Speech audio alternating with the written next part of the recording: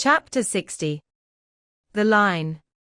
With reference to the whaling scene shortly to be described, as well as for the better understanding of all similar scenes elsewhere presented, I have here to speak of the magical, sometimes horrible whale line.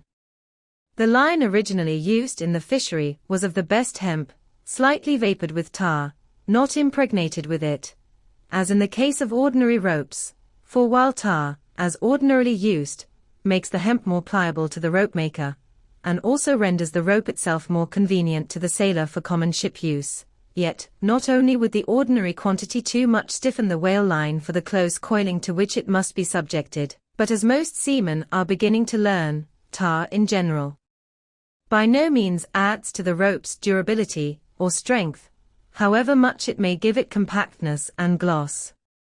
Of late years the manila rope has in the American fishery almost entirely superseded hemp as a material for whale lines, for, though not so durable as hemp, it is stronger, and far more soft and elastic, and I will add, since there is an aesthetics in all things, is much more handsome and becoming to the boat, than hemp. Hemp is a dusky, dark fellow, a sort of Indian, but manila is as a golden-haired Circassian to behold. The whale line is only 2/3 of an inch in thickness. At first sight, you would not think it so strong as it really is. By experiment its 150 yarns will each suspend a weight of 120 pounds, so that the whole rope will bear a strain nearly equal to 3 tons. In length, the common sperm whale line measures something over 200 fathoms. Towards the stern of the boat it is spirally coiled away in the tub, not like the worm pipe of a still though, but so as to form one round, cheese-shaped mass of densely bedded sheaves, or layers of concentric spiralizations, without any hollow but the heart, or minute vertical tube formed at the axis of the cheese. As the least tangle or kink in the coiling would, in running out, infallibly take somebody's arm, leg, or entire body off, the utmost precaution is used in stowing the line in its tub. Some harpooneers will consume almost an entire morning in this business, carrying the line high aloft, and then reeving it downwards through a block towards the tub, so as in the act of coiling to free it from all possible wrinkles and twists. In the English boats 2 tubs are used instead of 1, the same line being continuously coiled in both tubs. There is some advantage in this, because these twin tubs being so small they fit more readily into the boat, and do not strain it so much, whereas, the American tub, nearly 3 feet in diameter, and of proportionate depth, makes a rather bulky freight for a craft whose planks are but 1/2 inch in thickness, for the bottom of the whale boat is like critical ice, which will bear up a considerable distributed weight, but not very much of a concentrated one. When the painted canvas cover is clapped on the American line tub, the boat looks as if it were pulling off with a prodigious great wedding cake to present to the whales. Both ends of the line are exposed, the lower end terminating in an ice splice, or loop coming up from the bottom against the side of the tub, and hanging over its edge completely disengaged from everything. This arrangement of the lower end is necessary on 2 accounts.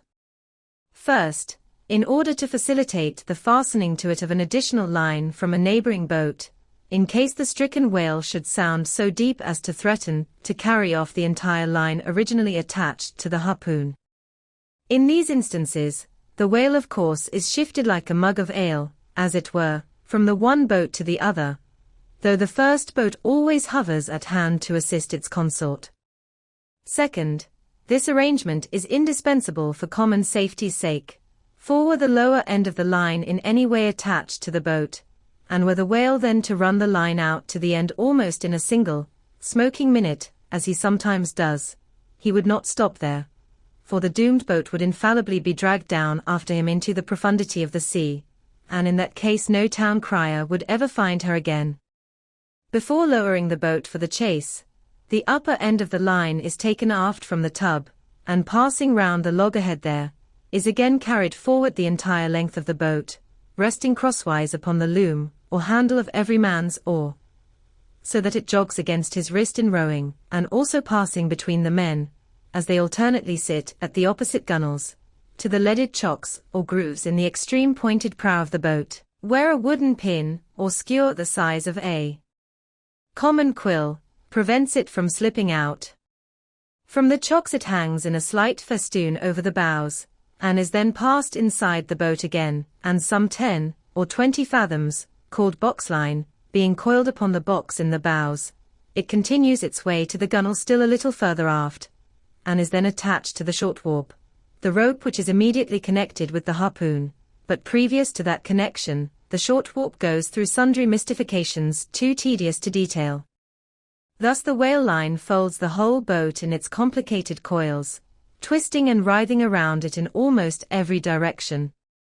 All the oarsmen are involved in its perilous contortions, so that to the timid eye of the landsman, they seem as Indian jugglers, with the deadliest snakes sportively festooning their limbs.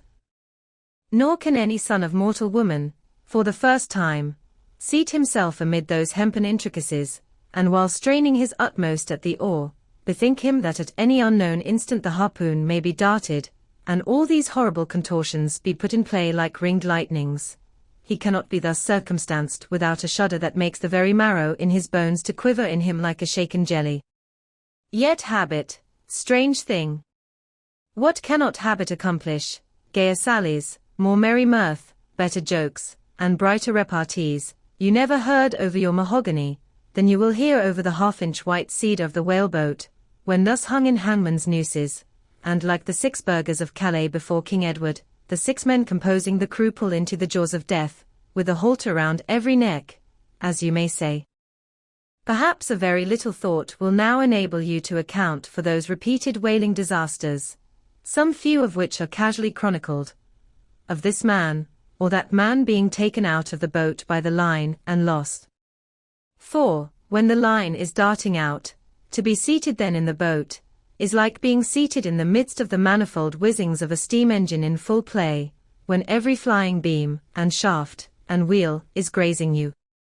It is worse, for you cannot sit motionless in the heart of these perils, because the boat is rocking like a cradle, and you are pitched one way and the other, without the slightest warning, and only by a certain self-adjusting buoyancy and simultaneousness of volition and action, can you escape being made a Mazeppa of, and run away with where the all-seeing sun himself could never pierce you out. Again, as the profound calm, which only apparently precedes and prophesies of the storm, is perhaps more awful than the storm itself, for, indeed, the calm is but the wrapper and envelope of the storm, and contains it in itself, as the seemingly harmless rifle holds the fatal powder, and the ball, and the explosion. So the graceful repose of the line, as it silently serpentines about the oarsman before being brought into actual play, this is a thing which carries more of true terror than any other aspect of this dangerous affair. But why say more? All men live enveloped in whale lines. All are born with halters round their necks, but it is only when caught in the swift, sudden turn of death, that mortals realize the silent, subtle, ever-present perils of life. And if you be a philosopher, though seated in the whaleboat, you would not at heart feel one whit more of terror, than though seated before your evening fire with a poker, and not a harpoon, by your side. Chapter 61. Stubb kills a whale. If to Starbuck the apparition of the squid was a thing of portents, to Queequeg it was quite a different object. When you see him quid, said the savage, honing his harpoon in the bow of his hoisted boat, then you quick see him palm whale. The next day was exceedingly still and sultry, and with nothing special to engage them, the Pequod's crew could hardly resist the spell of sleep induced by such a vacant sea. For this part of the Indian Ocean through which we then were voyaging is not what whalemen call a lively ground. That is, it affords fewer glimpses of porpoises, dolphins, flying fish, and other vivacious denizens of more stirring waters, than those off the Rio de la Plata, or the inshore ground off Peru. It was my turn to stand at the foremast head, and with my shoulders leaning against the slackened royal shrouds, to and fro I idly swayed in what seemed an enchanted air.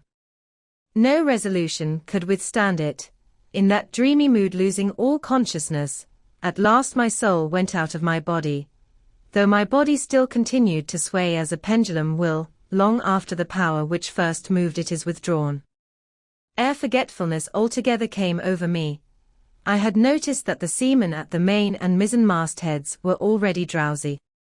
So that at last all three of us lifelessly swung from the spars, and for every swing that we made there was a nod from below from the slumbering helmsman. The waves, too, nodded their indolent crests, and across the wide trance of the sea, east nodded to west, and the sun over all. Suddenly bubbles seemed bursting beneath my closed eyes. Like vices my hands grasped the shrouds. Some invisible, gracious agency preserved me. With a shock I came back to life. And lo! Close under our lee, not 40 fathoms off, a gigantic sperm whale lay rolling in the water like the capsized hull of a frigate, his broad, glossy back, of an Ethiopian hue, glistening in the sun's rays like a mirror. But lazily undulating in the trough of the sea, and ever and anon tranquilly spouting his vapory jet, the whale looked like a portly burgher smoking his pipe of a warm afternoon. But that pipe, poor whale, was thy last.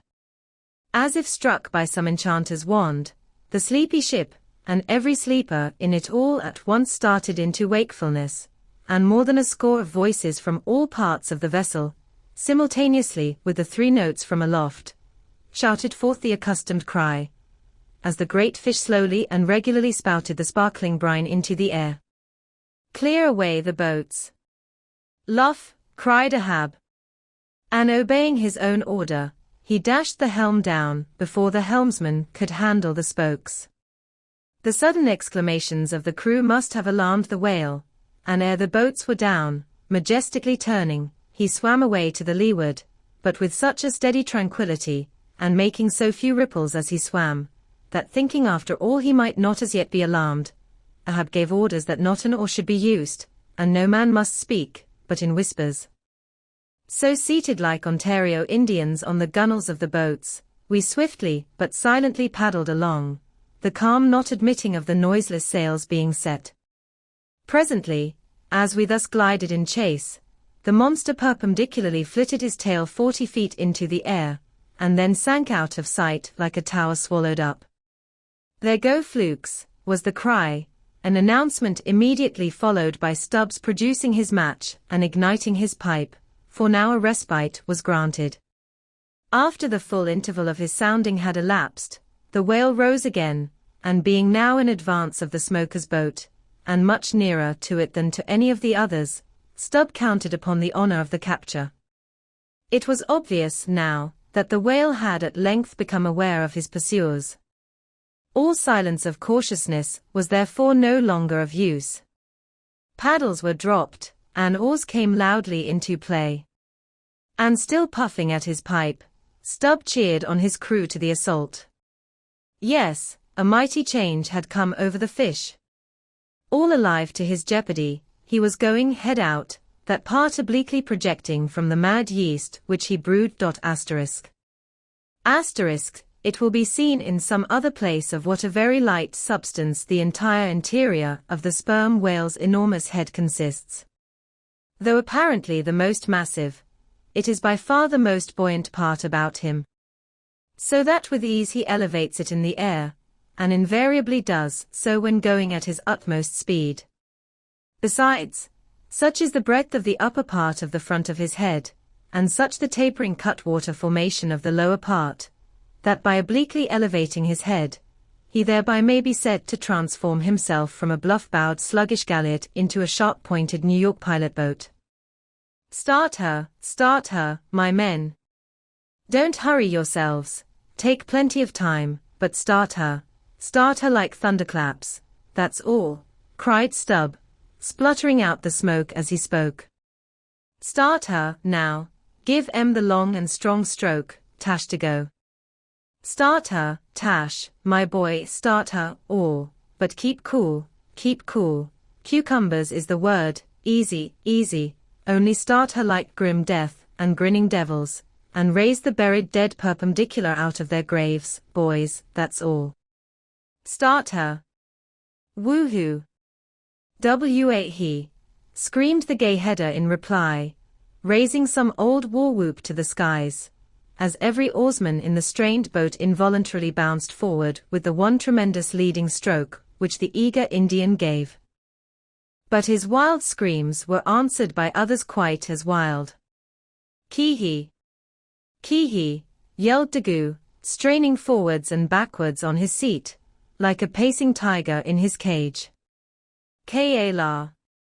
Kulu!" howled Queequeg, as if smacking his lips over a mouthful of grenadier's steak. And thus with oars and yells the keels cut the sea. Meanwhile, Stubb, retaining his place in the van, still encouraged his men to the onset, all the while puffing the smoke from his mouth.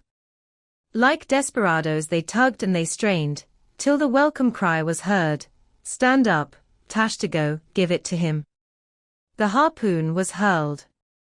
Stern all. The oarsmen backed water, the same moment something went hot and hissing along every one of their wrists. It was the magical line.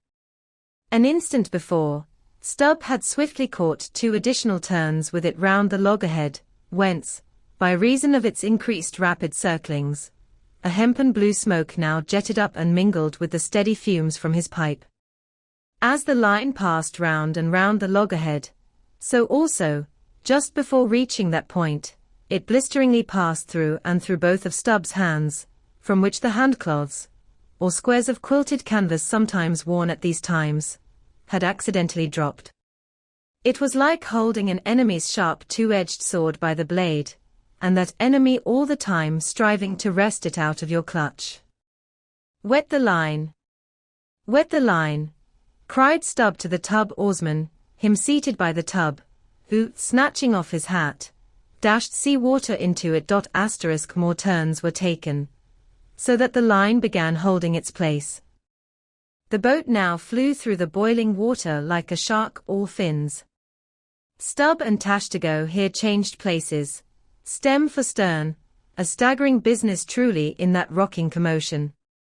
Partly to show the indispensableness of this act, it may here be stated, that, in the old Dutch fishery, a mop was used to dash the running line with water. In many other ships, a wooden piggin, or bailer, is set apart for that purpose.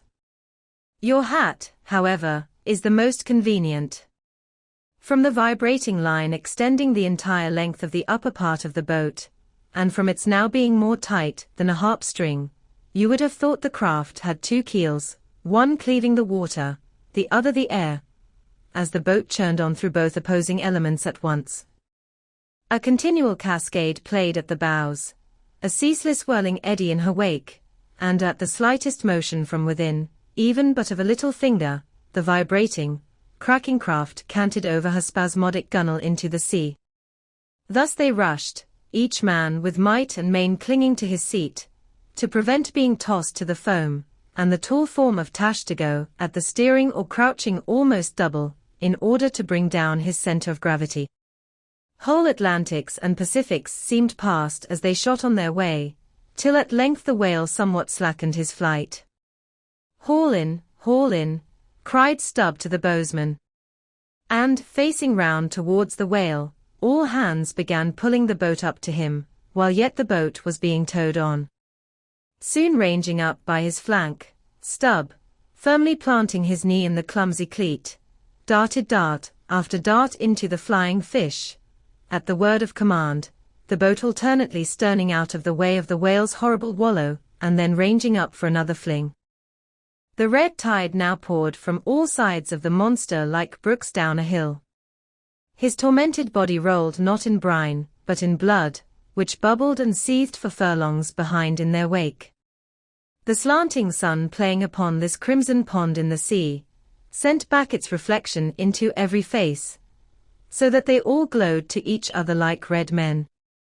And all the while, jet after jet of white smoke was agonizingly shot from the spiracle of the whale, and vehement puff after puff from the mouth of the excited headsman, as at every dart, hauling in upon his crooked lance, by the line attached to it, Stubb straightened it again and again, by a few rapid blows against the gunwale, then again and again sent it into the whale. Pull up, he now cried to the bowsman, as the waning whale relaxed in his wrath. Pull up, close to, and the boat ranged along the fish's flank. When reaching far over the bow, Stubb slowly churned his long sharp lance into the fish, and kept it there, carefully churning and churning, as if cautiously seeking to feel after some gold watch that the whale might have swallowed, and which he was fearful of breaking ere he could hook it out. But that gold watch he sought was the innermost life of the fish. And now it is struck, for, starting from his trance into that unspeakable thing called his flurry, the monster horribly wallowed in his blood, overwrapped himself in impenetrable, mad, boiling spray, so that the imperiled craft, instantly dropping astern, had much ado blindly to struggle out from that frenzied twilight into the clear air of the day. And now abating in his flurry, the whale once more rolled out into view, surging from side to side, spasmodically dilating and contracting his spout hole, with sharp, cracking, agonized respirations. At last, gush after gush of clotted red gore, as if it had been the purple lees of red wine, shot into the frighted air, and falling back again, ran dripping down his motionless flanks into the sea. His heart had burst. "He's dead, Mr. Stubb," said Daggoo. "Yes," both pipes smoked out, and withdrawing his own from his mouth, Stubb scattered the dead ashes over the water, and, for a moment, stood thoughtfully eyeing the vast corpse he had made. Chapter 62. The Dart. A word concerning an incident in the last chapter. According to the invariable usage of the fishery, the whaleboat pushes off from the ship, with the headsman, or whale killer, as temporary steersman, and the harpooner, or whale fastener pulling the foremost oar, the one known as the harpooner oar. Now it needs a strong, nervous arm to strike the first iron into the fish, for often, in what is called a long dart, the heavy implement has to be flung to the distance of 20 or 30 feet. But however prolonged and exhausting the chase, the harpooner is expected to pull his oar meanwhile to the uttermost. Indeed, he is expected to set an example of superhuman activity to the rest, not only by incredible rowing, but by repeated loud and intrepid exclamations, and what it is to keep shouting at the top of one's compass, while all the other muscles are strained and half-started, what that is none know but those who have tried it. For one, I cannot bawl very heartily and work very recklessly at one and the same time. In this straining, bawling state, then, with his back to the fish, all at once the exhausted harpooner hears the exciting cry, "Stand up, and give it to him." He now has to drop and secure his oar, turn round on his center halfway, seize his harpoon from the crotch, and with what little strength may remain, he essays to pitch it somehow into the whale. No wonder, taking the whole fleet of whalemen in a body, that out of 50 fair chances for a dart, not 5 are successful. No wonder that so many hapless harpooneers are madly cursed and disrated. No wonder that some of them actually burst their blood vessels in the boat.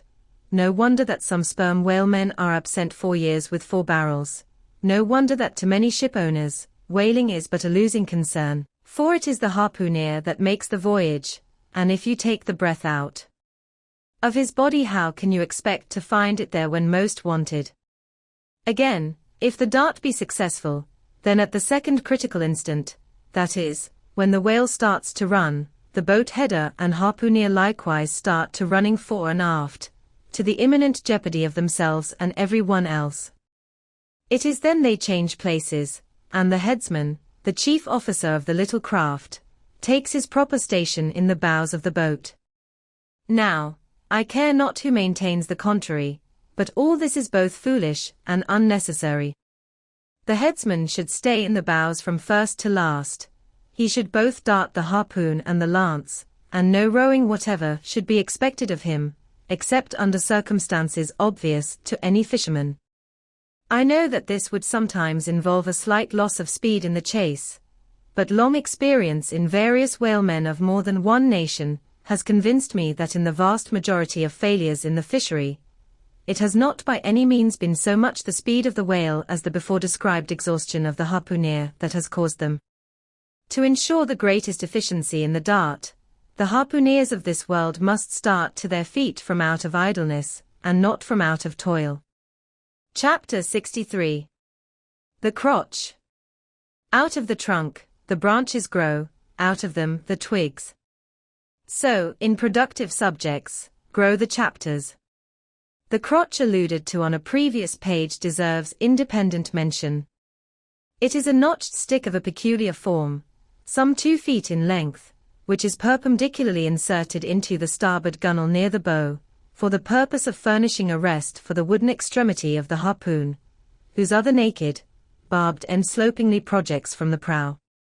Thereby the weapon is instantly at hand to its hurler, who snatches it up as readily from its rest as a backwoodsman swings his rifle from the wall. It is customary to have 2 harpoons reposing in the crotch, respectively called the first and second irons. But these 2 harpoons, each by its own cord, are both connected with the line, the object being this: to dart them both, if possible, one instantly after the other into the same whale, so that if, in the coming drag, one should draw out, the other may still retain a hold. It is a doubling of the chances. But it very often happens that owing to the instantaneous, violent, convulsive running of the whale upon receiving the first iron, it becomes impossible for the harpooner, however lightning-like in his movements, to pitch the second iron into him. Nevertheless, as the second iron is already connected with the line, and the line is running, hence that weapon must, at all events, be anticipatingly tossed out of the boat, somehow and somewhere, else the most terrible jeopardy would involve all hands. Tumbled into the water, it accordingly is in such cases, the spare coils of box line, mentioned in a preceding chapter, making this feat, in most instances, prudently practicable. But this critical act is not always unattended with the saddest and most fatal casualties. Furthermore, you must know that when the second iron is thrown overboard, it thenceforth becomes a dangling, sharp-edged terror, skittishly curvetting about both boat and whale, entangling the lines, or cutting them, and making a prodigious sensation in all directions. Nor, in general, is it possible to secure it again, until the whale is fairly captured and a corpse. Consider, now, how it must be in the case of 4 boats all engaging one unusually strong, active, and knowing whale, when owing to these qualities in him, as well as to the 1,000 concurring accidents of such an audacious enterprise, 8 or 10 loose second irons may be simultaneously dangling about him. For, of course, each boat is supplied with several harpoons to bend onto the line, should the first one be ineffectually darted without recovery. All these particulars are faithfully narrated here, as they will not fail to elucidate several most important, however intricate passages, in scenes hereafter to be painted. Chapter 64. Stubbs' Supper. Stubbs' whale had been killed some distance from the ship. It was a calm, so, forming a tandem of 3 boats, we commenced the slow business of towing the trophy to the Pequod.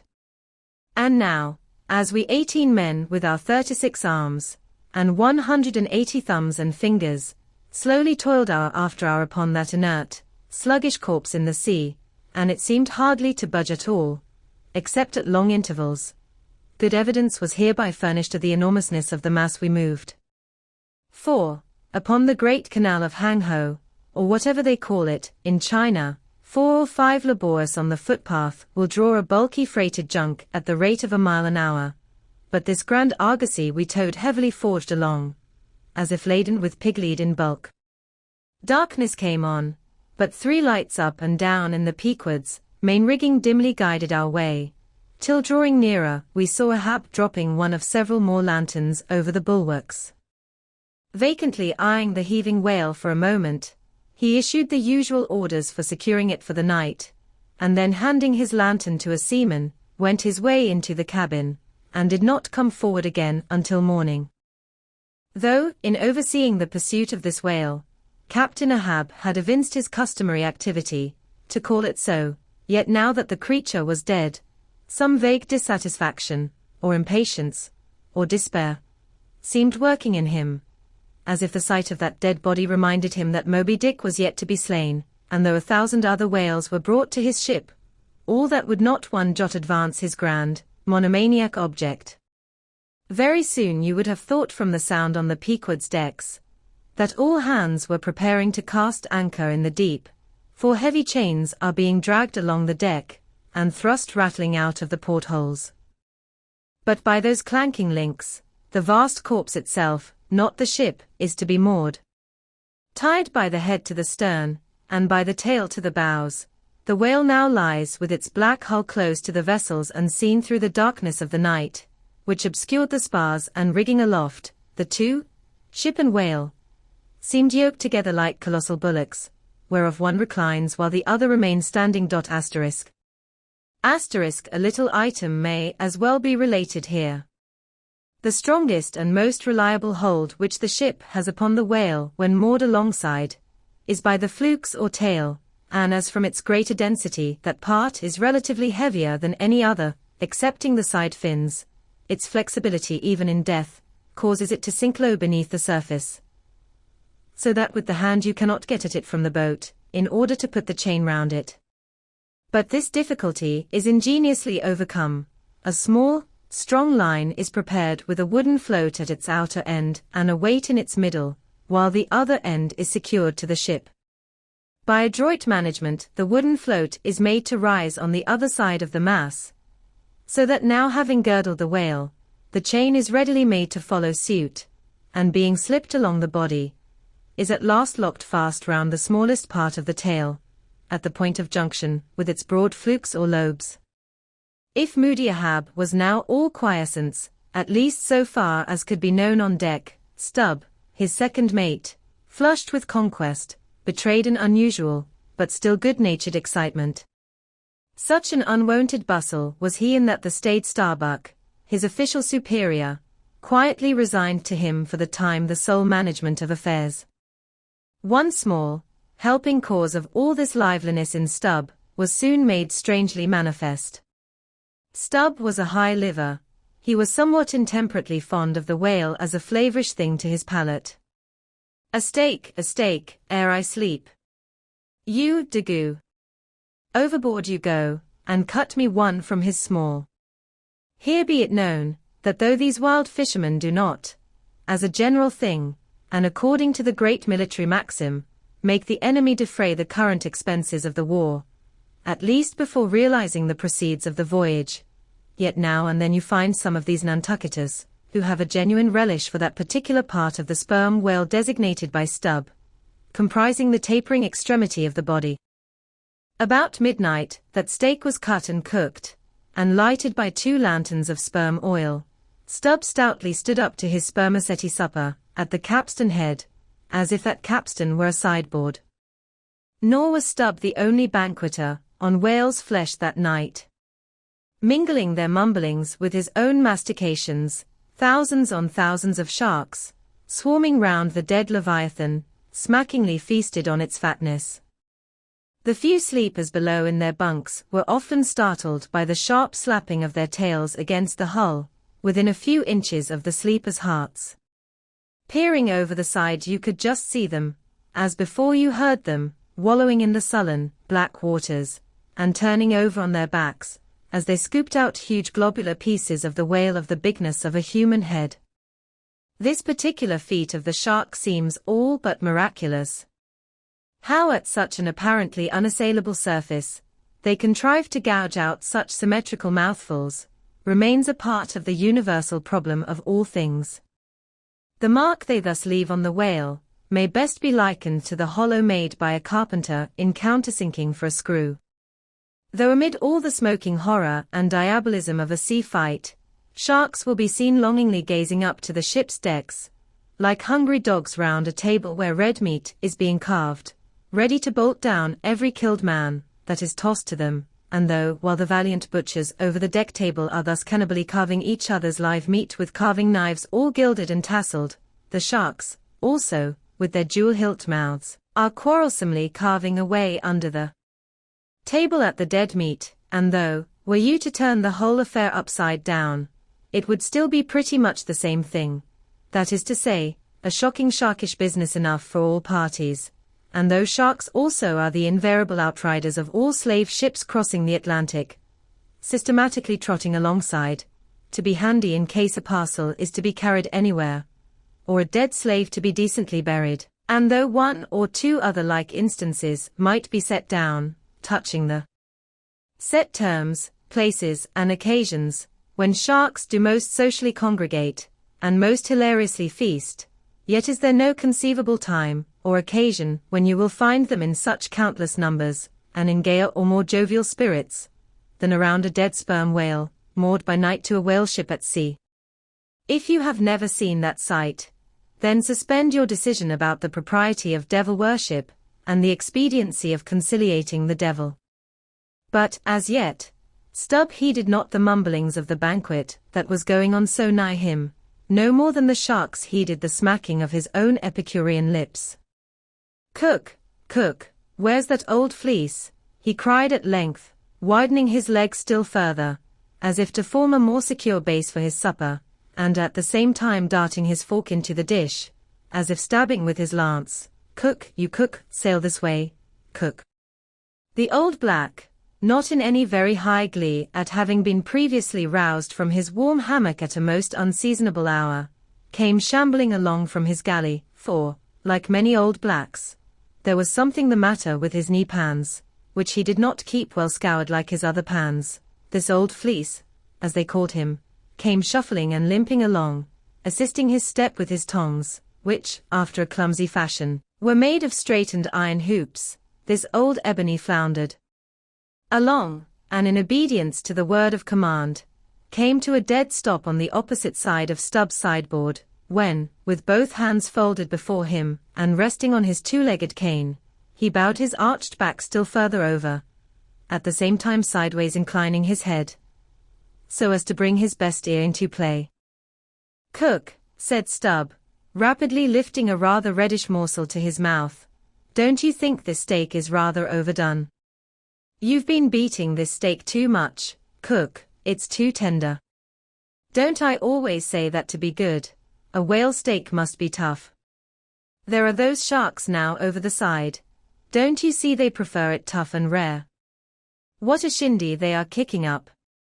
Cook, go and talk to 'em, tell 'em they are welcome to help themselves civilly and in moderation, but they must keep quiet. Blast me, if I can hear my own voice. Away, cook, and deliver my message. Here, take this lantern," snatching one from his sideboard, "now then, go and preach to 'em." Sullenly taking the offered lantern, old Fleece limped across the deck to the bulwarks, and then, with one hand dropping his light low over the sea, so as to get a good view of his congregation, with the other hand he solemnly flourished his tongs, and leaning far over the side in a mumbling voice began addressing the sharks, while Stubb, softly crawling behind, overheard all that was said. "Fellow critters, I's ordered here to say that you must stop that damn noise dere. You hear? Stop that damn smacking ob de lip. Massa Stubb say that you can fill your damn bellies up to de hatchings, but by gore, you must stop that damn racket." "Cook," here interposed Stubb, accompanying the word with a sudden slap on the shoulder, "cook. Why, damn your eyes, you mustn't swear that way when you're preaching. That's no way to convert sinners, cook." "Who that?" "Den preach to him yourself," sullenly turning to go. "No, cook, go on, go on." "Well, den, beloobed fellow critters."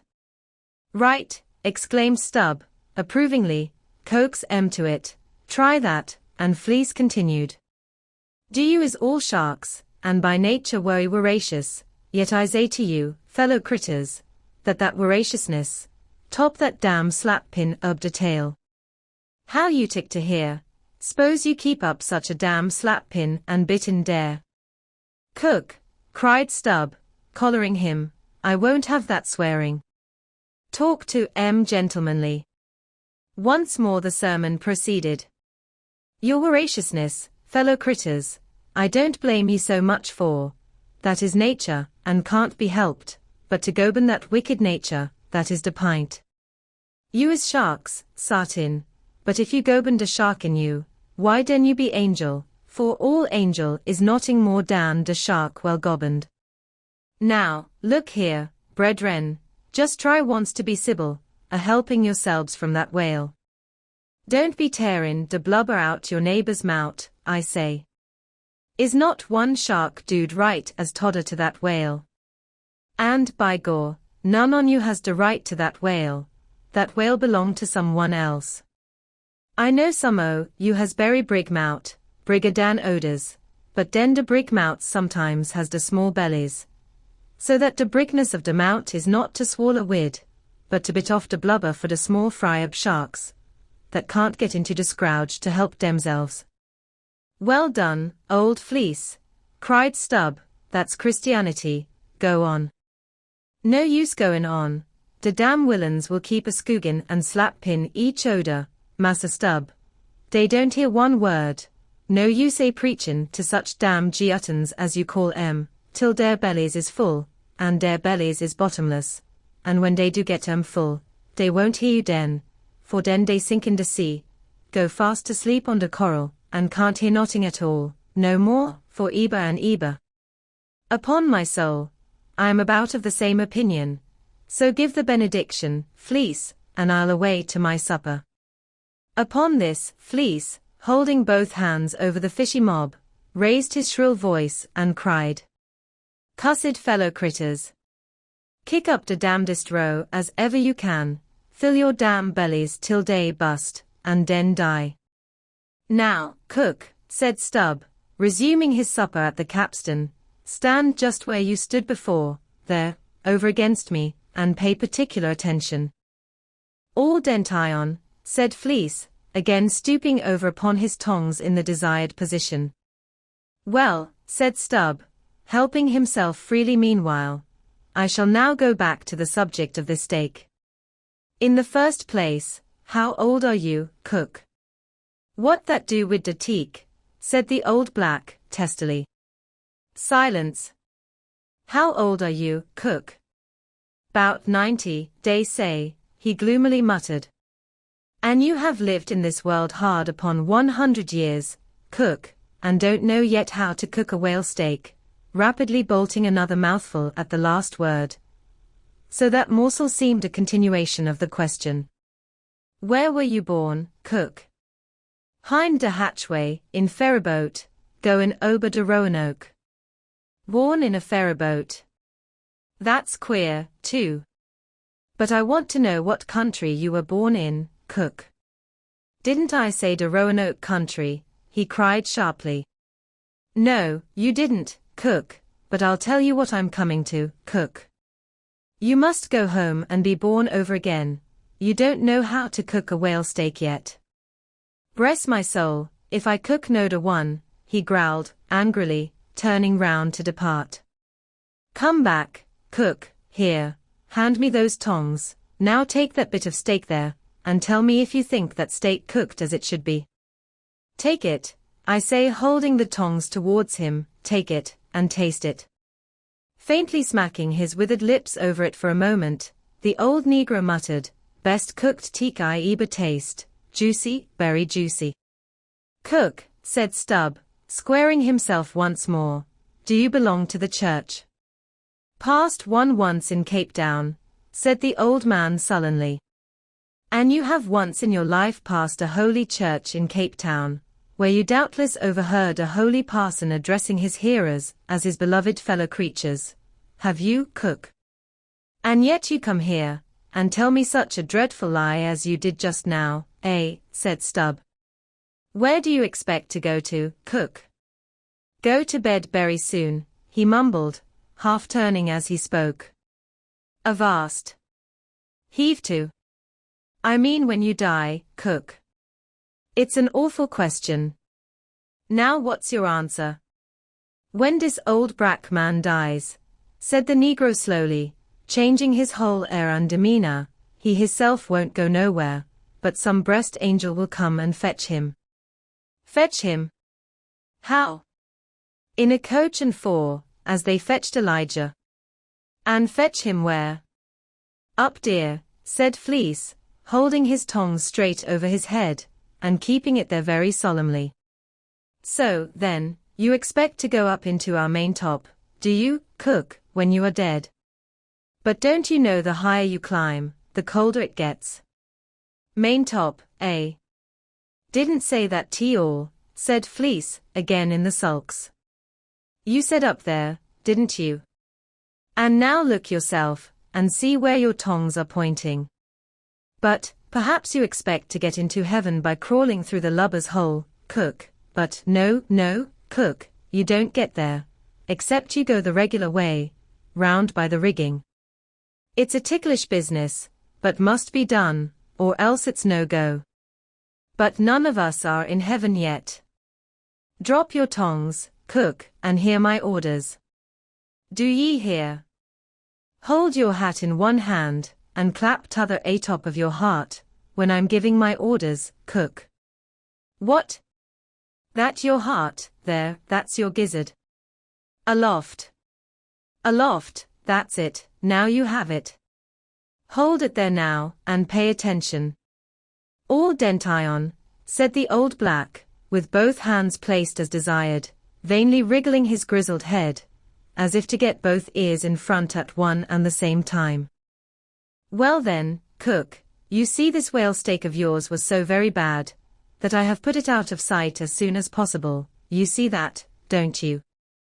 Well, for the future, when you cook another whale steak for my private table here, the capstan, I'll tell you what to do so as not to spoil it by overdoing. Hold the steak in one hand, and show a live coal to it with the other, that done, dish it, d'ye hear? And now tomorrow, Cook, when we are cutting in the fish, be sure you stand by to get the tips of his fins, have them put in pickle. As for the ends of the flukes, have them soused, Cook. There, now ye may go. But Fleece had hardly got 3 paces off, when he was recalled. Cook, give me cutlets for supper tomorrow night in the mid-watch. Die here. Away you sail, then dot, hello. Stop. Make a bow before you go dot, a vast heaving again. Whale balls for breakfast, don't forget. Wish, by gor. Whale eat him, 'stead of him eat whale. I'm brest if he ain't more of shark dan massa shark hisself, muttered the old man, limping away, with which sage ejaculation he went to his hammock. Chapter 65. The Whale as a Dish.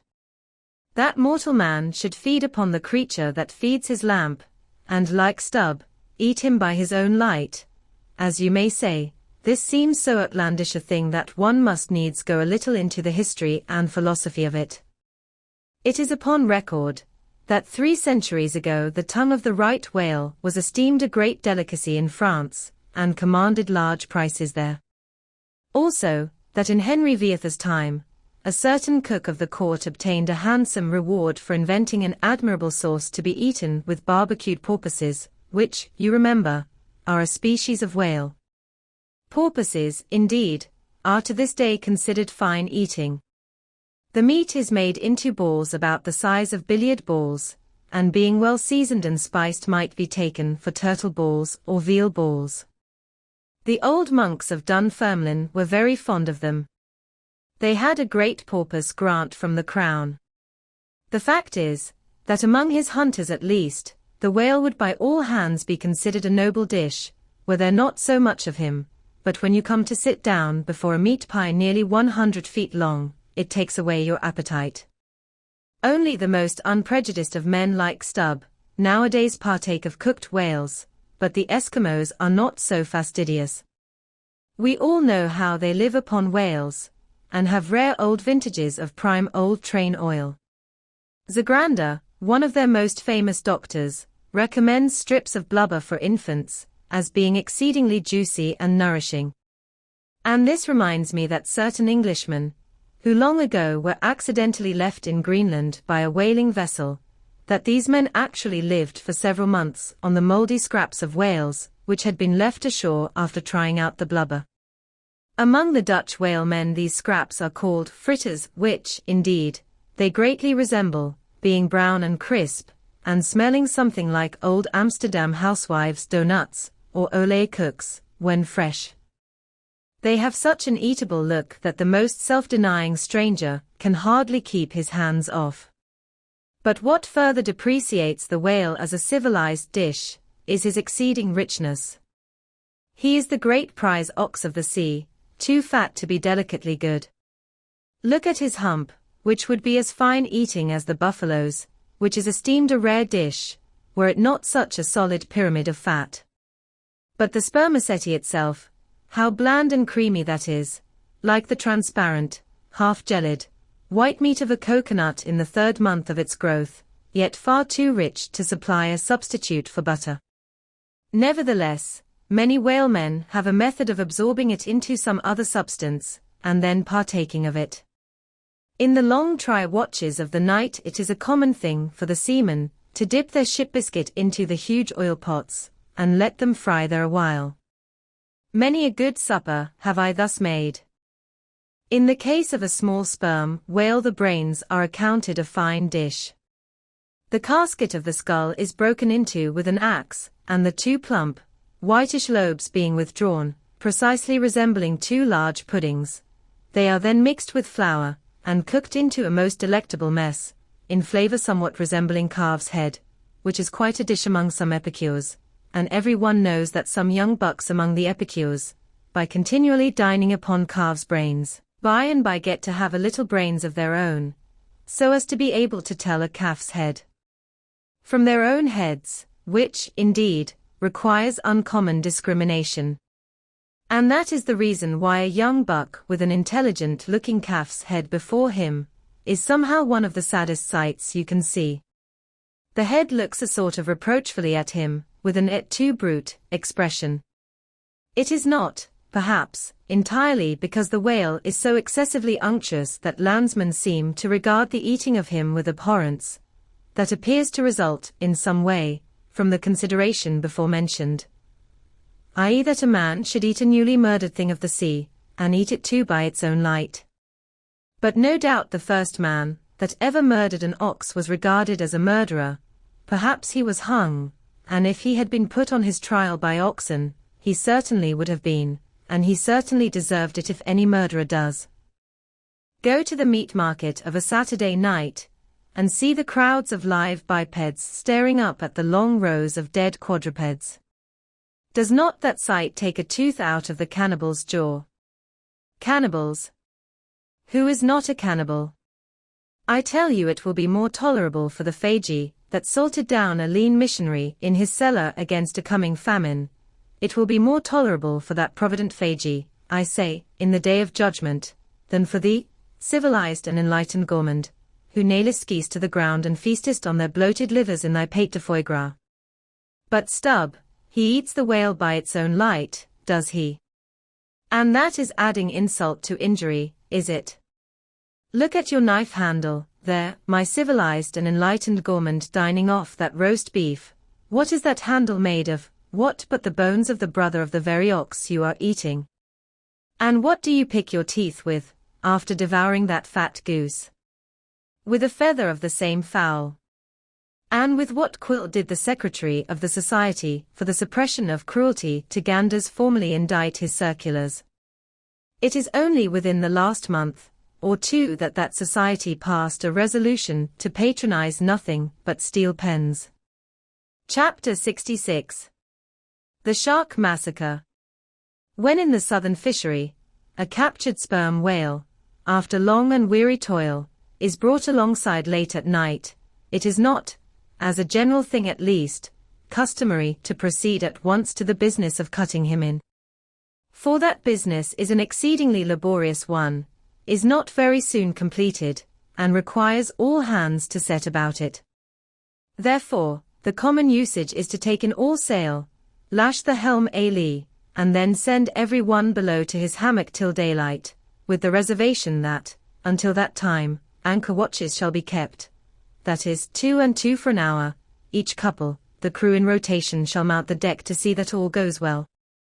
But sometimes, especially upon the line in the Pacific, this plan will not answer at all, because such incalculable hosts of sharks gather round the moored carcass, that were he left so for 6 hours, say, on a stretch, little more than the skeleton would be visible by morning. In most other parts of the ocean, however, where these fish do not so largely abound, their wondrous voracity can be at times considerably diminished, by vigorously stirring them up with sharp whaling spades, a procedure notwithstanding, which, in some instances, only seems to tickle them into still greater activity. But it was not thus in the present case with the Pequod's sharks, though, to be sure, any man unaccustomed to such sights, to have looked over her side that night, would have almost thought the whole round sea was one huge cheese, and those sharks the maggots in it. Nevertheless, upon Stubb setting the anchor watch after his supper was concluded, and when, accordingly, Queequeg and a forecastle seaman came on deck, no small excitement was created among the sharks, for immediately suspending the cutting stages over the side, and lowering 3 lanterns, so that they cast long gleams of light over the turbid sea, these 2 mariners, darting their long whaling spades, kept up an incessant murdering of the sharks, by striking the keen steel deep into their skulls, seemingly their only vital part. But in the foamy confusion of their mixed and struggling hosts, the marksmen could not always hit their mark, and this brought about new revelations of the incredible ferocity of the foe. They viciously snapped, not only at each other's disembowelments, but like flexible boughs, bent round, and bit their own, till those entrails seemed swallowed over and over again by the same mouth, to be oppositely voided by the gaping wound. Nor was this all. It was unsafe to meddle with the corpses and ghosts of these creatures. A sort of generic, or pantheistic vitality seemed to lurk in their very joints and bones, after what might be called the individual life had departed. Killed and hoisted on deck for the sake of his skin, one of these sharks almost took poor Queequeg's hand off, when he tried to shut down the dead lid of his murderous jaw. The whaling spade used for cutting in, is made of the very best steel, is about the bigness of a man's spread hand, and in general shape, corresponds to the garden implement after which it is named, only its sides are perfectly flat, and its upper end considerably narrower than the lower. This weapon is always kept as sharp as possible, and when being used is occasionally honed, just like a razor. In its socket, a stiff pole, from 20 to 30 feet long, is inserted for a handle. Queequeg no care what God made him shark, said the savage, agonizingly lifting his hand up and down, wed a Fiji God, or Nantucket God, but to God what made shark must be one damn Injun. Chapter 67. Cutting in. It was a Saturday night, and such a Sabbath as followed.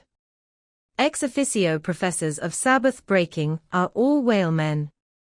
The ivory Pequod was turned into what seemed a shamble, every sailor a butcher. You would have thought we were offering up 10,000 red oxen to the sea gods. In the first place, the enormous cutting tackles, among other ponderous things comprising a cluster of blocks generally painted green, and which no single man can possibly lift. This vast bunch of grapes was swayed up to the maintop and firmly lashed to the lower masthead, the strongest point anywhere above a ship's deck. The end of the hawser-like rope winding through these intricacies was then conducted to the windlass, and the huge lower block of the tackles was swung over the whale. To this block the great blubber hook, weighing some 100 pounds, was attached. And now suspended in stages over the side, Starbuck and Stubb, the mates, armed with their long spades, began cutting a hole in the body for the insertion of the hook just above the nearest of the 2 side fins. This done, a broad, semicircular line is cut round the hole, the hook is inserted, and the main body of the crew striking up a wild chorus, now commence heaving in one dense crowd at the windlass. When instantly, the entire ship careens over on her side, every bolt in her starts like the nail heads of an old house in frosty weather, she trembles, quivers, and nods her frighted mastheads to the sky. More and more she leans over to the whale, while every gasping heave of the windlass is answered by a helping heave from the billows, till at last, a swift, startling snap is heard. With a great swash the ship rolls upwards and backwards from the whale, and the triumphant tackle rises into sight, dragging after it the disengaged semicircular end of the first strip of blubber. Now as the blubber envelopes the whale precisely as the rind does an orange, so is it stripped off from the body precisely as an orange is sometimes stripped by spiralizing it. For the strain constantly kept up by the windlass continually keeps the whale rolling over and over in the water, and as the blubber in one strip uniformly peels off along the line called the scarf, simultaneously cut by the spades of Starbuck and Stubb, the mates, and just as fast as it is thus peeled off, and indeed by that very act itself, it is all the time being hoisted higher and higher aloft till its upper end grazes the maintop. The men at the windlass then cease heaving, and for a moment or two the prodigious blood-dripping mass sways to and fro as if let down from the sky, and every one present must take good heed to dodge it when it swings, else it may box his ears and pitch him headlong overboard. One of the attending harpooneers now advances with a long, keen weapon called a boarding sword, and watching his chance he dexterously slices out a considerable hole in the lower part of the swaying mass. Into this hole, the end of the second alternating great tackle is then hooked so as to retain a hold upon the blubber, in order to prepare for what follows. Whereupon, this accomplished swordsman, warning all hands to stand off, once more makes a scientific dash at the mass, and with a few sidelong, desperate, lunging slicings, severs it completely in twain, so that while the short lower part is still fast, the long upper strip, called a blanket piece, swings clear, and is all ready for lowering. The heavers forward now resume their song, and while the one tackle is peeling and hoisting a second strip from the whale, the other is slowly slackened away, and down goes the first strip through the main hatchway right beneath, into an unfurnished parlor called the blubber-room. Into this twilight apartment sundry nimble hands keep coiling away the long blanket piece, as if it were a great live mass of plaited serpents. And thus the work proceeds, the two tackles hoisting and lowering simultaneously, both whale and windlass heaving, the heavers singing, the blubber-room gentlemen coiling, the mate scarfing, the ship straining, and all hands swearing occasionally, by way of assuaging the general friction. Chapter 68. The blanket. I have given no small attention to that not unvexed subject, the skin of the whale. I have had controversies about it with experienced whalemen afloat, and learned naturalists ashore. My original opinion remains unchanged, but it is only an opinion. The question is, what and where is the skin of the whale? Already you know what his blubber is. That blubber is something of the consistence of firm, close-grained beef, but tougher, more elastic and compact, and ranges from 8 or 10 to 12 and 15 inches in thickness. Now, however preposterous it may at first seem to talk of any creature's skin as being of that sort of consistence and thickness, yet in point of fact these are no arguments against such a presumption, because you cannot raise any other dense enveloping layer from the whale's body but that same blubber, and the outermost enveloping layer of any animal, if reasonably dense, what can that be but the skin? True, from the unmarred dead body of the whale, you may scrape off with your hand an infinitely thin, transparent substance, somewhat resembling the thinnest shreds of isinglass, only it is almost as flexible and soft as satin, that is, previous to being dried, when it not only contracts and thickens, but becomes rather hard and brittle. I have several such dried bits, which I use for marks in my whale books. It is transparent, as I said before, and being laid upon the printed page, I have sometimes pleased myself with fancying it exerted a magnifying influence. At any rate, it is pleasant to read about whales through their own spectacles, as you may say. But what I am driving at here is this. That same infinitely thin, isinglass substance, which, I admit, invests the entire body of the whale, is not so much to be regarded as the skin of the creature, as the skin of the skin, so to speak. For it was simply ridiculous to say that the proper skin of the tremendous whale is thinner and more tender than the skin of a newborn child. But no more of this. Assuming the blubber to be the skin of the whale, then, when this skin, as in the case of a very large sperm whale, will yield the bulk of 100 barrels of oil, and when it is considered that, in quantity, or rather weight, that oil, in its express state, is only 3/4 and not the entire substance of the coat, some idea may hence be had of the enormousness of that animated mass, a mere part of whose mere integument yields such a lake of liquid as that. Reckoning 10 barrels to the ton, you have 10 tons for the net weight of only 3/4 of the stuff of the whale's skin.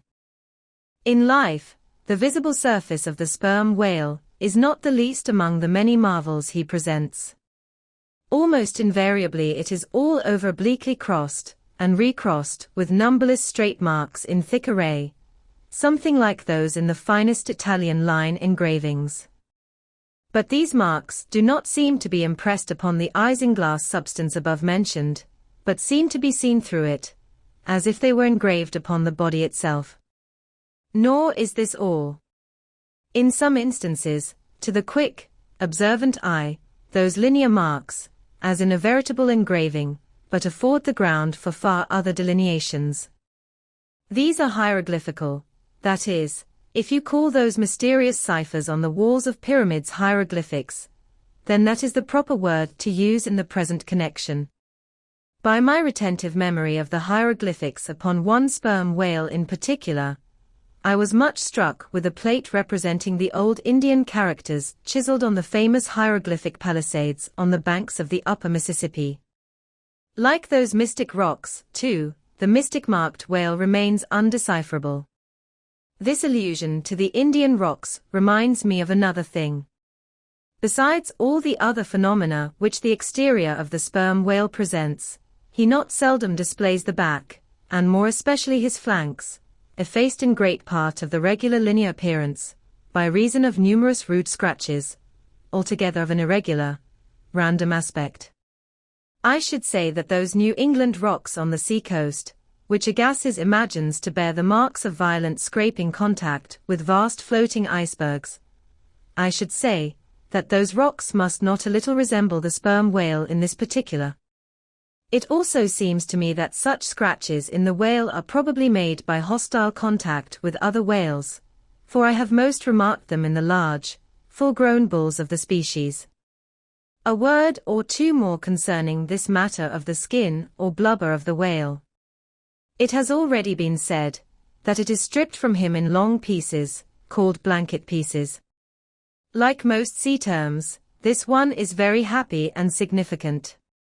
For the whale is indeed wrapped up in his blubber as in a real blanket, or counterpane, or, still better, an Indian poncho slipped over his head, and skirting his extremity. It is by reason of this cozy blanketing of his body, that the whale is enabled to keep himself comfortable in all weathers, in all seas, times, and tides. What would become of a Greenland whale, say, in those shuddering, icy seas of the north, if unsupplied with his cozy surtout? True, other fish are found exceedingly brisk in those Hyperborean waters, but these, be it observed, are your cold-blooded, lungless fish, whose very bellies are refrigerators, creatures, that warm themselves under the lee of an iceberg, as a traveler in winter would bask before an inn fire, whereas, like man, the whale has lungs and warm blood. Freeze his blood, and he dies. How wonderful is it then, except after explanation, that this great monster, to whom corporeal warmth is as indispensable as it is to man, how wonderful that he should be found at home, immersed to his lips for life in those Arctic waters, where, when seamen fall overboard, they are sometimes found, months afterwards, perpendicularly frozen into the hearts of fields of ice, as a fly is found glued in amber. But more surprising is it to know, as has been proved by experiment, that the blood of a polar whale is warmer than that of a Borneo negro in summer. It does seem to me that herein we see the rare virtue of a strong individual vitality, and the rare virtue of thick walls, and the rare virtue of interior spaciousness. O man! Admire and model thyself after the whale. Do thou, too, remain warm among ice. Do thou, too, live in this world without being of it. Be cool at the equator, keep thy blood fluid at the pole. Like the great dome of St. Peter's, and like the great whale, retain, O man, in all seasons a temperature of thine own. But how easy and how hopeless to teach these fine things. Of erections, how few are domed like St. Peter's. Of creatures, how few vast as the whale. Chapter 69. The Funeral. Haul in the chains. Let the carcass go astern. The vast tackles have now done their duty. The peeled white body of the beheaded whale flashes like a marble sepulchre. Though changed in hue, it has not perceptibly lost anything in bulk. It is still colossal. Slowly it floats more and more away, the water round it torn and splashed by the insatiate sharks, and the air above vexed with rapacious flights of screaming fowls, whose beaks are like so many insulting poniards in the whale. The vast white headless phantom floats further and further from the ship, and every rod that it so floats, what seem square roods of sharks and cubic roods of fowls, augment the murderous din. For hours and hours from the almost stationary ship that hideous sight is seen. Beneath the unclouded and mild azure sky, upon the fair face of the pleasant sea, wafted by the joyous breezes, that great mass of death floats on, till lost in infinite perspectives. There's a most doleful and most mocking funeral. The sea vultures all in pious mourning, the air sharks all punctiliously in black or speckled. In life but few of them would have helped the whale, I ween, if peradventure he had needed it, but upon the banquet of his funeral they most piously do pounce. Oh, horrible vulturism of earth! From which not the mightiest whale is free. Nor is this the end. Desecrated as the body is, a vengeful ghost survives and hovers over it to scare. Espied by some timid man-o'-war or blundering discoverer vessel from afar, when the distance obscuring the swarming fowls, nevertheless still shows the white mass floating in the sun, and the white spray heaving high against it, straightway the whale's unharming corpse, with trembling fingers, is set down in the log, shoals, rocks, and breakers hereabouts, beware. And for years afterwards, perhaps, ships shun the place, leaping over it as silly sheep leap over a vacuum, because their leader originally leaped there when a stick was held. There's your law of precedents. There's your utility of traditions. There's the story of your obstinate survival of old beliefs never bottomed on the earth, and now not even hovering in the air. There's orthodoxy.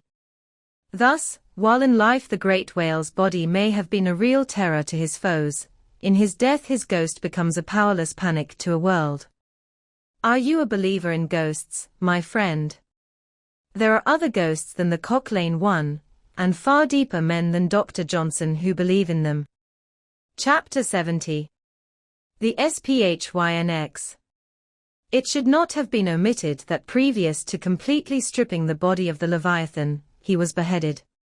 Now, the beheading of the sperm whale is a scientific anatomical feat, upon which experienced whale surgeons very much pride themselves, and not without reason.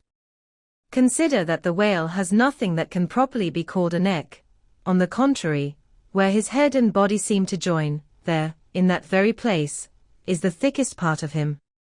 Remember, also, that the surgeon must operate from above, some 8 or 10 feet intervening between him and his subject, and that subject almost hidden in a discolored, rolling, and oftentimes tumultuous, and bursting sea. Bear in mind, too, that under these untoward circumstances, he has to cut many feet deep in the flesh, and in that subterraneous manner, without so much as getting one single peep into the ever-contracting gash thus made, he must skillfully steer clear of all adjacent, interdicted parts, and exactly divide the spine at a critical point hard by its insertion into the skull. Do you not marvel, then, at Stubbs' boast, that he demanded but 10 minutes to behead a sperm whale? When first severed, the head is dropped astern and held there by a cable till the body is stripped. That done, if it belonged to a small whale, it is hoisted on deck to be deliberately disposed of. But, with a full-grown leviathan this is impossible, for the sperm whale's head embraces nearly 1/3 of his entire bulk, and completely to suspend such a burden as that, even by the immense tackles of a whaler, this was vain a thing as to attempt weighing a Dutch barn in jeweller's scales. The Pequod's whale being decapitated and the body stripped, the head was hoisted against the ship's side, about halfway out of the sea, so that it might yet in great part be buoyed up by its native element. And there with the strained craft steeply leaning over to it, by reason of the enormous downward drag from the lower masthead, and every yardarm, on that side projecting like a crane over the waves, there, that blood-dripping head hung to the Pequod's waist like the giant Holofernes from the girdle of Judith. When this last task was accomplished it was noon, and the seamen went below to their dinner. Silence reigned over the before tumultuous, but now deserted deck. An intense copper calm, like a universal yellow lotus, was more and more unfolding its noiseless measureless leaves upon the sea. A short space elapsed, and up into this noiselessness came Ahab alone from his cabin. Taking a few turns on the quarterdeck, he paused to gaze over the side, then slowly getting into the main chains he took Stubbs' long spade, still remaining there after the whale's decapitation, and striking it into the lower part of the half-suspended mass, placed its other end crutchwise under one arm, and so stood leaning over with eyes attentively fixed on this head. It was a black and hooded head, and hanging there in the midst of so intense a calm, it seemed the Sphinx's in the desert. "Speak, thou vast and venerable head," muttered Ahab, "which, though ungarnished with a beard, yet here and there lookest hoary with mosses. Speak, mighty head, and tell us the secret thing that is in thee. Of all divers, thou hast dived the deepest. That head upon which the upper sun now gleams, has moved amid this world's foundations, where unrecorded names and navies rust, and untold hopes and anchors rot, wherein her murderous hold this frigate earth is ballasted with bones of millions of the drowned. There, in that awful waterland, there was thy most familiar home. Thou hast been where belle or diver never went, hast slept by many a sailor's side, where sleepless mothers would give their lives to lay them down. Thou saw'st the locked lovers when leaping from their flaming ship, heart to heart they sank beneath the exulting wave, true to each other, when heaven seemed false to them. Thou saw'st the murdered mate, when tossed by pirates from the midnight deck, 4 hours he fell into the deeper midnight of the insatiate maw, and his murderers still sailed on unharmed, while swift lightnings shivered the neighboring ship that would have borne a righteous husband to outstretched, longing arms. O head! Thou hast seen enough to split the planets and make an infidel of Abraham, and not one syllable is thine. Sail ho! Cried a triumphant voice from the mainmast head. Aye? Well now, that's cheering, cried Ahab, suddenly erecting himself, while whole thunderclouds swept aside from his brow. That lively cry upon this deadly calm might almost convert a better man. Where away? 3 points on the starboard bow, sir, and bringing down her breeze to us. Better and better, man. Would now St. Paul would come along that way, and to my breezelessness bring his breeze. O nature, and O soul of man! How far beyond all utterance are your linked analogies! Not the smallest atom stirs or lives on matter, but has its cunning duplicate in mind. Chapter 71. The Jeroboam's Story. Hand in hand, ship and breeze blew on, but the breeze came faster than the ship, and soon the Pequod began to rock. By and by, through the glass the stranger's boats and manned mastheads proved her a whale ship. But as she was so far to windward, and shooting by, apparently making a passage to some other ground, the Pequod could not hope to reach her. So the signal was set to see what response would be made. Here be it said, that like the vessels of military marines, the ships of the American whale fleet have each a private signal, all which signals being collected in a book with the names of the respective vessels attached. Every captain is provided with it. Thereby, the whale commanders are enabled to recognize each other upon the ocean, even at considerable distances, and with no small facility. The Pequod's signal was at last responded to by the strangers setting her own, which proved the ship to be the Jeroboam of Nantucket. Squaring her yards, she bore down, ranged abeam under the Pequod's lee, and lowered a boat. It soon drew nigh, but as the side ladder was being rigged by Starbuck's order to accommodate the visiting captain, the stranger in question waved his hand from his boat's stern in token of that proceeding being entirely unnecessary. It turned out that the Jeroboam had a malignant epidemic on board, and that Mayhew, her captain, was fearful of infecting the Pequod's company. For, though himself and boat's crew remained untainted, and though his ship was half a rifle shot off, and an incorruptible sea, an air rolling and flowing between, yet conscientiously adhering to the timid quarantine of the land, he peremptorily refused to come into direct contact with the Pequod.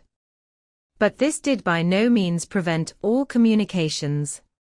Preserving an interval of some few yards between itself and the ship, the Jeroboam's boat by the occasional use of its oars contrived to keep parallel to the Pequod, as she heavily forged through the sea, for by this time it blew very fresh, with her maintopsail aback, though, indeed, at times by the sudden onset of a large rolling wave, the boat would be pushed some way ahead, but would be soon skillfully brought to her proper bearings again.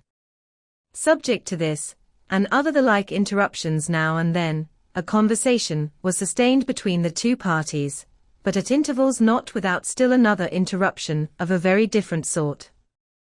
Pulling an oar in the Jeroboam's boat, was a man of a singular appearance, even in that wild whaling life where individual notabilities make up all totalities. He was a small, short, youngish man, sprinkled all over his face with freckles, and wearing redundant yellow hair. A long-skirted, cabalistically cut coat of a faded walnut tinge enveloped him, the overlapping sleeves of which were rolled up on his wrists. A deep, settled, fanatic delirium was in his eyes. So soon as this figure had been first descried, Stubb had exclaimed, "That's he. That's he, the long-togged scaramouch the town HO's company told us of." Stubb here alluded to a strange story told of the Jeroboam, and a certain man among her crew, some time previous when the Pequod spoke the town ho. According to this account, and what was subsequently learned, it seemed that the scaramouch in question had gained a wonderful ascendancy over almost everybody in the Jeroboam. His story was this. He had been originally nurtured among the crazy society of Neskuna Shakers, where he had been a great prophet, in their cracked, secret meetings, having several times descended from heaven by the way of a trapdoor, announcing the speedy opening of the seventh vial, which he carried in his vest pocket, but which, instead of containing gunpowder, was supposed to be charged with laudanum. A strange, apostolic whim having seized him, he had left Neskuna for Nantucket, where, with that cunning peculiar to craziness, he assumed a steady, common-sense exterior, and offered himself as a green-hand candidate for the Jeroboam's whaling voyage. They engaged him, but straightway upon the ship's getting out of sight of land, his insanity broke out in a freshet. He announced himself as the Archangel Gabriel, and commanded the captain to jump overboard. He published his manifesto, whereby he set himself forth as the deliverer of the Isles of the Sea and Vicar General of all Oceanica. The unflinching earnestness with which he declared these things, the dark, daring play of his sleepless, excited imagination, and all the preternatural terrors of real delirium, united to invest this Gabriel in the minds of the majority of the ignorant crew, with an atmosphere of sacredness. Moreover, they were afraid of him. As such a man, however, was not of much practical use in the ship, especially as he refused to work except when he pleased, the incredulous captain would fain have been rid of him, but apprised that that individual's intention was to land him in the first convenient port, the Archangel forthwith opened all his seals and vials, devoting the ship and all hands to unconditional perdition, in case this intention was carried out. So strongly did he work upon his disciples among the crew, that at last in a body they went to the captain, and told him if Gabriel was sent from the ship, not a man of them would remain. He was therefore forced to relinquish his plan. Nor would they permit Gabriel to be any way maltreated, say or do what he would. So that it came to pass that Gabriel had the complete freedom of the ship. The consequence of all this was, that the archangel cared little or nothing for the captain and mates, and since the epidemic had broken out, he carried a higher hand than ever, declaring that the plague, as he called it, was at his sole command, nor should it be stayed but according to his good pleasure. The sailors, mostly poor devils, cringed, and some of them fawned before him, in obedience to his instructions, sometimes rendering him personal homage, as to a god. Such things may seem incredible, but, however wondrous, they are true. Nor is the history of fanatics half so striking in respect to the measureless self-deception of the fanatic himself, as his measureless power of deceiving and bedeviling so many others. But it is time to return to the Pequod. "I fear not thy epidemic, man," said Ahab from the bulwarks, to Captain Mayhew, who stood in the boat's stern, "come on board." But now Gabriel started to his feet. Think of the fevers, yellow and bilious. Beware of the horrible plague. Gabriel, cried Captain Mayhew, "thou must either," but that instant a headlong wave shot the boat far ahead, and its seethings drowned all speech. "Hast thou seen the white whale?" demanded Ahab, when the boat drifted back. Think of thy whaleboat, stoven and sunk. Beware of the horrible tale. I tell thee again, Gabriel, that, but again the boat tore ahead as if dragged by fiends. Nothing was said for some moments, while a succession of riotous waves rolled by, which by one of those occasional caprices of the seas were tumbling, not heaving it. Meantime, the hoisted sperm whale's head jogged about very violently, and Gabriel was seen eyeing it with rather more apprehensiveness than his archangel nature seemed to warrant. When this interlude was over, Captain Mayhew began a dark story concerning Moby Dick, not, however, without frequent interruptions from Gabriel, whenever his name was mentioned, and the crazy sea that seemed leagued with him. It seemed that the Jeroboam had not long left home, when upon speaking a whale ship, her people were reliably apprised of the existence of Moby Dick, and the havoc he had made. Greedily sucking in this intelligence, Gabriel solemnly warned the captain against attacking the white whale, in case the monster should be seen, in his gibbering insanity, pronouncing the white whale to be no less a being than the Shaker god incarnated, the Shakers receiving the Bible.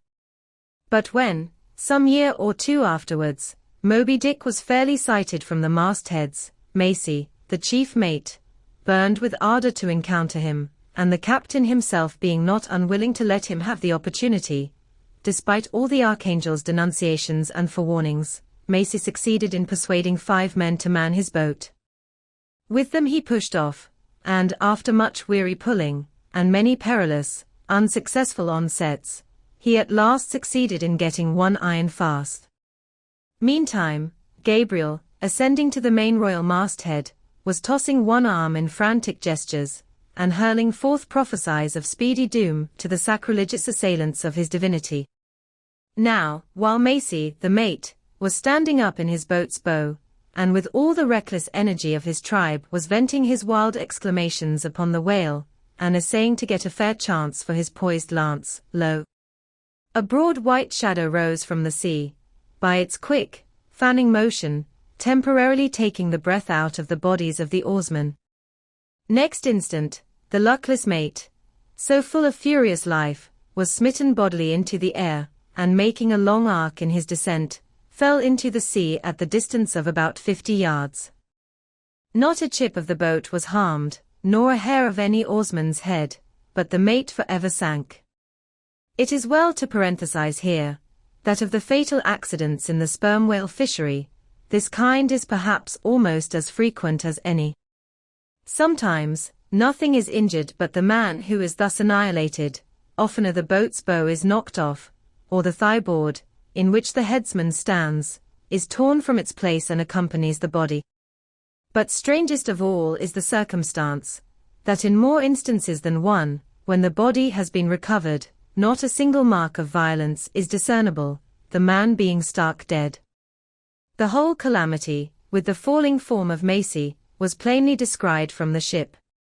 Raising a piercing shriek, the vial! The vial! Gabriel called off the terror-stricken crew from the further hunting of the whale. This terrible event clothed the archangel with added influence, because his credulous disciples believed that he had specifically foreannounced it, instead of only making a general prophecy, which any one might have done, and so have chanced to hit one of many marks in the wide margin allowed. He became a nameless terror to the ship. Mayhew having concluded his narration, Ahab put such questions to him, that the stranger captain could not forbear inquiring whether he intended to hunt the white whale, if opportunity should offer. To which Ahab answered, "Aye." Straightway, then, Gabriel once more started to his feet, glaring upon the old man, and vehemently exclaimed, with downward pointed finger, think of the blasphemer, dead and down there, beware of the blasphemer's end." Ahab stolidly turned aside, then said to Mayhew, "Captain, I have just bethought me of my letter bag. There is a letter for one of thy officers, if I mistake not. Starbuck, look over the bag." Every whale ship takes out a goodly number of letters for various ships, whose delivery to the persons to whom they may be addressed depends upon the mere chance of encountering them in the four oceans. Thus, most letters never reach their mark, and many are only received after attaining an age of 2 or 3 years or more. Soon Starbuck returned with a letter in his hand. It was sorely tumbled, damp, and covered with a dull, spotted, green mold, in consequence of being kept in a dark locker of the cabin. Of such a letter, Death himself might well have been the postboy. "Canst not read it?" cried Ahab. "Give it me, man." Aye, it's but a dim scrawl, what's this?" As he was studying it out, Starbuck took a long cutting spade pole, and with his knife slightly split the end, to insert the letter there, and in that way, hand it to the boat, without its coming any closer to the ship. Meantime, Ahab holding the letter, muttered, yes, Mr. Harry, a woman's pinny hand, the man's wife, I'll wager, aye, Mr. Harry Macy, ship Jeroboam, why it's Macy, and his dead. Poor fellow. Poor fellow. And from his wife, sighed Mayhew, but let me have it. Nay, keep it thyself, cried Gabriel to Ahab, thou art soon going that way. Curses throttle thee, yelled Ahab. Captain Mayhew, stand by now to receive it, and taking the fatal missive from Starbuck's hands, he caught it in the slit of the pole, and reached it over towards the boat. But as he did so, the oarsman expectantly desisted from rowing, the boat drifted a little towards the ship's stern, so that, as if by magic, the letter suddenly ranged along with Gabriel's eager hand. He clutched it in an instant, seized the boat knife, and impaling the letter on it, sent it thus loaded back into the ship. It fell at Ahab's feet. Then Gabriel shrieked out to his comrades to give way with their oars, and in that manner the mutinous boat rapidly shot away from the Pequod. As, after this interlude, the seamen resumed their work upon the jacket of the whale, many strange things were hinted in reference to this wild affair. Chapter 72. The Monkey Rope. In the tumultuous business of cutting in and attending to a whale, there is much running backwards and forwards among the crew. Now hands are wanted here, and then again hands are wanted there. There is no staying in any one place, for at one and the same time everything has to be done everywhere. It is much the same with him who endeavors the description of the scene. We must now retrace our way a little. It was mentioned that upon first breaking ground in the whale's back, the blubber hook was inserted into the original hole there cut by the spades of the mates.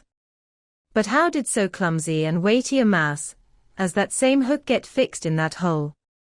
It was inserted there by my particular friend Queequeg, whose duty it was, as harpooner, to descend upon the monster's back for the special purpose referred to. But in very many cases, circumstances require that the harpooner shall remain on the whale till the whole flensing, or stripping operation, is concluded. The whale, be it observed, lies almost entirely submerged, excepting the immediate parts operated upon. So down there, some 10 feet below the level of the deck, the poor harpooner flounders about, half on the whale and half in the water, as the vast mass revolves like a treadmill beneath him. On the occasion in question, Queequeg figured in the Highland costume, a shirt and socks, in which to my eyes, at least, he appeared to uncommon advantage, and no one had a better chance to observe him, as will presently be seen.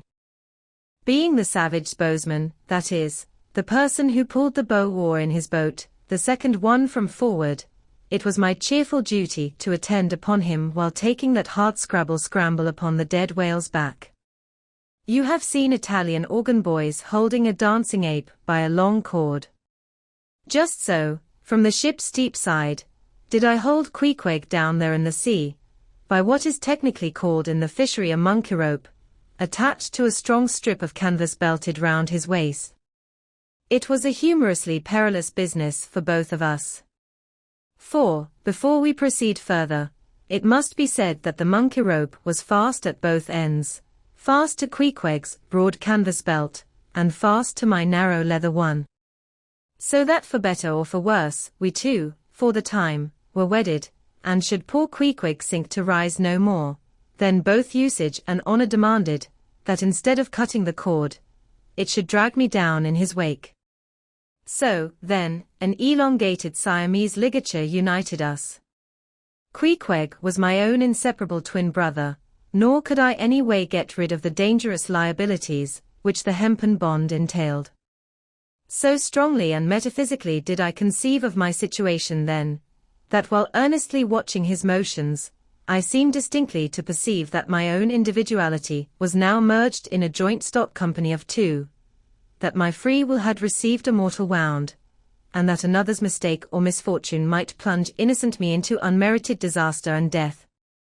Therefore, I saw that here was a sort of interregnum in Providence, for its even-handed equity never could have so gross an injustice.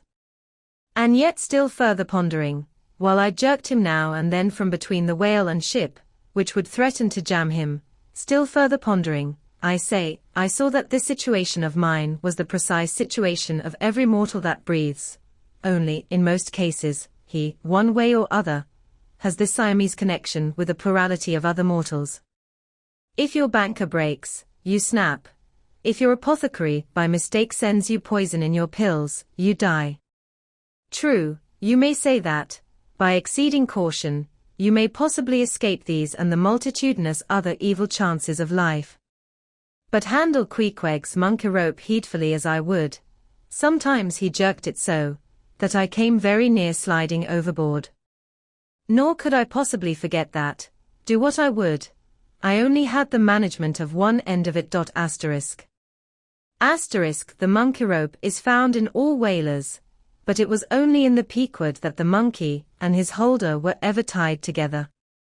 This improvement upon the original usage was introduced by no less a man than Stubb, in order to afford the imperiled harpooner the strongest possible guarantee for the faithfulness and vigilance of his monkey rope holder. I have hinted that I would often jerk poor Queequeg from between the whale and the ship, where he would occasionally fall, from the incessant rolling and swaying of both. But this was not the only jamming jeopardy he was exposed to. Unappalled by the massacre made upon them during the night, the sharks now freshly and more keenly allured by the before-pent blood which began to flow from the carcass, the rabid creatures swarmed round it like bees in a beehive. And right in among those sharks was Queequeg, who often pushed them aside with his floundering feet. A thing altogether incredible, were it not that attracted by such prey as a dead whale, the otherwise miscellaneously carnivorous shark will seldom touch a man. Nevertheless, it may well be believed that since they have such a ravenous finger in the pie, it is deemed but wise to look sharp to them. Accordingly, besides the monkey rope, with which I now and then jerked the poor fellow from too close a vicinity to the maw of what seemed a peculiarly ferocious shark, he was provided with still another protection. Suspended over the side in one of the stages, Tashtigo and Dagu continually flourished over his head a couple of keen whale spades, wherewith they slaughtered as many sharks as they could reach. This procedure of theirs, to be sure, was very disinterested and benevolent of them. They meant Queequeg's best happiness, I admit, but in their hasty zeal to befriend him, and from the circumstance that both he and the sharks were at times half hidden by the blood-muddled water, those indiscreet spades of theirs would come nearer amputating a leg than a tail.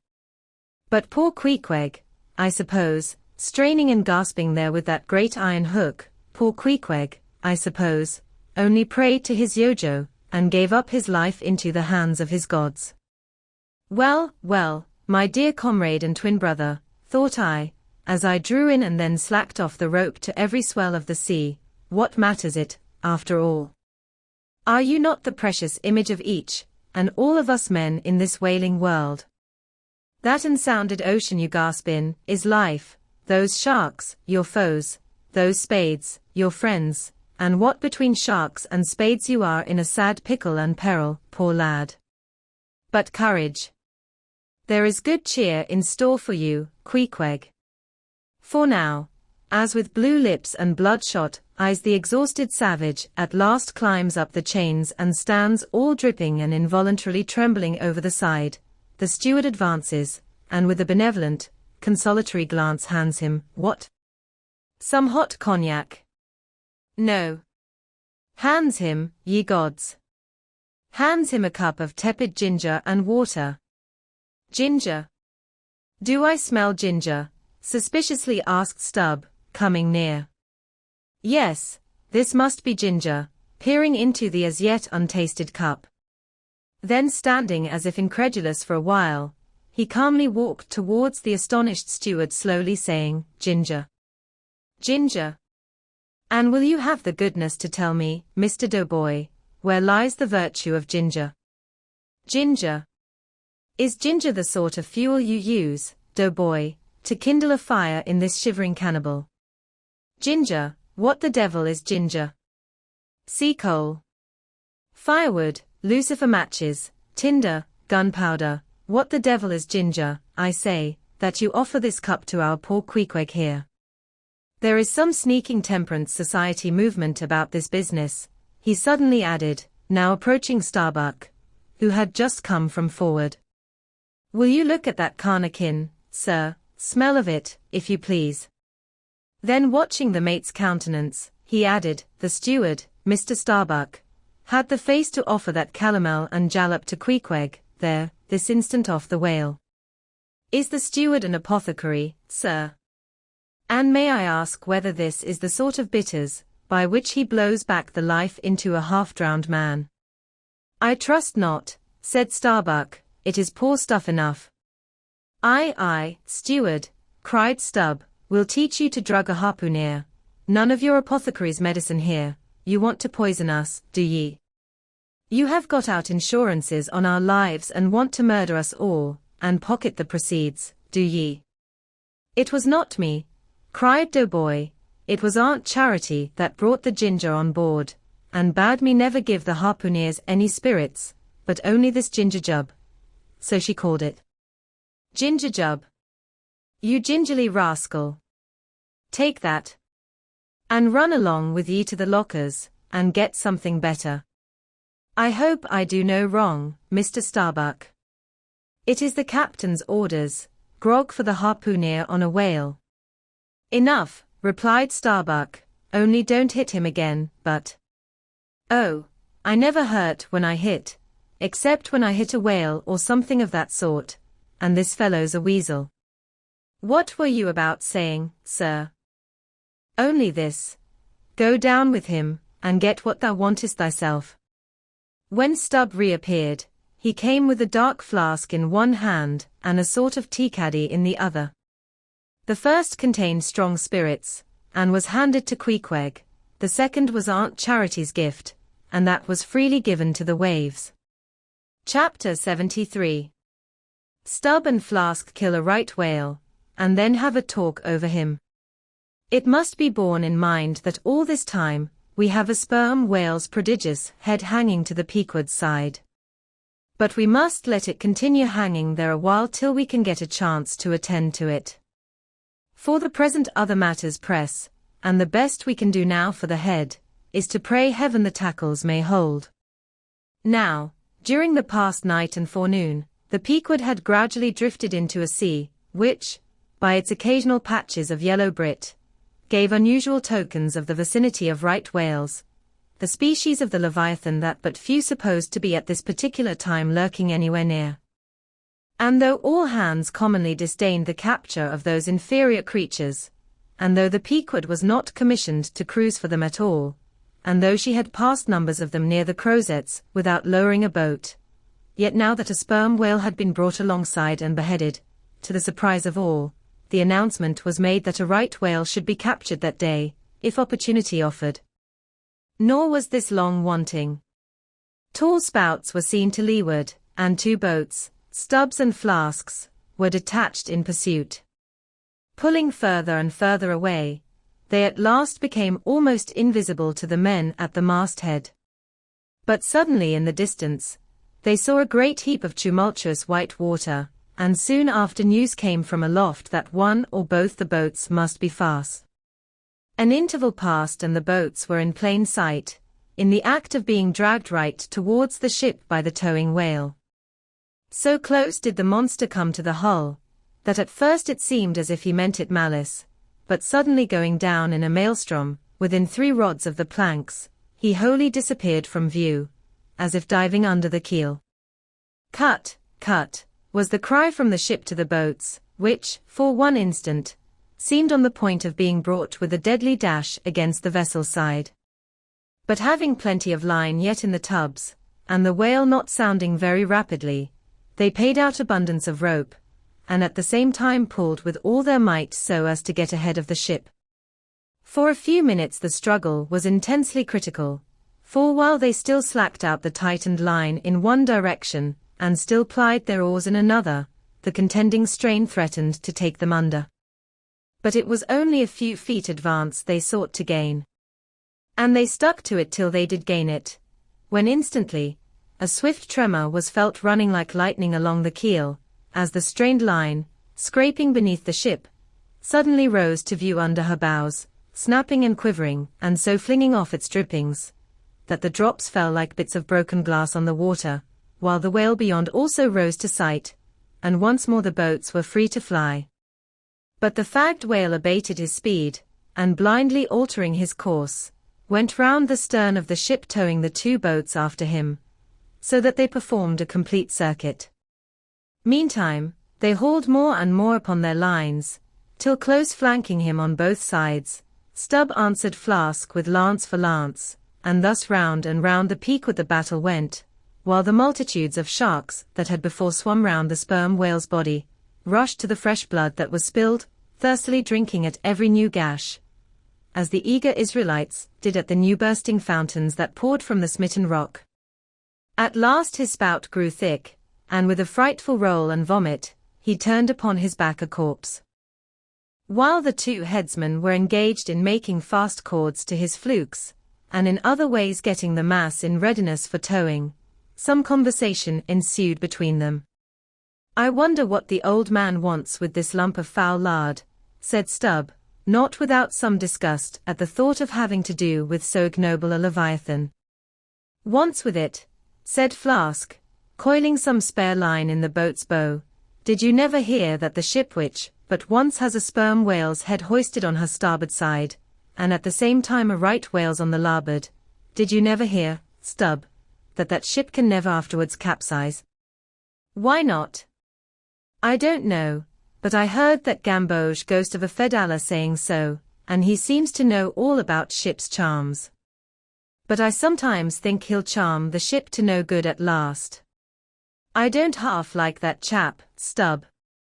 Did you ever notice how that tusk of his is a sort of carved into a snake's head, Stub? Sink him. I never look at him at all, but if ever I get a chance of a dark night, and he's standing hard by the bulwarks, and no one by. Look down there, Flask pointing into the sea with a peculiar motion of both hands. Will I? Flask, I take that Fedallah to be the devil in disguise. Do you believe that cock and bull story about his having been stowed away on board ship? He's the devil, I say.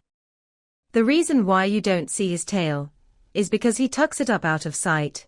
He carries it coiled away in his pocket, I guess. Blast him. Now that I think of it, he's always wanting oakum to stuff into the toes of his boots. He sleeps in his boots, don't he?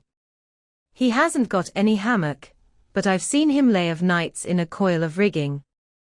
No doubt, and it's because of his cursed tail.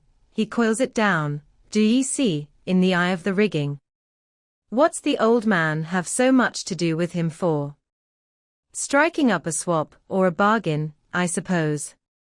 Bargain, about what?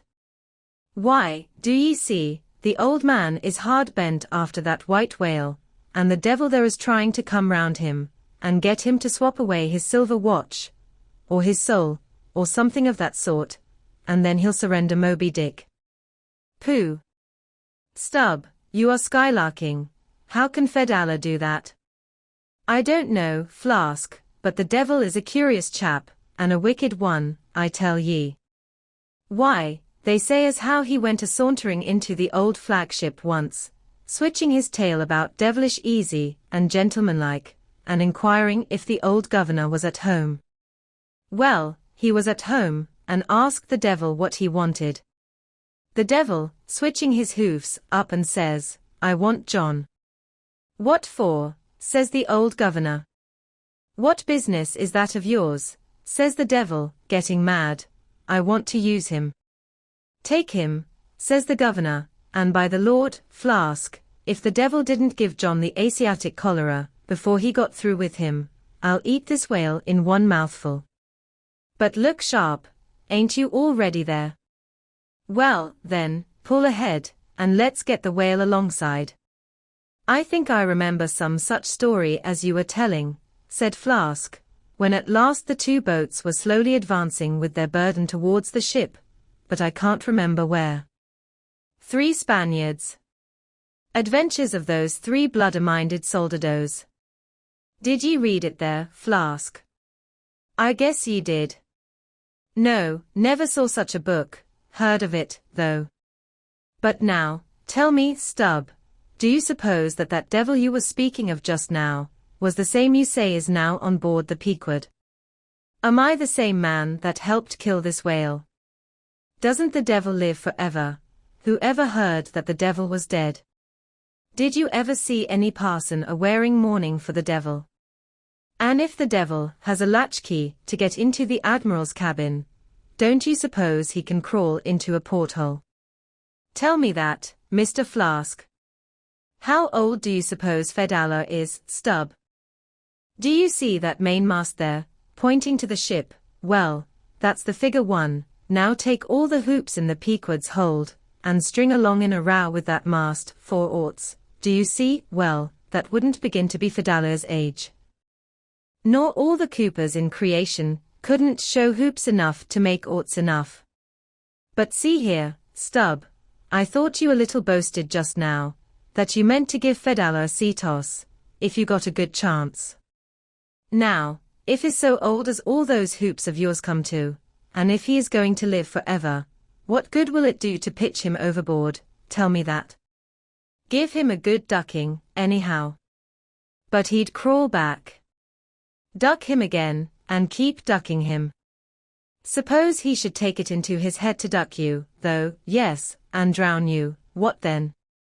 I should like to see him try it. I'd give him such a pair of black eyes, that he wouldn't dare to show his face in the admiral's cabin again for a long while, let alone down in the all up there, where he lives, and hereabouts on the upper decks where he sneaks so much. Damn the devil, Flask. So you suppose I'm afraid of the devil? Who's afraid of him, except the old governor who daren't catch him and put him in double darbies, as he deserves, but lets him go about kidnapping people? Aye, and signed a bond with him, that all the people the devil kidnapped, he'd roast for him. There's a governor. Do you suppose Fedallah wants to kidnap Captain Ahab? Do I suppose it? You'll know it before long, Flask. But I am going now to keep a sharp lookout on him, and if I see anything very suspicious going on, I'll just take him by the nape of his neck and say, "Look here, Beelzebub, you don't do it." And if he makes any fuss, by the Lord I'll make a grab into his pocket for his tail, take it to the capstan, and give him such a wrenching and heaving, that his tail will come short off at the stump, do you see, and then, I rather guess, when he finds himself docked in that queer fashion, he'll sneak off. Without the poor satisfaction of feeling his tail between his legs. And what will you do with the tail, Stub? Do with it? Sell it for an ox whip when we get home, what else? Now, do you mean what you say, and have been saying all along, Stub? Mean or not mean, here we are at the ship. The boats were here hailed, to tow the whale on the larboard side, where fluke chains and other necessaries were already prepared for securing him. Didn't I tell you so, said Flask. Yes, you'll soon see this right whale's head hoisted up opposite that Parmacetes. In good time, Flask's saying proved true. As before, the Pequod steeply leaned over towards the sperm whale's head. Now, by the counterpoise of both heads, she regained her even keel, though sorely strained, you may well believe. So, when on one side you hoist in Locke's head, you go over that way, but now, on the other side, hoist in Cant's and you come back again, but in very poor plight. Thus, some minds for ever keep trimming boat. Oh, ye foolish! Throw all these thunderheads overboard, and then you will float light and right. In disposing of the body of a right whale, when brought alongside the ship, the same preliminary proceedings commonly take place as in the case of a sperm whale, only, in the latter instance, the head is cut off whole, but in the former the lips and tongue are separately removed and hoisted on deck, with all the well-known black bone attached to what is called the crown piece. But nothing like this, in the present case, had been done. The carcasses of both whales had dropped astern, and the head-laden ship not a little resembled a mule carrying a pair of overburdening panniers. Meantime, Fedallah was calmly eyeing the right whale's head, and ever and anon glancing from the deep wrinkles there to the lines in his own hand. And Ahab chanced so to stand, that the Parsee occupied his shadow, while, if the Parsee's shadow was there at all, it seemed only to blend with, and lengthen Ahab's. As the crew toiled on, Laplandish speculations were bandied among them, concerning all these passing things. Chapter 74. The Sperm Whale's Head, Contrasted View. Here, now, are two great whales, laying their heads together, let us join them, and lay together our own. Of the grand order of folio leviathans, the sperm whale and the right whale are by far the most noteworthy. They are the only whales regularly hunted by man. To the Nantucketer, they present the two extremes of all the known varieties of the whale. As the external difference between them is mainly observable in their heads, and as a head of each is this moment hanging from the Pequod's side, and as we may freely go from one to the other, by merely stepping across the deck, where, I should like to know, will you obtain a better chance to study practical cetology than here? In the first place, you are struck by the general contrast between these heads. Both are massive enough in all conscience, but there is a certain mathematical symmetry in the sperm whales which the right whale sadly lacks. There is more character in the sperm whale's head. As you behold it, you involuntarily yield the immense superiority to him, in point of pervading dignity.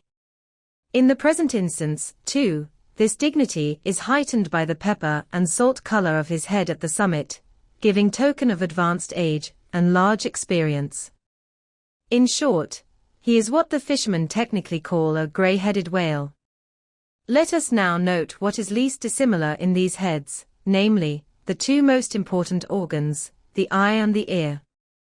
Far back on the side of the head, and low down, near the angle of either whale's jaw, if you narrowly search, you will at last see a lashless eye, which you would fancy to be a young colt's eye. So out of all proportion is it to the magnitude of the head.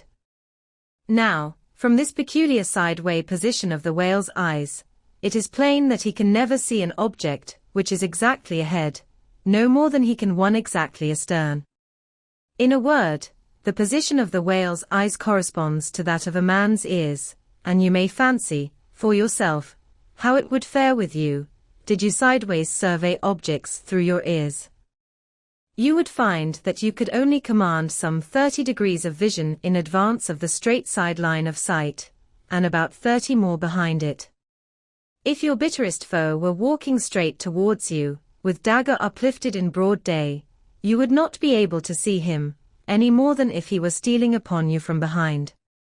In a word, you would have two backs, so to speak, but at the same time, also, two fronts, side fronts, for what is it that makes the front of a man, what, indeed, but his eyes?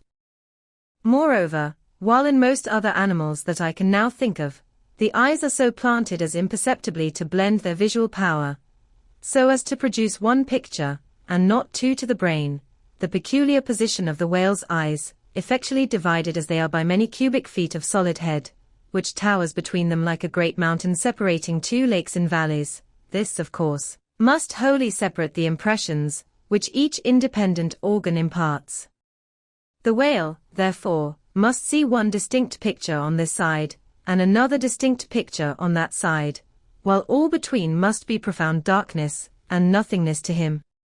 Man may, in effect, be said to look out on the world from a centre box with two joined sashes for his window. But with the whale, these two sashes are separately inserted, making two distinct windows, but sadly impairing the view. This peculiarity of the whale's eyes is a thing always to be borne in mind in the fishery, and to be remembered by the reader in some subsequent scenes. A curious and most puzzling question might be started concerning this visual matter, as touching the Leviathan. But I must be content with a hint. So long as a man's eyes are open in the light, the act of seeing is involuntary, that is, he cannot then help mechanically seeing whatever objects are before him. Nevertheless, any one's experience will teach him that though he can take in an undiscriminating sweep of things at one glance, it is quite impossible for him, attentively and completely, to examine any two things, however large or however small, at one and the same instant of time, never mind if they lie side by side and touch each other. But if you now come to separate these two objects, and surround each by a circle of profound darkness, then, in order to see one of them, in such a manner as to bring your mind to bear on it, the other will be utterly excluded from your contemporary consciousness. How is it, then, with the whale? True, both his eyes, in themselves, must simultaneously act, but is his brain so much more comprehensive, combining, and subtle than man's, that he can at the same moment of time attentively examine two distinct prospects, one on one side of him, and the other in an exactly opposite direction? If he can, then is it as marvelous a thing in him, as if a man were able simultaneously to go through the demonstrations of two distinct problems in Euclid. Nor, strictly investigated, is there any incongruity in this comparison. It may be but an idle whim, but it has always seemed to me that the extraordinary vacillations of movement displayed by some whales when beset by 3 or 4 boats, the timidity and liability to queer frights, so common to such whales, I think that all this indirectly proceeds from the helpless perplexity of volition, in which their divided and diametrically opposite powers of vision must involve them. But the ear of the whale is full as curious as the eye. If you are an entire stranger to their race, you might hunt over these two heads for hours, and never discover that organ. The ear has no external leaf whatever, and into the hole itself you can hardly insert a quill, so wondrously minute is it. It is lodged a little behind the eye. With respect to their ears, this important difference is to be observed between the sperm whale and the right. While the ear of the former has an external opening, that of the latter is entirely and evenly covered over with a membrane, so as to be quite imperceptible from without. Is it not curious that so vast a being as the whale should see the world through so small an eye, and hear the thunder through an ear which is smaller than a hare's? But if his eyes were broad as the lens of Herschel's great telescope, and his ears capacious as the porches of cathedrals, would that make him any longer of sight, or sharper of hearing? Not at all. Why then do you try to enlarge your mind? Subtler is it. Let us now, with whatever levers and steam engines we have at hand, cant over the sperm whale's head, that it may lie bottom up, then, ascending by a ladder to the summit, have a peep down the mouth, and were it not that the body is now completely separated from it, with a lantern we might descend into the great Kentucky mammoth cave of his stomach. But let us hold on here by this tooth, and look about us where we are. What a really beautiful and chaste-looking mouth! From floor to ceiling, lined, or rather papered with a glistening white membrane, glossy as bridal satins. But come out now, and look at this portentous lower jaw, which seems like the long narrow lid of an immense snuff-box, with the hinge at one end, instead of one side. If you pry it up, so as to get it overhead, and expose its rows of teeth, it seems a terrific portcullis, and such, alas! It proves to many a poor wight in the fishery, upon whom these spikes fall with impaling force. But far more terrible is it to behold, when fathoms down in the sea, you see some sulky whale, floating there suspended, with his prodigious jaw, some 15 feet long, hanging straight down at right angles with his body, for all the world like a ship's jib-boom. This whale is not dead, he is only dispirited, out of sorts, perhaps, hypochondriac, and so supine, that the hinges of his jaw have relaxed, leaving him there in that ungainly sort of plight, a reproach to all his tribe, who must, no doubt, imprecate lockjaws upon him. In most cases this lower jaw, being easily unhinged by a practiced artist, is disengaged and hoisted on deck for the purpose of extracting the ivory teeth, and furnishing a supply of that hard white whalebone with which the fishermen fashion all sorts of curious articles, including canes, umbrella stocks, and handles to riding whips.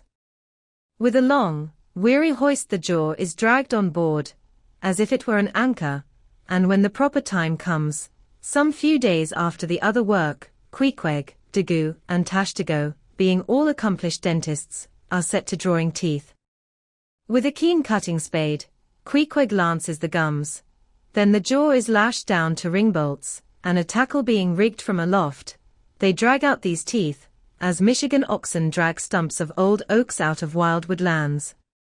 There are generally 42 teeth in all, in old whales, much worn down, but undecayed, nor filled after our artificial fashion. The jaw is afterwards sawn into slabs, and piled away like joists for building houses. Chapter 75. The right whale's head, contrasted view. Crossing the deck, let us now have a good long look at the right whale's head. As in general shape the noble sperm whale's head may be compared to a Roman war chariot, especially in front, where it is so broadly rounded, so, at a broad view, the right whale's head bears a rather inelegant resemblance to a gigantic gallet-toed shoe. 200 years ago an old Dutch voyager likened its shape to that of a shoemaker's last. And in this same last or shoe, that old woman of the nursery tale, with the swarming brood, might very comfortably be lodged, she and all her progeny. But as you come nearer to this great head it begins to assume different aspects, according to your point of view. If you stand on its summit and look at these two F-shaped spout holes, you would take the whole head for an enormous bass viol, and these spiracles, the apertures in its sounding board. Then, again, if you fix your eye upon this strange, crested, comb-like incrustation on the top of the mass, this green, barnacle thing, which the Greenlanders call the crown, and the southern fishers the bonnet of the right whale, fixing your eyes solely on this, you would take the head for the trunk of some huge oak, with a bird's nest in its crotch. At any rate, when you watch those live crabs that nestle here on this bonnet, such an idea will be almost sure to occur to you, unless, indeed, your fancy has been fixed by the technical term, crown, also bestowed upon it, in which case you will take great interest in thinking how this mighty monster is actually a diademed king of the sea, whose green crown has been put together for him in this marvelous manner. But if this whale be a king, he is a very sulky-looking fellow to grace a diadem. Look at that hanging lower lip. What a huge sulk and pout is there. A sulk and pout, by carpenter's measurement, about 20 feet long and 5 feet deep, a sulk and pout that will yield you some 500 gallons of oil and more. A great pity, now, that this unfortunate whale should be hair-lipped. The fissure is about a foot across. Probably the mother during an important interval was sailing down the Peruvian coast, when earthquakes caused the beach to gape. Over this lip, as over a slippery threshold, we now slide into the mouth. Upon my word, were I at Mackinac, I should take this to be the inside of an Indian wigwam. Good Lord! Is this the road that Jonah went? The roof is about 12 feet high, and runs to a pretty sharp angle, as if there were a regular ridgepole there, while these ribbed, arched, hairy sides present us with those wondrous, half-vertical, scimitar-shaped slats of whalebone, say 300 on a side, which depending from the upper part of the head or crown bone form those Venetian blinds which have elsewhere been cursorily mentioned. The edges of these bones are fringed with hairy fibers, through which the right whale strains the water, and in whose intricacies he retains the small fish, when open-mouthed he goes through the seas of Brit in feeding time. In the central blinds of bone, as they stand in their natural order, there are certain curious marks, curves, hollows, and ridges, whereby some whalemen calculate the creature's age, as the age of an oak by its circular rings. Though the certainty of this criterion is far from demonstrable, yet it has the savor of analogical probability. At any rate, if we yield to it, we must grant a far greater age to the right whale than at first glance will seem reasonable. In old times, there seem to have prevailed the most curious fancies concerning these blinds. One voyager in Purchas calls them the wondrous whiskers inside of the whale's mouth, another, hog's bristles. A third old gentleman in Hakluyt uses the following elegant language. There are about 250 fins growing on each side of his upper chop, which arch over his tongue on each side of his mouth. This reminds us that the right whale really has a sort of whisker, or rather a moustache, consisting of a few scattered white hairs on the upper part of the outer end of the lower jaw. Sometimes these tufts impart a rather brigandish expression to his otherwise solemn countenance. As every one knows, these same hog's bristles, fins, whiskers, blinds, or whatever you please, furnish to the ladies their busks and other stiffening contrivances. But in this particular, the demand has long been on the decline. It was in Queen Anne's time that the bone was in its glory, the fardingale being then all the fashion. And as those ancient dames moved about gaily, though in the jaws of the whale, as you may say, even so, in a shower, with the like thoughtlessness, do we nowadays fly under the same jaws for protection, the umbrella being a tent spread over the same bone. But now forget all about blinds and whiskers for a moment, and standing in the right whale's mouth, look around you afresh. Seeing all these colonnades of bone so methodically ranged about, would you not think you were inside of the great Harlem organ, and gazing upon its 1,000 pipes? For a carpet to the organ we have a rug of the softest Turkish, the tongue, which is glued, as it were, to the floor of the mouth. It is very fat and tender, and apt to tear in pieces in hoisting it on deck. This particular tongue now before us, at a passing glance I should say it was a 6-barreler, that is, it will yield you about that amount of oil. Ere this, you must have plainly seen the truth of what I started with, that the sperm whale and the right whale have almost entirely different heads. To sum up, then, in the right whales there is no great well of sperm, no ivory teeth at all, no long, slender mandible of a lower jaw, like the sperm whales. Nor in the sperm whale are there any of those blinds of bone, no huge lower lip, and scarcely anything of a tongue. Again, the right whale has 2 external spout holes, the sperm whale only 1. Look your last, now, on these venerable hooded heads, while they yet lie together, for one will soon sink, unrecorded, in the sea, the other will not be very long in following. Can you catch the expression of the sperm whales there? It is the same he died with, only some of the longer wrinkles in the forehead seem now faded away. I think his broad brow to be full of a prayer-like placidity, born of a speculative indifference as to death. But mark the other head's expression. See that amazing lower lip, pressed by accident against the vessel's side, so as firmly to embrace the jaw. Does not this whole head seem to speak of an enormous practical resolution in facing death? This right whale I take to have been a Stoic, the sperm whale, a Platonian, who might have taken up Spinoza in his latter years. Chapter 76. The Battering Ram. Ere quitting, for the nonce, the sperm whale's head, I would have you, as a sensible physiologist, simply, particularly remark its front aspect, in all its compacted collectedness. I would have you investigate it now with the sole view of forming to yourself some unexaggerated, intelligent estimate of whatever battering ram power may be lodged there. Here is a vital point, for you must either satisfactorily settle this matter with yourself, or forever remain an infidel as to one of the most appalling, but not the less true events, perhaps anywhere to be found in all recorded history. You observe that in the ordinary swimming position of the sperm whale, the front of his head presents an almost wholly vertical plane to the water. You observe that the lower part of that front slopes considerably backwards, so as to furnish more of a retreat for the long socket, which receives the boom-like lower jaw. You observe that the mouth is entirely under the head, much in the same way, indeed, as though your own mouth were entirely under your chin. Moreover, you observe that the whale has no external nose, and that what nose he has, his spout hole, is on the top of his head. You observe that his eyes and ears are at the sides of his head, nearly 1/3 of his entire length from the front. Wherefore, you must now have perceived that the front of the sperm whale's head is a dead, blind wall, without a single organ, or tender prominence of any sort whatsoever.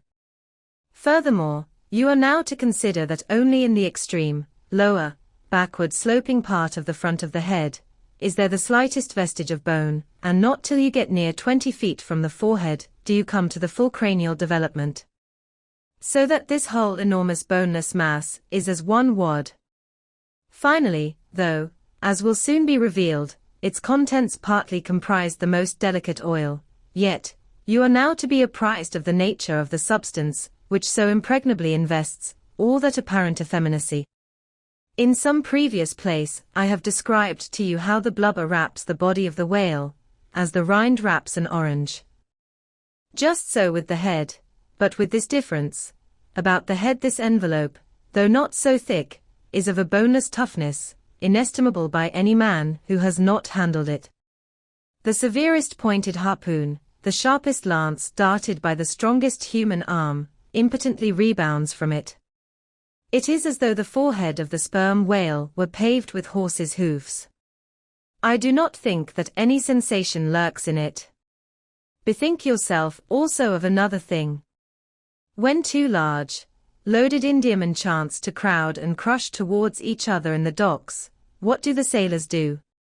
They do not suspend between them, at the point of coming contact, any merely hard substance, like iron or wood. No, they hold there a large, round wad of tow and cork, enveloped in the thickest and toughest of ox hide. That bravely and uninjured takes the jam, which would have snapped all their oaken handspikes and iron crowbars. By itself this sufficiently illustrates the obvious fact I drive at. But supplementary to this, it has hypothetically occurred to me, that as ordinary fish possess what is called a swimming bladder in them, capable, at will, of distension or contraction, and as the sperm whale, as far as I know, has no such provision in him, considering, too, the otherwise inexplicable manner in which he now depresses his head altogether beneath the surface, and anon swims with it high elevated out of the water, considering the unobstructed elasticity of its envelope. Considering the unique interior of his head, it has hypothetically occurred to me, I say, that those mystical lung-celled honeycombs there may possibly have some hitherto unknown and unsuspected connection with the outer air, so as to be susceptible to atmospheric distension and contraction. If this be so, fancy the irresistibleness of that might, to which the most impalpable and destructive of all elements contributes. Now, mark. Unerringly impelling this dead, impregnable, unendurable wall, and this most buoyant thing within, there swims behind it all a mass of tremendous life, only to be adequately estimated as piled wood is, by the cord, and all obedient to one volition, as the smallest insect. So that when I shall hereafter detail to you all the specialities and concentrations of potency everywhere lurking in this expansive monster, when I shall show you some of his more inconsiderable braining feats, I trust you will have renounced all ignorant incredulity, and be ready to abide by this, that though the sperm whale stove a passage through the Isthmus of Darien, and mixed the Atlantic with the Pacific, you would not elevate one hair of your eyebrow. For unless you own the whale, you are but a provincial and sentimentalist in truth. But clear truth is a thing for salamander giants only to encounter. How small the chances for the provincials then? What befell the weakling youth lifting the dread goddess's veil at Lays? Chapter 77. The Great Heidelberg Tun. Now comes the bailing of the case. But to comprehend it aright, you must know something of the curious internal structure of the thing operated upon. Regarding the sperm whale's head as a solid oblong, you may, on an inclined plane, sideways divide it into two coins, asterisk whereof the lower is the bony structure, forming the cranium and jaws, and the upper an unctuous mass wholly free from bones, its broad forward end forming the expanded vertical apparent forehead of the whale. At the middle of the forehead horizontally subdivide this upper coin, and then you have two almost equal parts, which before were naturally divided by an internal wall of a thick tendinous substance. Asterisk coin is not a Euclidean term. It belongs to the pure nautical mathematics. I know not that it has been defined before. A coin is a solid which differs from a wedge in having its sharp end formed by the steep inclination of one side, instead of the mutual tapering of both sides. The lower subdivided part, called the junk, is one immense honeycomb of oil, formed by the crossing and recrossing, into 10,000 infiltrated cells, of tough elastic white fibers throughout its whole extent. The upper part, known as the case, may be regarded as the great Heidelberg tun of the sperm whale. And as that famous great tis is mystically carved in front, so the whale's vast plaited forehead forms innumerable strange devices for the emblematical adornment of his wondrous tun. Moreover, as that of Heidelberg was always replenished with the most excellent of the wines of the Rhenish valleys, so the tun of the whale contains by far the most precious of all his oily vintages, namely, the highly prized spermaceti, in its absolutely pure, limpid, and odoriferous state. Nor is this precious substance found unalloyed in any other part of the creature. Though in life it remains perfectly fluid, yet, upon exposure to the air, after death, it soon begins to concrete, sending forth beautiful crystalline shoots, as when the first thin delicate ice is just forming in water.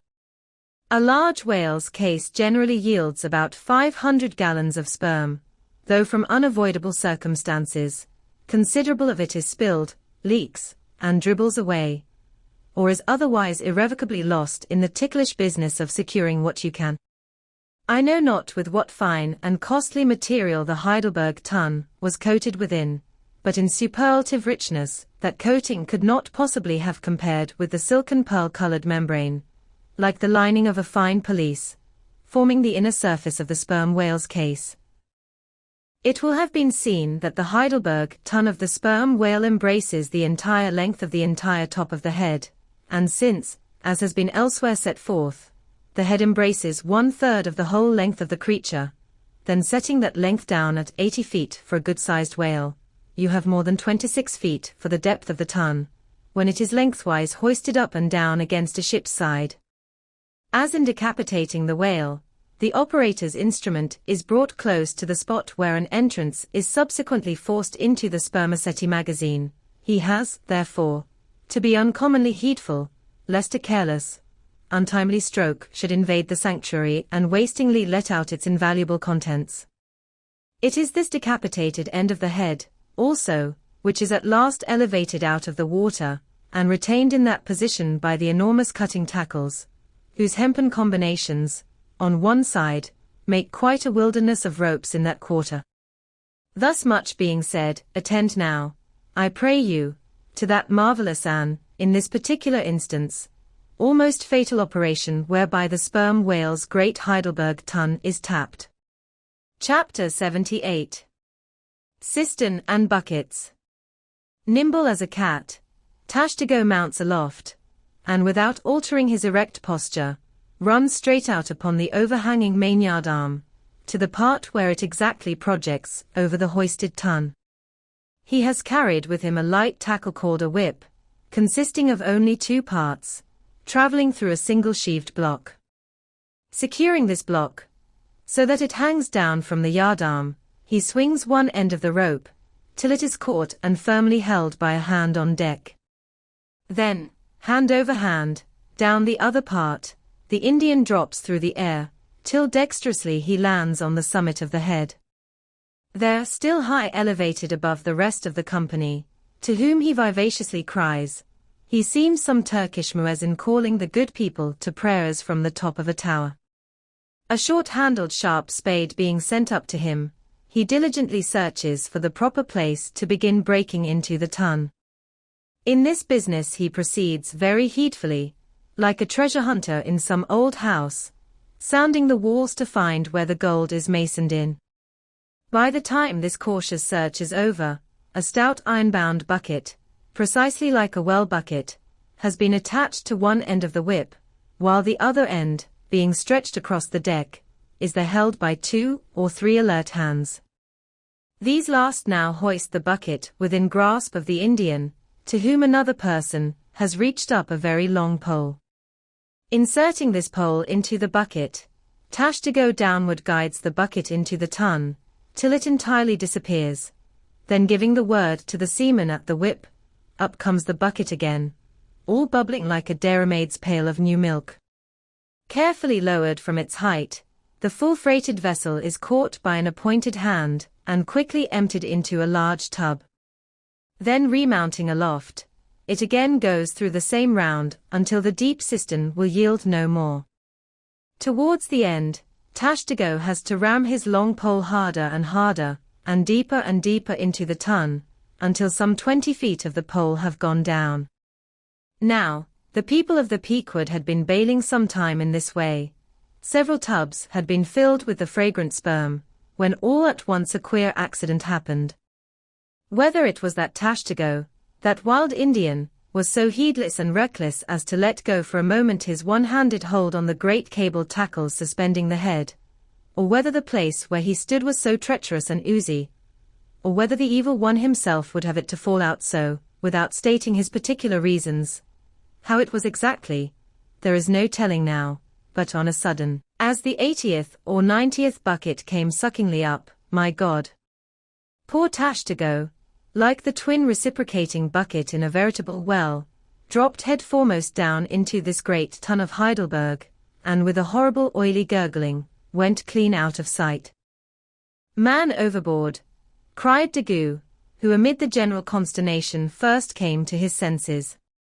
Swing the bucket this way, and putting one foot into it, so as the better to secure his slippery hand-hold on the whip itself, the hoisters ran him high up to the top of the head, almost before Tashtigo could have reached its interior bottom. Meantime, there was a terrible tumult.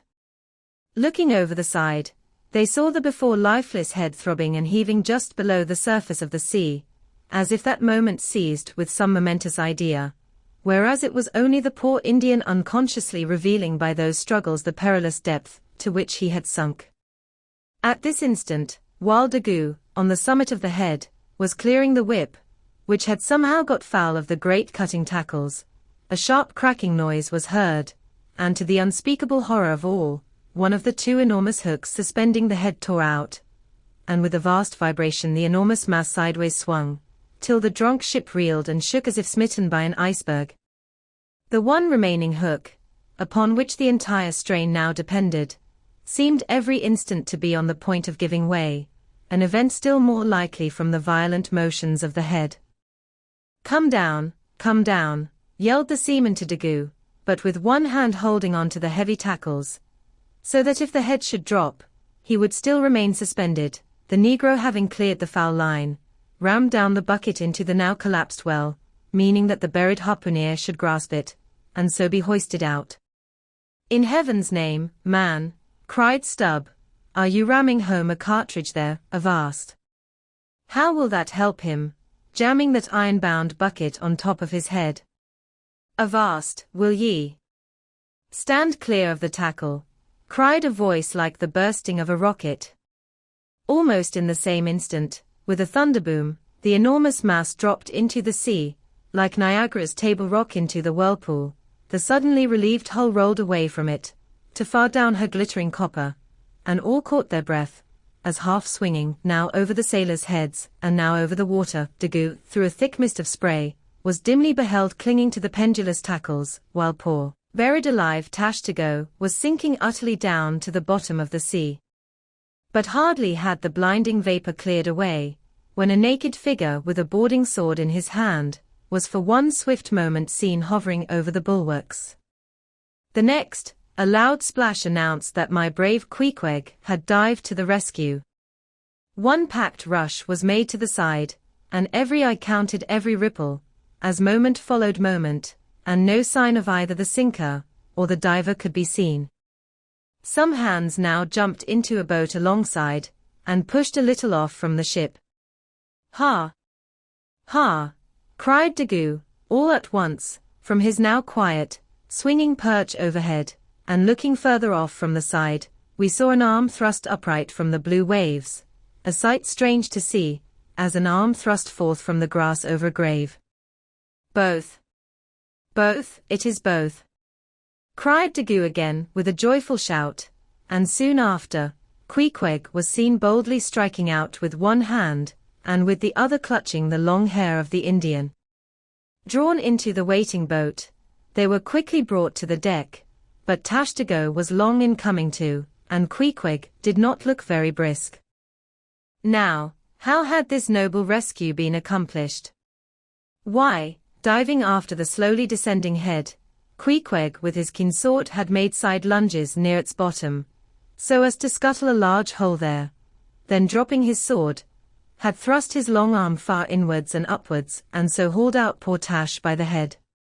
He averred, that upon first thrusting in for him, a leg was presented, but well knowing that that was not as it ought to be, and might occasion great trouble, he had thrust back the leg, and by a dexterous heave and toss, had wrought a somerset upon the Indian, so that with the next trial, he came forth in the good old way, head foremost. As for the great head itself, that was doing as well as could be expected. And thus, through the courage and great skill in obstetrics of Queequeg, the deliverance, or rather, delivery of Tashtego, was successfully accomplished, in the teeth, too, of the most untoward and apparently hopeless impediments, which is a lesson by no means to be forgotten. Midwifery should be taught in the same course with fencing and boxing, riding and rowing. I know that this queer adventure of the gay headers will be sure to seem incredible to some landsmen, though they themselves may have either seen or heard of some one's falling into a cistern ashore, an accident which not seldom happens, and with much less reason too than the Indians, considering the exceeding slipperiness of the curb of the sperm whale's well. But, peradventure, it may be sagaciously urged, how is this? We thought the tissued, infiltrated head of the sperm whale was the lightest and most corky part about him, and yet thou makest it sink in an element of a far greater specific gravity than itself. We have thee there. Not at all, but I have ye, for at the time poor Tash fell in, the case had been nearly emptied of its lighter contents, leaving little but the dense tendinous wall of the well, a double-welded, hammered substance, as I have before said, much heavier than the sea water, and a lump of which sinks in it like lead almost. But the tendency to rapid sinking in this substance was in the present instance materially counteracted by the other parts of the head remaining undetached from it, so that it sank very slowly and deliberately indeed, affording Queequeg a fair chance for performing his agile obstetrics on the run, as you may say. Yes, it was a running delivery, so it was. Now, had Tashtigo perished in that head, it had been a very precious perishing, smothered in the very whitest and daintiest of fragrant spermaceti, coffined, hearsed, and tombed in the secret inner chamber and sanctum sanctorum of the whale. Only one sweeter end can readily be recalled, the delicious death of an Ohio honey hunter, who seeking honey in the crotch of a hollow tree, found such exceeding store of it, that leaning too far over, it sucked him in, so that he died embalmed. How many, think ye, have likewise fallen into Plato's honey head, and sweetly perished there? Chapter 79. The Prairie. To scan the lines of his face, or feel the bumps on the head of this Leviathan, this is a thing which no physiognomist or phrenologist has as yet undertaken. Such an enterprise would seem almost as hopeful as for Lavater to have scrutinized the wrinkles on the rock of Gibraltar, or for Gaul to have mounted a ladder and manipulated the dome of the Pantheon. Still, in that famous work of his, Lavater not only treats of the various faces of men, but also attentively studies the faces of horses, birds, serpents, and fish, and dwells in detail upon the modifications of expression discernible therein. Nor have Gall and his disciple Spurzheim failed to throw out some hints touching the phrenological characteristics of other beings than man. Therefore, though I am but ill-qualified for a pioneer in the application of these two semisciences to the whale, I will do my endeavor. I try all things, I achieve what I can. Physiognomically regarded, the sperm whale is an anomalous creature. He has no proper nose. And since the nose is the central and most conspicuous of the features, and since it perhaps most modifies and finally controls their combined expression, hence it would seem that its entire absence, as an external appendage, must very largely affect the countenance of the whale. For as in landscape gardening, a spire, cupola, monument, or tower of some sort, is deemed almost indispensable to the completion of the scene, so no face can be physiognomically in keeping without the elevated open-work belfry of the nose. Dash the nose from Phidias as marble Jove, and what a sorry remainder. Nevertheless, Leviathan is of so mighty a magnitude, all his proportions are so stately, that the same deficiency, which in the sculptured Jove were hideous, in him is no blemish at all. Nay, it is an added grandeur. A nose to the whale would have been impertinent. As on your physiognomical voyage you sail round his vast head in your jollyboat, your noble conceptions of him are never insulted by the reflection that he has a nose to be pulled. A pestilent conceit, which so often will insist upon obtruding even when beholding the mightiest royal beadle on his throne. In some particulars, perhaps the most imposing physiognomical view to be had of the sperm whale is that of the full front of his head. This aspect is sublime.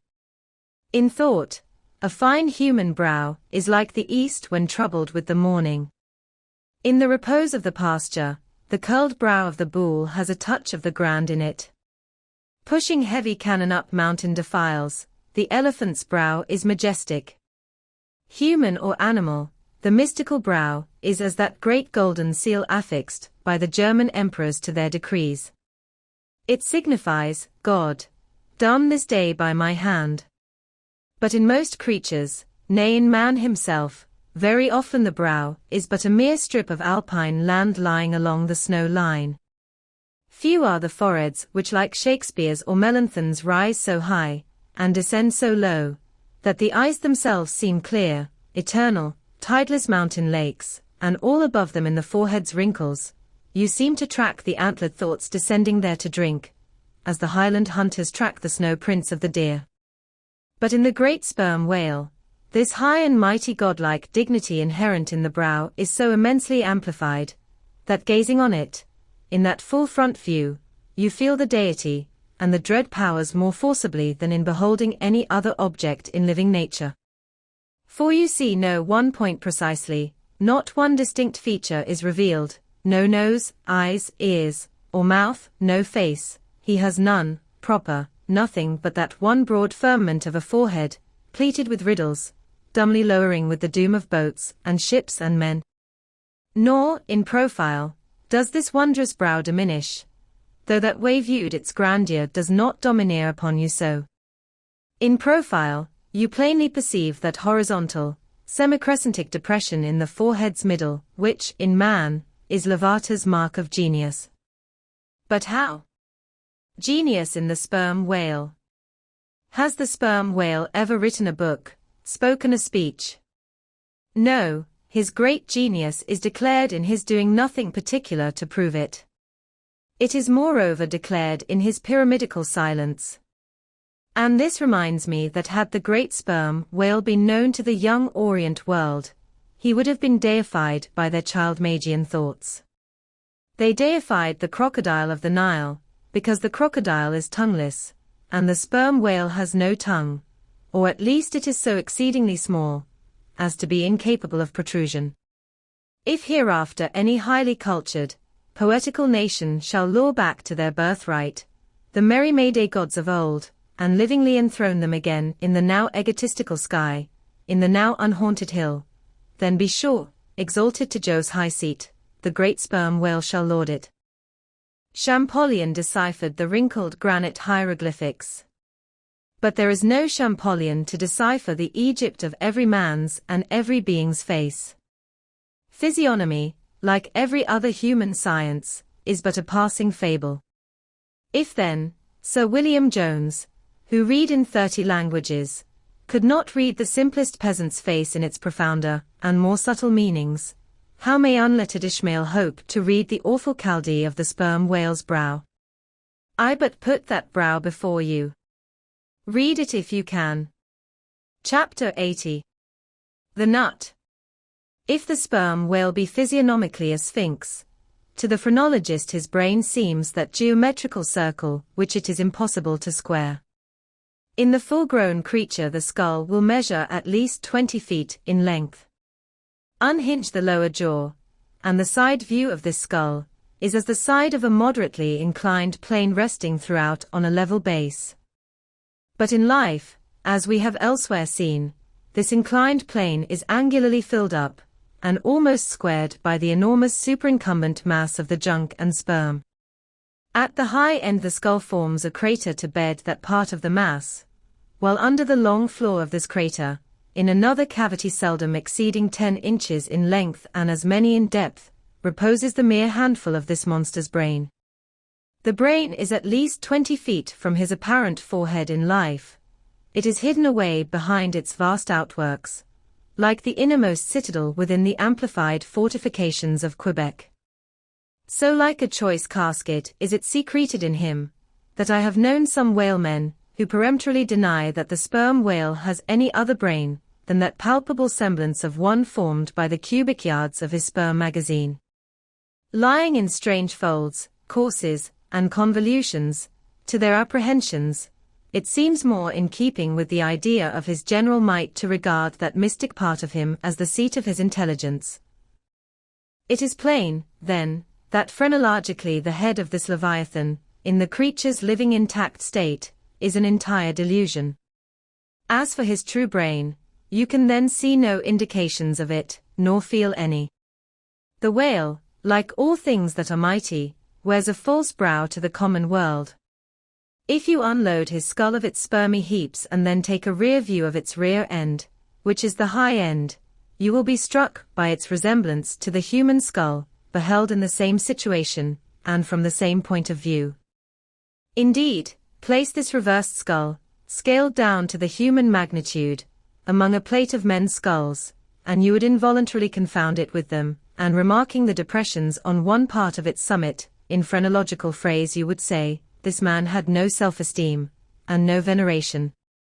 And by those negations, considered along with the affirmative fact of his prodigious bulk and power, you can best form, to yourself the truest, though not the most exhilarating conception of what the most exalted potency is. But if from the comparative dimensions of the whale's proper brain, you deem it incapable of being adequately charted, then I have another idea for you. If you attentively regard almost any quadruped's spine, you will be struck with the resemblance of its vertebrae to a strung necklace of dwarfed skulls, all bearing rudimental resemblance to the skull proper. It is a German conceit that the vertebrae are absolutely undeveloped skulls. But the curious external resemblance, I take it the Germans were not the first men to perceive. A foreign friend once pointed it out to me, in the skeleton of a foe he had slain, and with the vertebrae of which he was inlaying, in a sort of basso relievo, the beaked prow of his canoe. Now, I consider that the phrenologists have omitted an important thing in not pushing their investigations from the cerebellum through the spinal canal. For I believe that much of a man's character will be found betokened in his backbone. I would rather feel your spine than your skull, whoever you are. A thin joist of a spine never yet upheld a full and noble soul. I rejoice in my spine, as in the firm audacious staff of that flag which I fling half out to the world. Apply this spinal branch of phrenology to the sperm whale. His cranial cavity is continuous with the first neck vertebra, and in that vertebra the bottom of the spinal canal will measure 10 inches across, being 8 in height, and of a triangular figure with the base downwards. As it passes through the remaining vertebrae the canal tapers in size, but for a considerable distance remains of large capacity. Now, of course, this canal is filled with much the same strangely fibrous substance, the spinal cord, as the brain, and directly communicates with the brain. And what is still more, for many feet after emerging from the brain's cavity, the spinal cord remains of an undecreasing girth, almost equal to that of the brain. Under all these circumstances, would it be unreasonable to survey and map out the whale's spine phrenologically? For, viewed in this light, the wonderful comparative smallness of his brain proper is more than compensated by the wonderful comparative magnitude of his spinal cord. But leaving this hint to operate as it may with the phrenologists, I would merely assume the spinal theory for a moment, in reference to the sperm whale's hump. This august hump, if I mistake not, rises over one of the larger vertebrae, and is, therefore, in some sort, the outer convex mold of it. From its relative situation then, I should call this high hump the organ of firmness, or indomitableness in the sperm whale. And that the great monster is indomitable, you will yet have reason to know. Chapter 81. The Pequod meets the Virgin. The predestinated day arrived, and we duly met the ship Jungfrau, Derrick de Deer, master of Bremen. At one time the greatest whaling people in the world, the Dutch and Germans are now among the least, but here and there at very wide intervals of latitude and longitude, you still occasionally meet with their flag in the Pacific. For some reason, the Jungfrau seemed quite eager to pay her respects. While yet some distance from the Pequod, she rounded to, and dropping a boat, her captain was impelled towards us, impatiently standing in the bows instead of the stern. "What has he in his hand there?" cried Starbuck, pointing to something wavingly held by the German. "Impossible, a lamp feeder." "Not that," said Stubb. No, it's a coffee pot, Mr. Starbuck. He's coming off to make us our coffee, is the yarman. Don't you see that big tin can there alongside of him? That's his boiling water." "Oh. He's all right, is the yarman." "Go along with you," cried Flask, "it's a lamp feeder and an oil can. He's out of oil, and has come a-begging."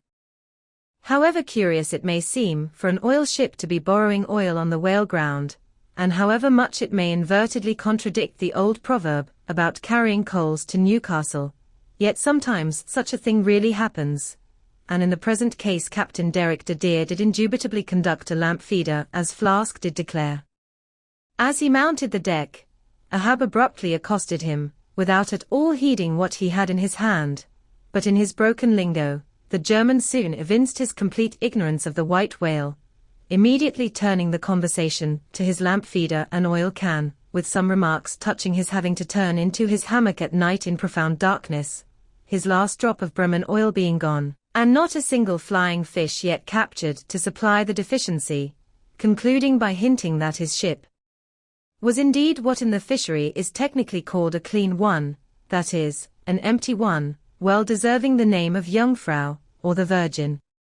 His necessities supplied, Derrick departed, but he had not gained his ship's side, when whales were almost simultaneously raised from the mastheads of both vessels, and so eager for the chase was Derrick, that without pausing to put his oil can and lamp feeder aboard, he slewed round his boat and made after the Leviathan lamp feeders. Now, the game having risen to leeward, he and the other 3 German boats that soon followed him, had considerably the start of the Pequod's keels. There were 8 whales, an average pod. Aware of their danger, they were going all abreast with great speed straight before the wind, rubbing their flanks as closely as so many spans of horses in harness.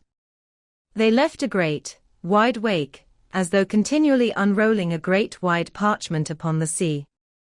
Full in this rapid wake, and many fathoms in the rear, swam a huge, humped old bull, which by his comparatively slow progress, as well as by the unusual yellowish incrustations overgrowing him, seemed afflicted with the jaundice, or some other infirmity. Whether this whale belonged to the pod in advance, seemed questionable, for it is not customary for such venerable leviathans to be at all social. Nevertheless, he stuck to their wake, though indeed their back water must have retarded him, because the white bone or swell at his broad muzzle was a dashed one, like the swell formed when 2 hostile currents meet. His spout was short, slow, and laborious, coming forth with a choking sort of gush, and spending itself in torn shreds, followed by strange subterranean commotions in him, which seemed to have egress at his other buried extremity, causing the waters behind him to upbubble. "Who's got some paregoric?" said Stubb. "He has the stomach-ache, I'm afraid." "Lord, think of having half an acre of stomach-ache. Adverse winds are holding mad Christmas in him, boys. It's the first foul wind I ever knew to blow from astern, but look, did ever whale your so before? It must be, he's lost his tiller." As an overladen Indiaman bearing down the Hindostan coast with a deck load of frightened horses, careens, berries, rolls, and wallows on her way, so did this old whale heave his aged bulk, and now and then partly turning over on his cumbrous ribbons, expose the cause of his devious wake in the unnatural stump of his starboard fin.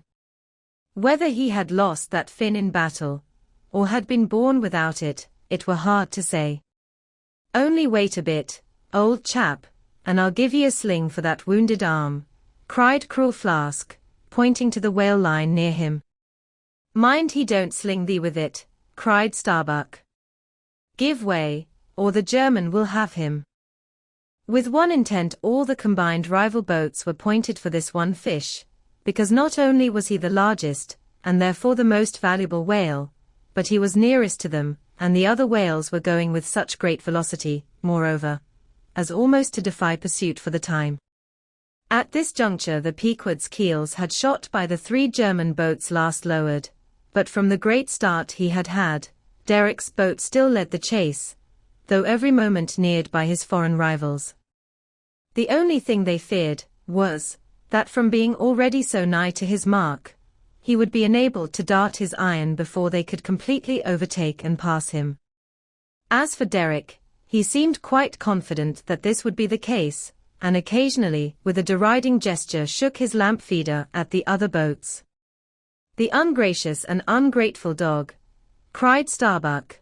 "He mocks and dares me with the very poor box I filled for him not 5 minutes ago." Then in his old intense whisper, "Give way, greyhounds. Dog to it. I tell ye what it is, men," cried Stubb to his crew, "it's against my religion to get mad, but I'd like to eat that villainous yarman, pull, won't ye? Are ye going to let that rascal beat ye?" Do ye love brandy? A hogshead of brandy, then, to the best man. Come, why don't some of ye burst a blood vessel? Who's that been dropping an anchor overboard? We don't budge an inch, we're becalmed. Halloo, here's grass growing in the boat's bottom, and by the Lord, the mast there's budding. This won't do, boys. Look at that yarman.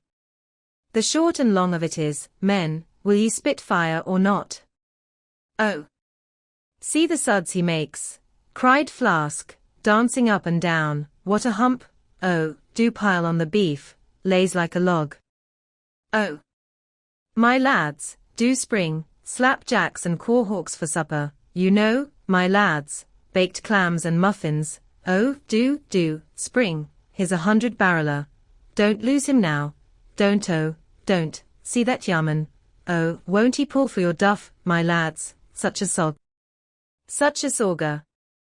Don't ye love sperm? There goes $3,000, men, a bank, a whole bank. The Bank of England. Oh, do, what's that yarman about now? At this moment Derek was in the act of pitching his lamp feeder at the advancing boats, and also his oil can, perhaps with the double view of retarding his rival's way, and at the same time economically accelerating his own by the momentary impetus of the backward toss. The unmannerly Dutch dogger, cried Stubb. Pull now, men, like 50,000 line of battleship loads of red-haired devils. What do ye say, Tashtago? Are you the man to snap your spine in 22 pieces for the honor of old Gayhead? What do ye say? I say, pull like goddamn, cried the Indian. Fiercely, but evenly incited by the taunts of the German, the Pequod's 3 boats now began ranging almost abreast, and, so disposed, momentarily neared him. In that fine, loose, chivalrous attitude of the headsman when drawing near to his prey, the 3 mates stood up proudly, occasionally backing the after-oarsman with an exhilarating cry of, there she slides, now. Hurrah for the white ash breeze. Down with the yarman. Sail over him. But so decided an original start had Derek had, that spite of all their gallantry, he would have proved the victor in this race, had not a righteous judgment descended upon him in a crab, which caught the blade of his midship oarsman. While this clumsy lubber was striving to free his white ash, and while, in consequence, Derek's boat was nigh to capsizing, and he thundering away at his men in a mighty rage, that was a good time for Starbuck, Stubb, and Flask. With a shout, they took a mortal start forwards, and slantingly ranged up on the German's quarter. An instant more, and all 4 boats were diagonically in the whale's immediate wake, while stretching from them, on both sides, was the foaming swell that he made. It was a terrific, most pitiable, and maddening sight. The whale was now going head out, and sending his spout before him in a continual tormented jet, while his one poor fin beat his side in an agony of fright. Now to this hand, now to that, he yawed in his faltering flight, and still at every billow that he broke, he spasmodically sank in the sea, or sideways rolled towards the sky his one beating fin. So have I seen a bird with clipped wing making affrighted broken circles in the air, vainly striving to escape the piratical hawks. But the bird has a voice, and with plaintive cries will make known her fear, but the fear of this vast dumb brute of the sea, was chained up and enchanted in him. He had no voice, save that choking respiration through his spiracle, and this made the sight of him unspeakably pitiable, while still, in his amazing bulk, portcullis jaw, and omnipotent tail, there was enough to appall the stoutest man who so pitied. Seeing now that but a very few moments more would give the Pequod's boats the advantage, and rather than be thus foiled of his game, Derek chose to hazard what to him must have seemed a most unusually long dart, ere the last chance would forever escape. But no sooner did his harpooner stand up for the stroke, than all 3 tigers, Queequeg, Tashtago, Daggoo, instinctively sprang to their feet, and standing in a diagonal row, simultaneously pointed their barbs, and darted over the head of the German harpooner. Their 3 Nantucket irons entered the whale. blinding vapors of foam and white fire. The three boats, in the first fury of the whale's headlong rush, bumped the Germans aside with such force that both Derrick and his baffled harpooner were spilled out and sailed over by the three flying keels. "Don't be afraid, my butterboxes," cried Stubb, casting a passing glance upon them as he shot by. "You'll be picked up presently. All right. I saw some sharks astern. St. Bernard's dogs, you know, relieve distressed travelers. Hurrah! This is the way to sail now. Every keel a sunbeam. Hurrah! Here we go like three tin kettles at the tail of a mad cougar. This puts me in mind of fastening to an elephant in a tilbury on a plane, makes the wheel spokes fly, boys, when you fasten to him that way, and there's danger of being pitched out too, when you strike a hill. Hurrah! This is the way a fellow feels when he's going to Davy Jones. All a rush down an endless inclined plane. Hurrah! This whale carries the everlasting mail." But the monster's run was a brief one. Giving a sudden gasp, he tumultuously sounded. With a grating rush, the three lines flew round the loggerheads with such a force as to gouge deep grooves in them, while so fearful were the harpooneers that this rapid sounding would soon exhaust the lines, that using all their dexterous might, they caught repeated smoking turns with the rope to hold on, till at last, owing to the perpendicular strain from the lead-lined chocks of the boats, whence the three ropes went straight down into the blue, the gunwales of the bows were almost even with the water, while the three sterns tilted high in the air. And the whale soon ceasing to sound, for some time they remained in that attitude, fearful of expending more line, though the position was a little ticklish. But though boats have been taken down and lost in this way, yet it is this holding on, as it is called, this hooking up by the sharp barbs of his live flesh from the back, this it is that often torments the Leviathan into soon rising again to meet the sharp lance of his foes. Yet not to speak of the peril of the thing, it is to be doubted whether this course is always the best, for it is but reasonable to presume that the longer the stricken whale stays under water, the more he is exhausted. Because, owing to the enormous surface of him, in a full-grown sperm whale something less than 2,000 square feet, the pressure of the water is immense. We all know what an astonishing atmospheric weight we ourselves stand up under, even here, above ground, in the air. How vast, then, the burden of a whale, bearing on his back a column of 200 fathoms of ocean. It must at least equal the weight of 50 atmospheres. One whaleman has estimated it at the weight of 20 line-of-battle ships, with all their guns and stores and men on board. As the three boats lay there on that gently rolling sea, gazing down into its eternal blue noon, and as not a single groan or cry of any sort, nay, not so much as a ripple or a bubble came up from its depths, what landsman would have thought that beneath all that silence and placidity, the utmost monster of the seas was writhing and wrenching in agony? Not 8 inches of perpendicular rope were visible at the bows. Seems it credible that by 3 such thin threads the great Leviathan was suspended like the big weight to an 8-day clock? Suspended. And to what? To 3 bits of board. Is this the creature of whom it was once so triumphantly said, "Canst thou fill his skin with barbed irons? Or his head with fish spears? The sword of him that layeth at him cannot hold the spear, the dart, nor the habergeon. He estameth in a straw. The arrow cannot make him flee. Darts are counted as stubble. He laugheth at the shaking of a spear." This the creature. This he. Oh!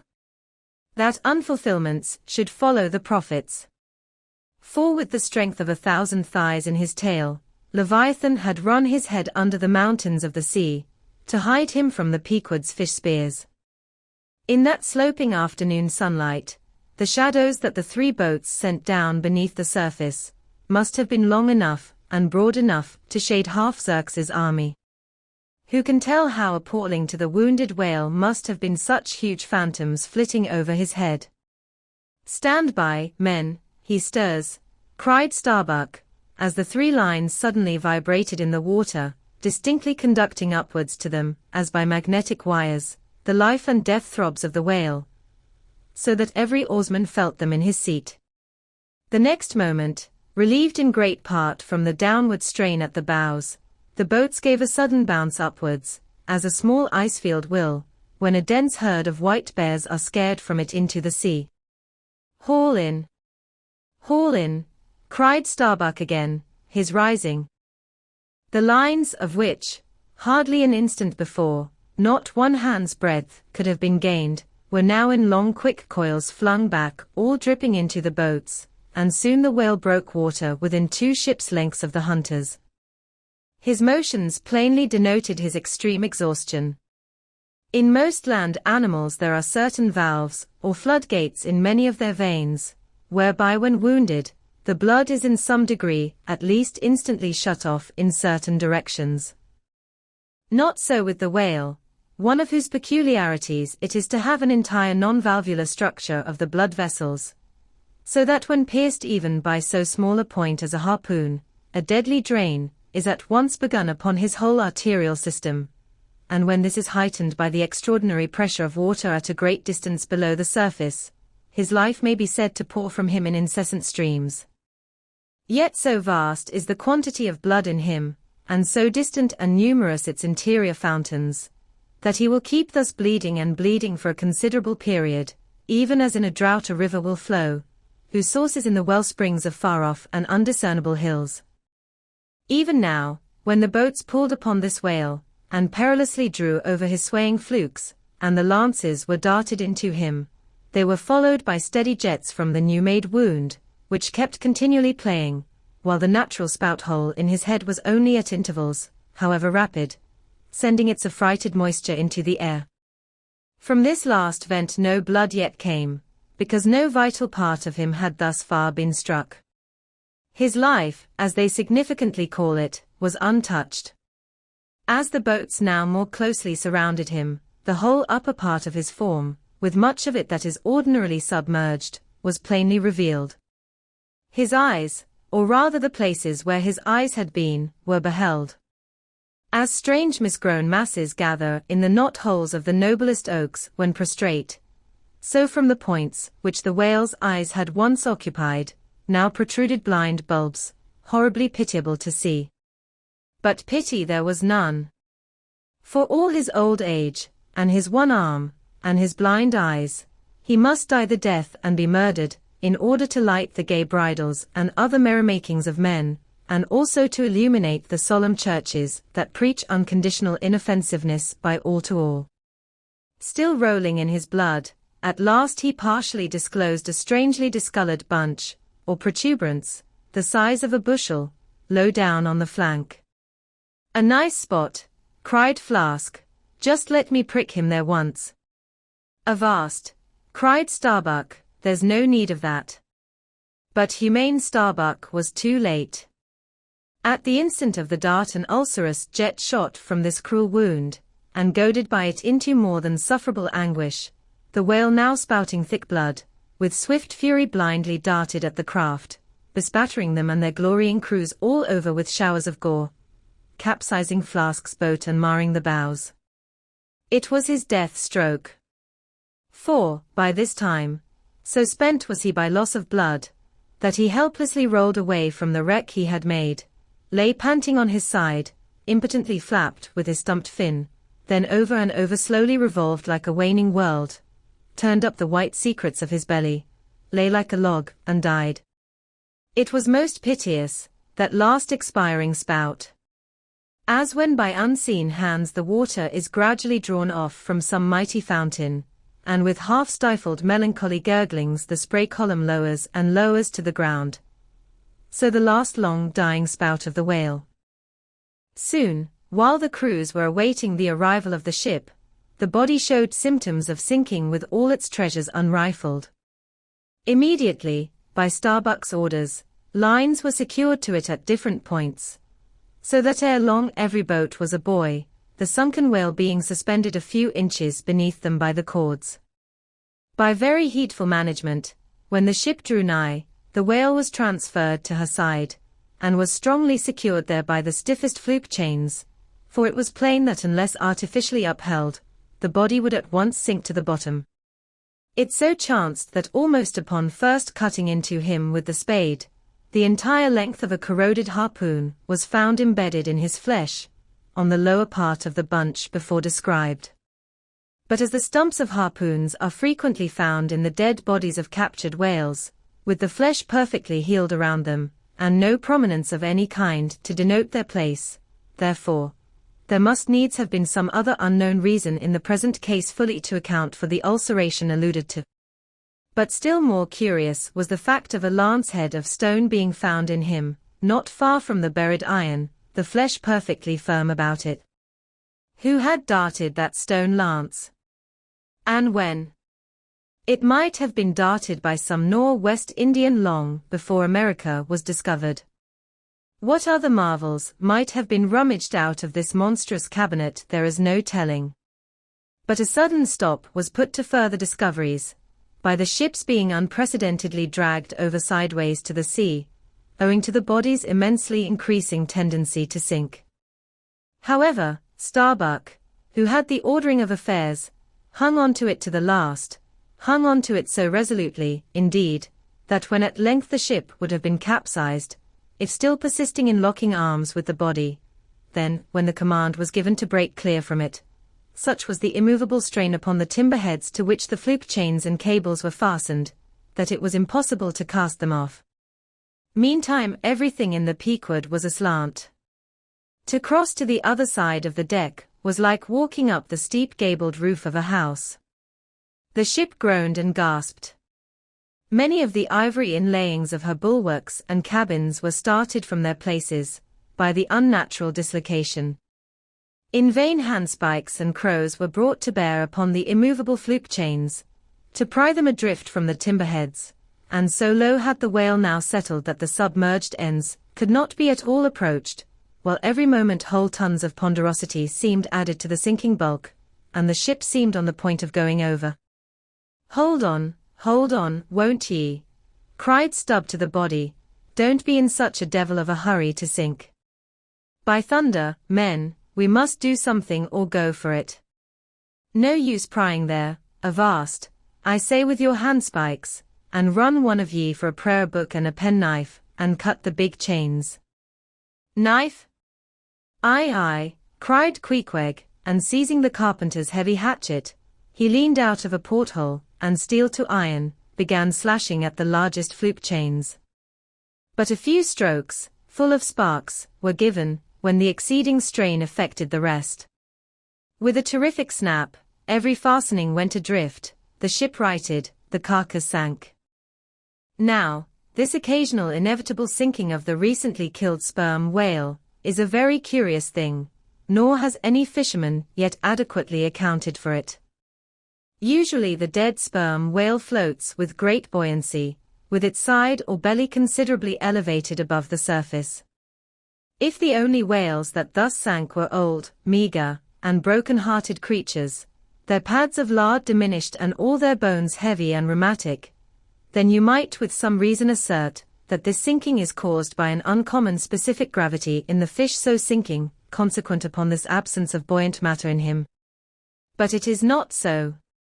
For young whales, in the highest health, and swelling with noble aspirations, prematurely cut off in the warm flush and May of life, with all their panting lard about them, even these brawny, buoyant heroes do sometimes sink.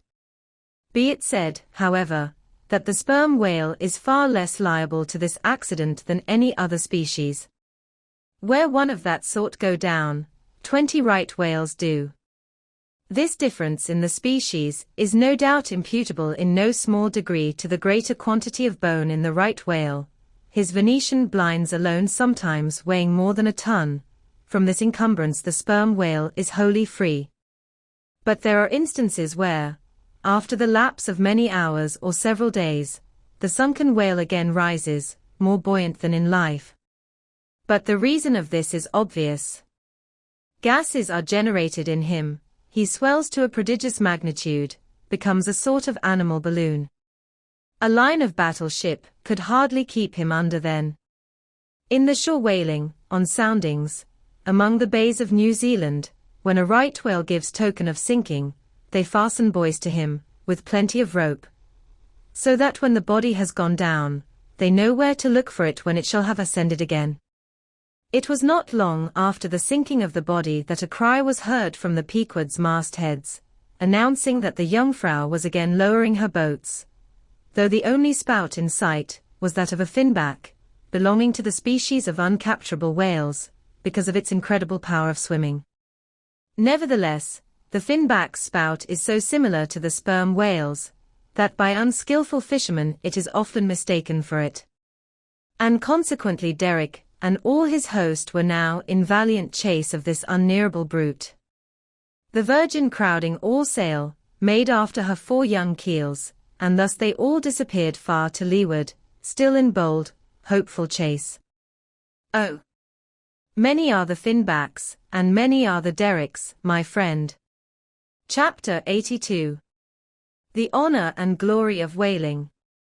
There are some enterprises in which a careful disorderliness is the true method. The more I dive into this matter of whaling, and push my researches up to the very springhead of it, so much the more am I impressed with its great honorableness and antiquity, and especially when I find so many great demigods and heroes, prophets of all sorts, who one way or other have shed distinction upon it. I am transported with the reflection that I myself belong, though but subordinately, to so emblazoned a fraternity. The gallant Perseus, a son of Jupiter, was the first whaleman, and to the eternal honor of our calling be it said, that the first whale attacked by our brotherhood was not killed with any sordid intent. Those were the knightly days of our profession, when we only bore arms to succor the distressed, and not to fill men's lamp feeders. Every one knows the fine story of Perseus and Andromeda, how the lovely Andromeda, the daughter of a king, was tied to a rock on the sea-coast, and as Leviathan was in the very act of carrying her off, Perseus, the prince of whalemen, intrepidly advancing, harpooned the monster, and delivered and married the maid. It was an admirable artistic exploit, rarely achieved by the best harpooneers of the present day, inasmuch as this Leviathan was slain at the very first dart. And let no man doubt this archite story, for in the ancient Joppa, now Jaffa, on the Syrian coast, in one of the pagan temples, there stood for many ages the vast skeleton of a whale, which the city's legends and all the inhabitants asserted to be the identical bones of the monster that Perseus slew. When the Romans took Joppa, the same skeleton was carried to Italy in triumph. What seems most singular and suggestively important in this story is this: it was from Joppa that Jonah set sail.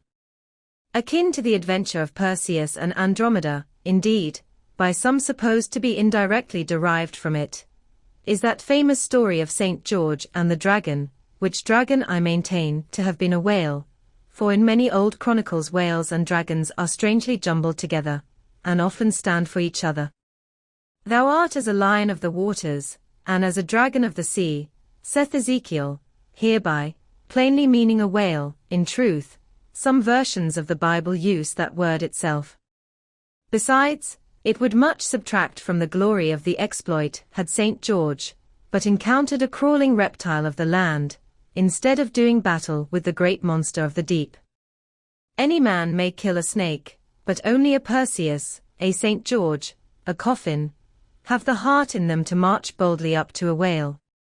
Let not the modern paintings of this scene mislead us, for though the creature encountered by that valiant whaleman of old is vaguely represented of a griffin-like shape, and though the battle is depicted on land and the saint on horseback, yet considering the great ignorance of those times, when the true form of the whale was unknown to artists, and considering that as in Perseus' case, St. George's whale might have crawled up out of the sea on the beach, and considering that the animal ridden by St. George might have been only a large seal, or sea-horse, bearing all this in mind, it will not appear altogether incompatible with the sacred legend and the ancientest drafts of the scene, to hold this so-called dragon no other than the great Leviathan himself.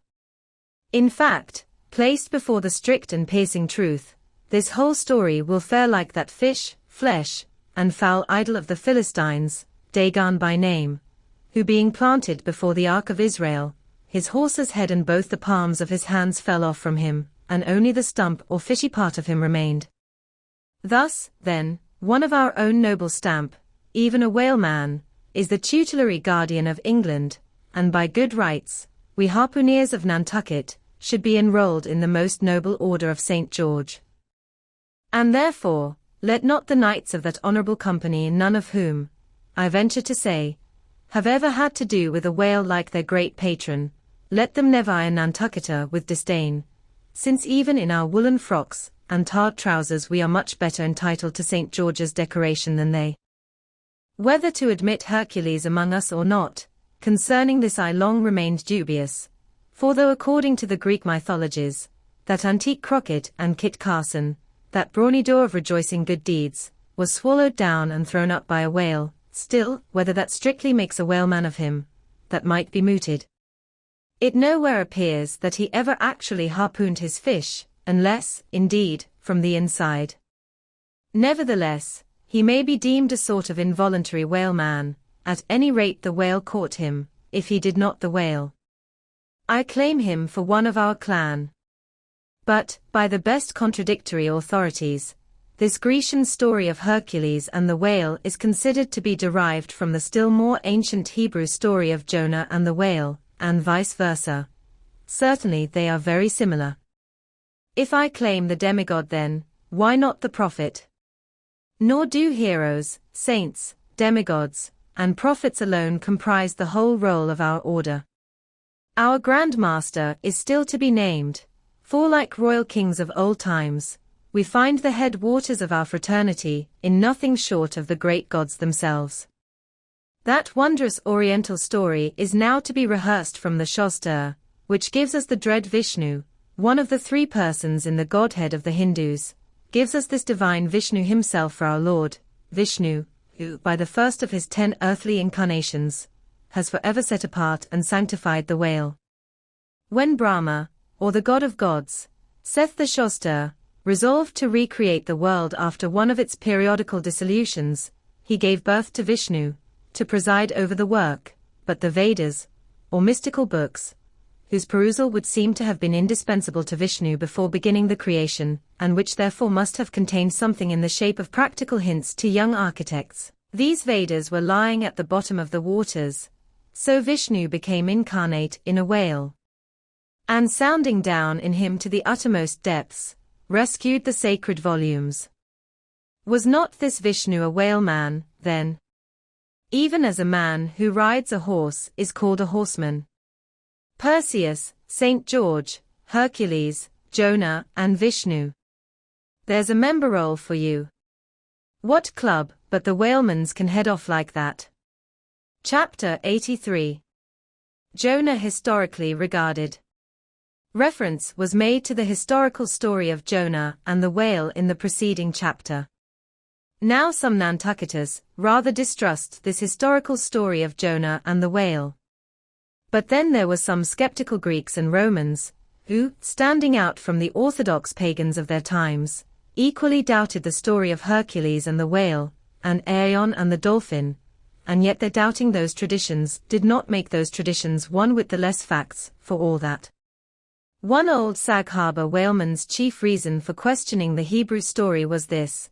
He had one of those quaint old-fashioned Bibles, embellished with curious, unscientific plates, one of which represented Jonah's whale with 2 spouts in his head.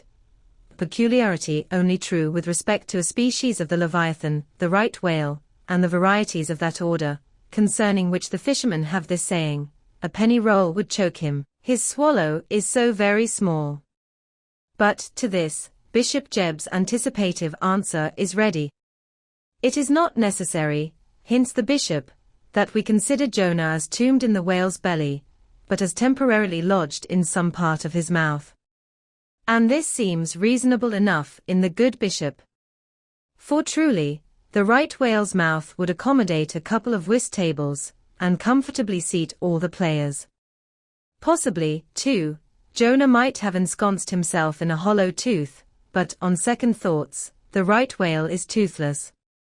Another reason which Sag Harbor, he went by that name, urged for his want of faith in this matter of the prophet, was something obscurely in reference to his incarcerated body and the whale's gastric juices. But this objection likewise falls to the ground, because a German exegetist supposes that Jonah must have taken refuge in the floating body of a dead whale, even as the French soldiers in the Russian campaign turned their dead horses into tents and crawled into them. Besides, it has been divined by other continental commentators that when Jonah was thrown overboard from the Joppa ship, he straightway effected his escape to another vessel nearby, some vessel with a whale for a figurehead, and I would add, possibly called the whale, as some craft are nowadays christened the shark, the gull, the eagle. Nor have there been wanting learned exegetists, who have opined that the whale mentioned in the book of Jonah merely meant a life preserver, an inflated bag of wind, which the endangered prophet swam to, and so was saved from a watery doom. Poor Sag Harbor, therefore, seems worsted all round. But he had still another reason for his want of faith. It was this, if I remember right. Jonah was swallowed by the whale in the Mediterranean Sea, and after 3 days he was vomited up somewhere within 3 days' journey of Nineveh, a city on the Tigris, very much more than 3 days' journey across from the nearest point of the Mediterranean coast. How is that? But was there no other way for the whale to land the prophet within that short distance of Nineveh? Yes. He might have carried him round by the way of the Cape of Good Hope. But not to speak of the passage through the whole length of the Mediterranean, and another passage up the Persian Gulf and Red Sea, such a supposition would involve the complete circumnavigation of all Africa in 3 days, not to speak of the Tigris waters, near the site of Nineveh, being too shallow for any whale to swim in. Besides, this idea of Jonah's weathering the Cape of Good Hope at so early a day would wrest the honor of the discovery of that great headland from Bartholomew Diaz, its reputed discoverer, and so make modern history a liar. But all these foolish arguments of old Sag Harbor only evinced his foolish pride of reason, a thing still more reprehensible in him, seeing that he had but little learning except what he had picked up from the sun and the sea. I say it only shows his foolish, impious pride, and abominable, devilish rebellion against the reverend clergy. For by a Portuguese Catholic priest, this very idea of Jonah's going to Nineveh via the Cape of Good Hope was advanced as a signal magnification of the general miracle. And so it was. Besides, to this day, the highly enlightened Turks devoutly believe in the historical story of Jonah. And some 3 centuries ago, an English traveler in Old Harris's Voyages speaks of a Turkish mosque built in honor of Jonah, in which mosque was a miraculous lamp that burnt without any oil. Chapter 84. Pitch poling. To make them run easily and swiftly, the axles of carriages are anointed, and for much the same purpose, some whalers perform an analogous operation upon their boat. They grease the bottom. Nor is it to be doubted that as such a procedure can do no harm, it may possibly be of no contemptible advantage, considering that oil and water are hostile, that oil is a sliding thing, and that the object in view is to make the boat slide bravely. Queequeg believed strongly in anointing his boat, and one morning not long after the German ship Jungfrau disappeared, took more than customary pains in that occupation, crawling under its bottom, where it hung over the side, and rubbing in the unctuousness, as though diligently seeking to ensure a crop of hair from the craft's bald keel. He seemed to be working in obedience to some particular presentiment. Nor did it remain unwarranted by the event. Towards noon whales were raised, but so soon as the ship sailed down to them, they turned and fled with swift precipitancy, a disordered flight, as of Cleopatra's barges from Actium. Nevertheless, the boats pursued, and Stubbs was foremost. By great exertion, Tashtego at last succeeded in planting one iron, but the stricken whale, without at all sounding, still continued his horizontal flight, with added fleetness. Such unintermitted strainings upon the planted iron must sooner or later inevitably extract it. It became imperative to lance the flying whale, or be content to lose him. But to haul the boat up to his flank was impossible, he swam so fast and furious. What then remained? Of all the wondrous devices and dexterities, the sleights of hand and countless subtleties, to which the veteran whaleman is so often forced, none exceed that fine maneuver with the lance called pitchpoling. Small sword, or broad sword, in all its exercises boasts nothing like it. It is only indispensable with an inveterate running whale. Its grand fact and feature is the wonderful distance to which the long lance is accurately darted from a violently rocking, jerking boat, under extreme headway. Steel and wood included, the entire spear is some 10 or 12 feet in length. The staff is much slighter than that of the harpoon, and also of a lighter material, pine. It is furnished with a small rope called a warp, of considerable length, by which it can be hauled back to the hand after darting.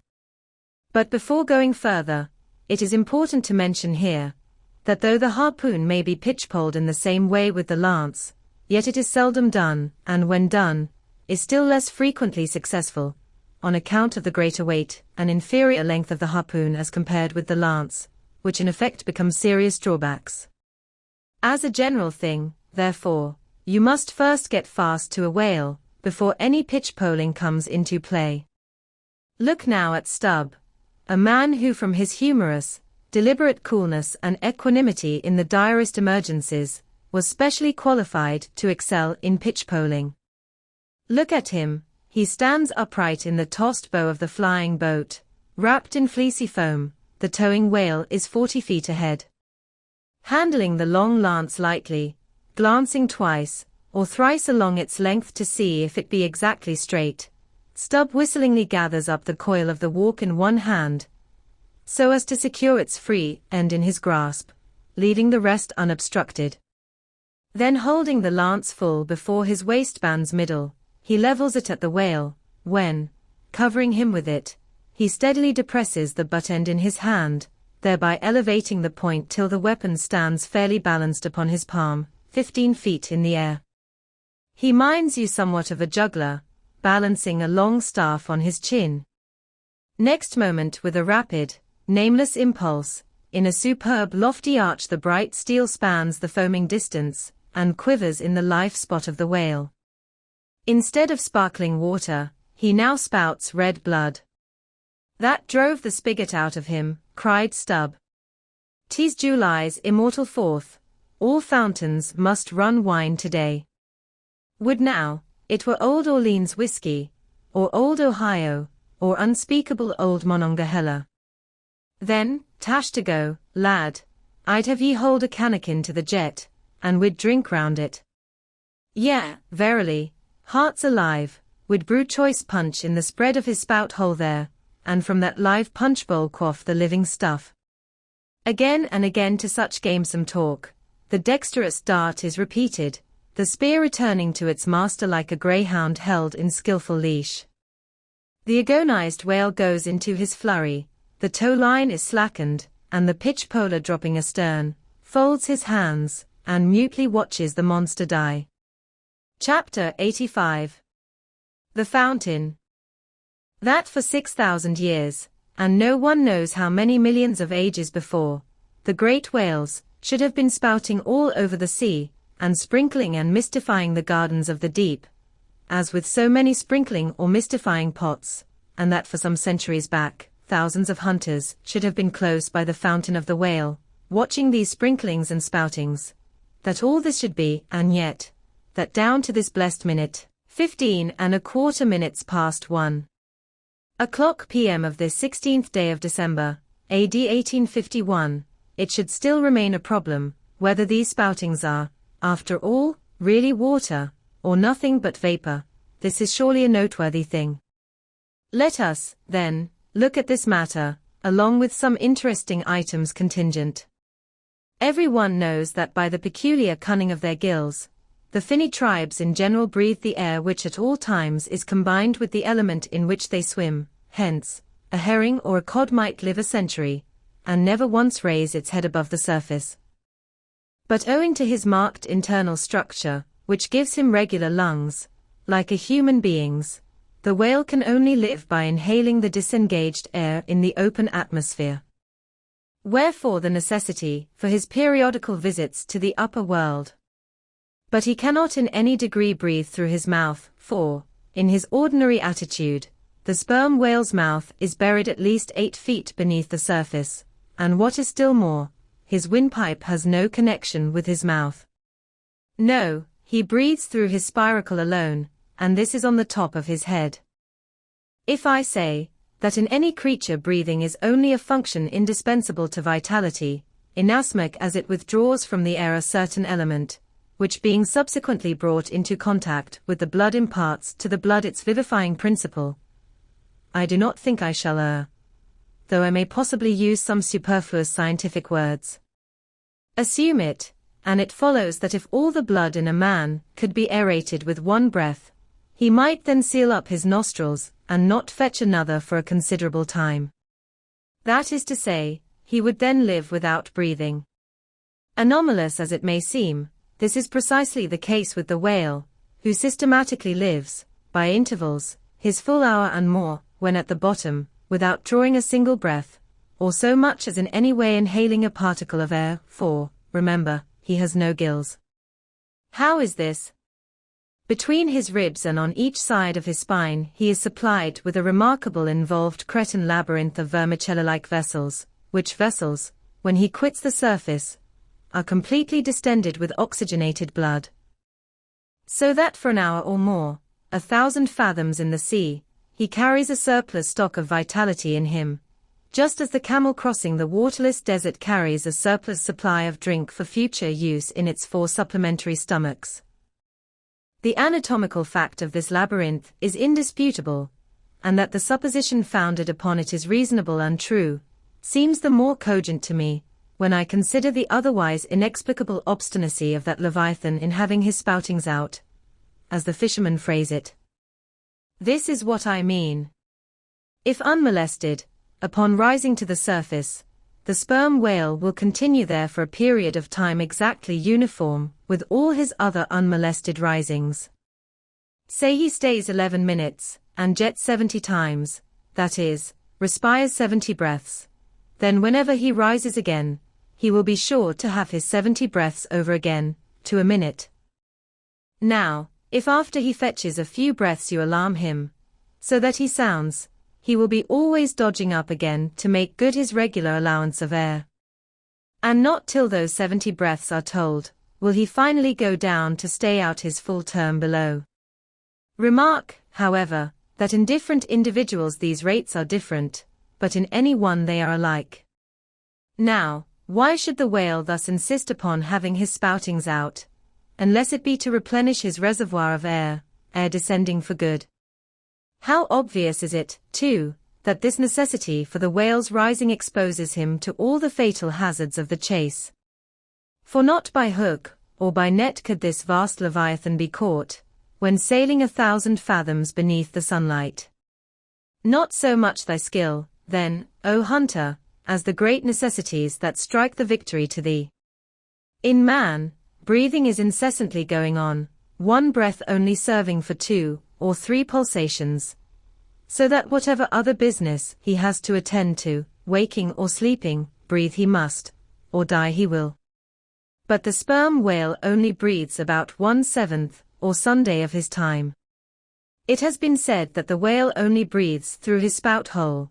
If it could truthfully be added that his spouts are mixed with water, then I opine we should be furnished with the reason why his sense of smell seems obliterated in him, for the only thing about him that at all answers to his nose is that identical spout hole, and being so clogged with 2 elements, it could not be expected to have the power of smelling. But owing to the mystery of the spout, whether it be water or whether it be vapor, no absolute certainty can as yet be arrived at on this head. Sure it is, nevertheless, that the sperm whale has no proper olfactories. But what does he want of them? No roses, no violets, no cologne water in the sea.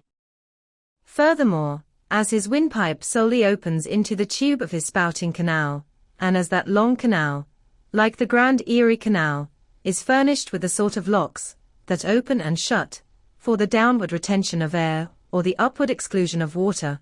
Therefore the whale has no voice, unless you insult him by saying that when he so strangely rumbles, he talks through his nose. But then again, what has the whale to say? Seldom have I known any profound being that had anything to say to this world, unless forced to stammer out something by way of getting a living. Oh, happy that the world is such an excellent listener. Now, the spouting canal of the sperm whale, chiefly intended as it is for the conveyance of air, and for several feet laid along, horizontally, just beneath the upper surface of his head, and a little to one side, this curious canal is very much like a gas pipe laid down in a city on one side of a street. But the question returns whether this gas pipe is also a water pipe, in other words, whether the spout of the sperm whale is the mere vapor of the exhaled breath, or whether that exhaled breath is mixed with water taken in at the mouth and discharged through the spiracle.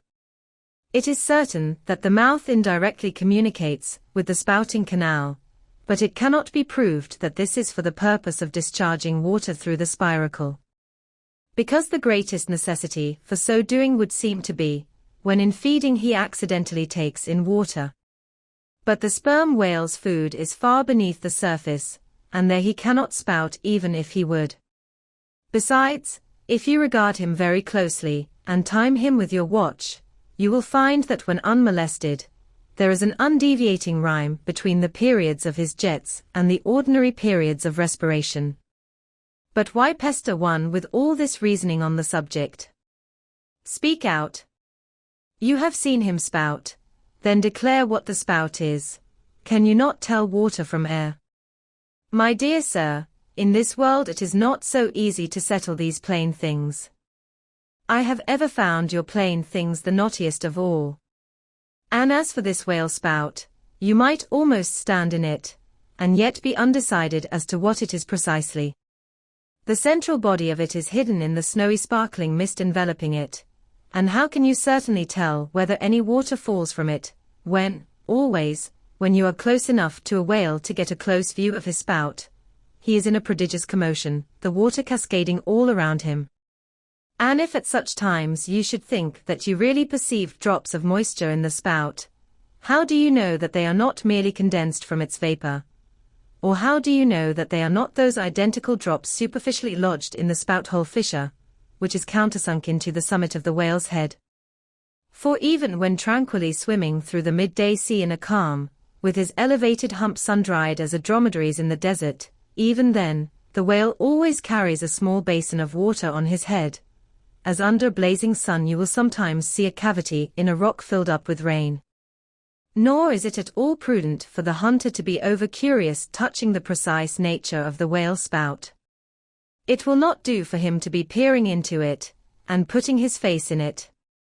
You cannot go with your pitcher to this fountain and fill it, and bring it away. For even when coming into slight contact with the outer, vapory shreds of the jet, which will often happen, your skin will feverishly smart, from the acridness of the thing so touching it. And I know one, who coming into still closer contact with the spout, whether with some scientific object in view, or otherwise, I cannot say, the skin peeled off from his cheek and arm. Wherefore, among whalemen, the spout is deemed poisonous, they try to evade it. Another thing, I have heard it said, and I do not much doubt it, that if the jet is fairly spouted into your eyes, it will blind you. The wisest thing the investigator can do then, it seems to me, is to let this deadly spout alone. Still, we can hypothesize, even if we cannot prove and establish. My hypothesis is this, that the spout is nothing but mist. And besides other reasons, to this conclusion I am impelled, by considerations touching the great inherent dignity and sublimity of the sperm whale. I account him no common, shallow being, inasmuch as it is an undisputed fact that he is never found on soundings, or near shores. All other whales sometimes are. He is both ponderous and profound. And I am convinced that from the heads of all ponderous profound beings, such as Plato, Pyrrho, the devil, Jupiter, Dante, and so on, there always goes up a certain semivisible steam, while in the act of thinking deep thoughts. While composing a little treatise on eternity, I had the curiosity to place a mirror before me, and ere long saw reflected there a curious involved worming and undulation in the atmosphere over my head. The invariable moisture of my hair, while plunged in deep thought, after 6 cups of hot tea in my thin shingled attic, of an August noon, this seems an additional argument for the above supposition. And how nobly it raises our conceit of the mighty, misty monster, to behold him solemnly sailing through a calm tropical sea, his vast, mild head overhung by a canopy of vapor, engendered by his incommunicable contemplations, and that vapor, as you will sometimes see it glorified by a rainbow, as if heaven itself had put its seal upon his thoughts. For, DEC, rainbows do not visit the clear air, they only irradiate vapor. And so, through all the thick mists of the dim doubts in my mind, divine intuitions now and then shoot, enkindling my fog with a heavenly ray. And for this I thank God, for all have doubts, many deny, but doubts or denials, few along with them, have intuitions. Doubts of all things earthly, and intuitions of some things heavenly, this combination makes neither believer nor infidel, but makes a man who regards them both with equal eye. Chapter 86. The Tail. Other poets have warbled the praises of the soft eye of the antelope, and the lovely plumage of the bird that never alights. Less celestial, I celebrate a tale. Reckoning the largest sized sperm whale's tail to begin at that point of the trunk where it tapers to about the girth of a man, it comprises upon its upper surface alone an area of at least 50 square feet. The compact round body of its root expands into 2 broad, firm, flat palms or flukes, gradually shoaling away to less than an inch in thickness. At the crotch or junction, these flukes slightly overlap, then sideways recede from each other like wings, leaving a wide vacancy between. In no living thing are the lines of beauty more exquisitely defined than in the crescentic borders of these flukes. At its utmost expansion in the full-grown whale, the tail will considerably exceed 20 feet across. The entire member seems a dense webbed bed of welded sinews, but cut into it, and you find that 3 distinct strata compose it: upper, middle, and lower. The fibers in the upper and lower layers are long and horizontal, those of the middle one, very short, and running crosswise between the outside layers. This triune structure, as much as anything else, imparts power to the tail. To the student of old Roman walls, the middle layer will furnish a curious parallel to the thin course of tiles always alternating with the stone in those wonderful relics of the antique, and which undoubtedly contribute so much to the great strength of the masonry. But as if this vast local power in the tendinous tail were not enough, the whole bulk of the Leviathan is knit over with a warp and woof of muscular fibers and filaments, which passing on either side the loins and running down into the flukes, insensibly blend with them, and largely contribute to their might. So that in the tail the confluent measureless force of the whole whale seems concentrated to a point. Could annihilation occur to matter, this were the thing to do it. Nor does this, its amazing strength, at all tend to cripple the graceful flexion of its motions, where infantileness of ease undulates through a titanism of power. On the contrary, those motions derive their most appalling beauty from it. Real strength never impairs beauty or harmony, but it often bestows it, and in everything imposingly beautiful, strength has much to do with the magic. Take away the tied tendons that all over seem bursting from the marble in the carved Hercules, and its charm would be gone. As devout Eckermann lifted the linen sheet from the naked corpse of Gertie, he was overwhelmed with the massive chest of the man, that seemed as a Roman triumphal arch. When Angelo paints even God the Father in human form, mark what robustness is there. And whatever they may reveal of the divine love in the Son, the soft, curled, hermaphroditical Italian pictures, in which his idea has been most successfully embodied, these pictures, so destitute as they are of all brawniness, hint nothing of any power, but the mere negative, feminine one of submission and endurance, which on all hands it is conceded, form the peculiar practical virtues of his teachings. Such is the subtle elasticity of the organ I treat of, that whether wielded in sport, or in earnest, or in anger, whatever be the mood it be in, its flexions are invariably marked by exceeding grace. Therein no fairy's arm can transcend it. 5 great motions are peculiar to it. First, when used as a fin for progression. Second, when used as a mace in battle. Third, in sweeping. Fourth, in lobtailing. Fifth, in peaking flukes. First, being horizontal in its position, the Leviathan's tail acts in a different manner from the tails of all other sea creatures. It never wriggles. In man or fish, wriggling is a sign of inferiority. To the whale, his tail is the sole means of propulsion.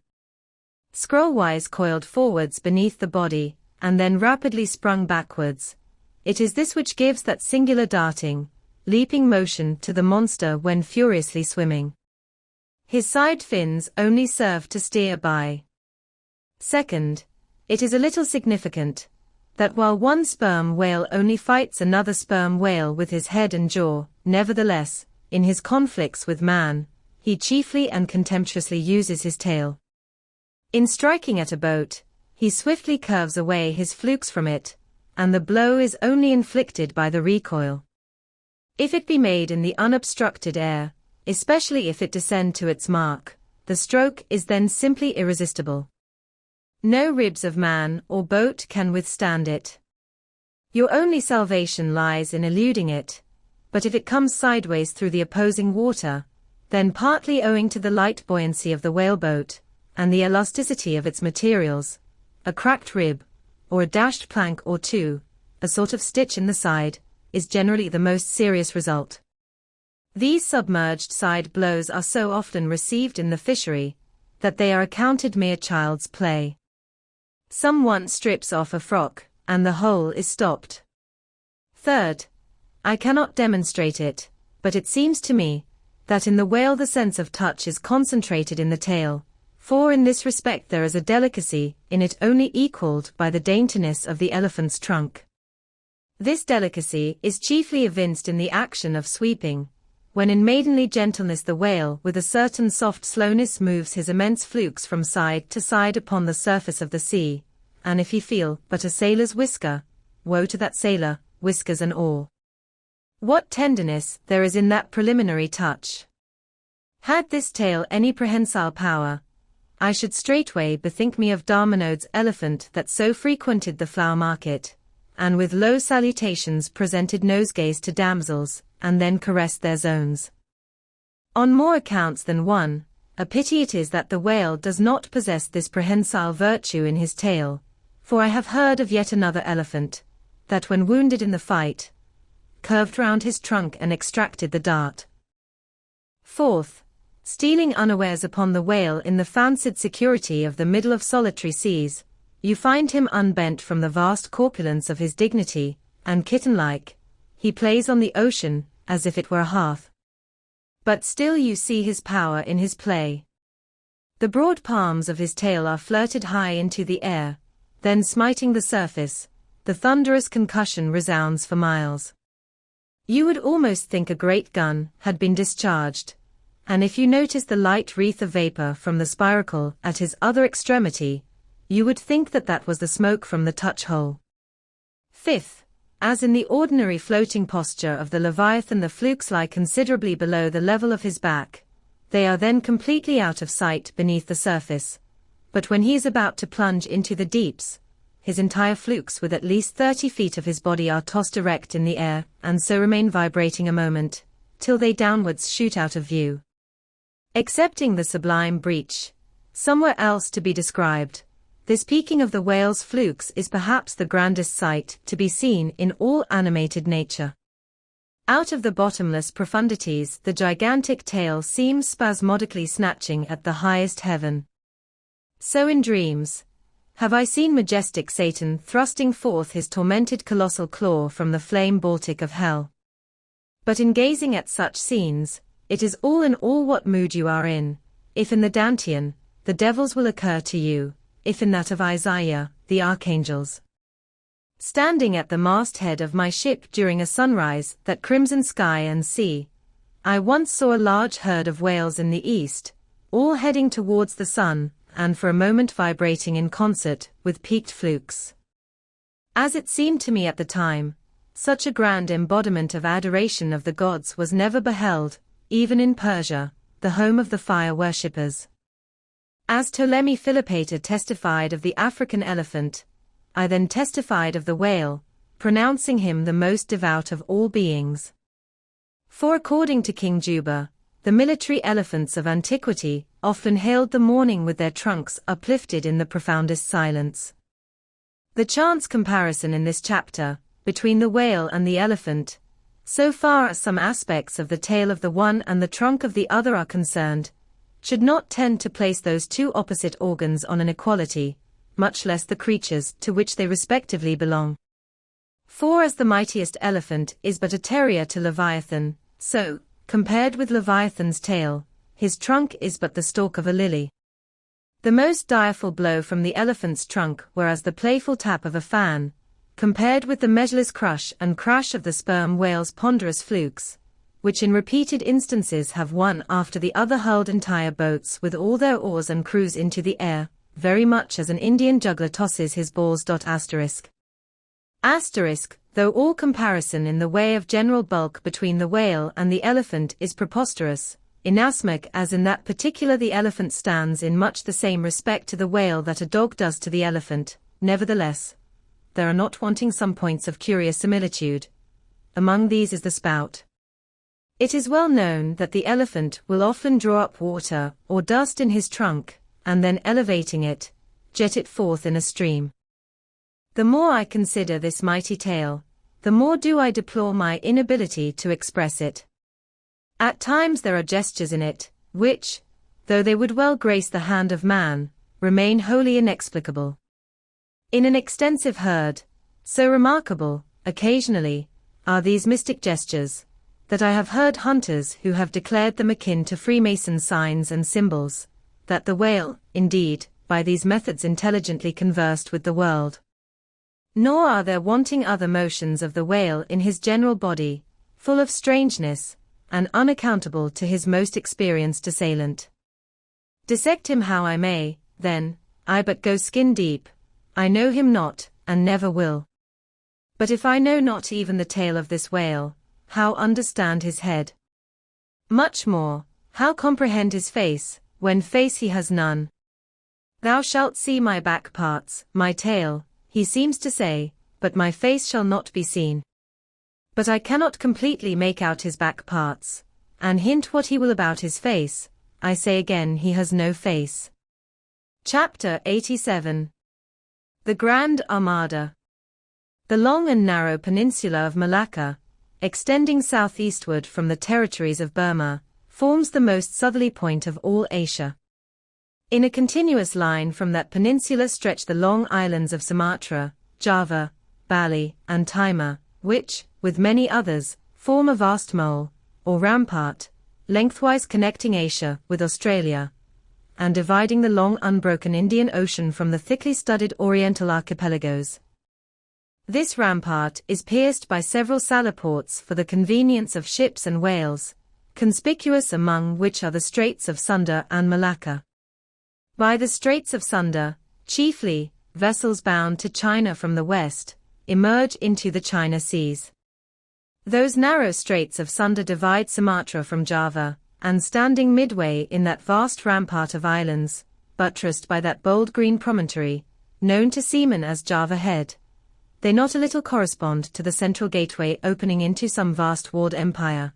And considering the inexhaustible wealth of spices, and silks, and jewels, and gold, and ivory, with which the 1,000 islands of that Oriental Sea are enriched, it seems a significant provision of nature, that such treasures, by the very formation of the land, should at least bear the appearance, however ineffectual, of being guarded from the all-grasping Western world.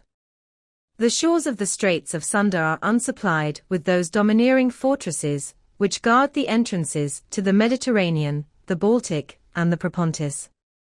Unlike the Danes, These Orientals do not demand the obsequious homage of lowered topsails from the endless procession of ships before the wind, which for centuries past, by night and by day, have passed between the islands of Sumatra and Java, freighted with the costliest cargoes of the East. But while they freely waive a ceremonial like this, they do by no means renounce their claim to more solid tribute. Time out of mind the piratical proas of the Malays, lurking among the low-shaded coves and islets of Sumatra, have sallied out upon the vessels sailing through the straits, fiercely demanding tribute, at the point of their spears. Though by the repeated bloody chastisements they have received at the hands of European cruisers, the audacity of these corsairs has of late been somewhat repressed, yet, even at the present day, we occasionally hear of English and American vessels, which, in those waters, have been remorselessly boarded and pillaged. With a fair, fresh wind, the Pequod was now drawing nigh to these straits, Ahab purposing to pass through them into the Jovan Sea, and thence, cruising northwards, over waters known to be frequented here and there by the sperm whale, sweep inshore by the Philippine Islands, and gain the far coast of Japan in time for the great whaling season there. By these means, the circumnavigating Pequod would sweep almost all the known sperm whale cruising grounds of the world, previous to descending upon the line in the Pacific, where Ahab, though everywhere else foiled in his pursuit, firmly counted upon giving battle to Moby Dick, in the sea he was most known to frequent, and at a season when he might most reasonably be presumed to be haunting it. But how now? In this zoned quest, does Ahab touch no land? Does his crew drink air? Surely, he will stop for water. Nay. For a long time, now, the circus-running sun has raced within his fiery ring, and needs no sustenance, but what's in himself. So Ahab. Mark this, too, in the whaler. While other hulls are loaded down with alien stuff, to be transferred to foreign wharves, the world-wandering whale ship carries no cargo, but herself and crew, their weapons and their wants. She has a whole lake's contents bottled in her ample hold. She is ballasted with utilities, not altogether with unusable piglead and kentlage. She carries years' water in her. Clear old prime Nantucket water, which, when 3 years afloat, the Nantucketer, in the Pacific, prefers to drink before the brackish fluid, but yesterday rafted off in casks, from the Peruvian or Indian streams. Hence it is, that, while other ships may have gone to China from New York, and back again, touching at a score of ports, the whale ship, in all that interval, may not have sighted one grain of soil, her crew having seen no man, but floating seamen like themselves. So that did you carry them the news that another flood had come, they would only answer, well, boys, here's the ark. Now, as many sperm whales had been captured off the western coast of Java, in the near vicinity of the Straits of Sunda, indeed, as most of the ground, round about, was generally recognized by the fishermen as an excellent spot for cruising, therefore, as the Pequod gained more and more upon Java Head, the lookouts were repeatedly hailed, and admonished to keep wide awake. But though the green palmy cliffs of the land soon loomed on the starboard bow, and with delighted nostrils the fresh cinnamon was snuffed in the air, yet not a single jet was descried. Almost renouncing all thought of falling in with any game hereabouts, the ship had well nigh entered the straits, when the customary cheering cry was heard from aloft, and ere long a spectacle of singular magnificence saluted us. But here be it premised, that owing to the unwearied activity with which of late they have been hunted over all 4 oceans, the sperm whales, instead of almost invariably sailing in small detached companies, as in former times, are now frequently met with in extensive herds, sometimes embracing so great a multitude, that it would almost seem as if numerous nations of them had sworn solemn league and covenant for mutual assistance and protection.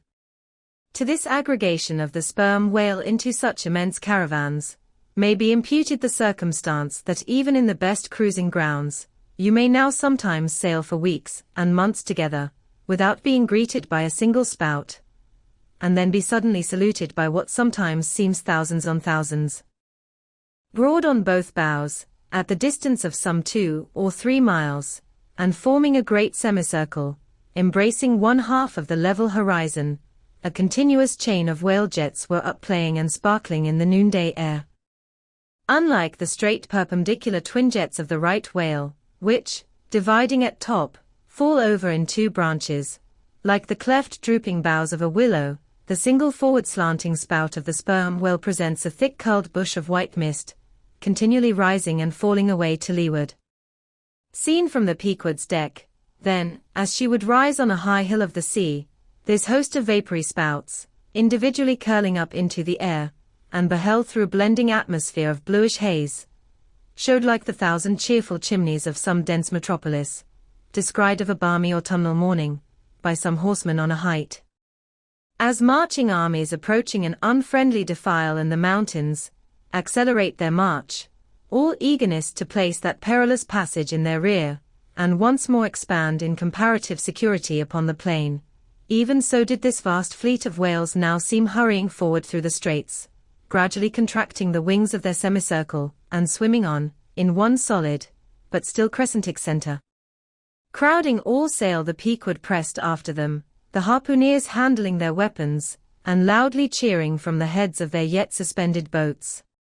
If the wind only held, little doubt had they, that chased through these straits of sunder, the vast host would only deploy into the oriental seas to witness the capture of not a few of their number. And who could tell whether, in that congregated caravan, Moby Dick himself might not temporarily be swimming, like the worshipped white elephant in the coronation procession of the Siamese. So with stun sail piled on stun sail, we sailed along, driving these leviathans before us, when, of a sudden, the voice of Tashtego was heard, loudly directing attention to something in our wake. Corresponding to the crescent in our van, we beheld another in our rear. It seemed formed of detached white vapors, rising and falling something like the spouts of the whales, only they did not so completely come and go, for they constantly hovered, without finally disappearing. Leveling his glass at this sight, Ahab quickly revolved in his pivot hole, crying, "Aloft there, and rig whips and buckets to wet the sails, Malays, sir, and after us." As if too long lurking behind the headlands, till the Pequod should fairly have entered the straits, these rascally Asiatics were now in hot pursuit, to make up for their overcautious delay. But when the swift Pequod, with a fresh leading wind, was herself in hot chase, how very kind of these tawny philanthropists to assist in speeding her on to her own chosen pursuit, mere riding whips and rowels to her, that they were. As with glass under arm, Ahab to and fro paced the deck, in his forward turn beholding the monsters he chased, and in the after one the bloodthirsty pirates chasing him. Some such fancy as the above seemed his. And when he glanced upon the green walls of the watery defile in which the ship was then sailing, and bethought him that through that gate lay the route to his vengeance, and beheld how that through that same gate he was now both chasing and being chased to his deadly end, and not only that, but a herd of remorseless wild pirates and inhuman atheistical devils were infernally cheering him on with their curses.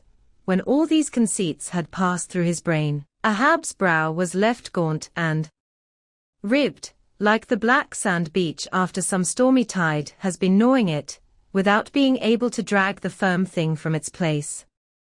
But thoughts like these troubled very few of the reckless crew, and when, after steadily dropping the pirates astern, the Pequod at last shot, by the vivid green cockatoo point on the Sumatra side, emerging at last upon the broad waters beyond, then the harpooneers seemed more to grieve that the swift whales had been gaining upon the ship, than to rejoice that the ship had so victoriously gained upon the Malays.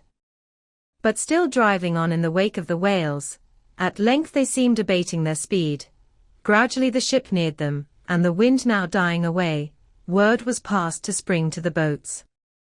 But no sooner did the herd, by some presumed wonderful instinct of the sperm whale, become notified of the 3 keels that were after them, though as yet a mile in their rear, than they rallied again, and forming in close ranks and battalions, so that the spouts all looked like flashing lines of stacked bayonets, moved on with redoubled velocity.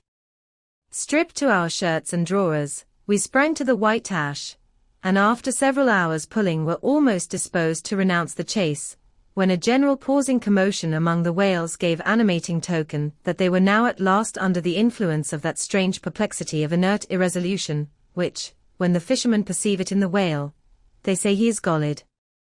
The compact martial columns in which they had been hitherto rapidly and steadily swimming, were now broken up in one measureless rout, and like King Porus' elephants in the Indian battle with Alexander, they seemed going mad with consternation.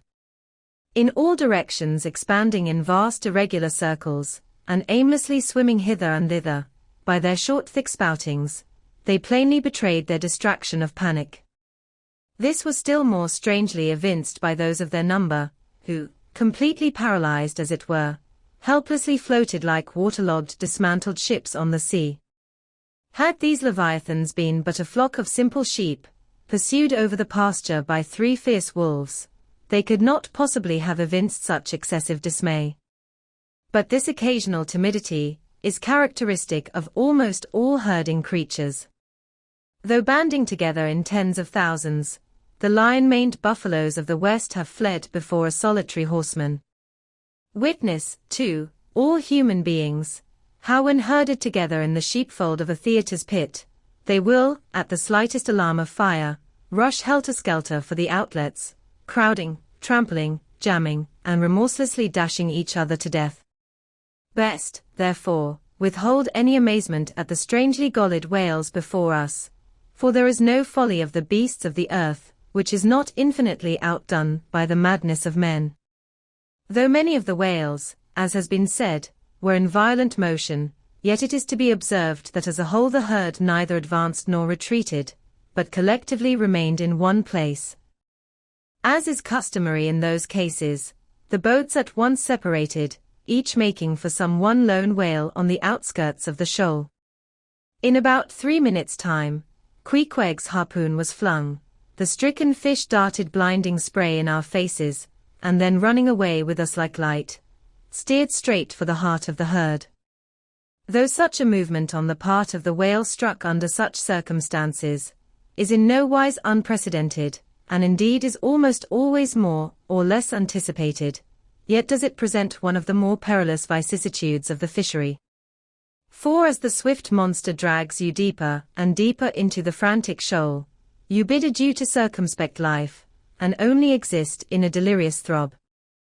As, blind and deaf, the whale plunged forward, as if by sheer power of speed to rid himself of the iron leech that had fastened to him, as we thus tore a white gash in the sea, on all sides menaced as we flew, by the crazed creatures to and fro rushing about us. Our beset boat was like a ship mobbed by ice isles in a tempest, and striving to steer through their complicated channels and straits, knowing not at what moment it may be locked in and crushed. But not a bit daunted, Queequeg steered us manfully, now sheering off from this monster directly across our route in advance, now edging away from that, whose colossal flukes were suspended overhead, while all the time, Starbuck stood up in the bows, lance in hand, pricking out of our way whatever whales he could reach by short darts, for there was no time to make long ones. Nor were the oarsmen quite idle, though their wonted duty was now altogether dispensed with. They chiefly attended to the shouting part of the business. "Out of the way, Commodore," cried one, to a great dromedary that of a sudden rose bodily to the surface, and for an instant threatened to swamp us. "Hard down with your tail, there," cried a second to another, which, close to our gunwale, seemed calmly cooling himself with his own fan-like extremity. All whaleboats carry certain curious contrivances, originally invented by the Nantucket Indians, called drugs. 2 thick squares of wood of equal size are stoutly clenched together, so that they cross each other's grain at right angles. A line of considerable length is then attached to the middle of this block, and the other end of the line being looped, it can in a moment be fastened to a harpoon. It is chiefly among golid whales that this drug is used. For then, more whales are close round you than you can possibly chase at one time. But sperm whales are not every day encountered, while you may, then, you must kill all you can. And if you cannot kill them all at once, you must wing them, so that they can be afterwards killed at your leisure. Hence it is, that at times like these the drug comes into requisition. Our boat was furnished with 3 of them. The first and second were successfully darted, and we saw the whales staggeringly running off, fettered by the enormous sidelong resistance of the towing drug. They were cramped like malefactors with the chain and ball. But upon flinging the third, in the act of tossing overboard the clumsy wooden block, it caught under one of the seats of the boat, and in an instant tore it out and carried it away, dropping the oarsman in the boat's bottom as the seat slid from under him. On both sides the sea came in at the wounded planks, but we stuffed 2 or 3 drawers and shirts in, and so stopped the leaks for the time. It had been next to impossible to dart these drugged harpoons, were it not that as we advanced into the herd, our whale's way greatly diminished, moreover, that as we went still further and further from the circumference of commotion, the direful disorders seemed waning. So that when at last the jerking harpoon drew out, and the towing whale sideways vanished, then, with the tapering force of his parting momentum, we glided between 2 whales into the innermost heart of the shoal, as if from some mountain torrent we had slid into a serene valley lake. Here the storms in the roaring glens between the outermost whales were heard but not felt. In this central expanse the sea presented that smooth satin-like surface, called a sleek, produced by the subtle moisture thrown off by the whale in his more quiet moods. Yes, we were now in that enchanted calm, which they say lurks at the heart of every commotion. And still in the distracted distance we beheld the tumults of the outer concentric circles, and saw successive pods of whales, 8 or 10 in each, swiftly going round and round, like multiplied spans of horses in a ring, and so closely shoulder to shoulder, that a titanic circus rider might easily have overarched the middle ones, and so have gone round on their backs. Owing to the density of the crowd of reposing whales, more immediately surrounding the embayed axis of the herd, no possible chance of escape was at present afforded us. We must watch for a breach in the living wall that hemmed us in, the wall that had only admitted us in order to shut us up.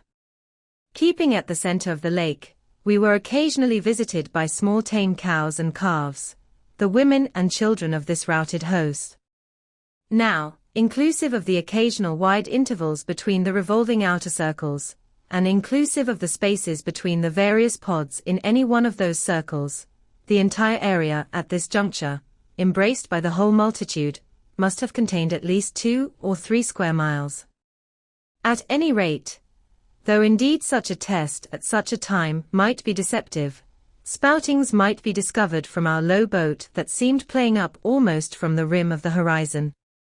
I mention this circumstance, because, as if the cows and calves had been purposely locked up in this innermost fold, and as if the wide extent of the herd had hitherto prevented them from learning the precise cause of its stopping, or, possibly, being so young, unsophisticated, and every way innocent and inexperienced, however it may have been, these smaller whales, now and then visiting our becalmed boat from the margin of the lake, evinced a wondrous fearlessness and confidence, or else a still becharmed panic, which it was impossible not to marvel at.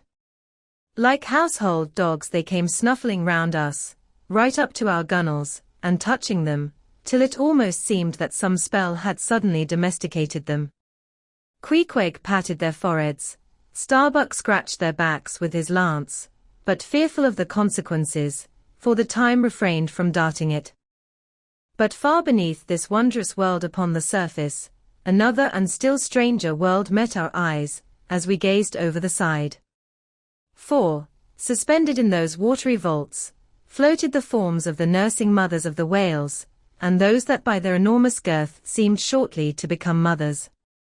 The lake, as I have hinted, was to a considerable depth exceedingly transparent, and as human infants while suckling will calmly and fixedly gaze away from the breast, as if leading 2 different lives at the time, and while yet drawing mortal nourishment, be still spiritually feasting upon some unearthly reminiscence, even so did the young of these whales seem looking up towards us, but not at us, as if we were but a bit of gulfweed in their newborn sight.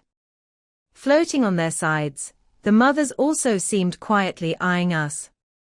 One of these little infants, that from certain queer tokens seemed hardly a day old, might have measured some 14 feet in length, and some 6 feet in girth. He was a little frisky, though as yet his body seemed scarce yet recovered from that irksome position it had so lately occupied in the maternal reticule, where, tail to head, and all ready for the final spring, the unborn whale lies bent like a Tartar's bow. The delicate side fins, and the palms of his flukes, still freshly retained the plaited crumpled appearance of a baby's ears newly arrived from foreign parts.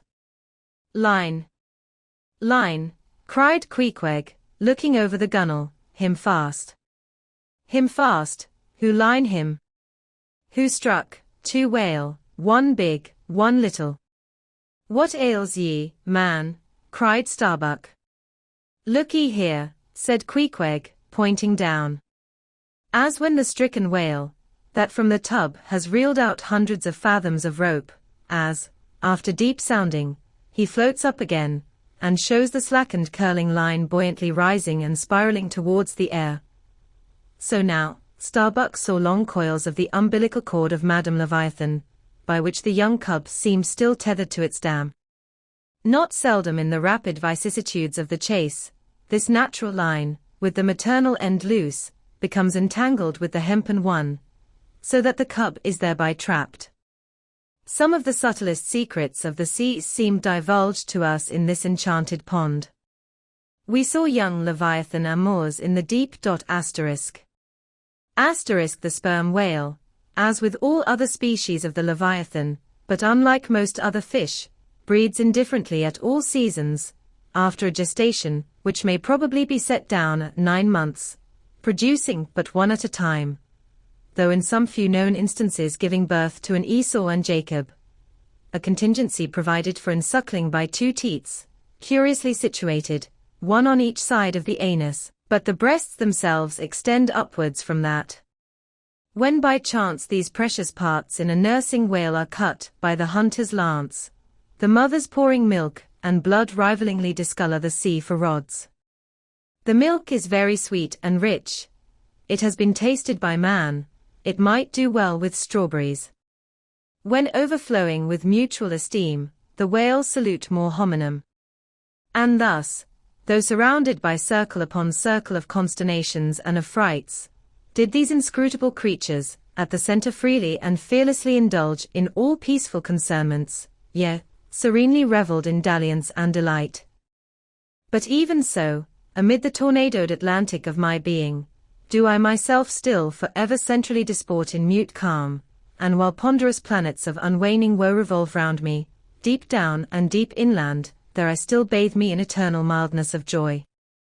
Meanwhile, as we thus lay entranced, the occasional sudden frantic spectacles in the distance evinced the activity of the other boats, still engaged in drugging the whales on the frontier of the host, or possibly carrying on the war within the first circle, where abundance of room and some convenient retreats were afforded them. But the sight of the enraged, drugged whales now and then blindly darting to and fro across the circles, was nothing to what at last met our eyes.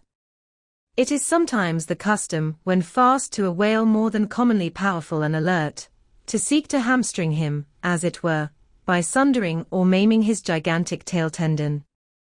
It is done by darting a short-handled cutting spade, to which is attached a rope for hauling it back again. A whale wounded, as we afterwards learned, in this part, but not effectually, as it seemed, had broken away from the boat, carrying along with him half of the harpoon line, and in the extraordinary agony of the wound, he was now dashing among the revolving circles like the lone-mounted desperado Arnold, at the Battle of Saratoga, carrying dismay wherever he went. But agonizing as was the wound of this whale, and an appalling spectacle enough, anyway, yet the peculiar horror with which he seemed to inspire the rest of the herd, was owing to a cause which at first the intervening distance obscured from us. But at length we perceived that by one of the unimaginable accidents of the fishery, this whale had become entangled in the harpoon line that he towed. He had also run away with the cutting spade in him, and while the free end of the rope attached to that weapon had permanently caught in the coils of the harpoon line round his tail, the cutting spade itself had worked loose from his flesh. So that, tormented to madness, he was now churning through the water, violently flailing with his flexible tail, and tossing the keen spade about him, wounding and murdering his own comrades. This terrific object seemed to recall the whole herd from their stationary fright. First, the whales forming the margin of our lake began to crowd a little, and tumble against each other, as if lifted by half-spent billows from afar. Then the lake itself began faintly to heave and swell. The submarine bridal chambers and nurseries vanished. In more and more contracting orbits, the whales in the more central circles began to swim in thickening clusters. Yes, the long calm was departing.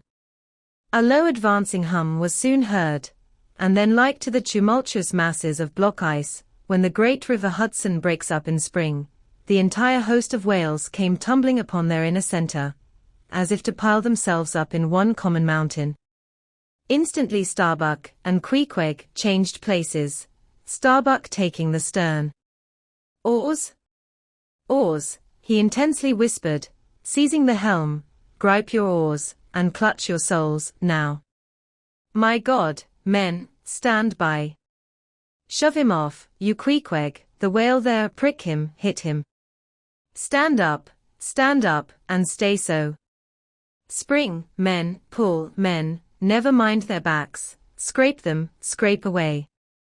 The boat was now all but jammed between two vast black bulks, leaving a narrow Dardanelles between their long lengths. But by desperate endeavor we at last shot into a temporary opening, then giving way rapidly, and at the same time earnestly watching for another outlet. After many similar hairbreadth escapes, we at last swiftly glided into what had just been one of the outer circles, but now crossed by random whales, all violently making for one center. This lucky salvation was cheaply purchased by the loss of Queequeg's hat, who, while standing in the bows to prick the fugitive whales, had his hat taken clean from his head by the eddy made by the sudden tossing of a pair of broad flukes close by.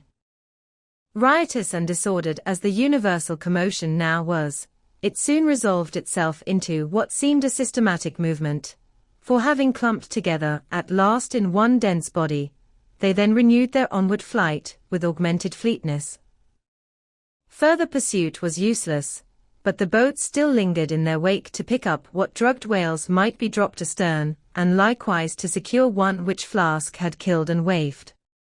The waif is a pennant pole, 2 or 3 of which are carried by every boat, and which, when additional game is at hand, are inserted upright into the floating body of a dead whale, both to mark its place on the sea, and also as token of prior possession, should the boats of any other ship draw near. The result of this lowering was somewhat illustrative of that sagacious saying in the fishery, "The more whales the less fish." Of all the drugged whales only one was captured. The rest contrived to escape for the time, but only to be taken, as will hereafter be seen, by some other craft than the Pequod. Chapter 88. Schools and Schoolmasters. The previous chapter gave account of an immense body, or herd of sperm whales, and there was also then given the probable cause inducing those vast aggregations. Now, though such great bodies are at times encountered, yet, as must have been seen, even at the present day, small detached bands are occasionally observed, embracing from 20 to 50 individuals each. Such bands are known as schools. They generally are of 2 sorts, those composed almost entirely of females, and those mustering none, but young vigorous males, or bulls, as they are familiarly designated. In cavalier attendance upon the school of females, you invariably see a male of full-grown magnitude, but not old, who, upon any alarm, evinces his gallantry by falling in the rear and covering the flight of his ladies. In truth, this gentleman is a luxurious Ottoman, swimming about over the watery world, surroundingly accompanied by all the solaces and endearments of the harem. The contrast between this Ottoman and his concubines is striking, because, while he is always of the largest leviathanic proportions, the ladies, even at full growth, are not more than 1/3 of the bulk of an average-sized male. They are comparatively delicate, indeed, I dare say, not to exceed half a dozen yards round the waist. Nevertheless, it cannot be denied that upon the whole they are hereditarily entitled to en bon point. It is very curious to watch this harem and its lord in their indolent ramblings. Like fashionables, they are forever on the move in leisurely search of variety. You meet them on the line in time for the full flower of the equatorial feeding season, having just returned, perhaps, from spending the summer in the northern seas, and so cheating summer of all unpleasant weariness and warmth. By the time they have lounged up and down the promenade of the equator a while, they start for the oriental waters in anticipation of the cool season there, and so evade the other excessive temperature of the year. When serenely advancing on one of these journeys, if any strange suspicious sights are seen, my Lord Whale keeps a wary eye on his interesting family. Should any unwarrantably pert young Leviathan coming that way presume to draw confidentially close to one of the ladies, with what prodigious fury the Bashor assails him, and chases him away. High times, indeed, if unprincipled young rakes like him are to be permitted to invade the sanctity of domestic bliss. Though do what the Bashor will, he cannot keep the most notorious Lothario out of his bed, for, alas, all fish bed in common. As ashore, the ladies often cause the most terrible duels among their rival admirers, just so with the whales, who sometimes come to deadly battle, and all for love. They fence with their long lower jaws, sometimes locking them together, and so striving for the supremacy like elks that warringly interweave their antlers. Not a few are captured having the deep scars of these encounters, furrowed heads, broken teeth, scalloped fins, and in some instances, wrenched and dislocated mouths. But supposing the invader of domestic bliss to betake himself away, at the first rush of the harem's lord, then is it very diverting to watch that lord. Gently he insinuates his vast bulk among them again, and revels there a while, still in tantalizing vicinity, to young Lothario, like pious Solomon devoutly worshipping among his 1,000 concubines. Granting other whales to be in sight, the fisherman will seldom give chase to one of these Grand Turks, for these Grand Turks are too lavish of their strength, and hence their unctuousness is small. As for the sons and the daughters they beget, why, those sons and daughters must take care of themselves, at least, with only the maternal help. For like certain other omnivorous roving lovers that might be named, my Lord Whale has no taste for the nursery, however much for the bower, and so, being a great traveler, he leaves his anonymous babies all over the world, every baby an exotic. In good time, nevertheless, as the ardor of youth declines, as years and dumps increase, as reflection lends her solemn pauses, in short, as a general lassitude overtakes the sated Turk, then a love of ease and virtue supplants the love for maidens. Our Ottoman enters upon the impotent, repentant, admonitory stage of life, forswears, disbands the harem, and grown to an exemplary, sulky old soul, goes about all alone among the meridians and parallels saying his prayers, and warning each young Leviathan from his amorous errors. Now, as the harem of whales is called by the fishermen a school, so is the lord and master of that school technically known as the schoolmaster. It is therefore not in strict character, however admirably satirical, that after going to school himself, he should then go abroad inculcating not what he learned there, but the folly of it. His title, schoolmaster, would very naturally seem derived from the name bestowed upon the harem itself, but some have surmised that the man who first thus entitled this sort of Ottoman whale, must have read the memoirs of Vidocq, and informed himself what sort of a country schoolmaster that famous Frenchman was in his younger days, and what was the nature of those occult lessons he inculcated into some of his pupils. The same secludedness and isolation, to which the schoolmaster whale betakes himself, in his advancing years, is true of all aged sperm whales. Almost universally, a lone whale, as a solitary leviathan is called, proves an ancient one. Like venerable moss-bearded Daniel Boone, he will have no one near him but nature herself, and her he takes to wife in the wilderness of waters, and the best of wives she is, though she keeps so many moody secrets. The schools composing none but young and vigorous males, previously mentioned, offer a strong contrast to the harem schools.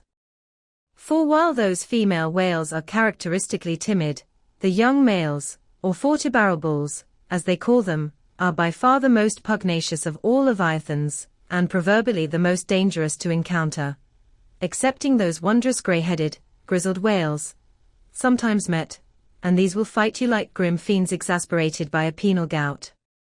The forty-barrel bull schools are larger than the harem schools. Like a mob of young collegians, they are full of fight, fun, and wickedness, tumbling round the world at such a reckless, rollicking rate, that no prudent underwriter would insure them any more than he would a riotous lad at Yale or Harvard. They soon relinquish this turbulence though, and when about 3/4 grown, break up, and separately go about in quest of settlements, that is, harems. Another point of difference between the male and female schools is still more characteristic of the sexes. Say you strike a forty-barrel bull, poor devil. All his comrades quit him. But strike a member of the harem school, and her companions swim around her with every token of concern, sometimes lingering so near her and so long, as themselves to fall a prey. Chapter 89. Fast fish and loose fish. The allusion to the waif and waif poles in the last chapter, but one, necessitates some account of the laws and regulations of the whale fishery, of which the waif may be deemed the grand symbol and badge. It frequently happens that when several ships are cruising in company, a whale may be struck by one vessel, then escape, and be finally killed and captured by another vessel, and herein are indirectly comprised many minor contingencies, all partaking of this one grand feature. For example, after a weary and perilous chase and capture of a whale, the body may get loose from the ship by reason of a violent storm, and drifting far away to leeward, be retaken by a second whaler, who in a calm snugly tows it alongside, without risk of life or line. Thus the most vexatious and violent disputes would often arise between the fishermen, were there not some written or unwritten, universal, undisputed law applicable to all cases. Perhaps the only formal whaling code authorized by legislative enactment was that of Holland. It was decreed by the States General in AD 1695. But though no other nation has ever had any written whaling law, yet the American fishermen have been their own legislators and lawyers in this matter. They have provided a system which for terse comprehensiveness surpasses Justinian's Pandects, and the bylaws of the Chinese Society for the suppression of meddling with other people's business. Yes, these laws might be engraven on a Queen Anne's farthing, or the barb of a harpoon, and worn round the neck, so small are they. A fast fish belongs to the party fast to it. 2. A loose fish is fair game for anybody who can soonest catch it. But what plays the mischief with this masterly code is the admirable brevity of it, which necessitates a vast volume of commentaries to expound it. First, what is a fast fish? Alive or dead a fish is technically fast, when it is connected with an occupied ship or boat, by any medium at all controllable by the occupant or occupants, a mast, an oar, a 9-inch cable, a telegraph wire, or a strand of cobweb, it is all the same. Likewise a fish is technically fast when it bears a waif, or any other recognized symbol of possession, so long as the party waifing it plainly evince their ability, at any time, to take it alongside, as well as their intentions so to do. These are scientific commentaries, but the commentaries of the whalemen themselves sometimes consist in hard words and harder knocks, the Coke upon Littleton of the 5th. True, among the more upright and honorable whalemen allowances are always made for peculiar cases, where it would be an outrageous moral injustice for one party to claim possession of a whale previously chased or killed by another party. But others are by no means so scrupulous. Some 50 years ago there was a curious case of whale trover litigated in England, wherein the plaintiffs set forth that after a hard chase of a whale in the northern seas, and when indeed they, the plaintiffs, had succeeded in harpooning the fish, they were at last, through peril of their lives, obliged to forsake not only their lines, but their boat itself.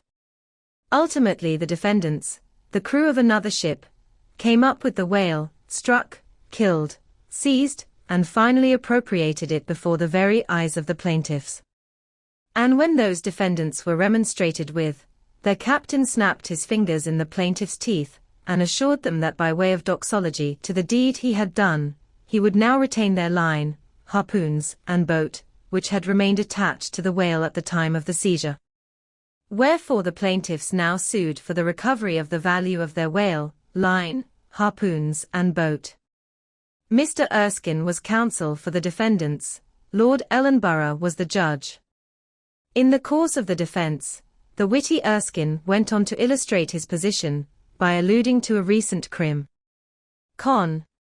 case, wherein a gentleman, after in vain trying to bridle his wife's viciousness, had at last abandoned her upon the seas of life, but in the course of years, repenting of that step, he instituted an action to recover possession of her.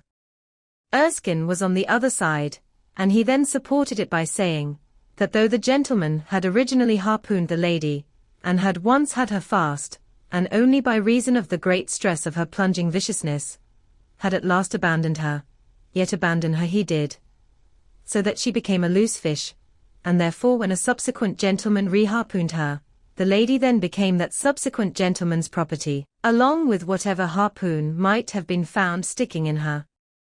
Now in the present case Erskine contended that the examples of the whale and the lady were reciprocally illustrative of each other. These pleadings, and the counter-pleadings, being duly heard, the very learned judge in set terms decided, to wit, that as for the boat, he awarded it to the plaintiffs, because they had merely abandoned it to save their lives, but that with regard to the controverted whale, harpoons, and line, they belonged to the defendants, the whale, because it was a loose fish at the time of the final capture, and the harpoons and line because when the fish made off with them the fish, acquired a property in those articles, and hence anybody who afterwards took the fish had a right to them. Now the defendants afterwards took the fish, ergo, the aforesaid articles were theirs. A common man looking at this decision of the very learned judge, might possibly object to it. But ploughed up to the primary rock of the matter, the two great principles laid down in the twin whaling laws previously quoted, and applied and elucidated by Lord Ellenborough, in the above-cited case. These two laws touching fast fish and loose fish, I say, will, on reflection, be found the fundamentals of all human jurisprudence, for notwithstanding its complicated tracery of sculpture, the temple of the law, like the temple of the Philistines, has but two props to stand on.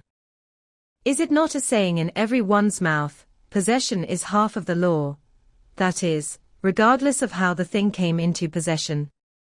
But often possession is the whole of the law. What are the sinews and souls of Russian serfs and Republican slaves, but fast fish, whereof possession is the whole of the law? What to the rapacious landlord is the widow's last mite, but a fast fish? What is yonder undetected villain's marble mansion with a door-plate for a waif? What is that but a fast fish?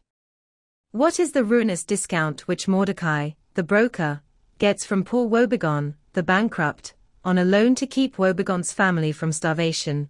What is that ruinous discount but a fast fish?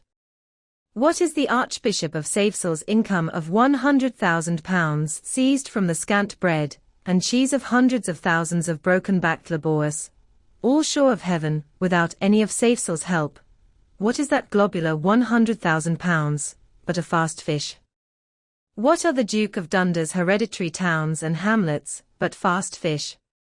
What to that redoubt harpooner, John Bull, is poor Ireland but a fast fish? What to that apostolic lancer, Brother Jonathan, is Texas but a fast fish? And concerning all these, is not possession the whole of the law? But if the doctrine of fast fish be pretty generally applicable, the kindred doctrine of loose fish is still more widely so. that is internationally and universally applicable. What was America in 1492 but a loose fish, in which Columbus struck the Spanish standard by way of waifing it for his royal master and mistress? What was Poland to the Tsar? What Greece to the Turk? What India to England? What at last will Mexico be to the United States? All loose fish. What are the rights of man and the liberties of the world but loose fish? What all men's minds and opinions but loose fish? What is the principle of religious belief in them but a loose fish? What to the ostentatious smuggling verbalists are the thoughts of thinkers but loose fish? What is the great globe itself but a loose fish? And what are you, reader, but a loose fish and a fast fish, too? Chapter 90. Heads or tails? De Bellina vero sufficit, si rex habet caput, et regina cordum. Bracton, L. 3, c. 3. Latin from the books of the laws of England, which taken along with the context, means, that of all whales captured by anybody on the coast of that land, the king, as honorary grand harpooner, must have the head, and the queen be respectfully presented with the tail. A division which, in the whale, is much like halving an apple, there is no intermediate remainder. Now as this law, under a modified form, is to this day in force in England, and as it offers in various respects a strange anomaly touching the general law of fast and loose fish, it is here treated of in a separate chapter, on the same courteous principle that prompts the English railways to be at the expense of a separate car, specially reserved for the accommodation of royalty.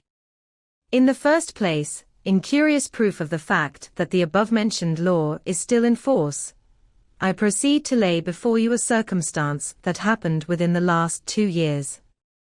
It seems that some honest mariners of Dover, or Sandwich, or some one of the Cinque Ports, had after a hard chase succeeded in killing and beaching a fine whale which they had originally descried afar off from the shore.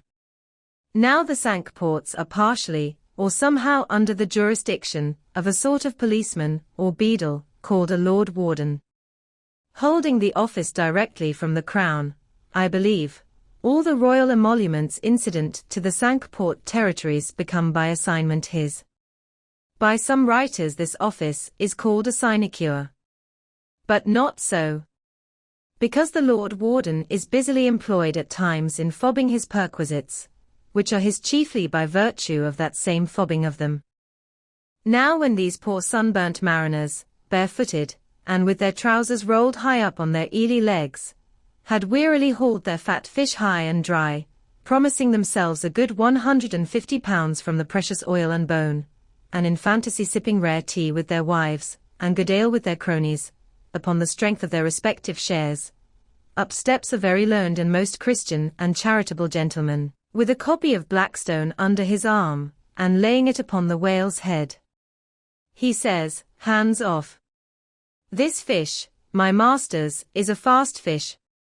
I seize it as the Lord Warden's. Upon this the poor mariners in their respectful consternation, so truly English, knowing not what to say, fall to vigorously scratching their heads all round, meanwhile ruefully glancing from the whale to the stranger. But that did in no wise mend the matter, or at all soften the hard heart of the learned gentleman with the copy of Blackstone. At length one of them, after long scratching about for his ideas, made bold to speak. Please, sir, who is the Lord Warden? The Duke.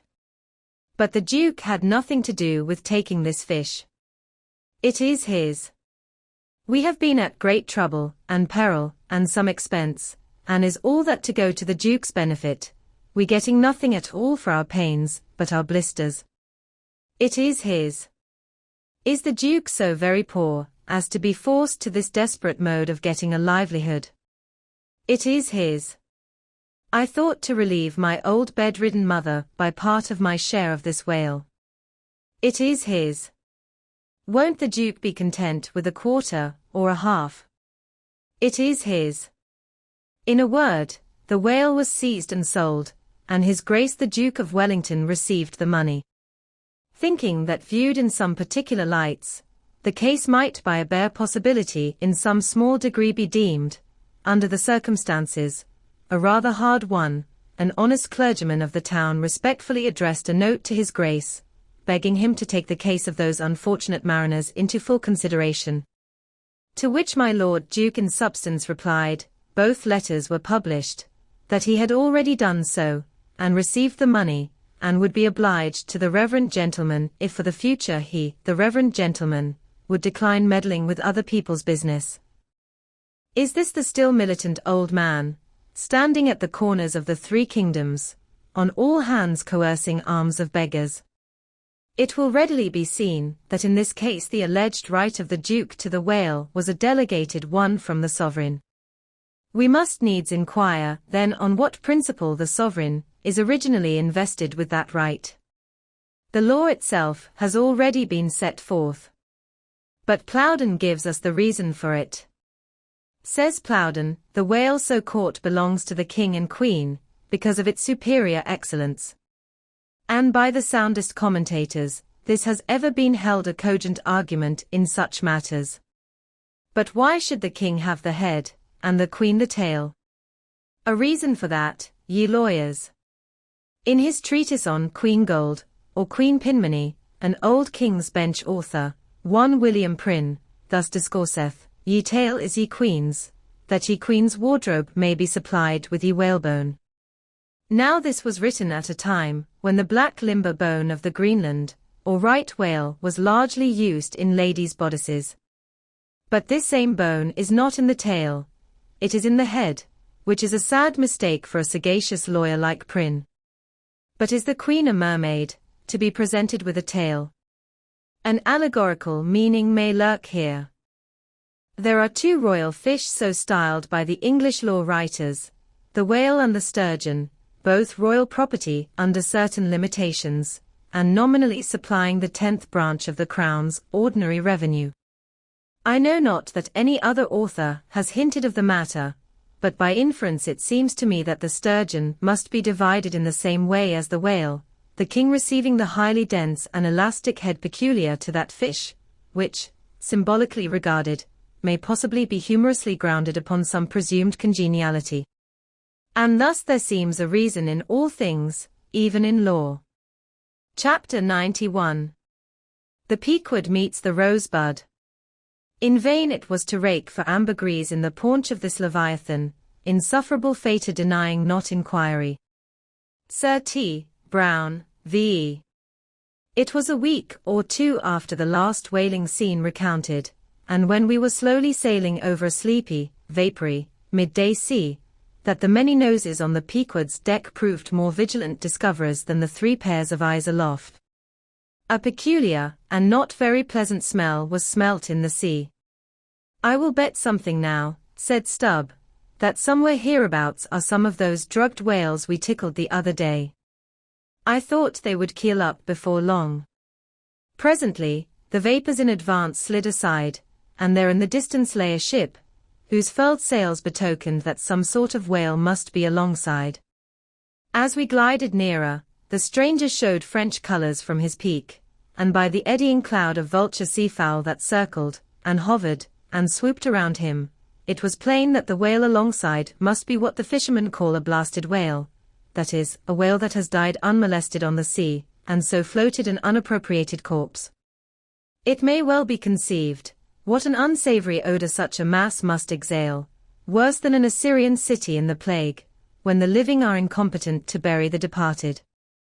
So intolerable indeed is it regarded by some, that no cupidity could persuade them to moor alongside of it.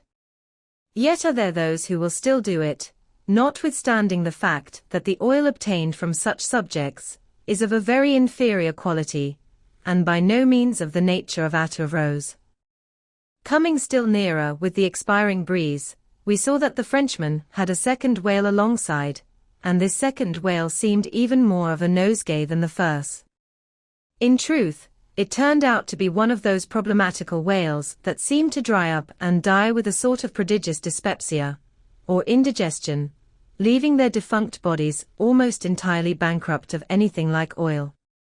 Nevertheless, in the proper place, we shall see that no knowing fisherman will ever turn up his nose at such a whale as this, however much he may shun blasted whales in general. The Pequod had now swept so nigh to the stranger, that Stubb vowed he recognized his cutting spade pole entangled in the lines that were knotted round the tail of one of these whales. "There's a pretty fellow, now," he banteringly laughed, "standing in the ship's bows, there's a jackal for ye. I well know that these crapos of Frenchmen are but poor devils in the fishery, sometimes lowering their boats for breakers, mistaking them for sperm whale spouts, yes, and sometimes sailing from their port with their hold full of boxes of tallow candles, and cases of snuffers, foreseeing that all the oil they will get won't be enough to dip the captain's wick into. Aye, we all know these things, but look ye, here's a crapo that is content with our leavings, the drugged whale there, I mean. Aye, and is content too, with scraping the dry bones of that other precious fish he has there. Poor devil. I say, pass round a hat, some one, and let's make him a present of a little oil for dear charity's sake. For what oil he'll get from that drugged whale there, wouldn't be fit to burn in a jail, no, not in a condemned cell.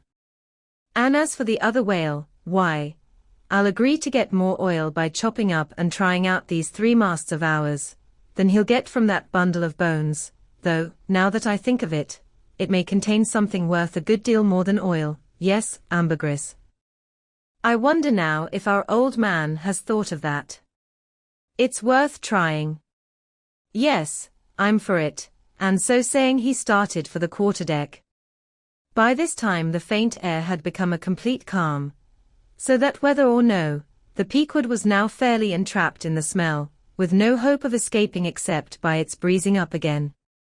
Issuing from the cabin, Stubb now called his boat's crew, and pulled off for the stranger. Drawing across her bow, he perceived that in accordance with the fanciful French taste, the upper part of her stempiece was carved in the likeness of a huge drooping stalk, was painted green, and for thorns had copper spikes projecting from it here and there, the whole terminating in a symmetrical folded bulb of a bright red color. Upon her headboards, in large gilt letters, he read Boughton de Rose, Rose Button, or Rosebud, and this was the romantic name of this aromatic ship. Though Stubb did not understand the Boughton part of the inscription, yet the word rose, and the bulbous figurehead put together, sufficiently explained the whole to him.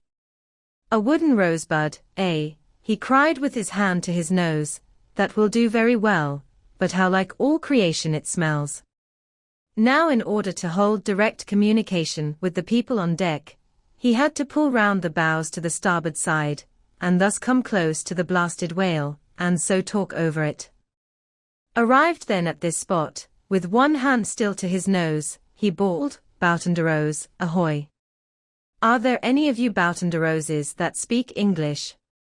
Yes, rejoined a Guernsey man from the bulwarks, who turned out to be the chief mate. Well, then, my Boughton de Rosebud, have you seen the white whale? What whale? The white whale, a sperm whale, Moby Dick, have ye seen him? Never heard of such a whale. Cachalot Blanche. White whale, no. Very good, then, goodbye now, and I'll call again in a minute. Then rapidly pulling back towards the Pequod, and seeing Ahab leaning over the quarterdeck rail awaiting his report, he molded his 2 hands into a trumpet, and shouted, No, sir. No. Upon which Ahab retired, and Stubb returned to the Frenchman. He now perceived that the Guernsey man, who had just got into the chains, and was using a cutting spade, had slung his nose in a sort of bag. What's the matter with your nose, there? Said Stubb. Broke it. I wish it was broken, or that I didn't have any nose at all, answered the Guernsey man, who did not seem to relish the job he was at very much.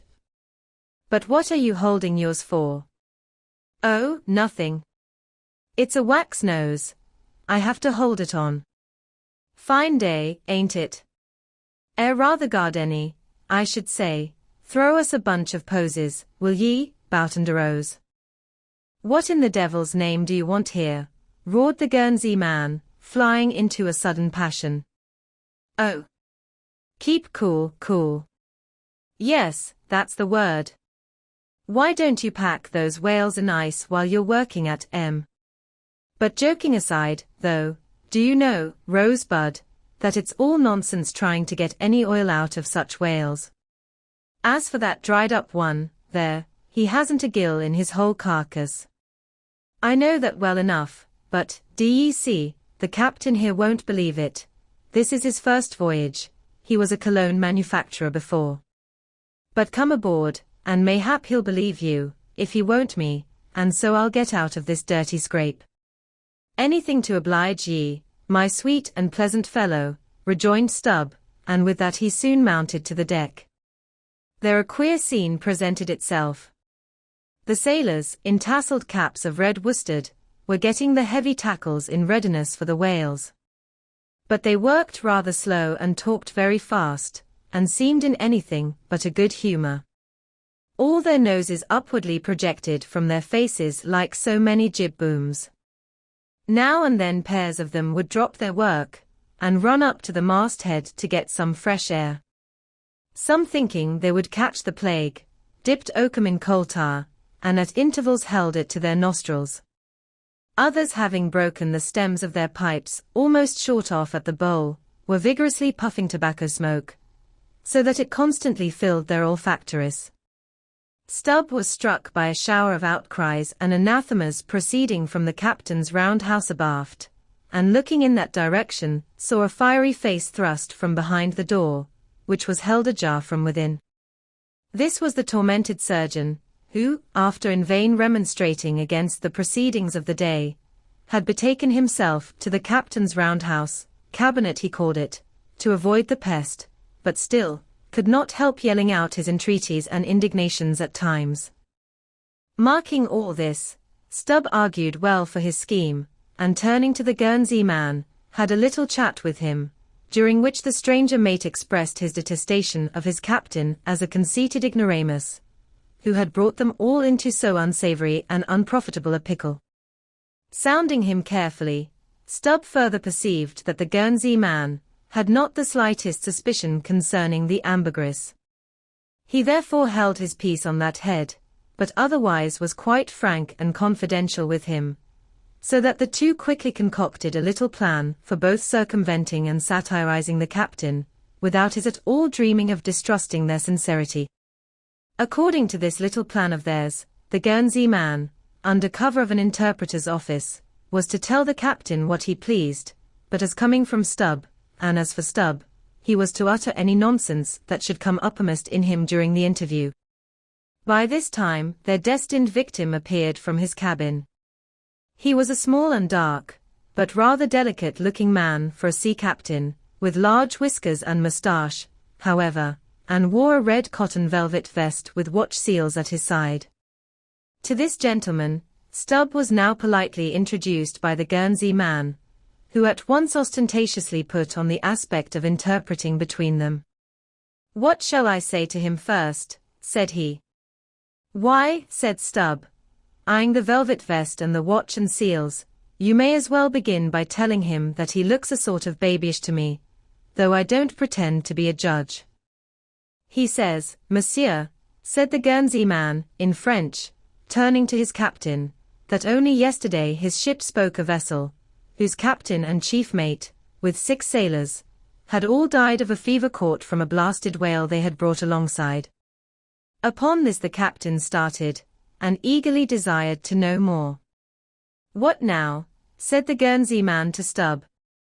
"Why, since he takes it so easy, tell him that now I have eyed him carefully, I'm quite certain that is no more fit to command a whale ship than a St. Jago monkey.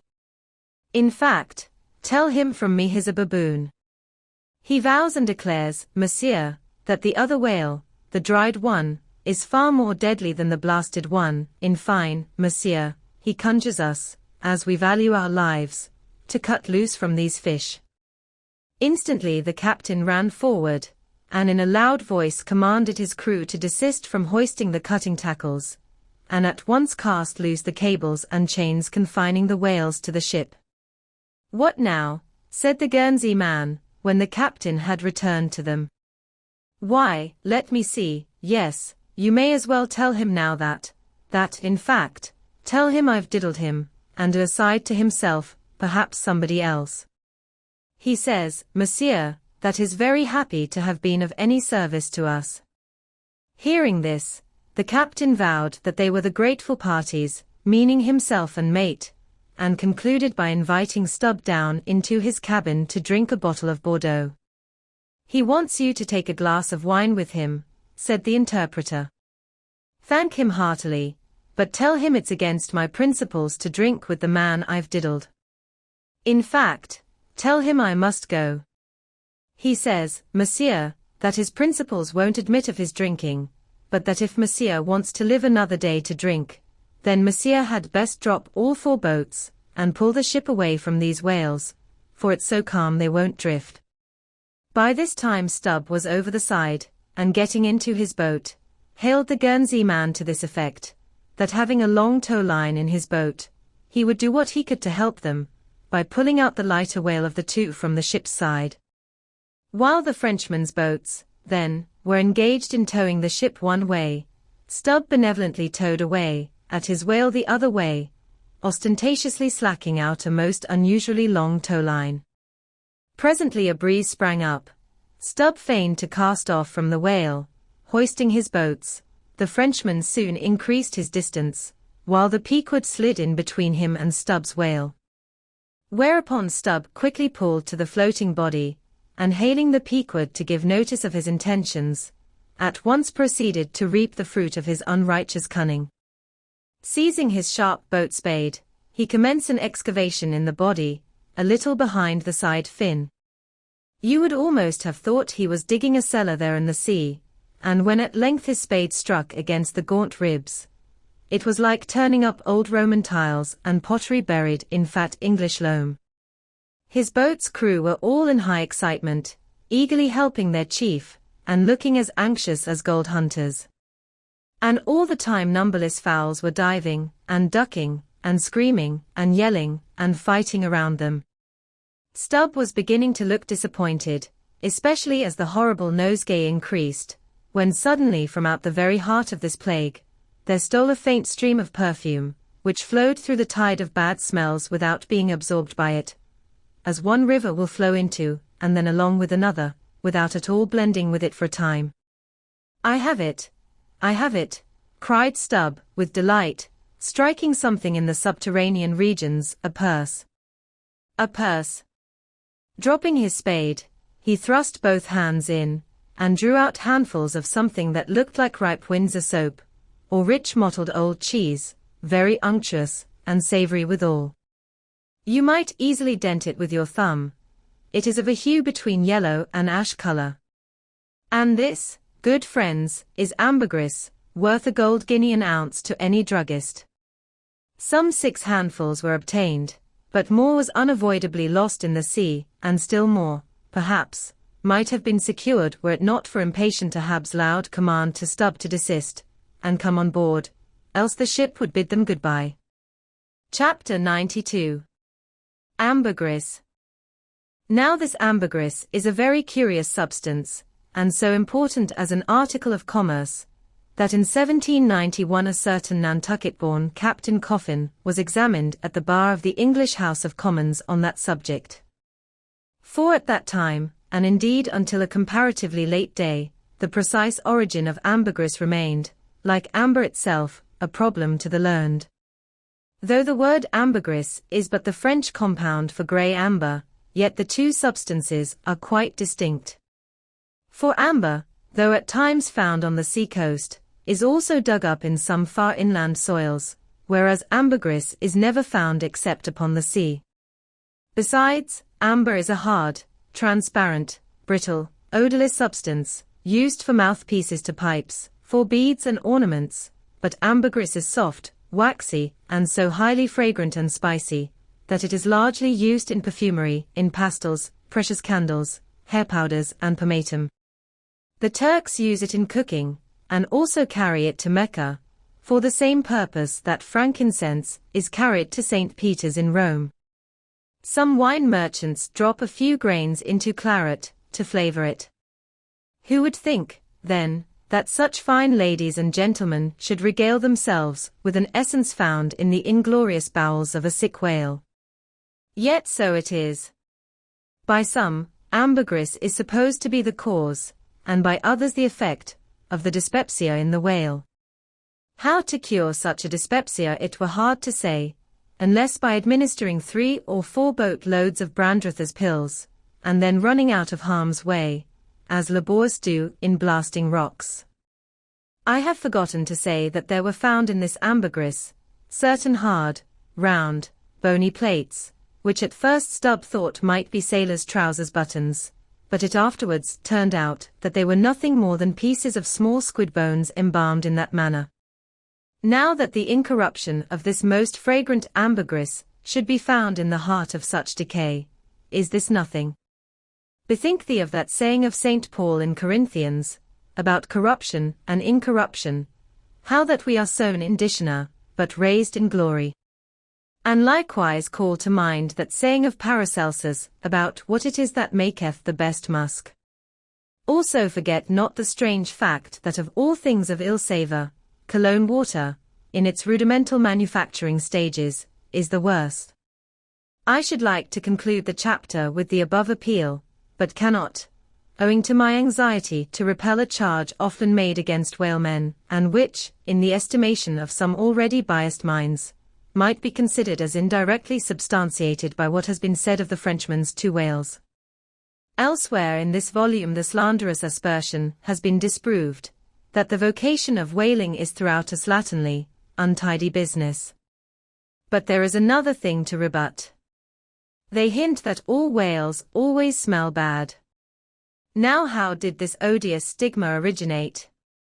I opine that it is plainly traceable to the first arrival of the Greenland whaling ships in London, more than 2 centuries ago.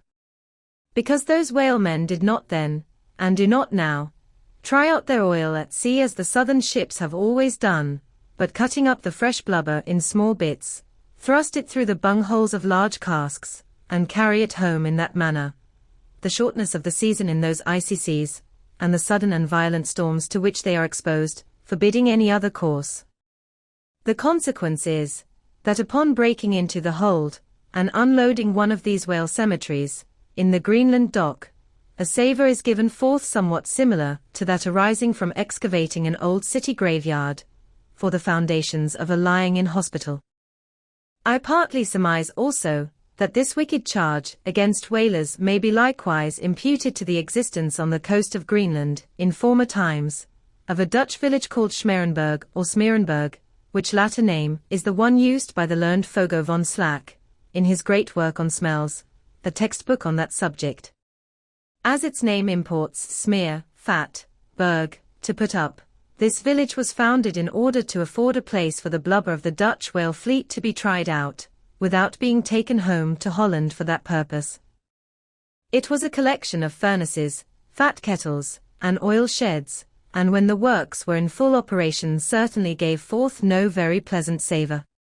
But all this is quite different with a South Sea sperm whaler, which in a voyage of 4 years perhaps, after completely filling her hold with oil, does not, perhaps, consume 50 days in the business of boiling out, and in the state that it is casked, the oil is nearly scentless. The truth is, that living or dead, if but decently treated, whales as a species are by no means creatures of ill odour, nor can whalemen be recognized, as the people of the Middle Ages affected to detect a Jew in the company, by the nose. Nor indeed can the whale possibly be otherwise than fragrant, when, as a general thing, he enjoys such high health, taking abundance of exercise, always out of doors, though, it is true, seldom in the open air. I say, that the motion of a sperm whale's flukes above water dispenses a perfume, as when a musk-scented lady rustles her dress in a warm parlour. What then shall I liken the sperm whale to for fragrance, considering his magnitude? Must it not be to that famous elephant, with jewelled tusks, and redolent with myrrh, which was led out of an Indian town to do honour to Alexander the Great? Chapter 93. The Castaway. It was but some few days after encountering the Frenchman, that a most significant event befell the most insignificant of the Pequod's crew, an event most lamentable, and which ended in providing the sometimes madly merry and predestinated craft with a living and ever-accompanying prophecy of whatever shattered sequel might prove her own. Now, in the whale ship, it is not every one that goes in the boats. Some few hands are reserved called shipkeepers, whose province it is to work the vessel while the boats are pursuing the whale. As a general thing, these shipkeepers are as hardy fellows as the men comprising the boat's crews. But if there happen to be an unduly slender, clumsy, or timorous wight in the ship, that wight is certain to be made a shipkeeper. It was so in the Pequod with the little Negro Pippin by nickname, Pip by abbreviation. Poor Pip. Ye have heard of him before, ye must remember his tambourine on that dramatic midnight, so gloomy jolly. In outer aspect, Pip and Doughboy made a match, like a black pony and a white one, of equal developments, though of dissimilar color, driven in one eccentric span. But while hapless Doughboy was by nature dull and torpid in his intellects, Pip, though over tender-hearted, was at bottom very bright, with that pleasant, genial, jolly brightness peculiar to his tribe. A tribe which ever enjoy all holidays and festivities with finer, freer relish than any other race. For blacks, the year's calendar should show naught but 365 4th of Julys and New Year's days. Nor smile so, while I write that this little black was brilliant, for even blackness has its brilliancy. Behold yon lustrous ebony, panelled in kings' cabinets.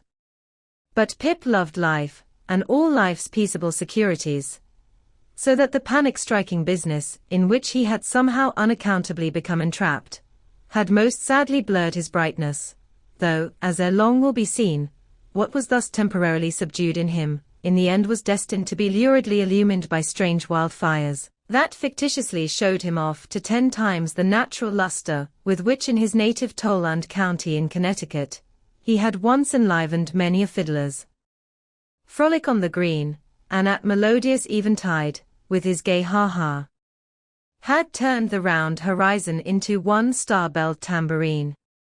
So, though in the clear air of day, suspended against a blue-veined neck, the pure-watered diamond drop will healthful glow, yet, when the cunning jeweler would show you the diamond in its most impressive luster, he lays it against a gloomy ground, and then lights it up, not by the sun, but by some unnatural gases. Then come out those fiery effulgences, infernally superb. Then the evil blazing diamond, once the divinest symbol of the crystal skies, looks like some crown jewel stolen from the king of hell. But let us to the story. It came to pass, that in the ambergris affair Stubbs after oarsman chanced so to sprain his hand, as for a time to become quite maimed, and temporarily, Pip was put into his place.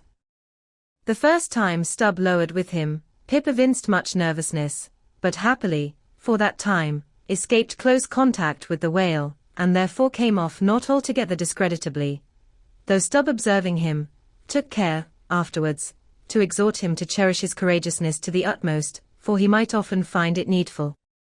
Now upon the second lowering, the boat paddled upon the whale, and as the fish received the darted iron, it gave its customary rap, which happened, in this instance, to be right under poor Pip's seat. The involuntary consternation of the moment caused him to leap, paddle in hand, out of the boat, and in such a way, that part of the slack whale line coming against his chest, he breasted it overboard with him, so as to become entangled in it, when at last plumping into the water. That instant the stricken whale started on a fierce run, the line swiftly straightened, and presto! Poor Pip came all foaming up to the chocks of the boat, remorselessly dragged there by the line, which had taken several turns around his chest and neck. Tashtego stood in the bows. He was full of the fire of the hunt. He hated Pip for a poltroon. Snatching the boat knife from its sheath, he suspended its sharp edge over the line, and turning towards Stubb, exclaimed interrogatively, "Cut." Meantime Pip's blue, choked face plainly looked, "Do, for God's sake." All passed in a flash. In less than half a minute, this entire thing happened. Damn him, cut, roared Stubb, and so the whale was lost and Pip was saved. So soon as he recovered himself, the poor little Negro was assailed by yells and execrations from the crew. Tranquilly permitting these irregular cursings to evaporate, Stubb then in a plain, businesslike, but still half-humorous manner, cursed Pip officially, and that done, unofficially gave him much wholesome advice. The substance was, never jump from a boat, Pip, except, but all the rest was indefinite, as the soundest advice ever is. Now, in general, stick to the boat, is your true motto in whaling, but cases will sometimes happen when leap from the boat is still better. Moreover, as if perceiving at last that if he should give undiluted conscientious advice to Pip, he would be leaving him too wide a margin to jump in for the future, Stubb suddenly dropped all advice, and concluded with a peremptory command, stick to the boat, Pip, or by the Lord, I won't pick you up if you jump, mind that. We can't afford to lose whales by the likes of you.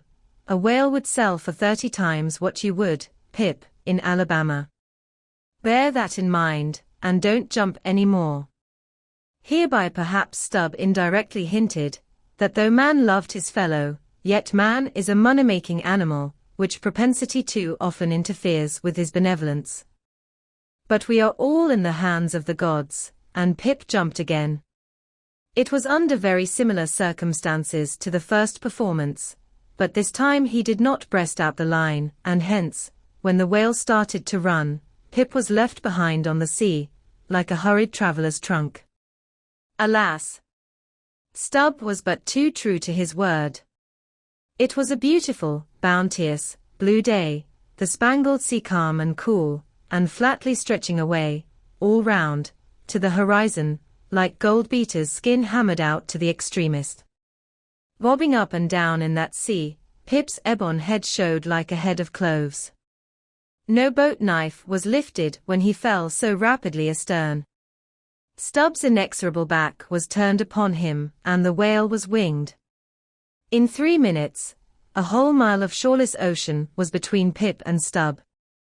Out from the center of the sea, poor Pip turned his crisp, curling, black head to the sun, another lonely castaway, though the loftiest and the brightest. Now, in calm weather, to swim in the open ocean is as easy to the practiced swimmer as to ride in a spring carriage ashore. But the awful lonesomeness is intolerable.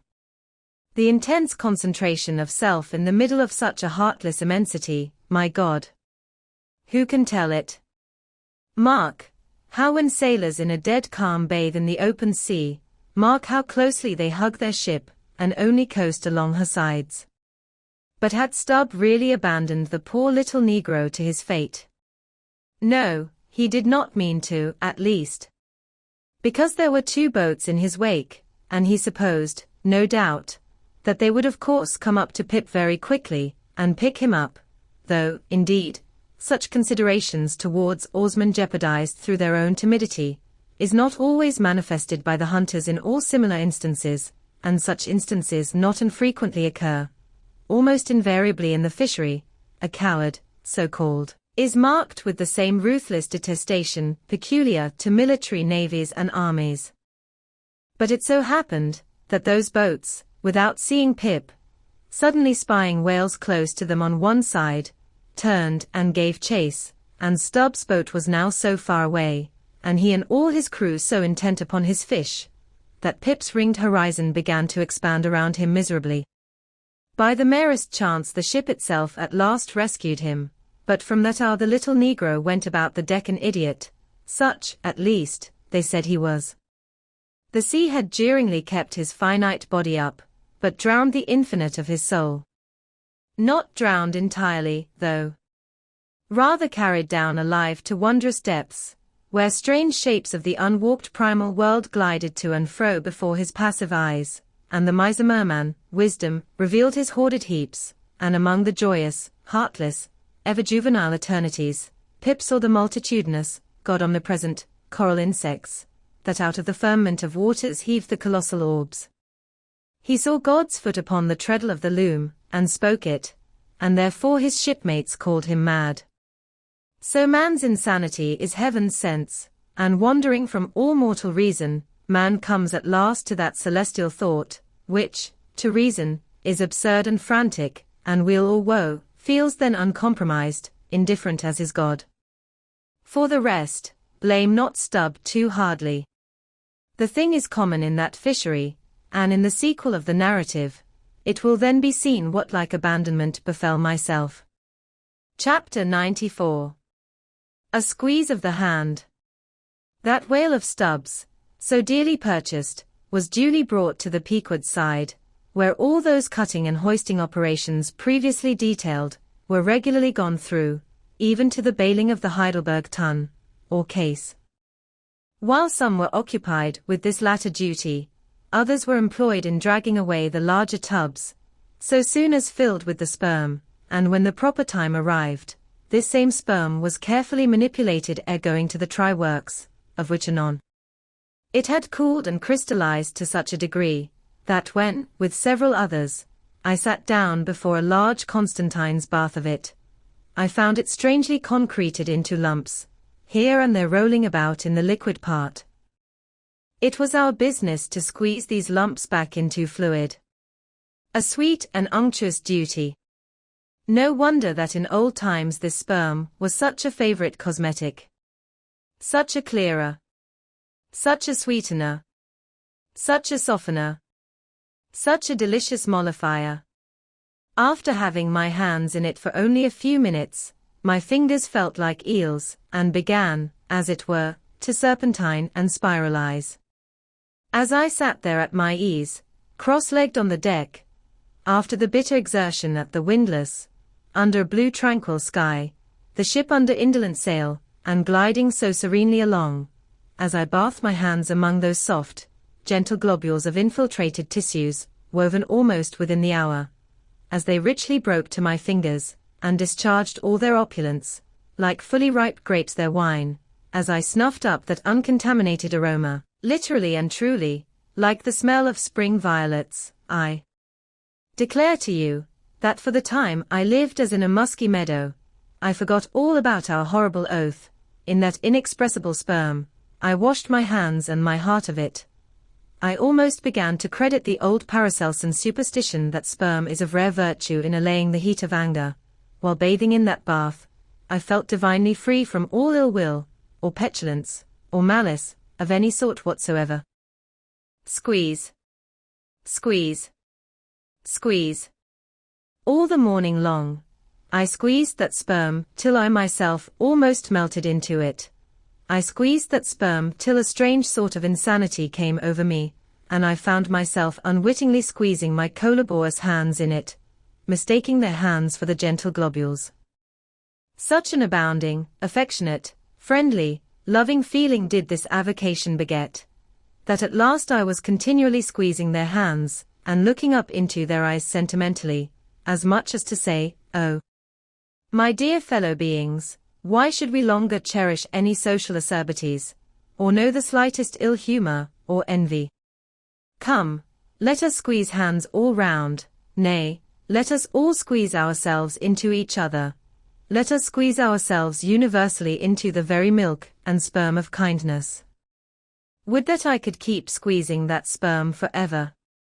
For now, since by many prolonged, repeated experiences, I have perceived that in all cases man must eventually lower, or at least shift, his conceit of attainable felicity, not placing it anywhere in the intellect or the fancy, but in the wife, the heart, the bed, the table, the saddle, the fireside, the country. Now that I have perceived all this, I am ready to squeeze case eternally. In thoughts of the visions of the night, I saw long rows of angels in paradise, each with his hands in a jar of spermaceti. Now, while discoursing of sperm, it behoves to speak of other things akin to it, in the business of preparing the sperm whale for the try-works. First comes white horse, so called, which is obtained from the tapering part of the fish, and also from the thicker portions of his flukes. It is tough with congealed tendons, a wad of muscle, but still contains some oil. After being severed from the whale, the white horse is first cut into portable oblongs ere going to the mincer. They look much like blocks of Berkshire marble. Plum pudding is the term bestowed upon certain fragmentary parts of the whale's flesh, here and there adhering to the blanket of blubber, and often participating to a considerable degree in its unctuousness. It is a most refreshing, convivial, beautiful object to behold. As its name imports, it is of an exceedingly rich, mottled tint, with a bestreaked snowy and golden ground, dotted with spots of the deepest crimson and purple. It is plums of rubies, in pictures of citron. Spite of reason, it is hard to keep yourself from eating it. I confess that once I stole behind the foremast to try it. It tasted something as I should conceive a royal cutlet from the thigh of Louis le Gros might have tasted, supposing him to have been killed the first day after the venison season, and that particular venison season contemporary with an unusually fine vintage of the vineyards of Champagne. There is another substance, and a very singular one, which turns up in the course of this business, but which I feel it to be very puzzling adequately to describe. It is called slobgolion, an appellation original with the whalemen, and even so is the nature of the substance. It is an ineffably oozy, stringy affair, most frequently found in the tubs of sperm, after a prolonged squeezing and subsequent decanting. I hold it to be the wondrously thin, ruptured membranes of the case, coalescing. Gurry, so called, is a term properly belonging to right whalemen, but sometimes incidentally used by the sperm fishermen. It designates the dark, glutinous substance, which is scraped off the back of the Greenland or right whale, and much of which covers the decks of those inferior souls who hunt that ignoble leviathan. Nippers. Strictly this word is not indigenous to the whale's vocabulary. But as applied by whalemen, it becomes so. A whaleman's nipper is a short firm strip of tendinous stuff cut from the tapering part of leviathan's tail. It averages an inch in thickness, and for the rest, is about the size of the iron part of a hoe. Edgewise moved along the oily deck, it operates like a leathern squilgee, and by nameless blandishments, as of magic, allures along with it all impurities. But to learn all about these recondite matters, your best way is at once to descend into the blubber room, and have a long talk with its inmates. This place has previously been mentioned as the receptacle for the blanket pieces, when stripped and hoisted from the whale.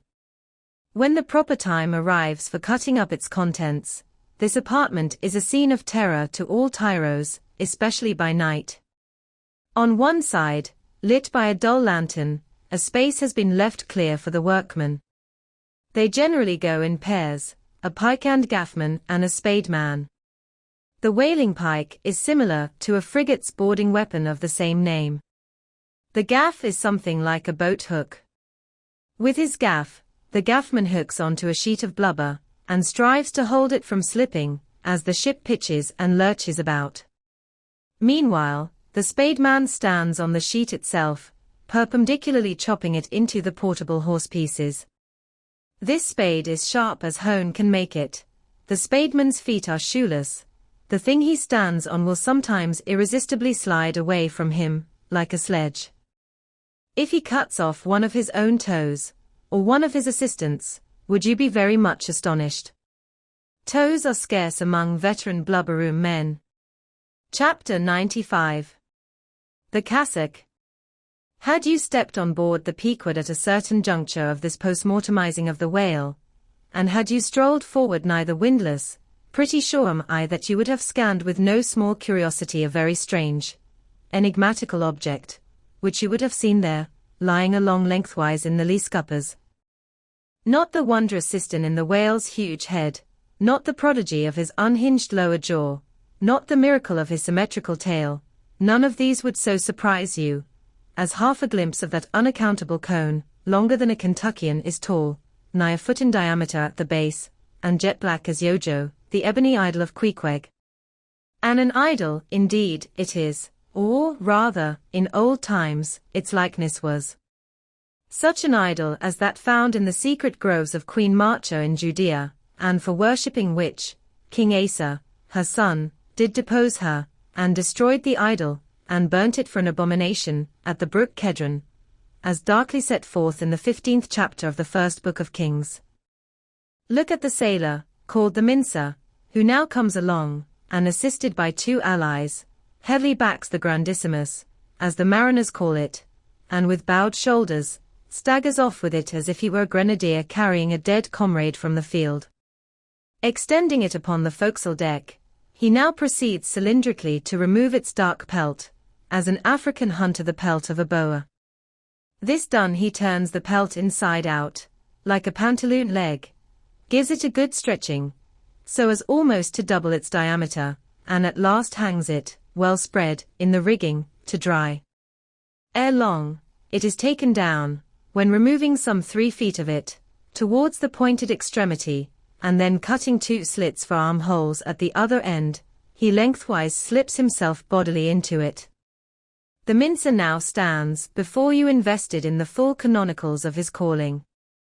Immemorial to all his order, this investiture alone will adequately protect him, while employed in the peculiar functions of his office. That office consists in mincing the horse pieces of blubber for the pots, an operation which is conducted at a curious wooden horse, planted endwise against the bulwarks, and with a capacious tub beneath it, into which the minced pieces drop, fast as the sheets from a rapt orator's desk.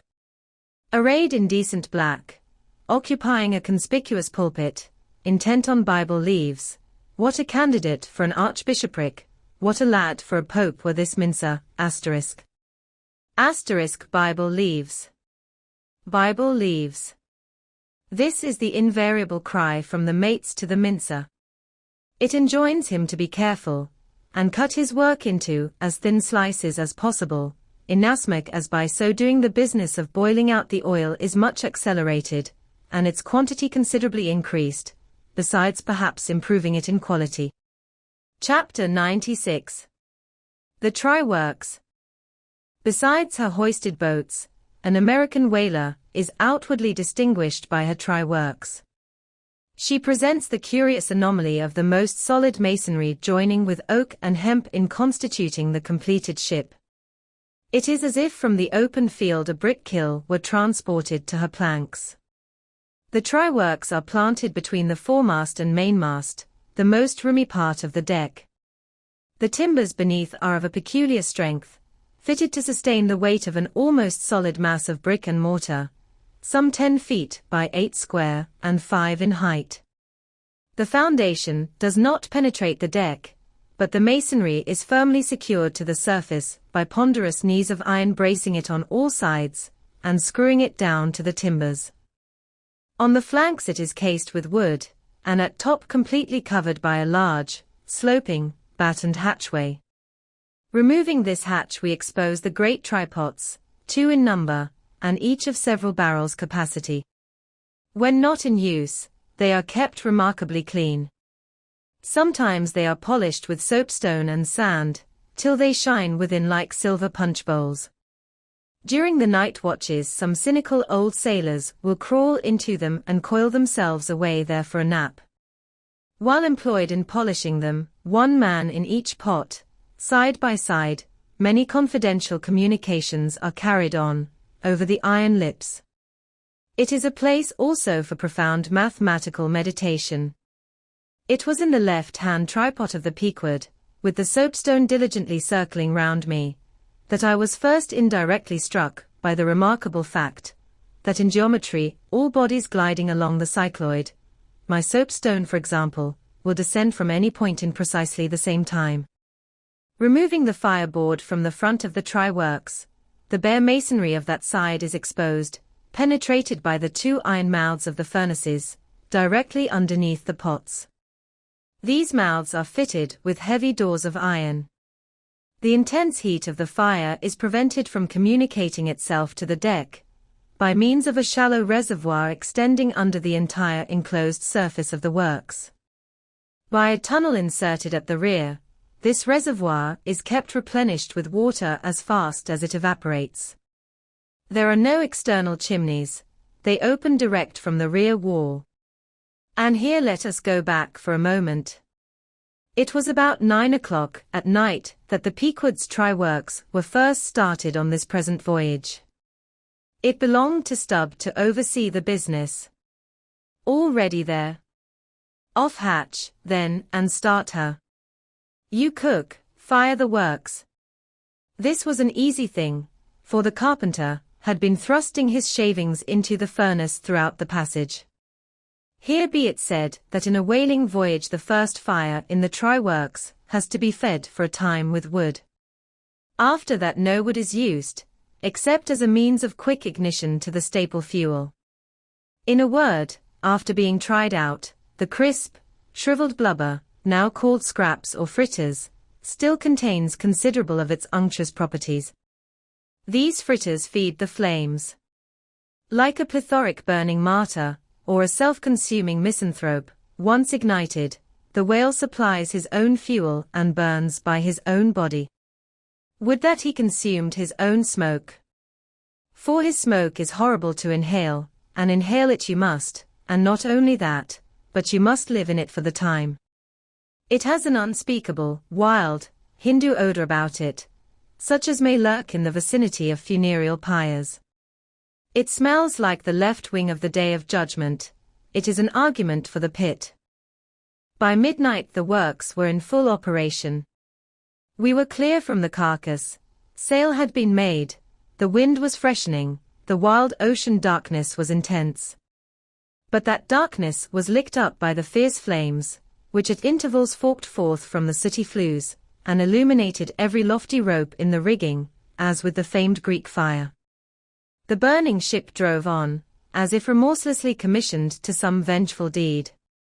So the pitch and sulphur-freighted brigs of the bold Hydriote, Canaries, issuing from their midnight harbors, with broad sheets of flame for sails, bore down upon the Turkish frigates, and folded them in conflagrations. The hatch, removed from the top of the works, now afforded a wide hearth in front of them.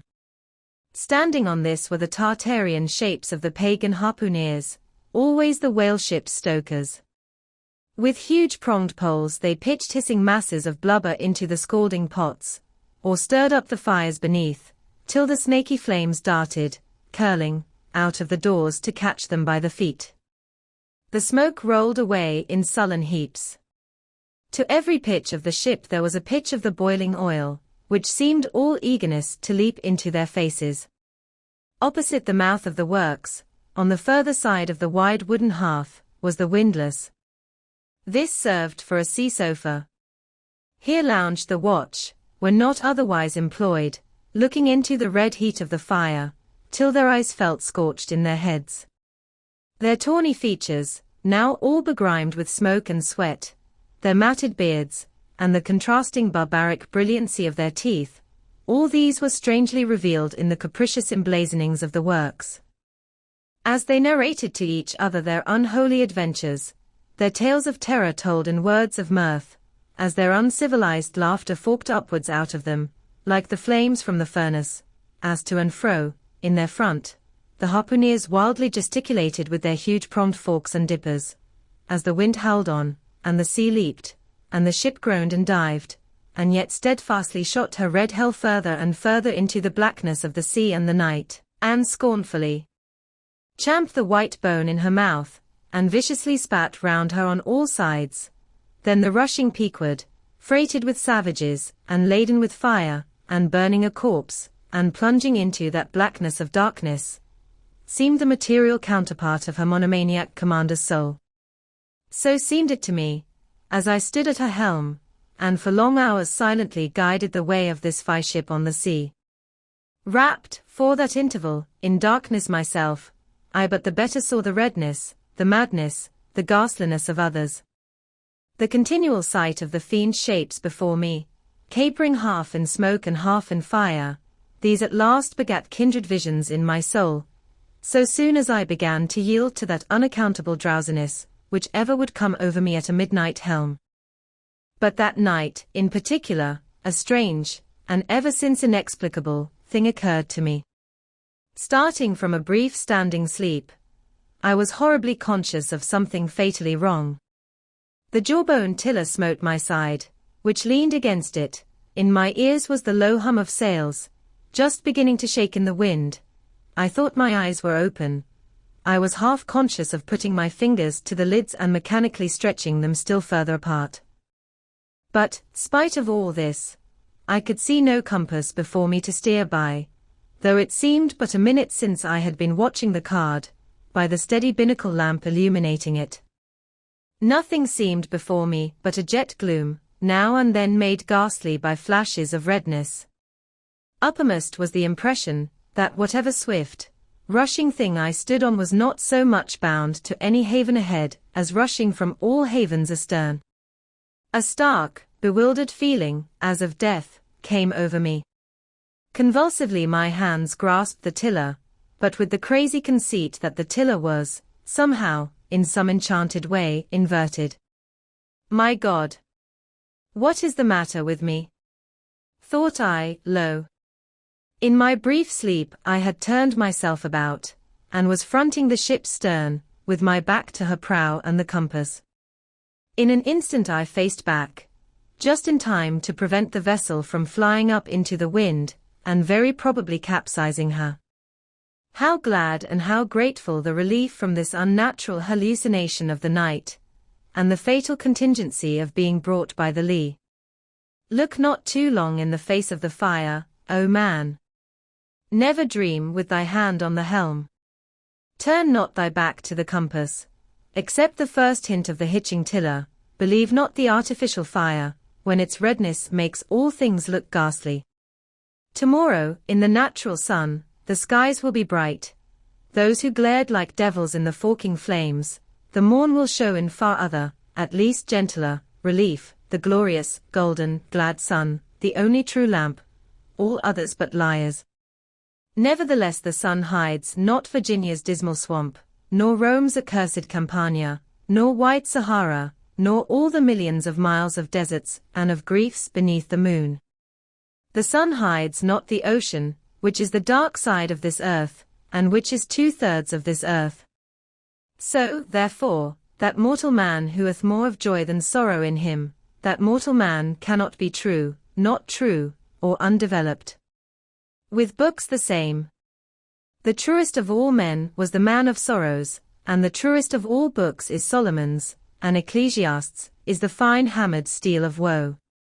All is vanity. All. This wilful world hath not got hold of unchristian Solomon's wisdom yet.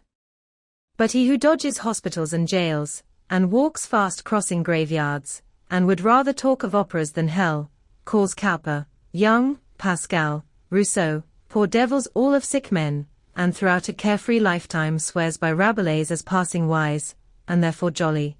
Not that man is fitted to sit down on tombstones, and break the green damp mold with unfathomably wondrous Solomon.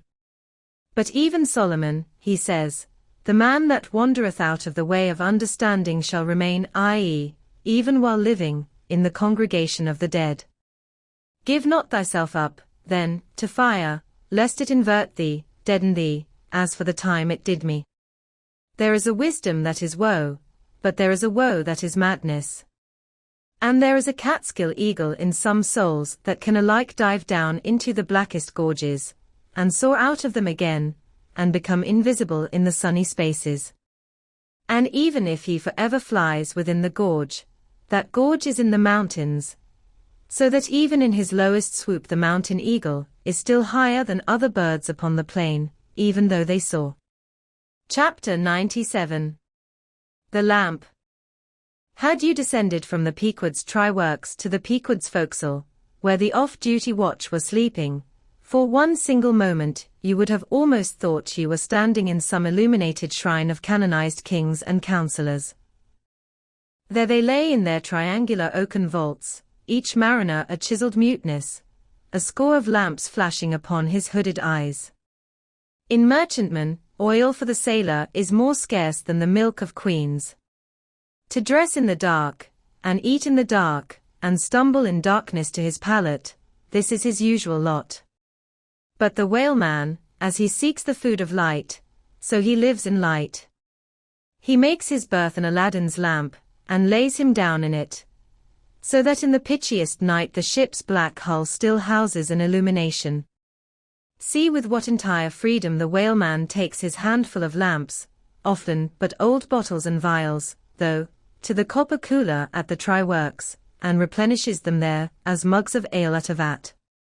He burns, too, the purest of oil, in its unmanufactured, and therefore, unvitiated state, a fluid unknown to solar, lunar, or astral contrivances ashore. It is sweet as early grass butter in April.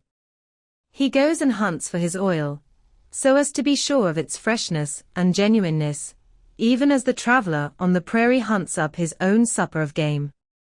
Chapter 98. Stowing down and clearing up.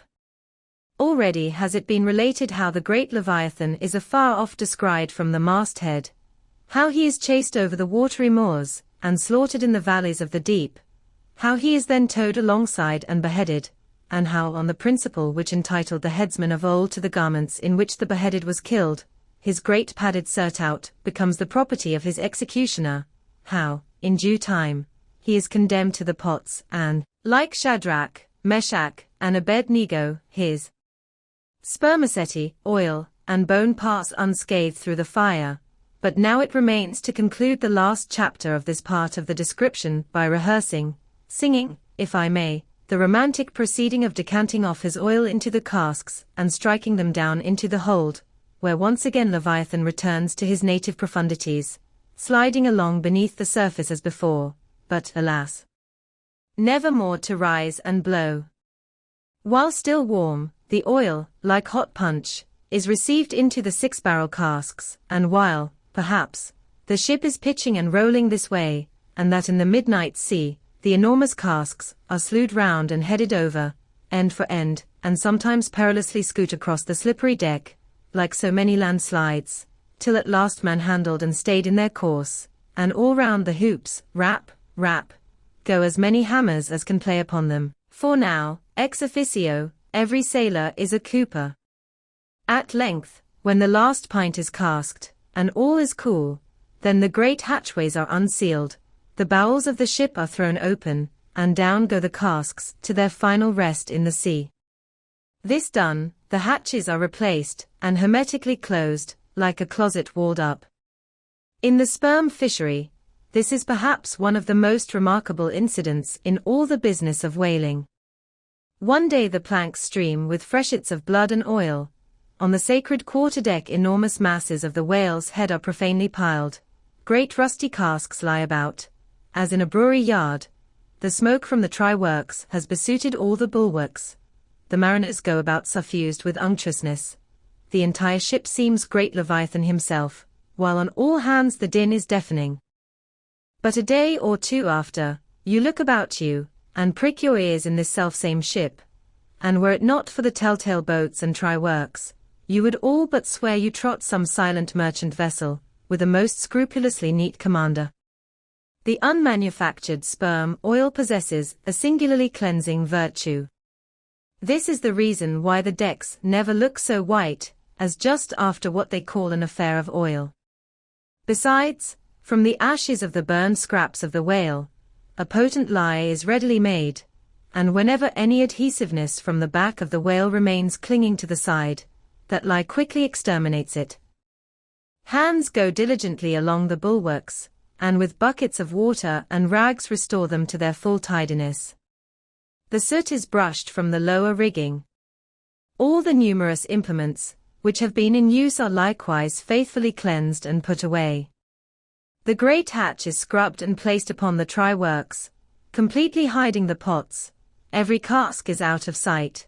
All tackles are coiled in unseen nooks, and when by the combined and simultaneous industry of almost the entire ship's company, the whole of this conscientious duty is at last concluded, then the crew themselves proceed to their own ablutions, shift themselves from top to toe, and finally issue to the immaculate deck, fresh and all aglow, as bridegrooms new leaped from out the daintiest Holland. Now, with elated step, they pace the planks in twos and threes, and humorously discourse of parlors, sofas, carpets, and fine cambrics, propose to mat the deck, think of having hanging to the top, object not to taking tea by moonlight on the piazza of the forecastle.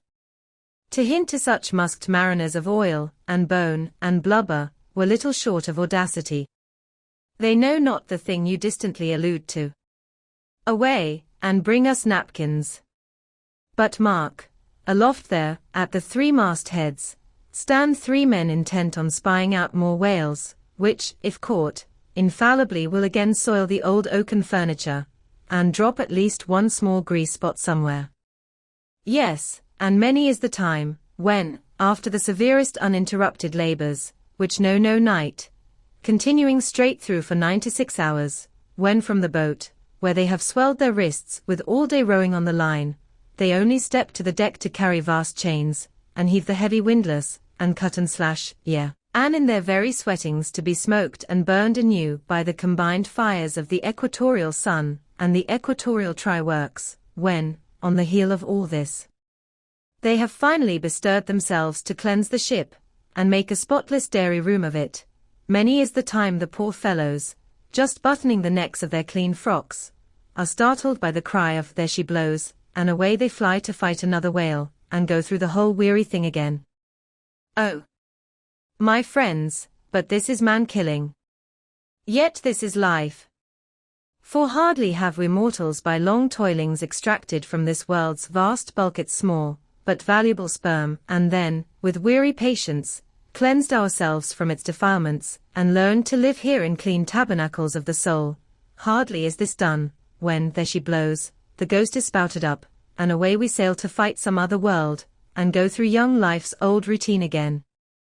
Oh, the metempsychosis.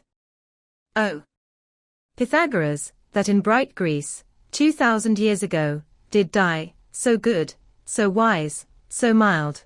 I sailed with thee along the Peruvian coast last voyage, and foolish as I am, taught thee, a green simple boy, how to splice a rope. Chapter 99. The Doubloon.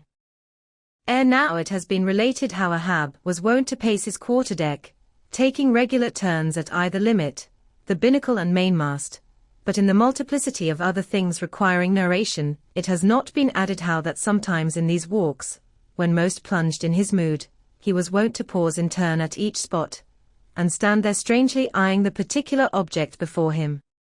When he halted before the binnacle, with his glance fastened on the pointed needle in the compass, that glance shot like a javelin with the pointed intensity of his purpose, and when resuming his walk he again paused before the mainmast, then, as the same riveted glance fastened upon the riveted gold coin there, he still wore the same aspect of nailed firmness, only dashed with a certain wild longing, if not hopefulness. But one morning, turning to pass the doubloon, he seemed to be newly attracted by the strange figures and inscriptions stamped on it, as though now for the first time, beginning to interpret for himself in some monomaniac way whatever significance might lurk in them. And some certain significance lurks in all things, else all things are little worth, and the round world itself, but an empty cipher, except to sell by the cartload, as they do hills about Boston, to fill up some morass in the Milky Way. Now this doubloon was of purest, virgin gold, raked somewhere out of the heart of gorgeous hills, whence, east and west, over golden sands, the headwaters of many a Pactolus flows. And though now nailed amidst all the rustiness of iron bolts and the verdigris of copper spikes, yet, untouchable and immaculate to any foulness, it still preserved its Ketor glow. Nor, though placed amongst a ruthless crew, and every hour passed by ruthless hands, and through the livelong nights shrouded with thick darkness, which might cover any pilfering approach, nevertheless every sunrise found the doubloon where the sunset left it last. For it was set apart and sanctified to one awe-striking end, and however wanton in their sailor ways, one and all, the mariners revered it as the white whale's talisman. Sometimes they talked it over in the weary watch by night, wondering whose it was to be at last, and whether he would ever live to spend it. Now those noble golden coins of South America are as medals of the sun and tropic token pieces. Here palms, alpacas and volcanoes, sun's disks and stars, ecliptics, horns of plenty, and rich banners waving, are in luxuriant profusion stamped, so that the precious gold seems almost to derive an added preciousness and enhancing glories, by passing through those fancy mints. So Spanishly poetic. It so chanced that the doubloon of the Pequod was a most wealthy example of these things. On its round border it bore the letters, República del Ecuador, Quito.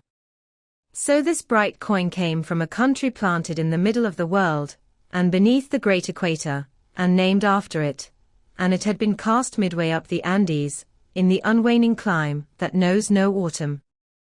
Zoned by those letters you saw the likeness of 3 Andes summits, from one a flame, a tower on another, on the third a crowing cock, while arching over all was a segment of the partitioned zodiac, the signs all marked with their usual cabalistics, and the keystone sun entering the equinoctial point at Libra.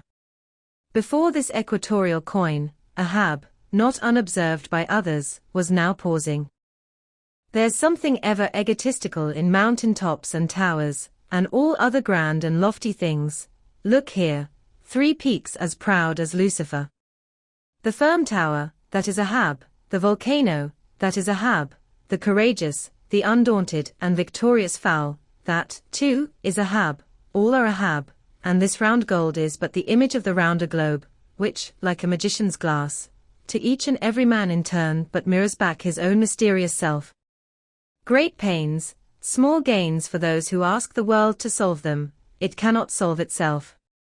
Methinks now this coined sun wears a ruddy face, but see. Aye, he enters the sign of storms, the equinox. And but 6 months, before he wheeled out of a former equinox at Aries. From storm to storm.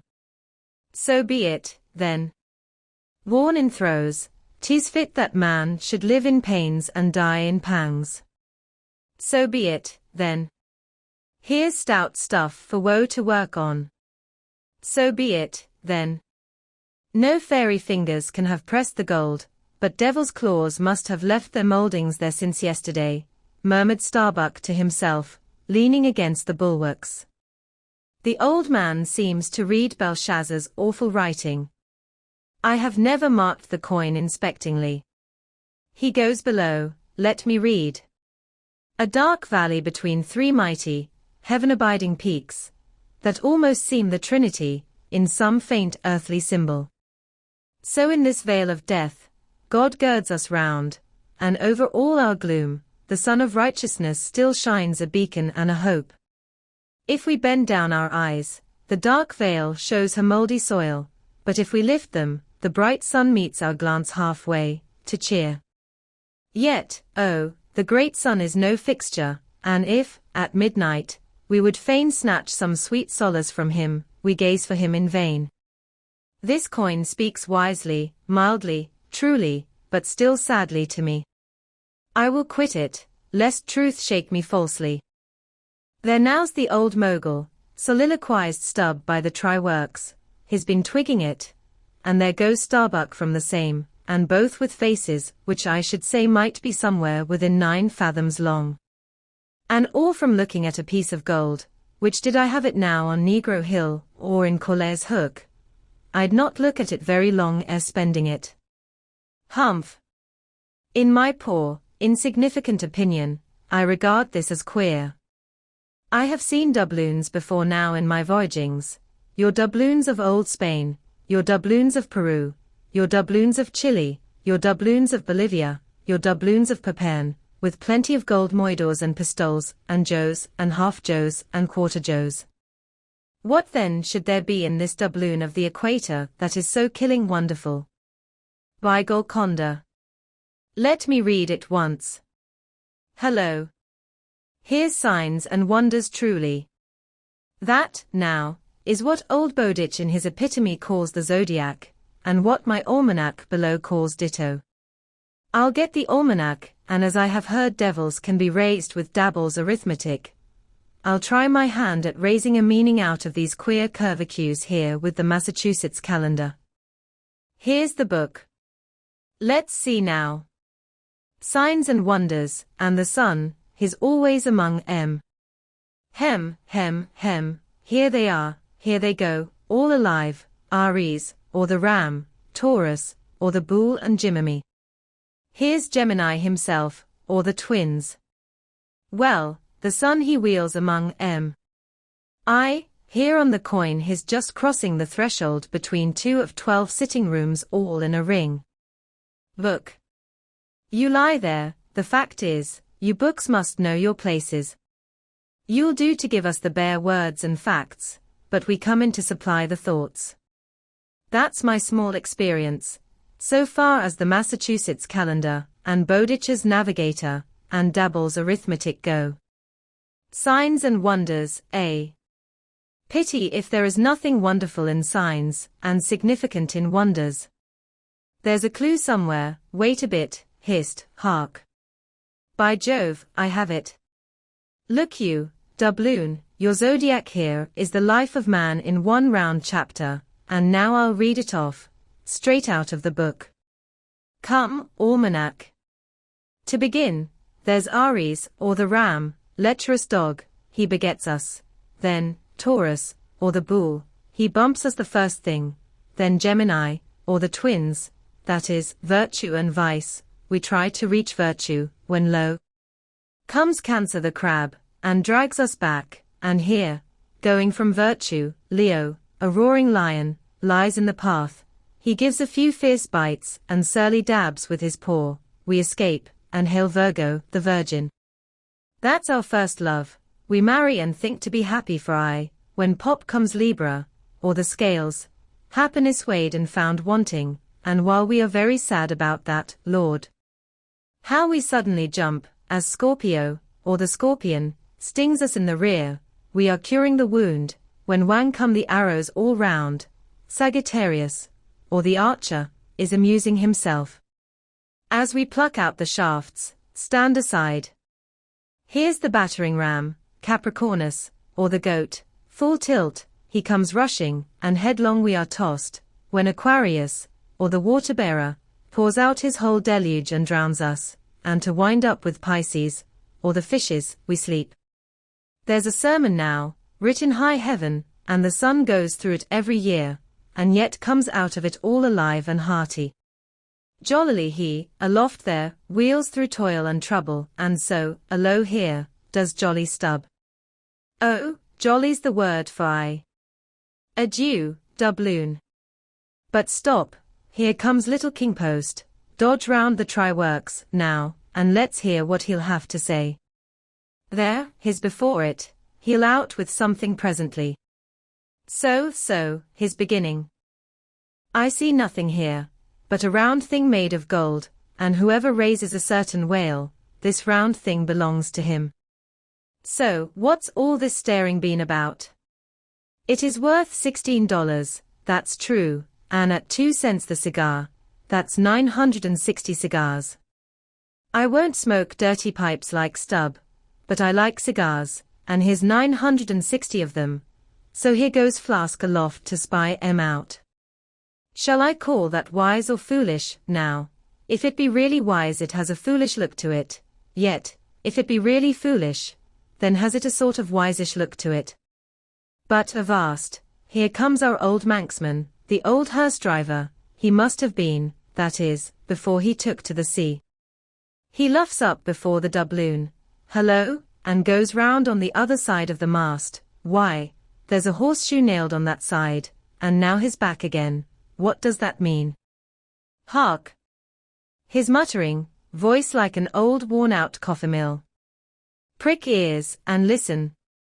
If the white whale be raised, it must be in a month and a day, when the sun stands in some one of these signs. I've studied signs, and know their marks. They were taught me 20 years ago, by the old witch in Copenhagen. Now, in what sign will the sun then be? The horseshoe sign, for there it is, right opposite the gold. And what's the horseshoe sign? The lion is the horseshoe sign, the roaring and devouring lion. Ship, old ship. My old head shakes to think of thee.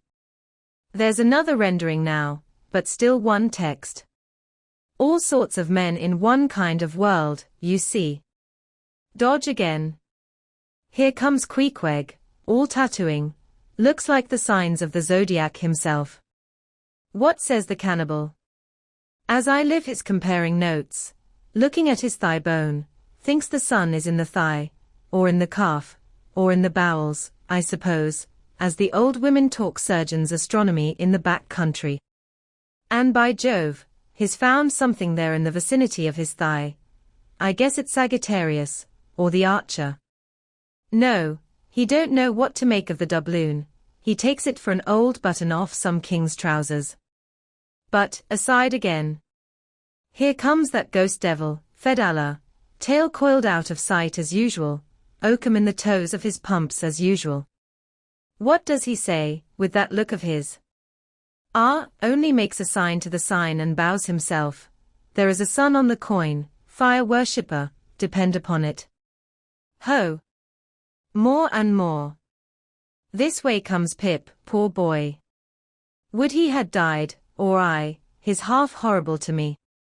He too has been watching all of these interpreters, myself included, and look now, he comes to read, with that unearthly idiot face. Stand away again and hear him. Hark! I look, you look, he looks, we look, ye look, they look. Upon my soul, he's been studying Murray's grammar. Improving his mind, poor fellow. But what's that he says now, hissed?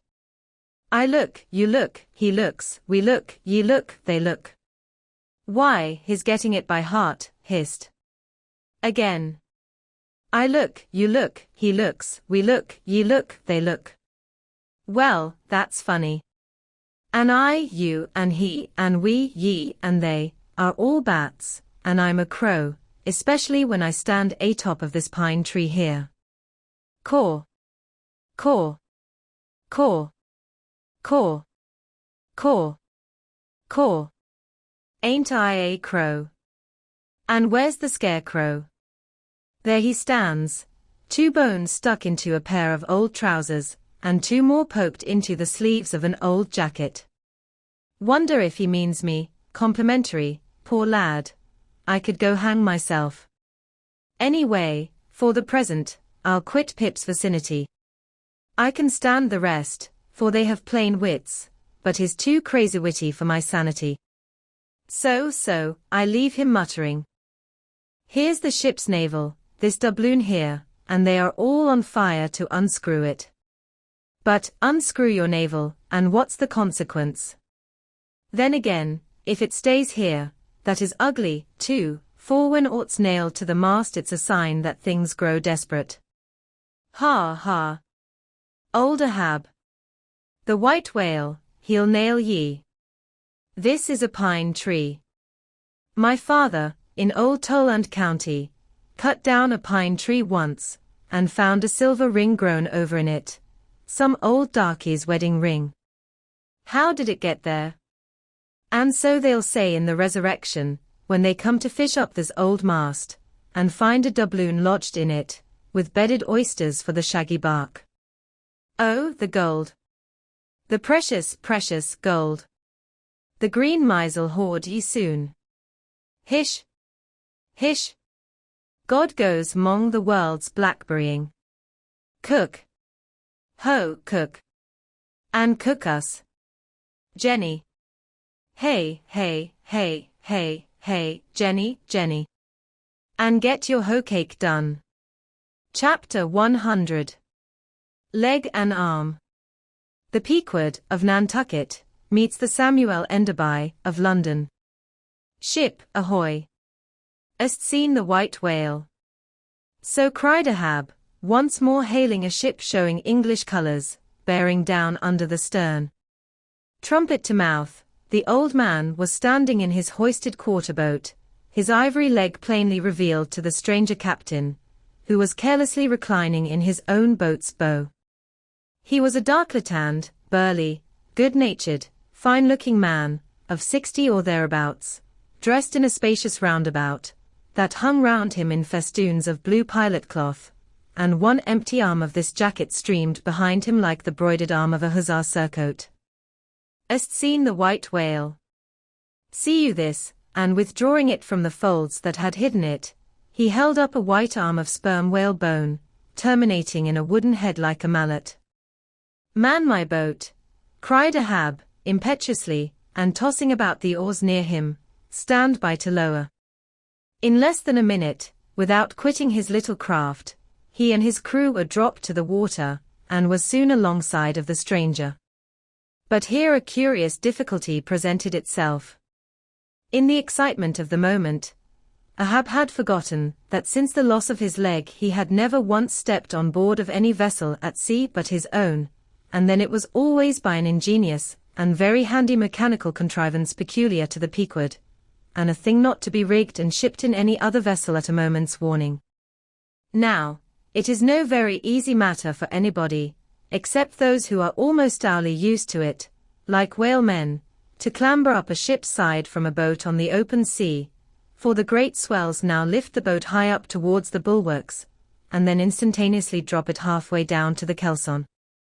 So, deprived of one leg, and the strange ship of course being altogether unsupplied with the kindly invention, Ahab now found himself abjectly reduced to a clumsy landsman again, hopelessly eyeing the uncertain changeful height he could hardly hope to attain.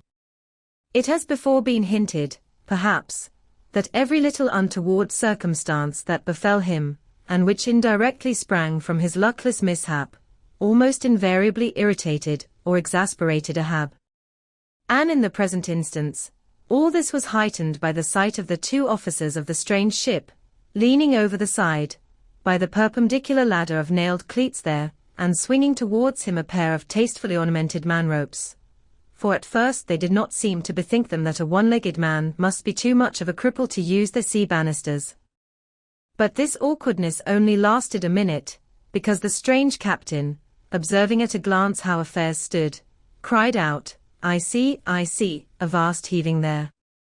Jump, boys, and swing over the cutting tackle." As good luck would have it, they had had a whale alongside a day or two previous, and the great tackles were still aloft, and the massive curved blubber hook, now clean and dry, was still attached to the end. This was quickly lowered to Ahab, who at once comprehending it all, slid his solitary thigh into the curve of the hook. It was like sitting in the fluke of an anchor, or the crotch of an apple tree, and then giving the word, held himself fast, and at the same time also helped to hoist his own weight, by pulling hand over hand upon one of the running parts of the tackle. Soon he was carefully swung inside the high bulwarks, and gently landed upon the capstan head. With his ivory arm frankly thrust forth in welcome, the other captain advanced, and Ahab, putting out his ivory leg, and crossing the ivory arm, like two swordfish blades, cried out in his walrus way, Aye, hearty. Let us shake bones together, an arm and a leg, an arm that never can shrink, dec, and a leg that never can run. Where didst thou see the white whale, how long ago? The white whale, said the Englishman, pointing his ivory arm towards the east, and taking a rueful sight along it, as if it had been a telescope. There I saw him, on the line, last season. And he took that arm off, did he? Asked Ahab, now sliding down from the capstan, and resting on the Englishman's shoulder, as he did so.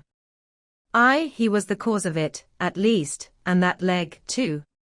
Spin me the yarn, said Ahab. How was it? It was the first time in my life that I ever cruised on the line, began the Englishman. I was ignorant of the white whale at that time.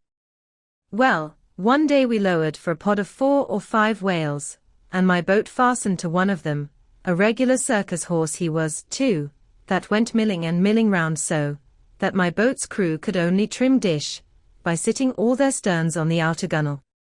Presently up breaches from the bottom of the sea a bouncing great whale, with a milky white head and hump, all crow's feet and wrinkles. It was he, cried Ahab, suddenly letting out his suspended breath. And harpoons sticking in near his starboard fin. Aye, they were mine, my irons, cried Ahab, exultingly, but on. Give me a chance, then, said the Englishman, good-humoredly. Well, this old great-grandfather, with the white head and hump, runs all afoam into the pod, and goes to snapping furiously at my fast line. I see, wanted to part it.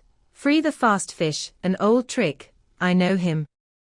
How it was exactly, continued the one-armed commander, I do not know, but in biting the line, it got foul of his teeth, caught there somehow, but we didn't know it then.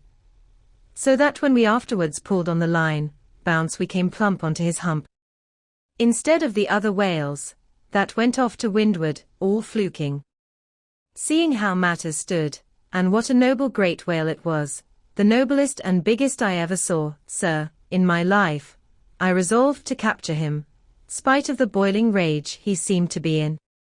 And thinking the haphazard line would get loose, or the tooth it was tangled to might draw, for I have a devil of a boat's crew for a pull on a whale line, seeing all this, I say, I jumped into my first mate's boat, Mr. Mounttop's here, by the way, Captain Mounttop, the captain, as I was saying, I jumped into Mounttop's boat, which, DEC, was gunwale and gunwale with mine, then, and snatching the first harpoon, let this old great-grandfather have it. But, Lord, look you, sir, hearts and souls alive, man, the next instant, in a jiff, I was blind as a bat, both eyes out, all befogged and bedeadened with black foam, the whale's tail looming straight up out of it, perpendicular in the air, like a marble steeple. No use sterning all, then, but as I was groping at midday, with a blinding sun, all crown jewels, as I was groping, I say, after the second iron, to toss it overboard, down comes the tail like a lemur tower, cutting my boat in two, leaving each half in splinters, and flukes first, the white humpback through the wreck, as though it was all chips. We all struck out. To escape his terrible flailings, I seized hold of my harpoon pole sticking in him, and for a moment clung to that like a sucking fish. But a combing sea dashed me off, and at the same instant, the fish, taking one good dart forwards, went down like a flash, and the barb of that cursed second iron towing along near me caught me here, clapping his hand just below his shoulder, yes, caught me just here, I say, and bore me down to hell's flames. I was thinking, when, all of a sudden, thank the good God, the barb ripped its way along the flesh, clear along the whole length of my arm, came out nigh my wrist, and up I floated. And that gentleman there will tell you the rest, by the way, Captain, Dr. Bunger, ship's surgeon, Bunger, my lad, the captain. Now, Bunger boy, spin your part of the yarn. The professional gentleman thus familiarly pointed out, had been all the time standing near them, with nothing specific visible, to denote his gentlemanly rank on board. His face was an exceedingly round but sober one, he was dressed in a faded blue woolen frock or shirt, and patched trousers, and had thus far been dividing his attention between a marling-spike he held in one hand and a pill-box held in the other, occasionally casting a critical glance at the ivory limbs of the two crippled captains. But, at his superior's introduction of him to Ahab, he politely bowed, and straightway went on to do his captain's bidding.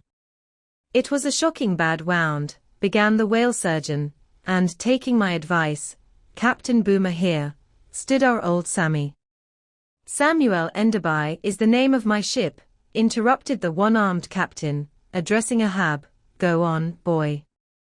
Stood our old Sammy off to the northward, to get out of the blazing hot weather there on the line. But it was no use. I did all I could, sat up with him nights, was very severe with him in the matter of diet. Oh, very severe, chimed in the patient himself, then suddenly altering his voice, drinking hot rum toddies with me every night, till he couldn't see to put on the bandages, and sending me to bed, half seas over, about 3 o'clock in the morning. Oh, ye stars! He sat up with me indeed, and was very severe in my diet. Oh! A great watcher, and very dietetically severe, is Dr. Bunger. Bunger, you dog, laugh out. Why don't ye? You know you're a precious jolly rascal. But, heave ahead, boy. I'd rather be killed by you than kept alive by any other man. My captain, you must have ere this perceived, respected sir, said the imperturbable Godler-looking Bunger, slightly bowing to Ahab, is apt to be facetious at times. He spins us many clever things of that sort. But I may as well say, en passant, as the French remark, that I myself, that is to say, Jack Bunger, late of the reverend clergy, am a strict total abstinence man. I never drink water, cried the captain. He never drinks it. It's a sort of fits to him. Fresh water throws him into the hydrophobia. But go on with the arm story. Yes, I may as well, said the surgeon, coolly. I was about observing, sir, before Captain Boomer's facetious interruption, that spite of my best and severest endeavors, the wound kept getting worse and worse. The truth was, sir, it was as ugly gaping wound as surgeon ever saw, more than 2 feet and several inches long. I measured it with the lead line. In short, it grew black. I knew what was threatened, and off it came. But I had no hand in shipping that ivory arm there. That thing is against all rule, pointing at it with the marling spike. That is the captain's work, not mine. He ordered the carpenter to make it. He had that club hammer there put to the end, to knock someone's brains out with, I suppose, as he tried mine once. He flies into diabolical passions sometimes. Do ye see this dent, sir, removing his hat, and brushing aside his hair, and exposing a bowl-like cavity in his skull, but which bore not the slightest scary trace, or any token of ever having been a wound? Well, the captain there will tell you how that came here, he knows. No, I don't, said the captain, but his mother did, he was born with it. Oh, you solemn rogue, you Bunger. Was there ever such another Bunger in the watery world? Bunger, when you die, you ought to die in pickle, you dog. You should be preserved to future ages, you rascal. What became of the white whale? Now cried Ahab, who thus far had been impatiently listening to this by-play between the 2 Englishmen. Oh, cried the one-armed captain, oh, yes. Well, after he sounded, we didn't see him again for some time. In fact, as I before hinted, I didn't then know what whale it was that had served me such a trick, till some time afterwards, when coming back to the line, we heard about Moby Dick, as some call him, and then I knew it was he. Didst thou cross his wake again? Twice. But could not fasten. Didn't want to try to, ain't one limb enough. What should I do without this other arm? And I'm thinking Moby Dick doesn't bite so much as he swallows. Well, then, interrupted Bunger, give him your left arm for bait to get the right. Do you know, gentlemen, very gravely and mathematically bowing to each captain in succession, do you know, gentlemen, that the digestive organs of the whale are so inscrutably constructed by divine providence, that it is quite impossible for him to completely digest even a man's arm. And he knows it too. So that what you take for the white whale's malice is only his awkwardness. For he never means to swallow a single limb, he only thinks to terrify by feints. But sometimes he is like the old juggling fellow, formerly a patient of mine in Ceylon, that making believe swallow jackknives, once upon a time let one drop into him in good earnest, and there it stayed for a 12-month or more, when I gave him an emetic, and he heaved it up in small tacks, dec. No possible way for him to digest that jackknife, and fully incorporate it into his general bodily system. Yes, Captain Boomer, if you are quick enough about it, and have a mind to pawn one arm for the sake of the privilege of giving decent burial to the other, why in that case the arm is yours. Only let the whale have another chance at you shortly, that's all. No, thank ye, Bunger, said the English captain, his welcome to the arm he has, since I can't help it, and didn't know him then, but not to another one. No more white whales for me. I've lowered for him once, and that has satisfied me. There would be great glory in killing him, I know that, and there is a shipload of precious sperm in him, but, hark ye, his best let alone, don't you think so, Captain? Glancing at the ivory leg. He is. But he will still be hunted, for all that. What is best let alone, that accursed thing is not always what least allures. He's all a magnet. How long since thou saw'st him last? Which way heading? Bless my soul, and curse the foul fiends, cried Bunga, stoopingly walking round Ahab, and like a dog, strangely snuffing, this man's blood, bring the thermometer. It's at the boiling point, his pulse makes these planks beat, sir. Taking a lancet from his pocket, and drawing near to Ahab's arm. Avast, roared Ahab, dashing him against the bulwarks, man the boat. Which way heading? Good God! Cried the English captain, to whom the question was put. What's the matter? He was heading east, I think. Is your captain crazy? Whispering Fedallah. But Fedallah, putting a finger on his lip, slid over the bulwarks to take the boat's steering oar, and Ahab, swinging the cutting tackle towards him, commanded the ship's sailors to stand by to lower. In a moment he was standing in the boat's stern, and the Manila men were springing to their oars. In vain the English captain hailed him. With back to the stranger ship, and face set like a flint to his own, Ahab stood upright till alongside of the Pequod. Chapter 101. The Decanter. Ere the English ship fades from sight, be it set down here, that she hailed from London, and was named after the late Samuel Enderby, merchant of that city, the original of the famous whaling house of Enderby and Sons. A house which, in my poor whaleman's opinion, comes not far behind the united royal houses of the Tudors and Bourbons, in point of real historical interest. How long, prior to the year of our Lord 1775, this great whaling house was in existence, my numerous fish documents do not make plain, but in that year, 1775, it fitted out the first English ships that ever regularly hunted the sperm whale. Though for some score of years previous, ever since 1726, our valiant coffins and maces of Nantucket and the Vineyard had in large fleets pursued that Leviathan, but only in the North and South Atlantic, not elsewhere. Be it distinctly recorded here, that the Nantucketers were the first among mankind to harpoon with civilized steel the great sperm whale, and that for half a century, they were the only people of the whole globe who so harpooned him. In 1778, a fine ship, the Amelia, fitted out for the express purpose, and at the sole charge of the vigorous Enderbys, boldly rounded Cape Horn, and was the first among the nations to lower a whaleboat of any sort in the Great South Sea. The voyage was a skillful and lucky one, and returning to her berth with her hold full of the precious sperm, the Amelia's example was soon followed by other ships, English and American, and thus the vast sperm whale grounds of the Pacific were thrown open.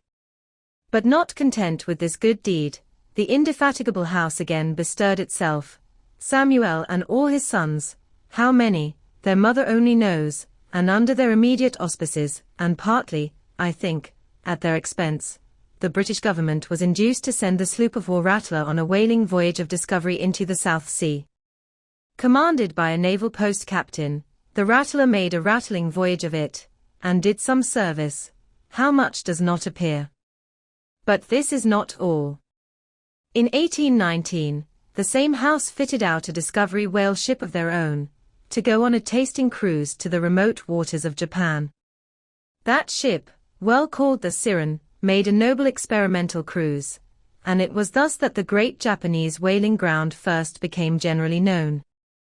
The Siren in this famous voyage was commanded by a Captain Coffin, a Nantucketer. All honor to the Enderbys, therefore, whose house, I think, exists to the present day, though doubtless the original Samuel must long ago have slipped his cable for the great South Sea of the other world. The ship named after him was worthy of the honor, being a very fast sailor and a noble craft every way. I boarded her once at midnight somewhere off the Patagonian coast, and drank good flip down in the forecastle. It was a fine gam we had, and they were all trumps, every soul on board.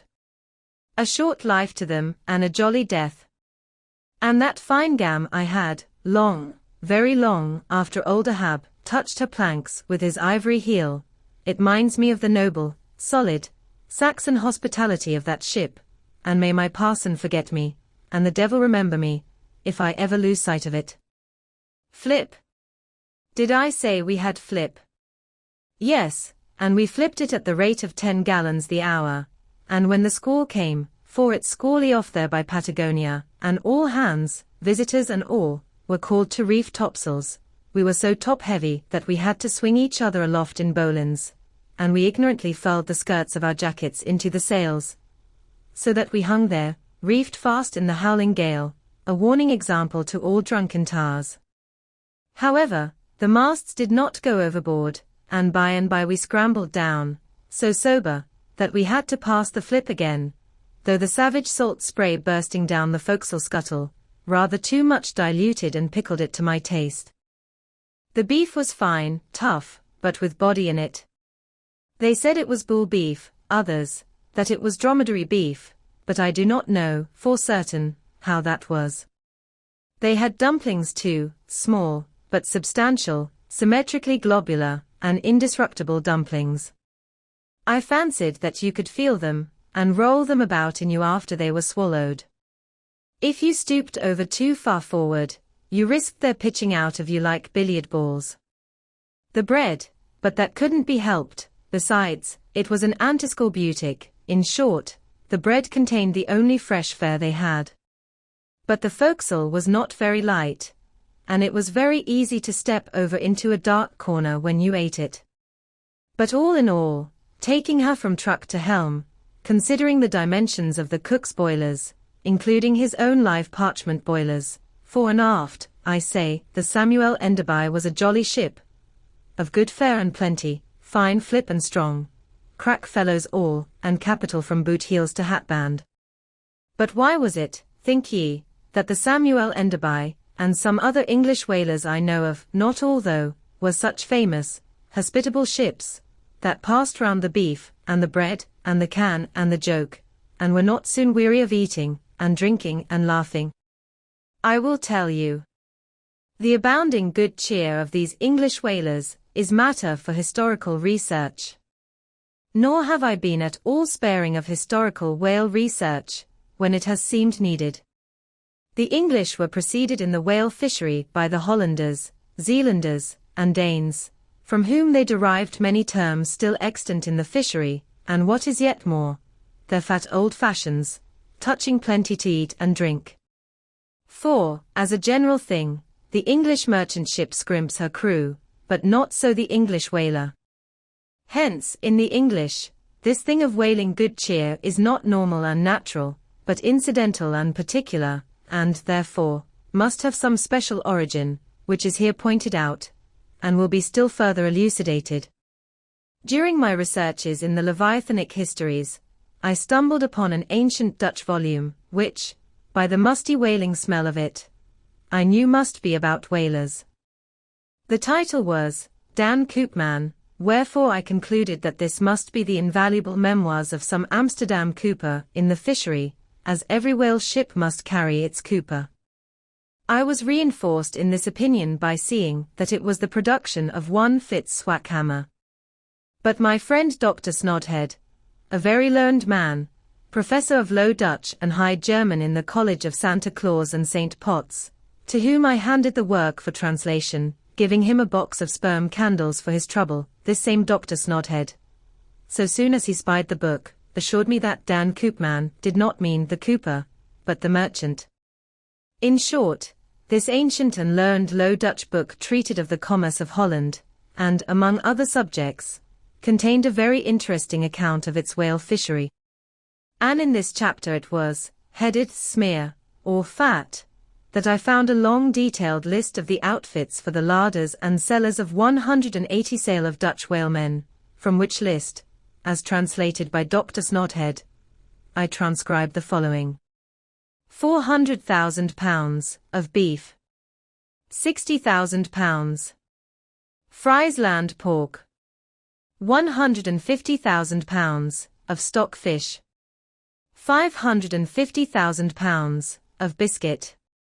72,000 pounds of soft bread. 2,800 firkins of butter. £20,000. Texel and Leiden cheese. £144,000. Cheese, probably an inferior article.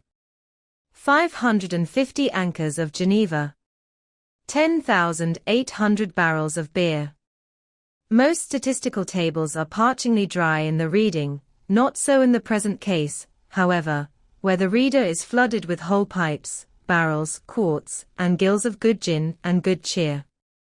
At the time, I devoted 3 days to the studious digesting of all this beer, beef, and bread, during which many profound thoughts were incidentally suggested to me, capable of a transcendental and Platonic application, and furthermore, I compiled supplementary tables of my own, touching the probable quantity of stockfish, etc., consumed by every Low Dutch harpooner in that ancient Greenland and Spitzbergen whale fishery. In the first place, the amount of butter and Texel and Leiden cheese consumed seems amazing.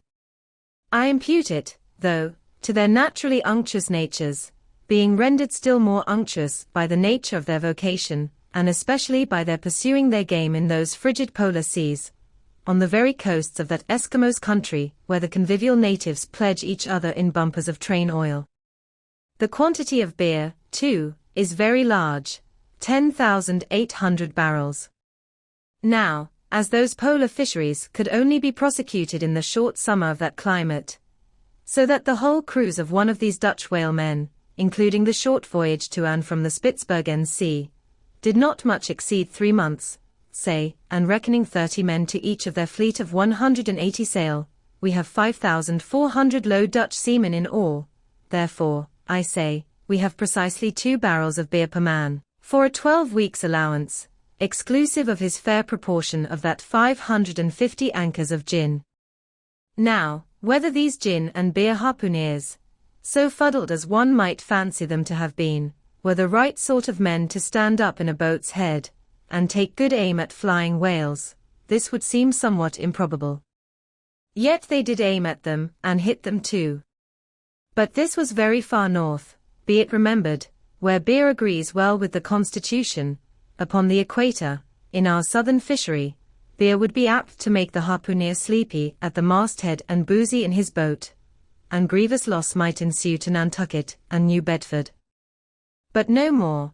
Enough has been said to show that the old Dutch whalers of 2 or 3 centuries ago were high livers, and that the English whalers have not neglected so excellent an example. For, say they, when cruising in an empty ship, if you can get nothing better out of the world, get a good dinner out of it, at least. And this empties the decanter. Chapter 102. A Bower in the Arsacides. Hitherto, in descriptively treating of the sperm whale, I have chiefly dwelt upon the marvels of his outer aspect, or separately and in detail upon some few interior structural features. But to a large and thorough sweeping comprehension of him, it behoves me now to unbutton him still further, and untagging the points of his hose, unbuckling his garters, and casting loose the hooks, and the eyes of the joints of his innermost bones, set him before you in his ultimatum, that is to say, in his unconditional skeleton. But how now, Ishmael? How is it, that you, a mere oarsman in the fishery, pretend to know aught about the subterranean parts of the whale? Did erudite Stubb, mounted upon your capstan, deliver lectures on the anatomy of the cetacea, and by help of the windlass, hold up a specimen rib for exhibition? Explain thyself, Ishmael.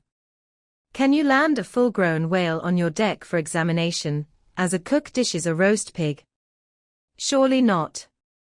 A veritable witness have you hitherto been, Ishmael, but have a care how you seize the privilege of Jonah alone, the privilege of discoursing upon the joists and beams, the rafters, ridgepole, sleepers, and underpinnings, making up the framework of Leviathan, and belike of the talovats, dairy rooms, butteries, and cheeseries in his bowels. I confess, that since Jonah, few whalemen have penetrated very far beneath the skin of the adult whale. Nevertheless, I have been blessed with an opportunity to dissect him in miniature. In a ship I belonged to, a small cub sperm whale was once bodily hoisted to the deck for his poke or bag, to make sheaths for the barbs of the harpoons, and for the heads of the lances. Think you I let that chance go, without using my boat hatchet and jackknife, and breaking the seal, and reading all the contents of that young cub? And as for my exact knowledge of the bones of the Leviathan in their gigantic, full-grown development, for that rare knowledge I am indebted to my late royal friend Tranquo, King of Tranque, one of the Arsacides. For being at Tranque, years ago, when attached to the trading ship Day of Algiers, I was invited to spend part of the Arsacidian holidays with the Lord of Tranque, at his retired palm villa at Pupella, a seaside glen not very far distant from what our sailors called Bamboo Town, his capital. Among many other fine qualities, my royal friend Tranquo, being gifted with a devout love for all matters of barbaric virtue, had brought together in Pupella whatever rare things the more ingenious of his people could invent, chiefly carved woods of wonderful devices, chiseled shells, inlaid spears, costly paddles, aromatic canoes, and all these distributed among whatever natural wonders, the wonder-freighted, tribute-rendering waves had cast upon his shores. Chief among these latter was a great sperm whale, which, after an unusually long raging gale, had been found dead and stranded, with his head against a coconut tree, whose plumage-like, tufted droopings seemed his verdant jet. When the vast body had at last been stripped of its fathom-deep enfoldings, and the bones become dust-dry in the sun, then the skeleton was carefully transported up the Pupella glen, where a grand temple of lordly palms now sheltered it. The ribs were hung with trophies, the vertebrae were carved with Arsacidian annals, in strange hieroglyphics, in the skull, the priests kept up an unextinguished aromatic flame, so that the mystic head again sent forth its vapory spout, while, suspended from a bough, the terrific lower jaw vibrated over all the devotees, like the hair-hung sword that so affrighted Damocles. It was a wondrous sight.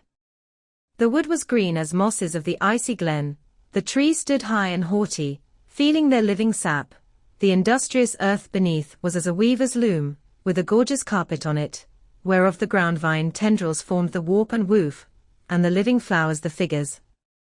All the trees, with all their laden branches, all the shrubs, and ferns, and grasses, the message-carrying air, all these unceasingly were active. Through the lacings of the leaves, the great sun seemed a flying shuttle weaving the unwearied verdure. Oh, busy weaver! Unseen weaver, pause, one word, whither flows the fabric? What palace may it deck? Wherefore all these ceaseless toilings? Speak, weaver, stay thy hand, but one single word with thee. Nay, the shuttle flies, the figures float from forth the loom, the freshet-rushing carpet for ever slides away. The weaver god, he weaves, and by that weaving is he deafened, that he hears no mortal voice, and by that humming, we, too, who look on the loom are deafened, and only when we escape it shall we hear the thousand voices that speak through it. For even so it is in all material factories. The spoken words that are inaudible among the flying spindles, those same words are plainly heard without the walls, bursting from the opened casements. Thereby have villainies been detected. Ah, mortal! Then, be heedful, for so, in all this din of the great world's loom, thy subtlest thinkings may be overheard afar. Now, amid the green, life-restless loom of that Arsacidian wood, the great, white, worshipped skeleton lay lounging, a gigantic idler. Yet, as the ever-woven verdant warp and woof intermixed and hummed around him, the mighty idler seemed the cunning weaver, himself all woven over with the vines, every month assuming greener, fresher verdure, but himself a skeleton. Life folded death, death trellised life, the grim god wived with youthful life, and begat him curler-headed glories. Now, when with royal Tranquo I visited this wondrous whale, and saw the skull and altar, and the artificial smoke ascending from where the real jet had issued, I marveled that the king should regard a chapel as an object of virtue. He laughed. But more I marveled that the priests should swear that smoky jet of his was genuine. To and fro I paced before this skeleton, brushed the vines aside, broke through the ribs, and with a ball of Arsacidian twine, wandered, eddied long amid its many winding, shaded colonnades and arbors. But soon my line was out, and following it back, I emerged from the opening where I entered. I saw no living thing within, naught was there but bones. Cutting me a green measuring rod, I once more dived within the skeleton. From their arrow slit in the skull, the priests perceived me taking the altitude of the final rib. How now? They shouted, darst thou measure this our God? That's for us. Aye, priests, well, how long do ye make him, then? But hereupon a fierce contest rose among them, concerning feet and inches. They cracked each other's sconces with their yardsticks.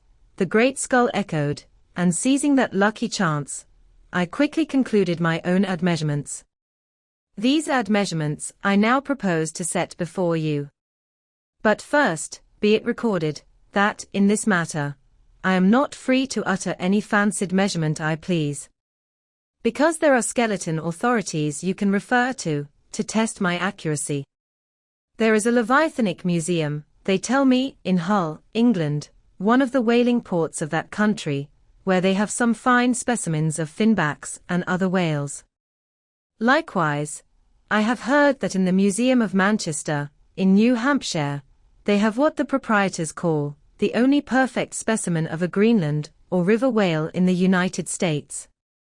Moreover, at a place in Yorkshire, England, Burton Constable by name, a certain Sir Clifford Constable has in his possession the skeleton of a sperm whale, but of moderate size, by no means of the full-grown magnitude of my friend King Tranquo's. In both cases, the stranded whales to which these two skeletons belonged were originally claimed by their proprietors upon similar grounds. King Tranquo seizing his because he wanted it, and Sir Clifford, because he was lord of the seigneuries of those parts. Sir Clifford's whale has been articulated throughout, so that, like a great chest of drawers, you can open and shut him, in all his bony cavities, spread out his ribs like a gigantic fan, and swing all day upon his lower jaw. Locks are to be put upon some of his trapdoors and shutters, and a footman will show round future visitors with a bunch of keys at his side. Sir Clifford thinks of charging twopence for a peep at the whispering gallery in the spinal column, threepence to hear the echo in the hollow of his cerebellum, and sixpence for the unrivalled view from his forehead. The skeleton dimensions I shall now proceed to set down are copied verbatim from my right arm, where I had them tattooed, as in my wild wanderings at that period, there was no other secure way of preserving such valuable statistics. But as I was crowded for space, and wished the other parts of my body to remain a blank page for a poem I was then composing, at least, what untattooed parts might remain, I did not trouble myself with the odd inches, nor, indeed, should inches at all enter into a congenial admeasurement of the whale. Chapter 103. Measurement of the whale's skeleton. In the first place, I wish to lay before you a particular, plain statement, touching the living bulk of this Leviathan, whose skeleton we are briefly to exhibit. Such a statement may prove useful here.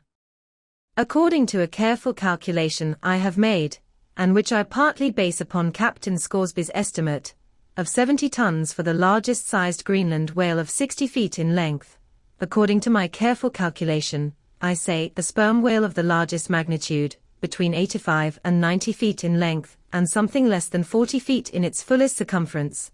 Such a whale will weigh at least 90 tons. So that, reckoning 13 men to a ton, he would considerably outweigh the combined population of a whole village of 1,100 inhabitants. Think you not then that brains, like yoked cattle, should be put to this Leviathan, to make him at all budge to any landsman's imagination? Having already in various ways put before you his skull, spout hole, jaw, teeth, tail, forehead, fins, and divers other parts, I shall now simply point out what is most interesting in the general bulk of his unobstructed bones. But as the colossal skull embraces so very large a proportion of the entire extent of the skeleton, as it is by far the most complicated part, and as nothing is to be repeated concerning it in this chapter, you must not fail to carry it in your mind, or under your arm, as we proceed, otherwise you will not gain a complete notion of the general structure we are about to view. In length, the sperm whale's skeleton at Tranqueue measured 72 feet. So that when fully invested and extended in life, he must have been 90 feet long, for in the whale, the skeleton loses about 1/5 in length compared with the living body. Of this 72 feet, his skull and jaw comprised some 20 feet, leaving some 50 feet of plain backbone. Attached to this backbone, for something less than a third of its length, was the mighty circular basket of ribs, which once enclosed his vitals.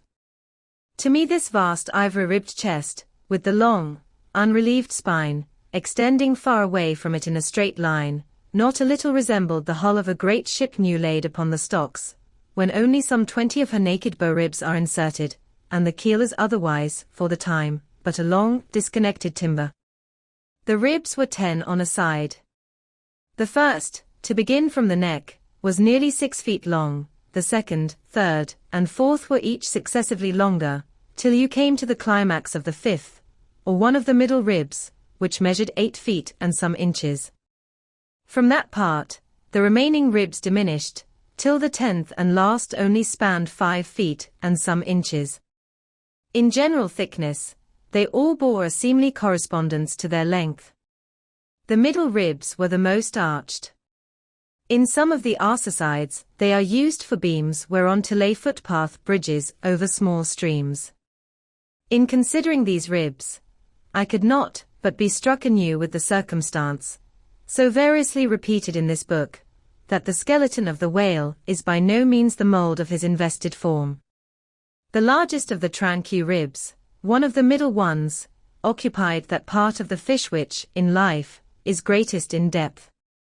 Now, the greatest depth of the invested body of this particular whale must have been at least 16 feet, whereas the corresponding rib measured but little more than 8 feet. So that this rib only conveyed half of the true notion of the living magnitude of that part.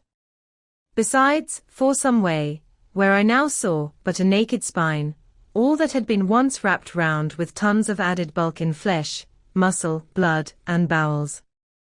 Still more, for the ample fins, I here saw but a few disordered joints, and in place of the weighty and majestic, but boneless flukes, an utter blank.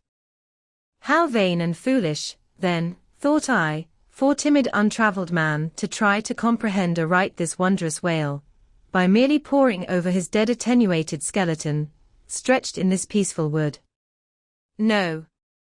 Only in the heart of quickest perils, only when within the eddyings of his angry flukes, only on the profound unbounded sea, can the fully invested whale be truly and livingly found out. But the spine. For that, the best way we can consider it is, with a crane, to pile its bones high up on end. No speedy enterprise. But now it's done, it looks much like Pompey's pillar. There are 40 and odd vertebrae in all, which in the skeleton are not locked together. They mostly lie like the great knobbed blocks on a Gothic spire, forming solid courses of heavy masonry. The largest, a middle one, is in width something less than 3 feet, and in depth more than 4. The smallest, where the spine tapers away into the tail, is only 2 inches in width, and looks something like a white billiard ball.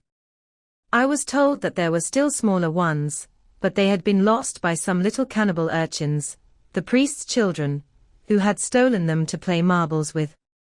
Thus we see how that the spine of even the hugest of living things tapers off at last into simple child's play. Chapter 104.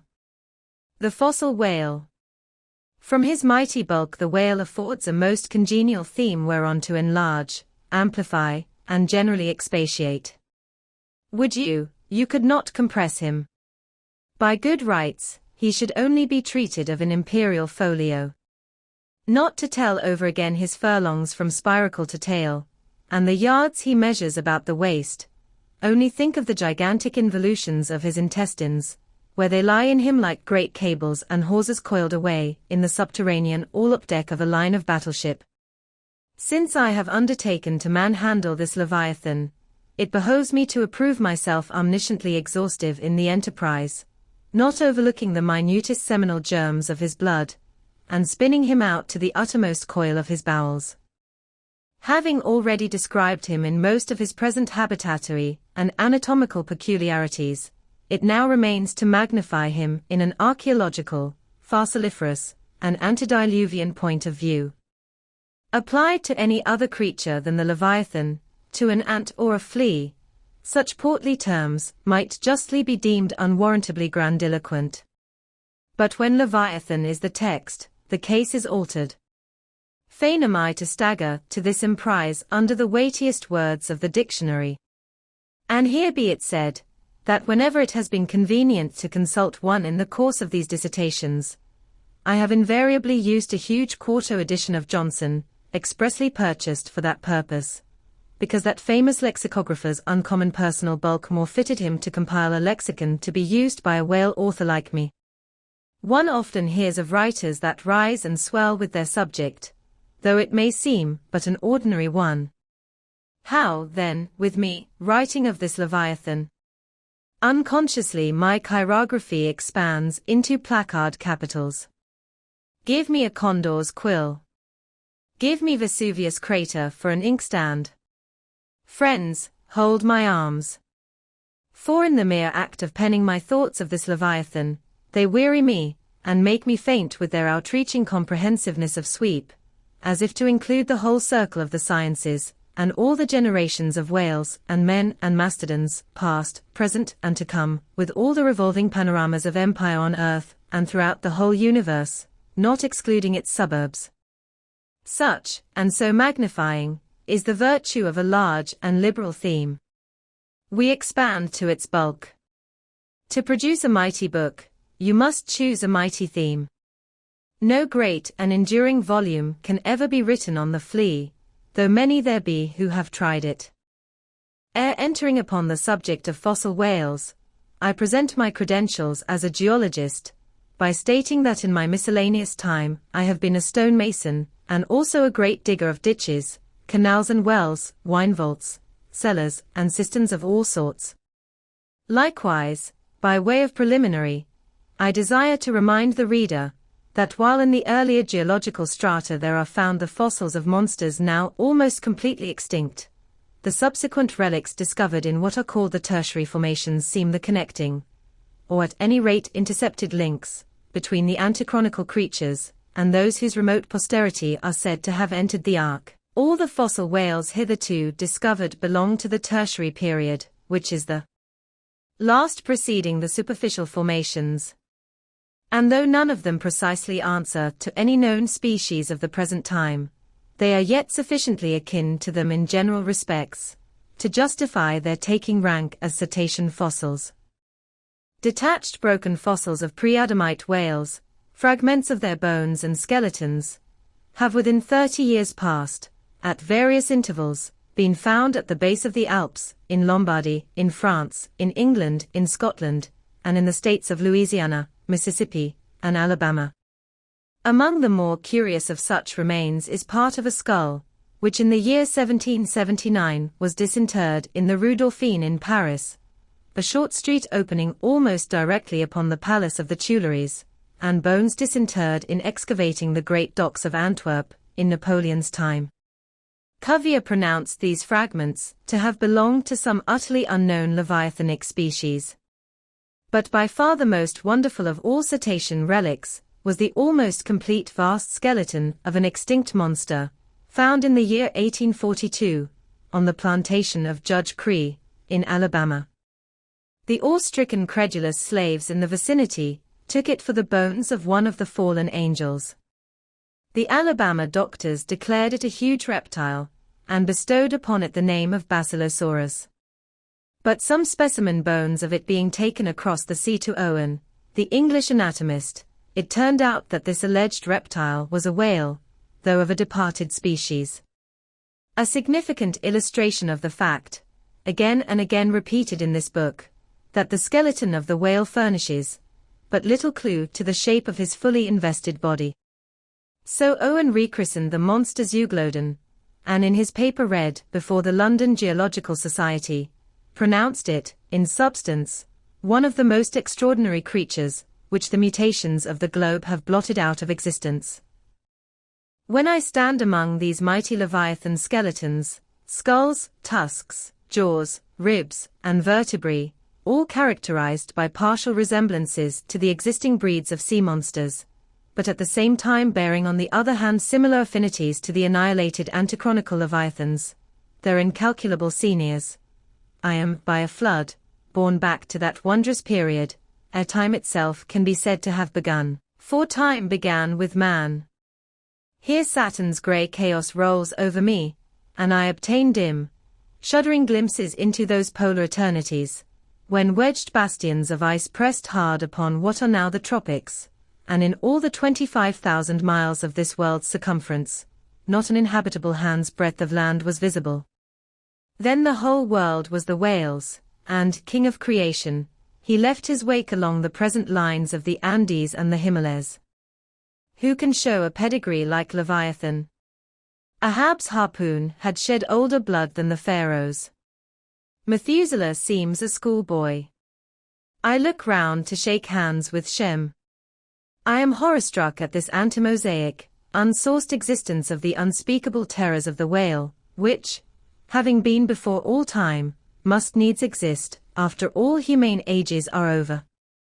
But not alone has this Leviathan left his pre-Adamite traces in the stereotype plates of nature, and in limestone and marl bequeathed his ancient bust, but upon Egyptian tablets, whose antiquity seems to claim for them an almost fossiliferous character, we find the unmistakable print of his fin.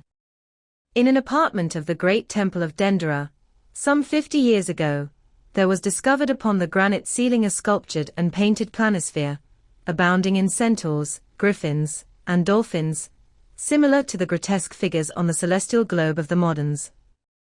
Gliding among them, old Leviathan swam as of yore, was there swimming in that planisphere, centuries before Solomon was cradled.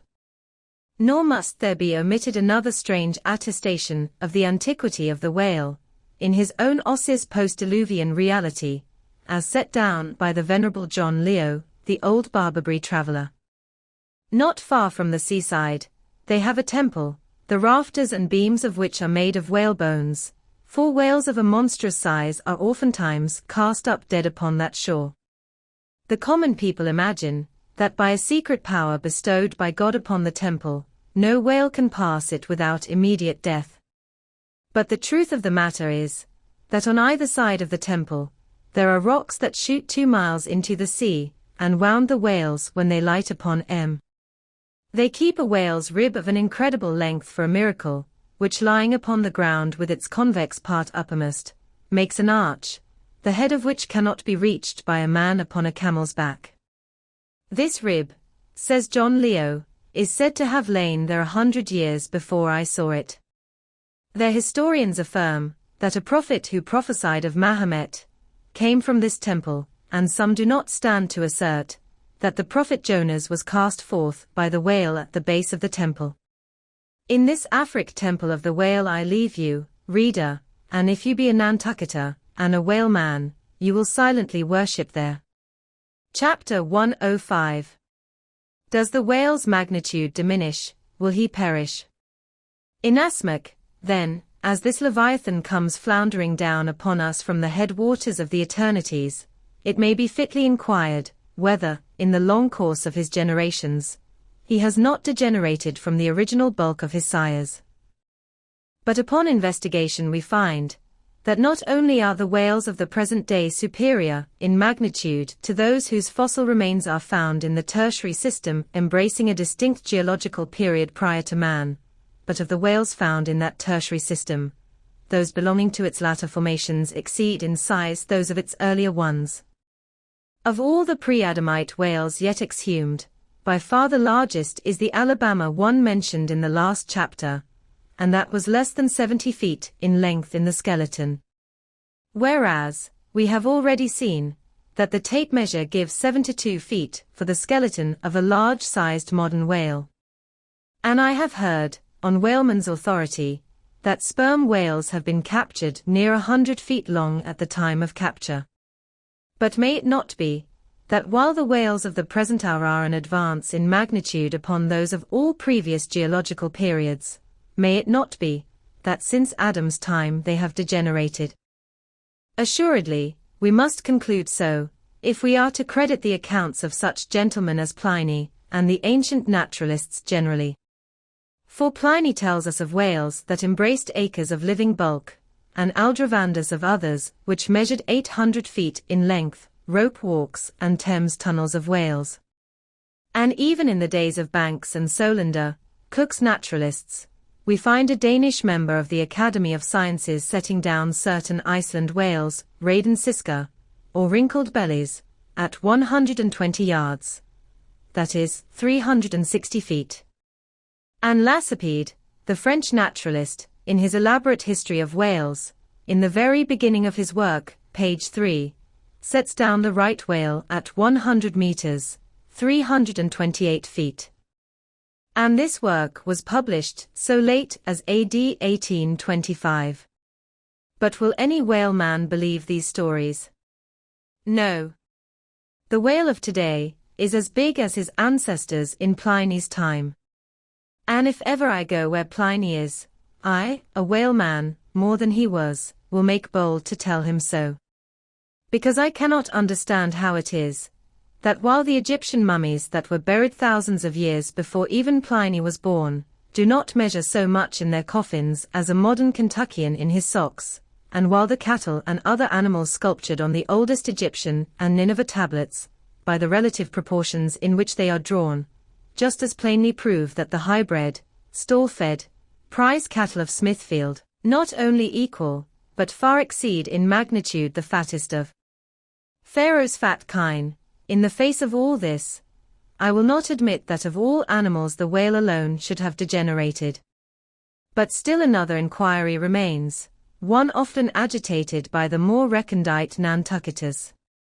Whether owing to the almost omniscient lookouts at the mastheads of the whale ships, now penetrating even through Bering Straits, and into the remotest secret drawers and lockers of the world, and the 1,000 harpoons and lances darted along all continental coasts, the moot point is, whether Leviathan can long endure so wide a chase, and so remorseless a havoc, whether he must not at last be exterminated from the waters, and the last whale, like the last man, smoke his last pipe, and then himself evaporate in the final puff.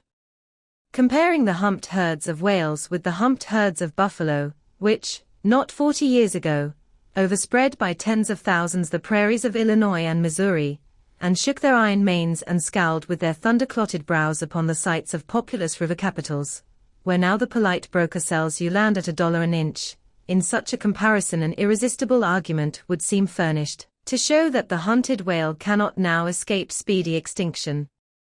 But you must look at this matter in every light. Though so short a period ago, not a good lifetime, the census of the buffalo in Illinois exceeded the census of men now in London, and though at the present day not one horn, or hoof of them remains in all that region, and though the cause of this wondrous extermination was the spear of man, yet the far different nature of the whale hunt peremptorily forbids so inglorious an end to the Leviathan.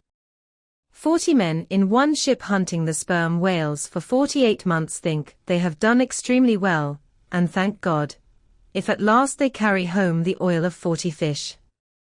Whereas, in the days of the old Canadian and Indian hunters and trappers of the West, when the far West in whose sunset suns still rise, was a wilderness and a virgin, the same number of moccasined men, for the same number of months, mounted on horse instead of sailing in ships, would have slain not 40, but 40,000 and more buffaloes, a fact that, if need were, could be statistically stated. Nor, considered aright, does it seem any argument in favor of the gradual extinction of the sperm whale, for example, that in former years, the latter part of the last century, say, these leviathans, in small pods, were encountered much oftener than at present, and in consequence, the voyages were not so prolonged, and were also much more remunerative.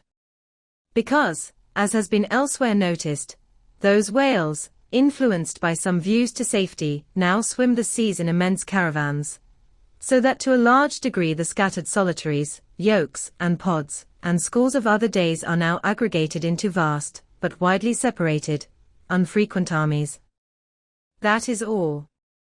And equally fallacious seems the conceit that because the so-called whalebone whales no longer haunt many grounds in former years abounding with them, hence that species also is declining. For they are only being driven from promontory to cape, and if one coast is no longer enlivened with their jets, then, be sure, some other and remoter strand has been very recently startled by the unfamiliar spectacle. Furthermore, concerning these last-mentioned leviathans, they have two firm fortresses, which, in all human probability, will forever remain impregnable.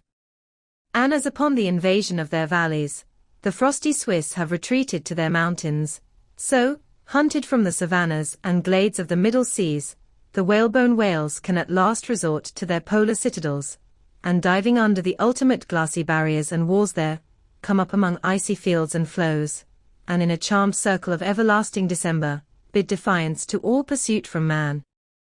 But as perhaps 50 of these whalebone whales are harpooned for one cachalot, some philosophers of the forecastle have concluded that this positive havoc has already very seriously diminished their battalions.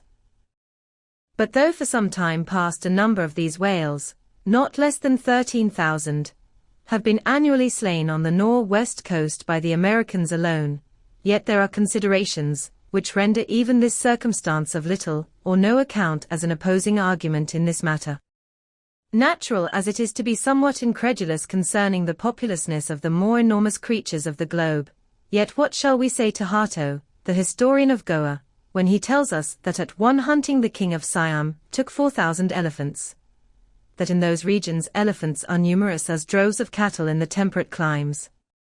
And there seems no reason to doubt that if these elephants, which have now been hunted for thousands of years, by Semiramis, by Porus, by Hannibal, and by all the successive monarchs of the East, if they still survive there in great numbers, much more may the great whale outlast all hunting, since he has a pasture to expatiate in, which is precisely twice as large as all Asia, both Americas, Europe and Africa, New Holland, and all the isles of the sea combined. Moreover, we are to consider that from the presumed great longevity of whales, they're probably attaining the age of a century and more, therefore at any one period of time, several distinct adult generations must be contemporary. And what that is, we may soon gain some idea of, by imagining all the graveyards, cemeteries, and family vaults of creation yielding up the live bodies of all the men, women, and children who were alive 75 years ago, and adding this countless host to the present human population of the globe. Wherefore, for all these things, we account the whale immortal in his species, however perishable in his individuality. He swam the seas before the continents broke water, he once swam over the site of the Tuileries, and Windsor Castle, and the Kremlin. In Noah's flood he despised Noah's Ark, and if ever the world is to be again flooded, like the Netherlands, to kill off its rats, then the eternal whale will still survive, and rearing upon the topmost crest of the equatorial flood, spout his froth defiance to the skies. Chapter 106. Ahab's Leg. The precipitating manner in which Captain Ahab had quitted the Samuel Enderby of London had not been unattended with some small violence to his own person. He had lighted with such energy upon a thwart of his boat that his ivory leg had received a half-splintering shock. And when after gaining his own deck, and his own pivot hole there, he so vehemently wheeled round with an urgent command to the steersman, it was, as ever, something about his not steering inflexibly enough, then, the already shaken ivory received such an additional twist and wrench, that though it still remained entire, and to all appearances lusty, yet Ahab did not deem it entirely trustworthy. And indeed, it seemed small matter for wonder, that for all his pervading, mad recklessness, Ahab did at times give careful heed to the condition of that dead bone upon which he partly stood. For it had not been very long prior to the Pequod's sailing from Nantucket, that he had been found one night lying prone upon the ground, and insensible, by some unknown and seemingly inexplicable, unimaginable casualty, his ivory limb having been so violently displaced, that it had stakewise smitten, and all but pierced his groin, nor was it without extreme difficulty that the agonizing wound was entirely cured. Nor, at the time, had it failed to enter his monomaniac mind, that all the anguish of that then present suffering was but the direct issue of a former woe, and he too plainly seemed to see, that as the most poisonous reptile of the marsh perpetuates his kind as inevitably as the sweetest songster of the grove, so, equally with every felicity, all miserable events do naturally beget their like. Yea, more than equally, thought Ahab, since both the ancestry and posterity of grief go further than the ancestry and posterity of joy.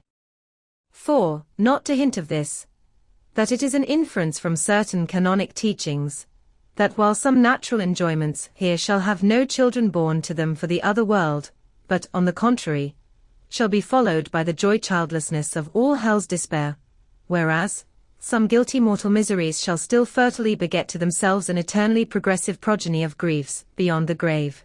Not at all to hint of this, there still seems an inequality in the deeper analysis of the thing. For, thought Ahab, while even the highest earthly felicities ever have a certain unsignifying pettiness lurking in them, but at bottom, all heart woes, a mystic significance, and in some men, an archangelic grandeur, so do their diligent tracings out not belie the obvious deduction. To trail the genealogies of these high mortal miseries, carries us at last among the sourceless primogenitures of the gods, so that, in the face of all the glad, haymaking suns, and soft cymbaling, round harvest moons, we must needs give in to this, that the gods themselves are not for ever glad. The ineffaceable, sad birthmark in the brow of man, is but the stamp of sorrow in the signers. Unwittingly here a secret has been divulged, which perhaps might more properly, in set way, have been disclosed before. With many other particulars concerning Ahab, always had it remained a mystery to some, why it was, that for a certain period, both before and after the sailing of the Pequod, he had hidden himself away with such grand llama-like exclusiveness, and for that one interval, sought speechless refuge, as it were, among the marble senate of the dead. Captain Peleg's bruited reason for this thing appeared by no means adequate, though, indeed, as touching all Ahab's deeper part, every revelation partook more of significant darkness than of explanatory light. But in the end it all came out, this one matter did, at least. That direful mishap was at the bottom of his temporary recluseness. And not only this, but to that ever-contracting, dropping circle ashore, who, for any reason, possessed the privilege of a less band approach to him, to that timid circle the above-hinted casualty, remaining, as it did, moodily unaccounted for by Ahab, invested itself with terrors, not entirely underived from the land of spirits and of whales. So that, through their zeal for him, they had all conspired, so far as in them lay, to muffle up the knowledge of this thing from others, and hence it was, that not till a considerable interval had elapsed, did it transpire upon the Pequod's decks. But be all this as it may, let the unseen, ambiguous synod in the air, or the vindictive princes and potentates of fire, have to do or not with earthly Ahab, yet in this present matter of his leg, he took plain practical procedures, he called the carpenter. And when that functionary appeared before him, he bade him without delay set about making a new leg, and directed the mates to see him supplied with all the studs and joists of jaw ivory a sperm whale, which had thus far been accumulated on the voyage, in order that a careful selection of the stoutest, clearest-grained stuff might be secured. This done, the carpenter received orders to have the leg completed that night, and to provide all the fittings for it, independent of those pertaining to the distrusted one in use. Moreover, the ship's forge was ordered to be hoisted out of its temporary idleness in the hold, and to accelerate the affair, the blacksmith was commanded to proceed at once to the forging of whatever iron contrivances might be needed. Chapter 107. The Carpenter. Seat thyself sultanically among the moons of Saturn, and take high abstracted man alone, and he seems a wonder, a grandeur, and a woe. But from the same point, take mankind in mass, and for the most part, they seem a mob of unnecessary duplicates, both contemporary and hereditary. But most humble though he was, and far from furnishing an example of the high, humane abstraction, the Pequod's carpenter was no duplicate, hence, he now comes in person on this stage. Like all seagoing ship carpenters, and more especially those belonging to whaling vessels, he was, to a certain offhanded, practical extent, alike experienced in numerous trades and callings collateral to his own, the carpenter's pursuit being the ancient and outbranching trunk of all those numerous handicrafts which more or less have to do with wood as an auxiliary material. But, besides the application to him of the generic remark above, this carpenter of the Pequod was singularly efficient in those thousand nameless mechanical emergencies continually recurring in a large ship, upon a 3 or 4 years' voyage, in uncivilized and far distant seas. For not to speak of his readiness in ordinary duties, repairing stove boats, sprung spars, reforming the shape of clumsy-bladed oars, inserting bull's eyes in the deck, or new treenails in the side planks, and other miscellaneous matters more directly pertaining to his special business, he was moreover unhesitatingly expert in all manner of conflicting aptitudes, both useful and capricious. The one grand stage where he enacted all his various parts so manifold, was his vice-bench, a long rude ponderous table furnished with several vices, of different sizes, and both of iron and of wood. At all times except when whales were alongside, this bench was securely lashed athwartships against the rear of the try-works. A belaying pin is found too large to be easily inserted into its hole. The carpenter claps it into one of his ever-ready vices, and straightway files it smaller. A lost land bird of strange plumage strays on board, and is made a captive, out of clean-shaved rods of right whale bone, and cross-beams of sperm whale ivory, the carpenter makes a pagoda-looking cage for it. An oarsman sprains his wrist, the carpenter concocts a soothing lotion. Stubb longed for vermilion stars to be painted upon the blade of his every oar, screwing each oar in his big vise of wood, the carpenter symmetrically supplies the constellation. A sailor takes a fancy to wear shark-bone earrings, the carpenter drills his ears. Another has the toothache, the carpenter outpincers, and clapping one hand upon his bench bids him be seated there, but the poor fellow unmanageably winces under the unconcluded operation, whirling round the handle of his wooden vice, the carpenter signs him to clap his jaw in that, if he would have him draw the tooth. Thus, this carpenter was prepared at all points, and alike indifferent and without respect in all.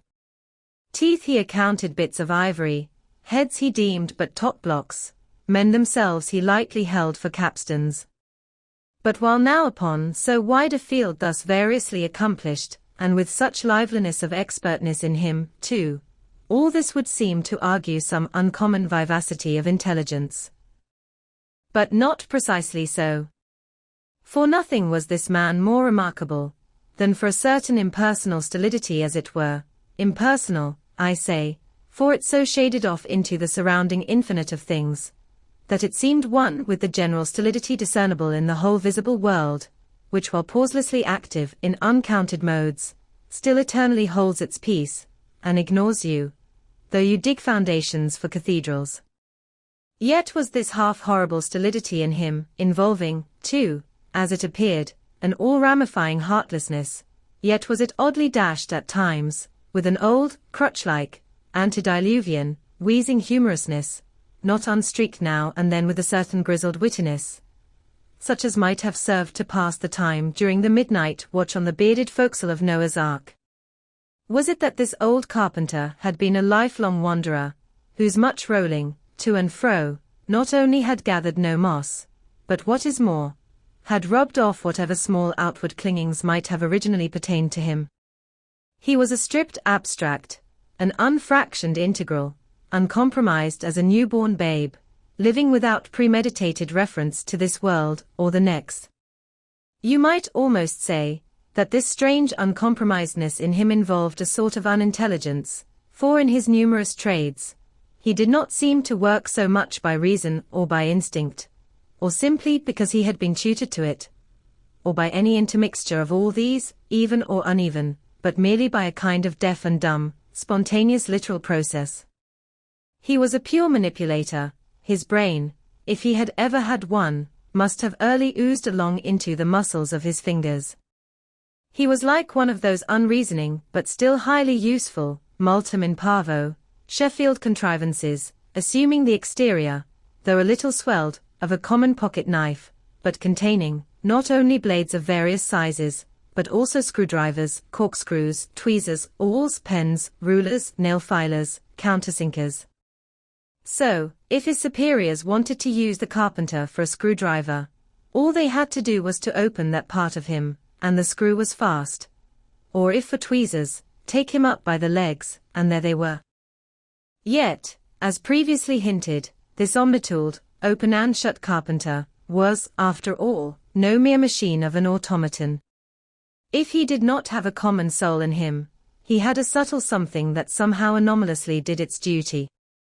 What that was, whether essence of quicksilver, or a few drops of hartshorn, there is no telling. But there it was, and there it had abided for now some 60 years or more.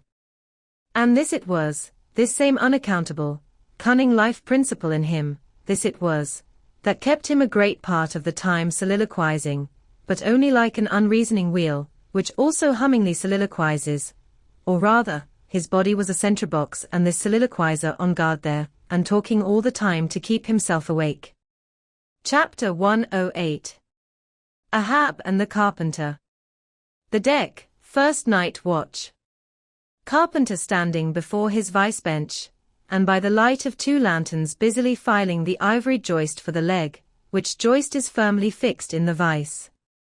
Slabs of ivory, leather straps, pads, screws, and various tools of all sorts lying about the bench. Forward, the red flame of the forge is seen, where the blacksmith is at work. Drat the file, and drat the bone. That is hard which should be soft, and that is soft which should be hard. So we go, who file old jaws and shin bones. Let's try another. I now, this works better, sneezes. Hello, this bone dust is, sneezes, why it's sneezes, yes it's sneezes, bless my soul, it won't let me speak. This is what an old fellow gets now for working in dead lumber. Saw a live tree, and you don't get this dust. Amputate a live bone, and you don't get it, sneezes. Come, come, you old smut, there, bear a hand, and let's have that ferrule and buckle screw. I'll be ready for them presently. Lucky now, sneezes, there's no knee joint to make. That might puzzle a little, but a mere shin bone, why it's easy as making hop poles, only I should like to put a good finish on. Time, if I but only had the time, I could turn him out as neat a leg now as ever, sneezes, scraped to a lady in a parlor. Those buckskin legs and calves of legs I've seen in shop windows wouldn't compare at all. They soak water, they do, and of course get rheumatic, and have to be doctored, sneezes, with washes and lotions, just like live legs.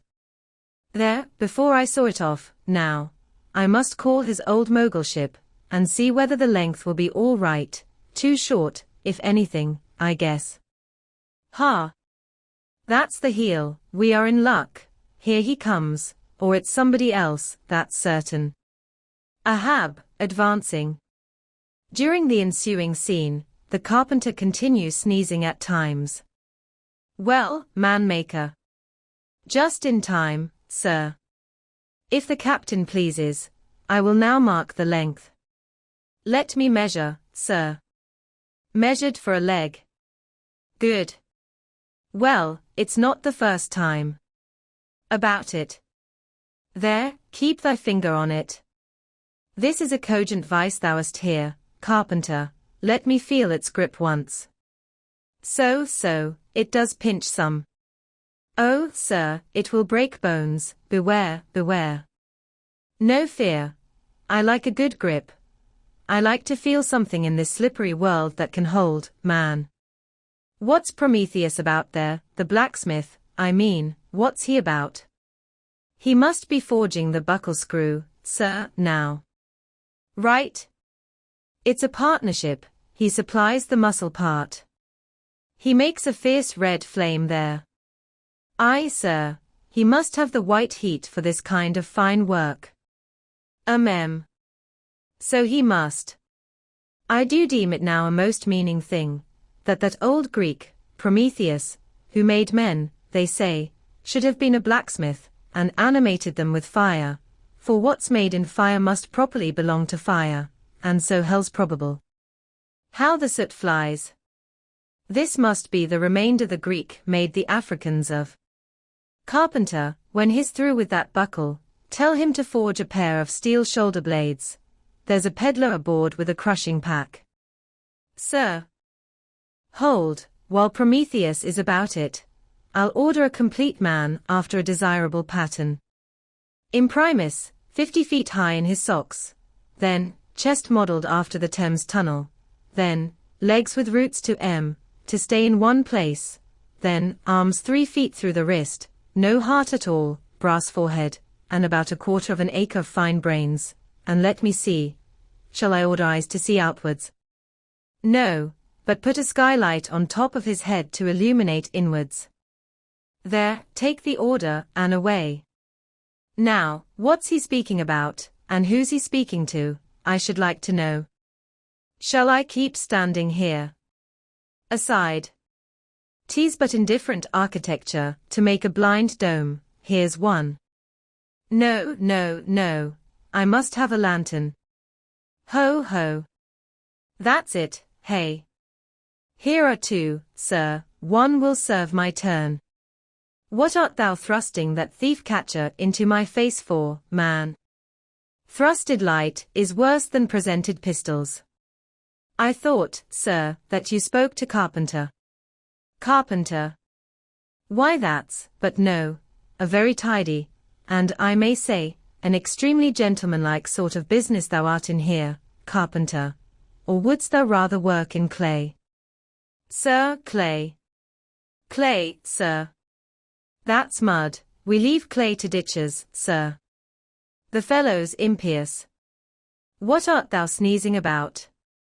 Bone is rather dusty, sir. Take the hint, then, and when thou art dead, never bury thyself under living people's noses. Sir, oh. Ah, I guess so, yes, oh, dear. Look ye, Carpenter, I dare say thou callest thyself a right good workman-like workman, eh? Well, then, will it speak thoroughly well for thy work, if, when I come to mount this leg thou makest, I shall nevertheless feel another leg in the same identical place with it. That is, Carpenter, my old lost leg, the flesh and blood one, I mean. Canst thou not drive that old Adam away? Truly, sir, I begin to understand somewhat now. Yes, I have heard something curious on that score, sir. How that a dismasted man never entirely loses the feeling of his old spar, but it will be still pricking him at times. May I humbly ask if it be really so, sir?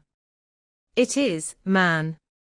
Look, put thy live leg here in the place where mine once was, so, now, here is only one distinct leg to the eye, yet 2 to the soul. Where thou feelest tingling life, there, exactly there to a hair, do I. Is't a riddle. I should humbly call it a poser, sir. Hist, then. How dost thou know that some entire, living, thinking thing may not be invisibly and uninterpenetratingly standing precisely where thou now standest? Aye, and standing there in thy spite. In thy most solitary hours, then, dost thou not fear eavesdroppers? Hold, don't speak. And if I still feel the smart of my crushed leg, though it be now so long dissolved, then, why mayst not thou, Carpenter, feel the fiery pains of hell for ever, and without a body? Ha! Good Lord! Truly, sir, if it comes to that, I must calculate over again. I think I didn't carry a small figure, sir. Look ye, Pudding heads should never grant premises. How long before the leg is done? Perhaps an hour, sir. Bungle away at it then, and bring it to me. Turns to go. Oh, life! Here I am, proud as Greek god, and yet standing debtor to this blockhead for a bone to stand on. Cursed be that mortal indebtedness, which will not do away with ledgers. I would be free as air, and I'm down in the whole world's books. I am so rich, I could have given bid for bid with the wealthiest praetorians at the auction of the Roman Empire, which was the world's, and yet I owe for the flesh in the tongue I brag with. By heavens! I'll get a crucible, and into it, and dissolve myself down to one small, compendious vertebra. So. Carpenter, resuming his work. Well, well, well. Stubb knows him best of all, and Stubb always says he's queer. Says nothing but that one sufficient little word queer. He's queer, says Stubb. He's queer, queer, queer, and keeps dinning it into Mr. Starbuck all the time. Queer, sir, queer, queer, very queer. And here's his leg. Yes, now that I think of it, here's his bedfellow. Has a stick of whale's jawbone for a wife. And this is his leg, he'll stand on this. What was that now about one leg standing in 3 places, and all 3 places standing in one hell? How was that? Oh! I don't wonder he looked so scornful at me. I'm a sort of strange-thoughted sometimes, they say, but that's only haphazard-like. Then, a short, little old body like me, should never undertake to wade out into deep waters with tall, heron-built captains.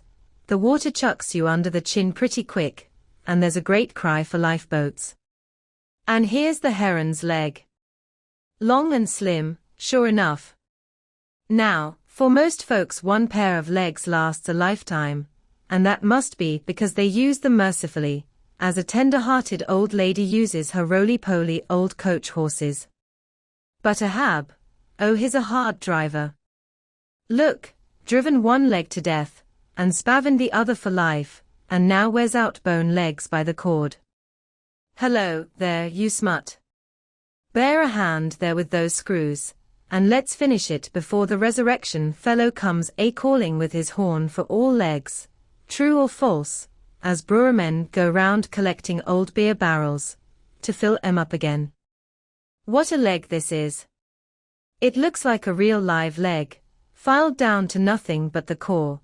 He'll be standing on this tomorrow, he'll be taking altitudes on it. Hello! I almost forgot the little oval slate, smoothed ivory, where he figures up the latitude. So, chisel, file, and sandpaper, now.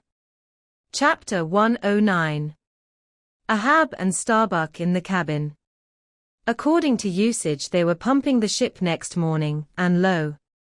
No inconsiderable oil came up with the water, the casks below must have sprung a bad leak. Much concern was shown, and Starbuck went down into the cabin to report this unfavorable affair. Asterisk in sperm whalemen with any considerable quantity of oil on board. It is a regular semi-weekly duty to conduct a hose into the hold, and drench the casks with sea water, which afterwards, at varying intervals, is removed by the ship's pumps. Hereby the casks are sought to be kept damply tight, while by the changed character of the withdrawn water, the mariners readily detect any serious leakage in the precious cargo.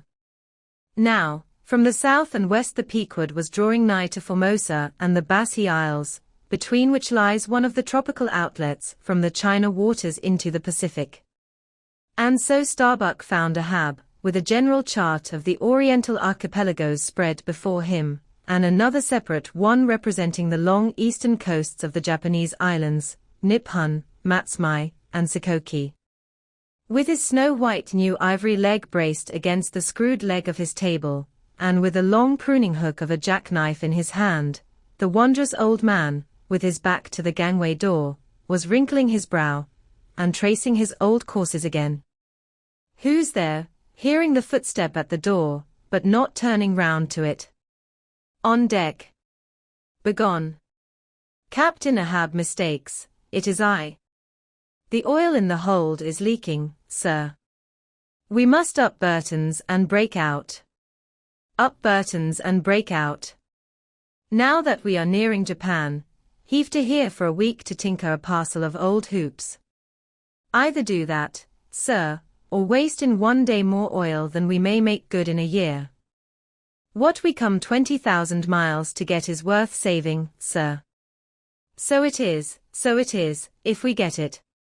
I was speaking of the oil in the hold, sir. And I was not speaking or thinking of that at all.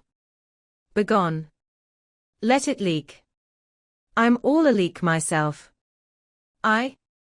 Leaks in leaks. Not only full of leaky casks, but those leaky casks are in a leaky ship, and that's a far worse plight than the Pequod's, man. Yet I don't stop to plug my leak, for who can find it in the deep-loaded hull? Or how hope to plug it, even if found, in this life's howling gale? Starbuck. I'll not have the Burtons hoisted. What will the owners say, sir? Let the owners stand on Nantucket Beach, and out-yell the typhoons. What cares Ahab? Owners. Thou art always prating to me, Starbuck, about those miserly owners, as if the owners were my conscience. But look ye, the only real owner of anything is its commander, and hark ye, my conscience is in this ship's keel. On deck.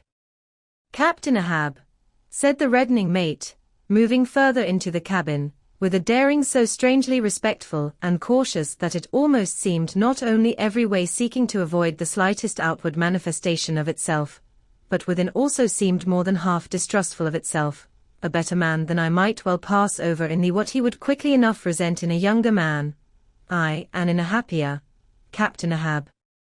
Devils! Dost thou then so much as dare to critically think of me, on deck?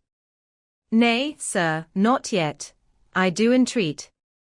And I do dare, sir, to be forbearing. Shall we not understand each other better than hitherto, Captain Ahab? Ahab seized a loaded musket from the rack, forming part of most South Sea men's cabin furniture, and pointing it towards Starbuck, exclaimed, There is one God that is Lord over the earth, and one Captain that is Lord over the Pequod. On deck. For an instant in the flashing eyes of the mate, and his fiery cheeks, you would have almost thought that he had really received the blaze of the levelled tube. But, mastering his emotion, he half calmly rose, and as he quitted the cabin, paused for an instant and said, Thou hast outraged, not insulted me, sir, but for that I ask thee not to beware of Starbuck. Thou wouldst but laugh, but let Ahab beware of Ahab, beware of thyself, old man. He waxes brave, but nevertheless obeys, most careful bravery that, murmured Ahab, as Starbuck disappeared. What's that he said, Ahab beware of Ahab, there's something there. Then unconsciously using the musket for a staff, with an iron brow he paced to and fro in the little cabin, but presently the thick plaits of his forehead relaxed, and returning the gun to the rack, he went to the deck. Thou art but too good a fellow, Starbuck, he said lowly to the mate, then raising his voice to the crew, furl the t'gallant sails, and close reef the topsails, fore and aft, back the mainyard, up Burton, and break out in the main hold. It were perhaps vain to surmise exactly why it was, that as respecting Starbuck, Ahab thus acted. It may have been a flash of honesty in him, or mere prudential policy which, under the circumstance, imperiously forbade the slightest symptom of open disaffection, however transient, in the important chief officer of his ship. However it was, his orders were executed, and the Burtons were hoisted. Chapter 110. Queequeg in his coffin. Upon searching, it was found that the casks last struck into the hold were perfectly sound, and that the leak must be further off. So, it being calm weather, they broke out deeper and deeper, disturbing the slumbers of the huge ground tier butts, and from that black midnight sending those gigantic moles into the daylight above. So deep did they go, and so ancient, and corroded, and weedy the aspect of the lowermost puncheons, that you almost looked next for some mouldy cornerstone cask containing coins of Captain Noah, with copies of the posted placards, vainly warning the infatuated old world from the flood. Tis after tis, too, of water, and bread, and beef, and shooks of staves, and iron bundles of hoops, were hoisted out, till at last the piled decks were hard to get about, and the hollow hull echoed underfoot, as if you were treading over empty catacombs, and reeled and rolled in the sea like an air-freighted demijohn. Top-heavy was the ship as a dinnerless student with all Aristotle in his head. Well was it that the typhoons did not visit them then. Now, at this time it was that my poor pagan companion, and fast-bosom friend, Queequeg, was seized with a fever, which brought him nigh to his endless end.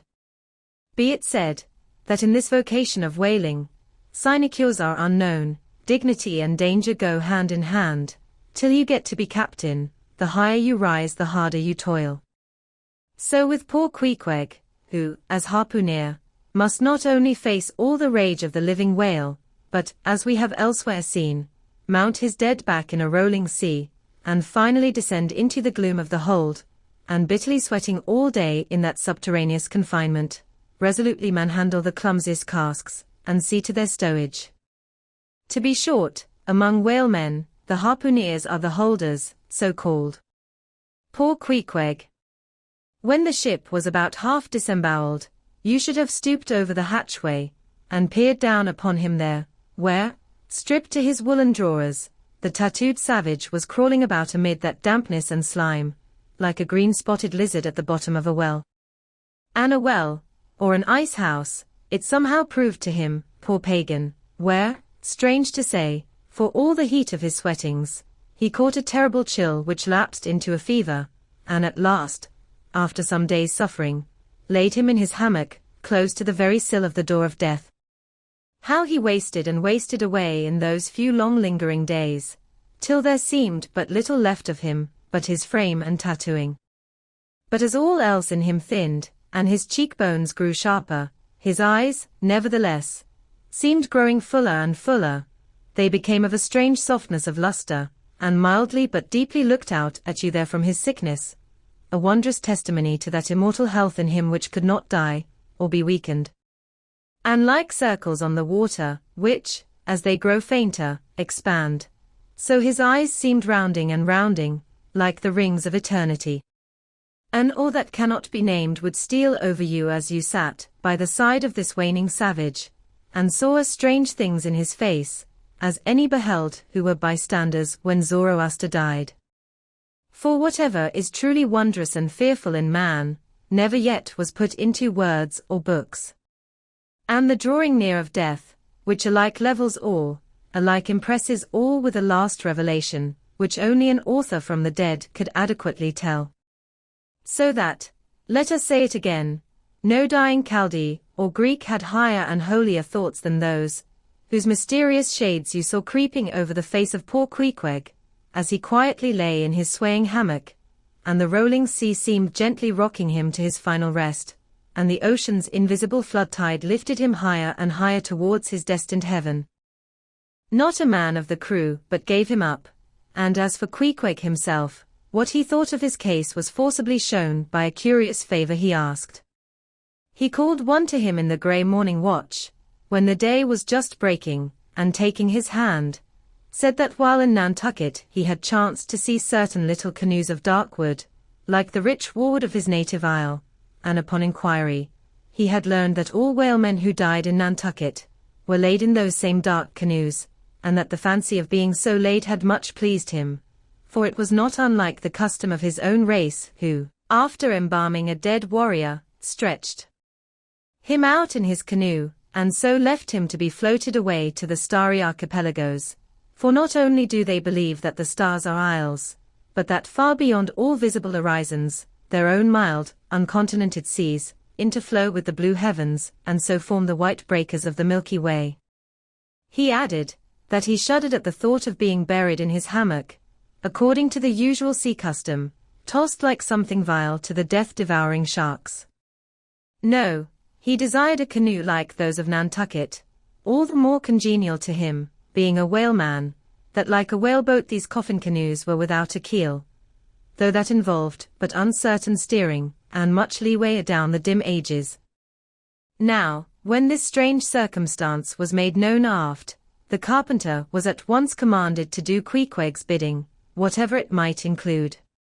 There was some heathenish, coffin-colored old lumber aboard, which, upon a long previous voyage, had been cut from the aboriginal groves of the Lackaday Islands, and from these dark planks the coffin was recommended to be made.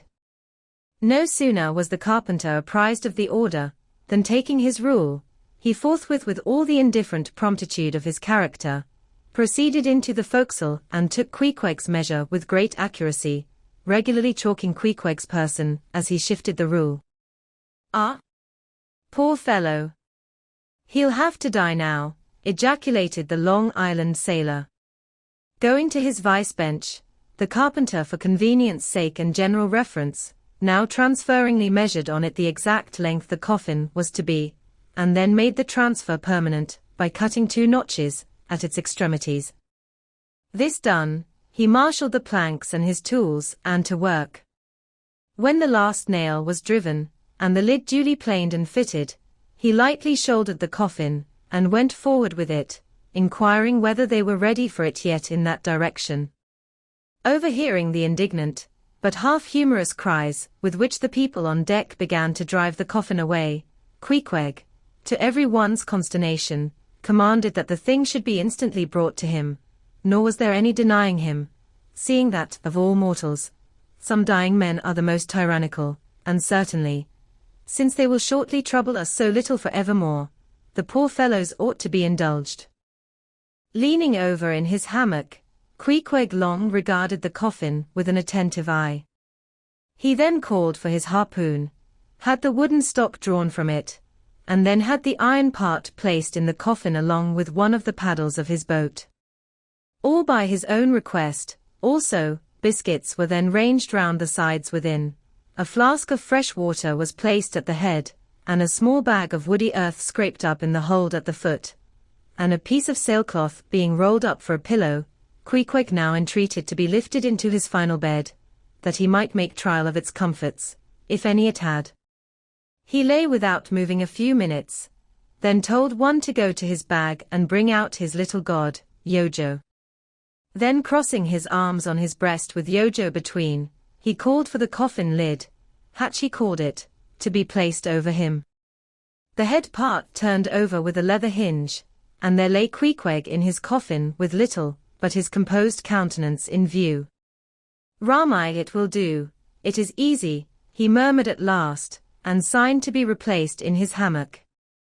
But ere this was done, Pip, who had been slyly hovering near by all this while, drew nigh to him where he lay, and with soft sobbings, took him by the hand, in the other, holding his tambourine.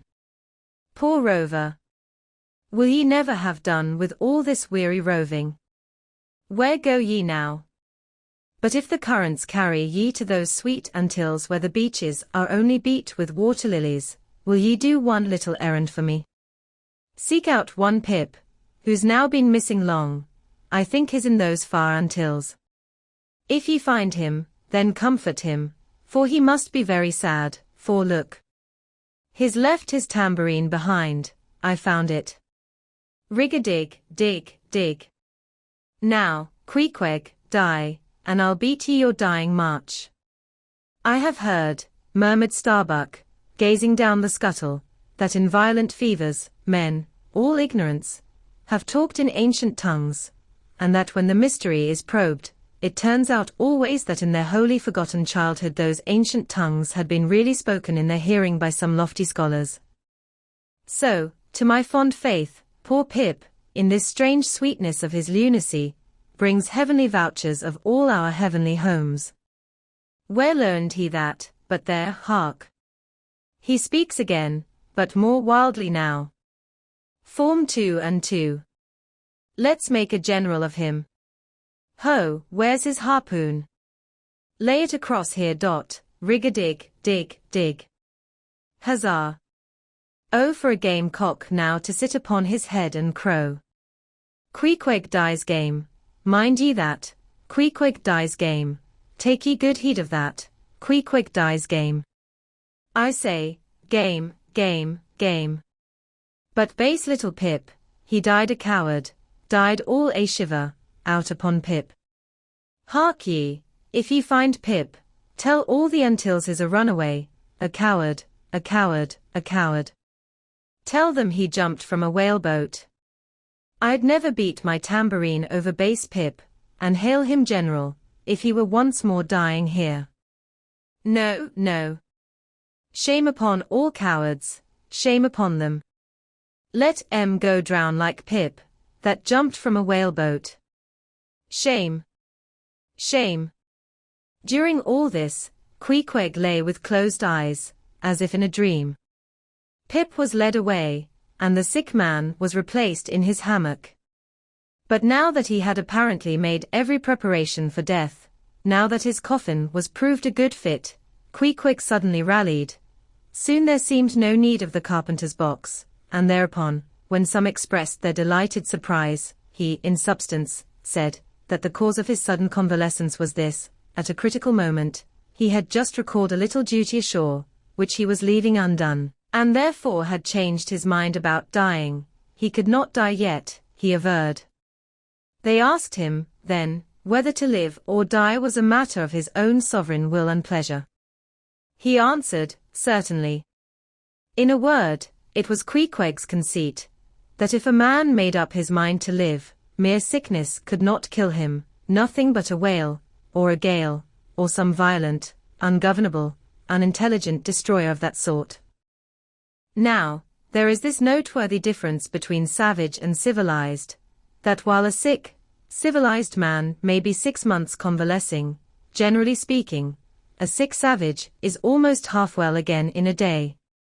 So, in good time my Queequeg gained strength, and at length after sitting on the windlass for a few indolent days, but eating with a vigorous appetite, he suddenly leaped to his feet, threw out his arms and legs, gave himself a good stretching, yawned a little bit, and then springing into the head of his hoisted boat, and poising a harpoon, pronounced himself fit for a fight. With a wild whimsiness, he now used his coffin for a sea chest, and emptying into it his canvas bag of clothes, set them in order there. Many spare hours he spent in carving the lid with all manner of grotesque figures and drawings, and it seemed that hereby he was striving, in his rude way, to copy parts of the twisted tattooing on his body. And this tattooing had been the work of a departed prophet and seer of his island, who, by those hieroglyphic marks, had written out on his body a complete theory of the heavens and the earth, and a mystical treatise on the art of attaining truth. So that Queequeg in his own proper person was a riddle to unfold, a wondrous work in one volume, but whose mysteries not even himself could read, though his own live heart beat against them, and these mysteries were therefore destined in the end to moulder away with the living parchment whereon they were inscribed, and so be unsolved to the last. And this thought it must have been which suggested to Ahab that wild exclamation of his, when one morning turning away from surveying poor Queequeg, "Oh, devilish tantalization of the gods." Chapter 111. The Pacific. When gliding by the Bassy Isles we emerged at last upon the great South Sea. Were it not for other things, I could have greeted my dear Pacific with uncounted thanks, for now the long supplication of my youth was answered. That serene ocean rolled eastwards from me 1,000 leagues of blue. There is, one knows not what sweet mystery about this sea, whose gently awful stirrings seem to speak of some hidden soul beneath, like those fabled undulations of the Ephesian sod over the buried evangelist St. John. And meet it is, that over these sea pastures, wide-rolling watery prairies and potters' fields of all 4 continents, the waves should rise and fall, and ebb and flow unceasingly, for here, millions of mixed shades and shadows, drowned dreams, somnambulisms, reveries, all that we call lives and souls, lie dreaming, dreaming still, tossing like slumberers in their beds, the ever-rolling waves, but made so by their restlessness. To any meditative Magian rover, this serene Pacific, once beheld, must ever after be the sea of his adoption. It rolls the midmost waters of the world, the Indian Ocean and Atlantic being but its arms. The same waves wash the moles of the new-built Californian towns, but yesterday planted by the recentest race of men, and lave the faded but still gorgeous skirts of Asiatic lands, older than Abraham, while all between float Milky Ways of coral isles, and low-lying, endless, unknown archipelagos, and impenetrable Japans. Thus this mysterious, divine Pacific zones the world's whole bulk about, makes all coasts one bay to it, seems the tide-beating heart of earth. Lifted by those eternal swells, you needs must own the seductive god, bowing your head to Pan. But few thoughts of Pan stirred Ahab's brain, as standing like an iron statue, at his accustomed place beside the mizzen rigging, with one nostril he unthinkingly snuffed the sugary musk from the Bassi Isles, in whose sweet woods mild lovers must be walking, and with the other consciously inhaled the salt breath of the new-found sea, that sea in which the hated white whale must even then be swimming. Launched at length upon these almost final waters, and gliding towards the Japanese cruising ground, the old man's purpose intensified itself.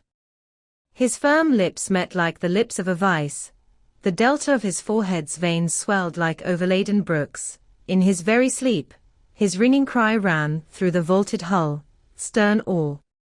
The white whale spouts thick blood. Chapter 112. The blacksmith. Availing himself of the mild, summer cool weather that now reigned in these latitudes, and in preparation for the peculiarly active pursuits shortly to be anticipated, Perth, the begrimed, blistered old blacksmith, had not removed his portable forge to the hold again, after concluding his contributory work for Ahab's leg, but still retained it on deck, fast lashed to ring bolts by the foremast, being now almost incessantly invoked by the headsmen, and harpooneers, and bowsmen to do some little job for them, altering, or repairing, or new shaping their various weapons and boat furniture. Often he would be surrounded by an eager circle, all waiting to be served, holding boat spades, pike heads, harpoons, and lances, and jealously watching his every sooty movement, as he toiled. Nevertheless, this old man's was a patient hammer wielded by a patient arm. No murmur, no impatience, no petulance did come from him. Silent, slow and solemn, bowing over still further his chronically broken back, he toiled away, as if toil were life itself, and the heavy beating of his hammer the heavy beating of his heart. And so it was most miserable. A peculiar walk in this old man, a certain slight, but painful appearing yawing in his gait, had at an early period of the voyage excited the curiosity of the mariners. And to the importunity of their persisted questionings, he had finally given in, and so it came to pass, that every one now knew the shameful story of his wretched fate. Belated, and not innocently, one bitter winter's midnight, on the road running between two country towns, the blacksmith half stupidly felt the deadly numbness stealing over him, and sought refuge in a leaning, dilapidated barn. The issue was the loss of the extremities of both feet. Out of this revelation, part by part, at last came out the four acts of the gladness, and the one long, and as yet uncatastrophed fifth act of the grief of his life's drama. He was an old man, who, at the age of nearly 60, had postponedly encountered that thing in sorrow's technicals called ruin.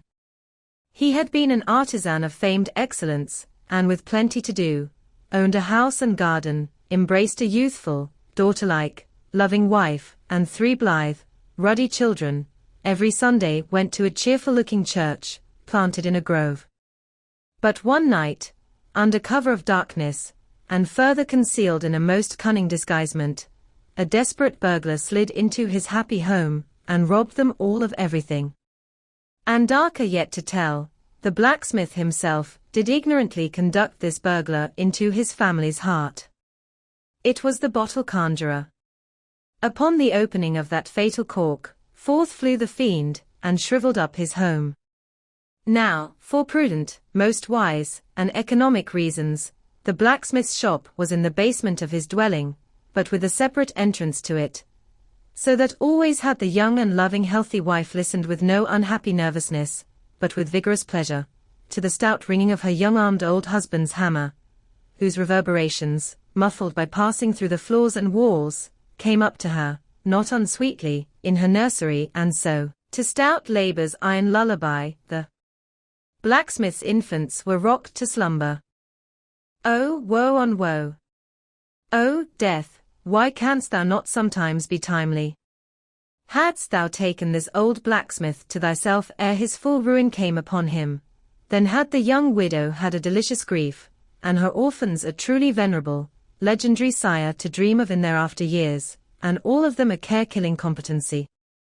But death plucked down some virtuous elder brother, on whose whistling daily toil solely hung the responsibilities of some other family, and left the worse than useless old man standing, till the hideous rot of life should make him easier to harvest. Why tell the whole? The blows of the basement hammer every day grew more and more between, and each blow every day grew fainter than the last. The wife sat frozen at the window, with tearless eyes, glitteringly gazing into the weeping faces of her children. The bellows fell. The forge choked up with cinders. The house was sold. The mother dived down into the long churchyard grass.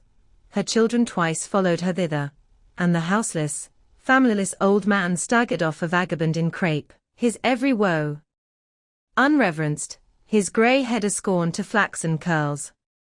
Death seems the only desirable sequel for a career like this, but death is only a launching into the region of the strange untried.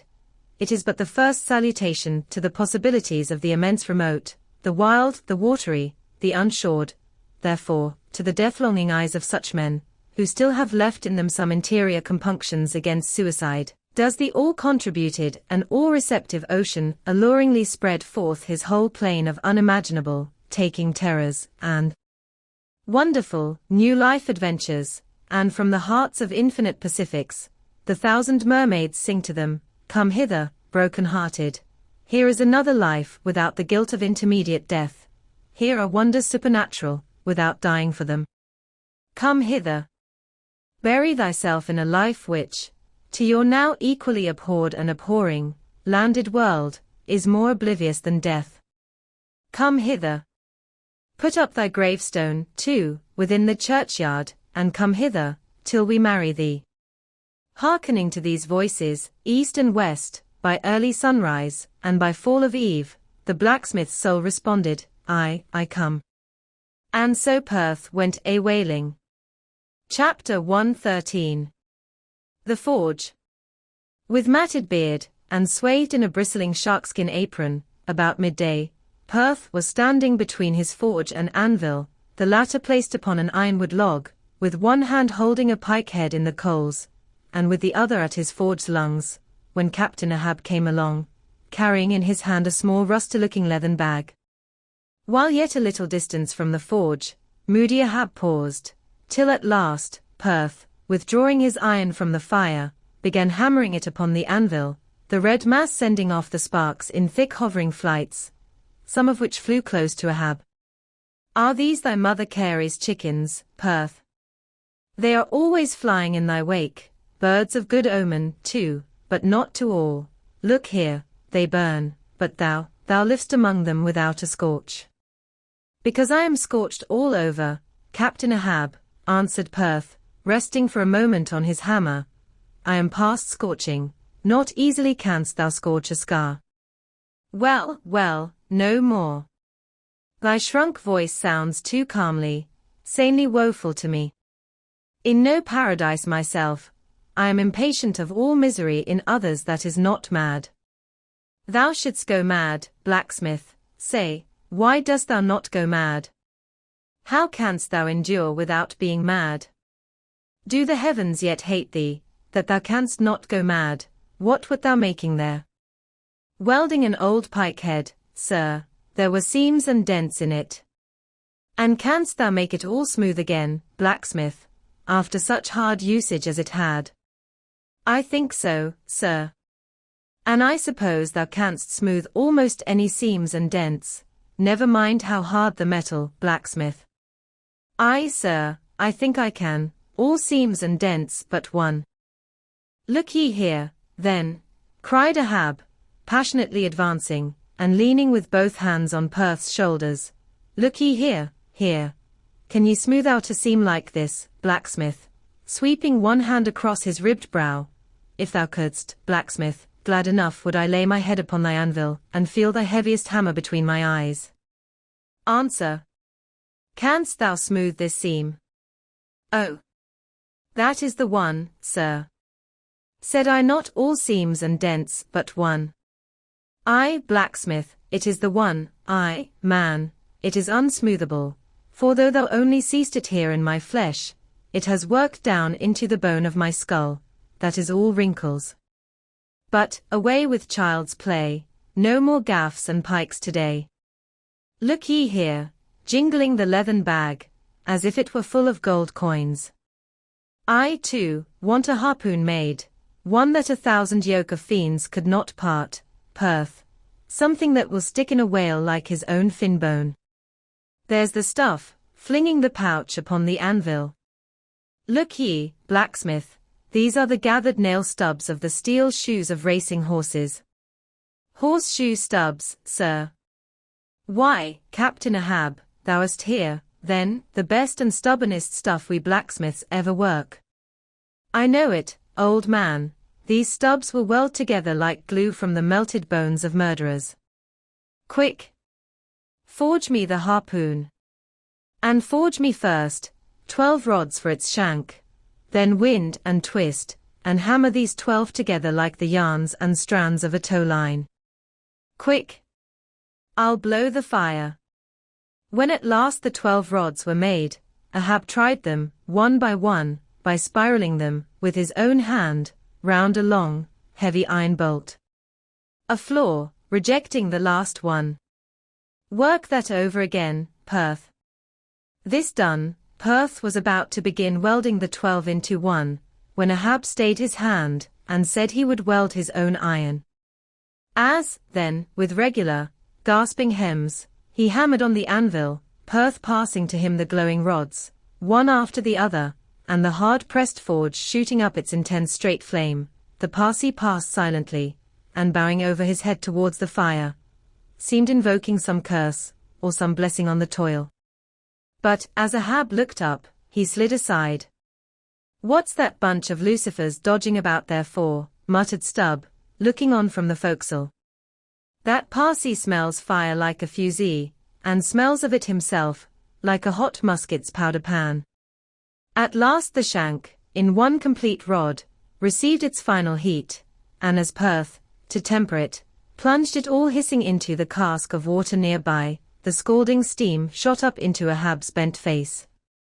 "Wouldst thou brand me, Perth?" wincing for a moment with the pain. "Have I been but forging my own branding iron, then? Pray God, not that, yet I fear something, Captain Ahab. Is not this harpoon for the white whale? For the white fiend? But now for the barbs, thou must make them thyself, man. Here are my razors, the best of steel, here, and make the barbs sharp as the needle sleet of the icy sea." For a moment, the old blacksmith eyed the razors as though he would fain not use them. "Take them, man, I have no need for them, for I now neither shave, sup, nor pray till, but here, to work."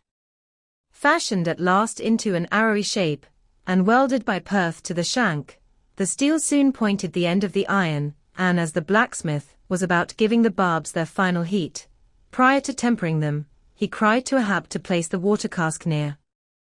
"No, no, no water for that. I want it of the true death temper. Ahoy, there. Tash to go, queequeg, degoo. What say ye, pagans? Will ye give me as much blood as will cover this barb, holding it high up?" A cluster of dark nods replied, "Yes." 3 punctures were made in the heathen flesh, and the white whale's barbs were then tempered.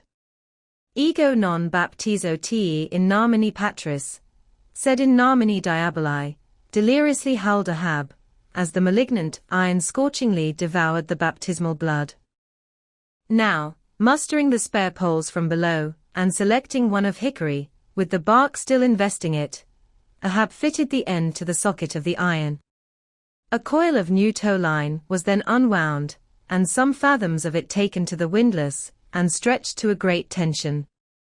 Pressing his foot upon it, till the rope hummed like a harp string, then eagerly bending over it, and seeing no strandings, Ahab exclaimed, "Good.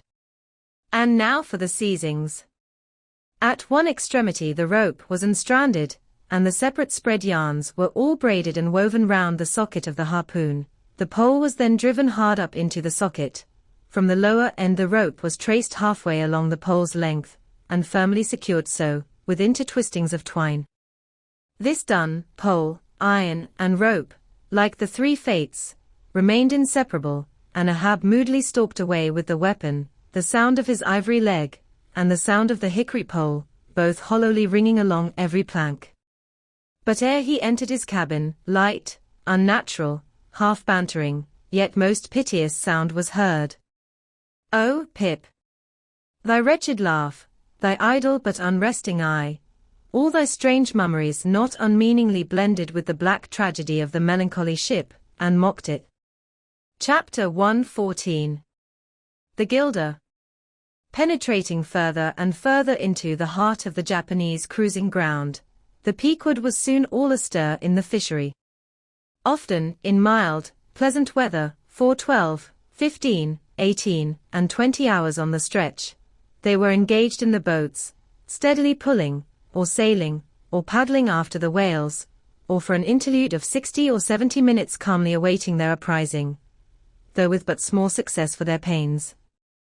At such times, under an abated sun, afloat all day upon smooth, slow-heaving swells, seated in his boat, light as a birch canoe, and so sociably mixing with the soft waves themselves, that like hearthstone cats they purr against the gunwale. These are the times of dreamy quietude, when beholding the tranquil beauty and brilliancy of the ocean skin, one forgets the tiger heart that pants beneath it, and would not willingly remember that this velvet paw but conceals a remorseless fang. These are the times when in his whaleboat the rover softly feels a certain filial, confident, land-like feeling towards the sea, that he regards it as so much flowery earth, and the distant ship revealing only the tops of her masts, seems struggling forward, not through high-rolling waves, but through the tall grass of a rolling prairie, as when the western emigrants' horses only show their erected ears, while their hidden bodies widely wade through the amazing verdure. The long-drawn virgin vales, the mild blue hillsides, as over these there steals the hush, the hum, you almost swear that play-wearied children lie sleeping in these solitudes, in some glad May time, when the flowers of the woods are plucked. And all this mixes with your most mystic mood, so that fact and fancy, halfway meeting, interpenetrate, and form one seamless whole. Nor did such soothing scenes, however temporary, fail of at least as temporary an effect on Ahab. But if these secret golden keys did seem to open in him his own secret golden treasuries, yet did his breath upon them prove but tarnishing. Oh, grassy glades! Oh, ever vernal endless landscapes in the soul, in ye, though long parched by the dead drought of the earthy life, in ye, men yet may roll, like young horses in new morning clover, and for some few fleeting moments, feel the cool dew of the life immortal on them. Would to God these blessed calms would last. But the mingling threads of life are woven by warp and woof, calms crossed by storms, a storm for every calm. There is no steady unretracing progress in this life. We do not advance through fixed gradations, and at the last one pause. Through infancy's unconscious spell, boyhood's thoughtless faith, adolescence doubt, the common doom, then skepticism, then disbelief, resting at last in manhood's pondering repose of if. But once gone through, we trace the round again, and are infants, boys and men and ifs eternally. Where lies the final harbor, whence we unmoor no more? In what rapt ether sails the world, of which the weariest will never weary? Where is the foundling's father hidden? Our souls are like those orphans whose unwed mothers die in bearing them. The secret of our paternity lies in their grave, and we must there to learn it. And that same day, too, gazing far down from his boat's side into that same golden sea, Starbuck lowly murmured. Loveliness unfathomable, as ever lover saw in his young bride's eye, tell me not of thy teeth-tiered sharks, and thy kidnapping cannibal ways. Let faith oust fact, let fancy oust memory, I look deep down and do believe. And Stubb, fish-like, with sparkling scales, leaped up in that same golden light. I am Stubb, and Stubb has his history, but here Stubb takes oaths that he has always been jolly. Chapter 115. The Pequod meets the Bachelor. And jolly enough were the sights and the sounds that came bearing down before the wind, some few weeks after Ahab's harpoon had been welded. It was a Nantucket ship, the Bachelor, which had just wedged in her last cask of oil, and bolted down her bursting hatches, and now, in glad holiday apparel, was joyously, though somewhat vaingloriously, sailing round among the widely separated ships on the ground, previous to pointing her prow for home. The 3 men at her masthead wore long streamers of narrow red bunting at their hats. From the stern, a whaleboat was suspended, bottom down, and hanging captive from the bowsprit was seen the long lowered jaw of the last whale they had slain. Signals, ensigns, and jacks of all colors were flying from her rigging, on every side. Sideways lashed in each of her 3 basketed tops were 2 barrels of sperm, above which, in her topmast crosstrees, you saw slender breakers of the same precious fluid, and nailed to her main truck was a brazen lamp. As was afterwards learned, the Bachelor had met with the most surprising success, all the more wonderful, for that while cruising in the same seas numerous other vessels had gone entire months without securing a single fish. Not only had barrels of beef and bread been given away to make room for the far more valuable sperm, but additional supplemental casks had been bartered for, from the ships she had met, and these were stowed along the deck, and in the captain's and officers' staterooms. Even the cabin table itself had been knocked into kindling wood, and the cabin mess dined off the broad head of an oil butt, lashed down to the floor for a centerpiece. In the forecastle, the sailors had actually corked and pitched their chests, and filled them. It was humorously added, that the cook had clapped a head on his largest boiler, and filled it, that the steward had plugged his spare coffee-pot and filled it, that the harpooneers had headed the sockets of their irons and filled them, that indeed everything was filled with sperm, except the captain's pantaloons pockets, and those he reserved to thrust his hands into, in self-complacent testimony of his entire satisfaction. As this glad ship of good luck bore down upon the moody Pequod, the barbarian sound of enormous drums came from her forecastle, and drawing still nearer, a crowd of her men was seen standing round her huge tripods, which, covered with the parchment-like poke or stomach skin of the black fish, gave forth a loud roar to every stroke of the clenched hands of the crew. On the quarterdeck, the mates and harpooneers were dancing with the olive-hued girls who had eloped with them from the Polynesian Isles, while suspended in an ornamented boat, firmly secured aloft between the foremast and mainmast, 3 Long Island Negroes, with glittering fiddle bows of whale ivory, were presiding over the hilarious jig. Meanwhile, others of the ship's company were tumultuously busy at the masonry of the try-works, from which the huge pots had been removed. You would have almost thought they were pulling down the cursed bar steel. Such wild cries they raised, as the now useless brick and mortar were being hurled into the sea. Lord and master over all this scene, the captain stood erect on the ship's elevated quarterdeck, so that the whole rejoicing drama was full before him, and seemed merely contrived for his own individual diversion. And Ahab, he too was standing on his quarterdeck, shaggy and black, with a stubborn gloom, and as the 2 ships crossed each other's wakes, one all jubilations for things past, the other all forebodings as to things to come, their 2 captains in themselves impersonated the whole striking contrast of the scene. come aboard," cried the gay bachelor's commander, lifting a glass and a bottle in the air. "Hast seen the white whale?" gritted Ahab in reply. "No, only heard of him, but don't believe in him at all," said the other good-humoredly. "Come aboard. Thou art too damned jolly. Sail on. Hast lost any men?" Not enough to speak of, 2 islanders, that's all, but come aboard, old hearty, come along. I'll soon take that black from your brow. Come along, will ye, merry's the play, a full ship and homeward bound. How wondrous familiar is a fool, muttered Ahab, then aloud, thou art a full ship and homeward bound, thou say'st, well, then, call me an empty ship, and outward bound. So go thy ways, and I will mine. Forward there. Set all sail, and keep her to the wind. And thus, while the one ship went cheerily before the breeze, the other stubbornly fought against it, and so the 2 vessels parted, the crew of the Pequod looking with grave, lingering glances towards the receding bachelor, but the bachelor's men never heeding their gaze for the lively reverie they were in. And as Ahab, leaning over the taffrail, eyed the homeward-bound craft, he took from his pocket a small vial of sand, and then looking from the ship to the vial, seemed thereby bringing 2 remote associations together, for that vial was filled with Nantucket soundings. Chapter 116. The Dying Whale. Not seldom in this life, when, on the right side, fortune's favourites sail close by us, we, though all adroot before, catch somewhat of the rushing breeze, and joyfully feel our bagging sails fill out. So seemed it with the Pequod. For next day after encountering the gay bachelor, whales were seen and 4 were slain, and one of them by Ahab.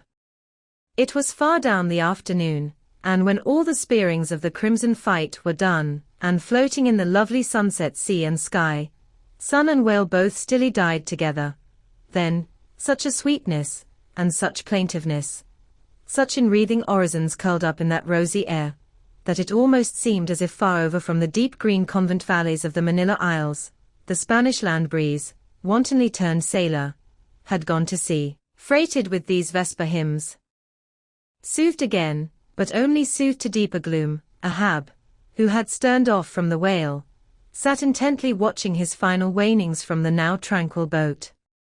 For that strange spectacle observable in all sperm whales dying, the turning sunwards of the head, and so expiring, that strange spectacle, beheld of such a placid evening, somehow to Ahab conveyed a wondrousness unknown before. He turns and turns him to it, how slowly, but how steadfastly, his homage rendering and invoking brow, with his last dying motions. He too worships fire, most faithful, broad, baronial vassal of the sun. Oh, that these 2 favoring eyes should see these 2 favoring sights. Look! Here, far waterlocked, beyond all hum of human weal or woe, in these most candid and impartial seas, where to traditions no rocks furnish tablets, where for long Chinese ages, the billows have still rolled on speechless and unspoken to, as stars that shine upon the Niger's unknown source, here, too, life dies sunwards full of faith, but see. No sooner dead, than death whirls round the corpse, and it heads some other way. Oh, thou dark Hindu half of nature, who of drowned bones hast builded thy separate throne somewhere in the heart of these unverged seas, thou art an infidel, thou queen, and too truly speakest to me in the wide slaughtering typhoon, and the hushed burial of its after calm. Nor has this thy whale sunwards turned his dying head, and then gone round again, without a lesson to me. Oh, trebly hooped and welded hip of power! Oh, high aspiring, rainbowed jet, that one strivest, this one jettest all in vain. In vain, O whale, dost thou seek intercedings with yon all-quickening sun, that only calls forth life, but gives it not again. Yet dost thou, darker half, rock me with a prouder, if a darker faith. All thy unnameable imminglings float beneath me here. I am buoyed by breaths of once living things, exhaled as air, but water now. Then hail, forever hail, O sea, in whose eternal tossings the wild fowl finds his only rest. Born of earth, yet suckled by the sea, though hill and valley mothered me, ye billows are my foster brothers. Chapter 117. The Whale Watch. The 4 whales slain that evening had died wide apart, one far to windward, one, less distant, to leeward, one ahead, one astern. These last 3 were brought alongside ere nightfall, but the windward one could not be reached till morning, and the boat that had killed it lay by its side all night, and that boat was Ahab's.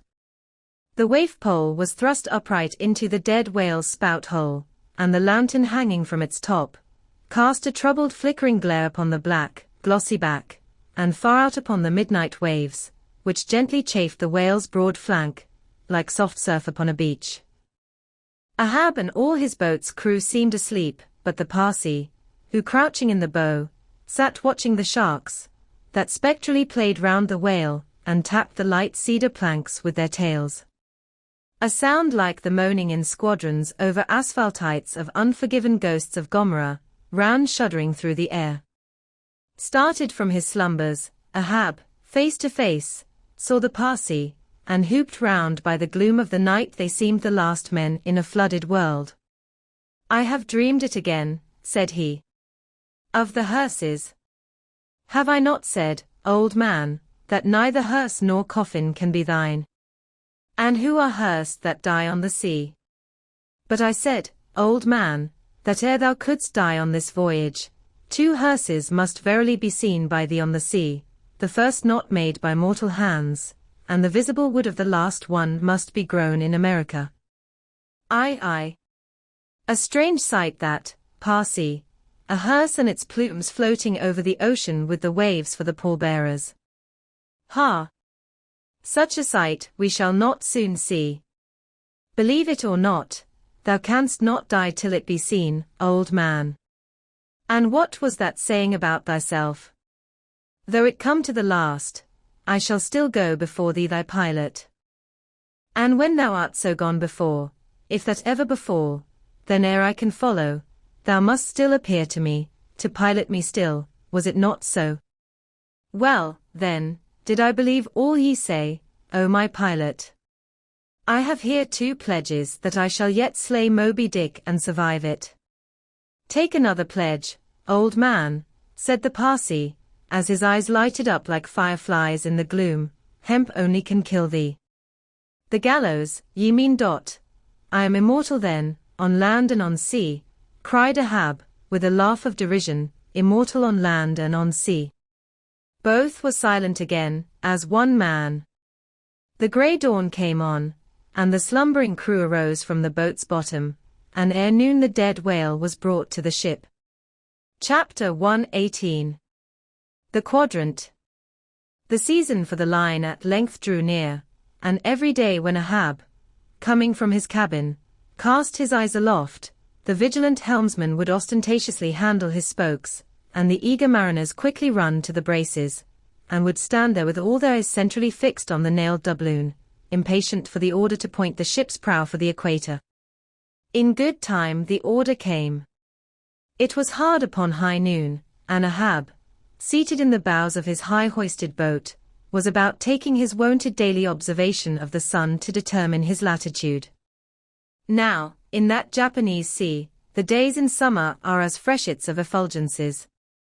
That unblinkingly vivid Japanese sun seems the blazing focus of the glassy ocean's immeasurable burning glass. The sky looks lacquered, clouds there are none, the horizon floats, and this nakedness of unrelieved radiance is as the insufferable splendors of God's throne. Well that Ahab's quadrant was furnished with colored glasses, through which to take sight of that solar fire. So, swinging his seated form to the roll of the ship, and with his astrological looking instrument placed to his eye, he remained in that posture for some moments, to catch the precise instant when the sun should gain its precise meridian. Meantime, while his whole attention was absorbed, the Parsi was kneeling beneath him on the ship's deck, and with face thrown up like Ahab's, was eyeing the same sun with him, only the lids of his eyes half hooded their orbs, and his wild face was subdued to an earthly passionlessness. At length the desired observation was taken, and with his pencil upon his ivory leg, Ahab soon calculated what his latitude must be at that precise instant. Then falling into a moment's reverie, he again looked up towards the sun and murmured to himself, "Thou sea mark! Thou high and mighty pilot! Thou tellest me truly where I am, But canst thou cast the least hint where I shall be? Or canst thou tell where some other thing besides me is this moment living? Where is Moby Dick? This instant thou must be eyeing him.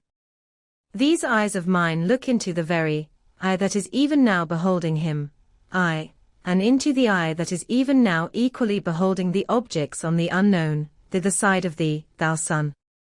Then gazing at his quadrant, and handling, one after the other, its numerous cabalistical contrivances, he pondered again, and muttered, foolish toy.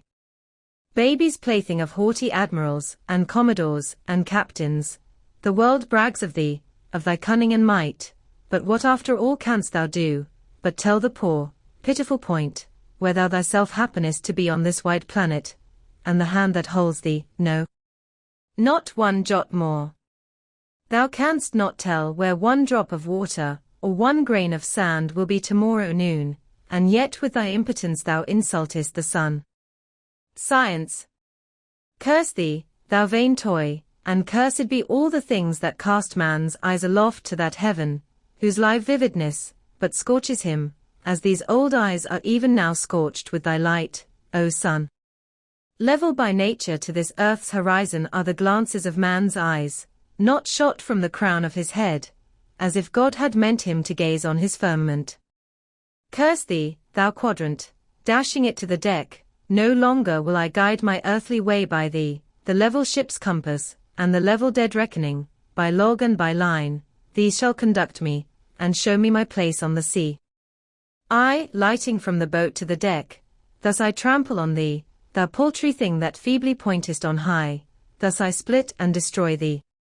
As the frantic old man thus spoke and thus trampled with his live and dead feet, a sneering triumph that seemed meant for Ahab, and a fatalistic despair that seemed meant for himself, these passed over the mute, motionless Parsi's face. Unobserved he rose and glided away, while, awe-struck by the aspect of their commander, the seamen clustered together on the forecastle, till Ahab, troubledly pacing the deck, shouted out, to the braces, "Up helm, square in." In an instant the yards swung round, and as the ship half-wheeled upon her heel, her three firm-seated graceful masts erectly poised upon her long, ribbed hull, seemed as the three Horatii pirouetting on one sufficient steed. Standing between the knightheads, Starbuck watched the Pequod's tumultuous way, and Ahab's also, as he went lurching along the deck. I have sat before the dense coal fire and watched it all aglow, full of its tormented flaming life, and I have seen it wane at last, down, down, to dumbest dust. Old man of oceans! Of all this fiery life of thine, what will at length remain, but one little heap of ashes? "Aye," cried Stubb, "but sea coal ashes, mind ye that, Mr. Starbuck, sea coal, not your common charcoal." Well, well, I heard Ahab mutter, "Here some one thrusts these cards into these old hands of mine, swears that I must play them, and no others. And damn me, Ahab, but thou actest right, live in the game, and die in it." Chapter 119. The candles. Warmest climes but nurse the cruelest fangs. The tiger of Bengal crouches in spiced groves of ceaseless verdure. Skies the most effulgent, but basket the deadliest thunders. Gorgeous Cuba-nosed tornadoes that never swept tame northern lands. So, too, it is, that in these resplendent Japanese seas the mariner encounters the direst of all storms, the typhoon. It will sometimes burst from out that cloudless sky, like an exploding bomb upon a dazed and sleepy town. Towards evening of that day, the Pequod was torn of her canvas, and bare-poled was left to fight a typhoon which had struck her directly ahead. When darkness came on, sky and sea roared and split with the thunder, and blazed with the lightning, that showed the disabled masts fluttering here and there with the rags which the first fury of the tempest had left for its aftersport. Holding by a shroud, Starbuck was standing on the quarterdeck, at every flash of the lightning glancing aloft, to see what additional disaster might have befallen the intricate hamper there, while Stubb and Flask were directing the men in the higher hoisting and firmer lashing of the boats. But all their pains seemed naught. Though lifted to the very top of the cranes, the windward quarter boat, Ahab's, did not escape. A great rolling sea, dashing high up against the reeling ship's high teetering side, stove in the boat's bottom at the stern, and left it again, all dripping through like a sieve. Bad work, Mr. Starbuck, said Stubb, regarding the wreck, but the sea will have its way. Stubb, for one, can't fight it. You see, Mr. Starbuck, a wave has such a great long start before it leaps, all round the world it runs, and then comes the spring. But as for me, all the start I have to meet it, is just across the deck here. But never mind, it's all in fun, so the old song sings. Oh, jolly is the gale, and a joker is the whale, a flourish in his tail. Such a funny, sporty, gamey, jesty, jokey, hokey-pokey lad, is the ocean, oh. The scud all a-flyin'. That's his flip only foamin', when he stirs in the spicin'. Such a funny, sporty, gamey, jesty, jokey, hokey-pokey lad, is the ocean, oh. Thunder splits the ships, but he only smacks his lips. A tastin' of this flip. Such a funny, sporty, gamey, jesty, jokey, hokey-pokey lad, is the ocean, oh. Avast Stubb, cried Starbuck, let the typhoon sing, and strike his harp here in our rigging, but if thou art a brave man thou wilt hold thy peace. But I am not a brave man, never said I was a brave man, I am a coward, and I sing to keep up my spirits. And I tell you what it is, Mr. Starbuck, there's no way to stop my singing in this world but to cut my throat. And when that's done, 10 to 1 I sing ye the doxology for a wind-up. Madman! Look through my eyes if thou hast none of thine own.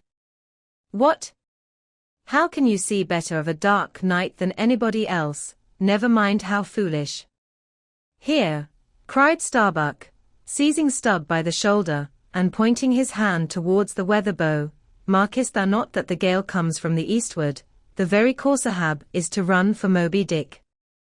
The very course he swung to this day noon. Now mark his boat there, where is that stove? In the stern sheets, man, where he is wont to stand, his standpoint is stove, man. Now jump overboard, and sing away, if thou must. I don't half understand ye, what's in the wind? Yes, round the Cape of Good Hope is the shortest way to Nantucket, soliloquized Starbuck suddenly, heedless of Stubb's question. The gale that now hammers at us to stave us, we can turn it into a fair wind that will drive us towards home. Yonder, to windward, all is blackness of doom, but to leeward, homeward, I see it lightens up there, but not with the lightning. At that moment, in one of the intervals of profound darkness, following the flashes, a voice was heard at his side, and almost at the same instant a volley of thunder peals rolled overhead. Who's there? Old Thunder, said Ahab, groping his way along the bulwarks to his pivot hole, but suddenly finding his path made plain to him by elbowed lances of fire. Now, as the lightning rod to a spire on shore is intended to carry off the perilous fluid into the soil, so the kindred rod which at sea some ships carry to each mast, is intended to conduct it into the water. But as this conductor must descend to considerable depth, that its end may avoid all contact with the hull, and as moreover, if kept constantly towing there, it would be liable to many mishaps, besides interfering not a little with some of the rigging, and more or less impeding the vessel's way in the water.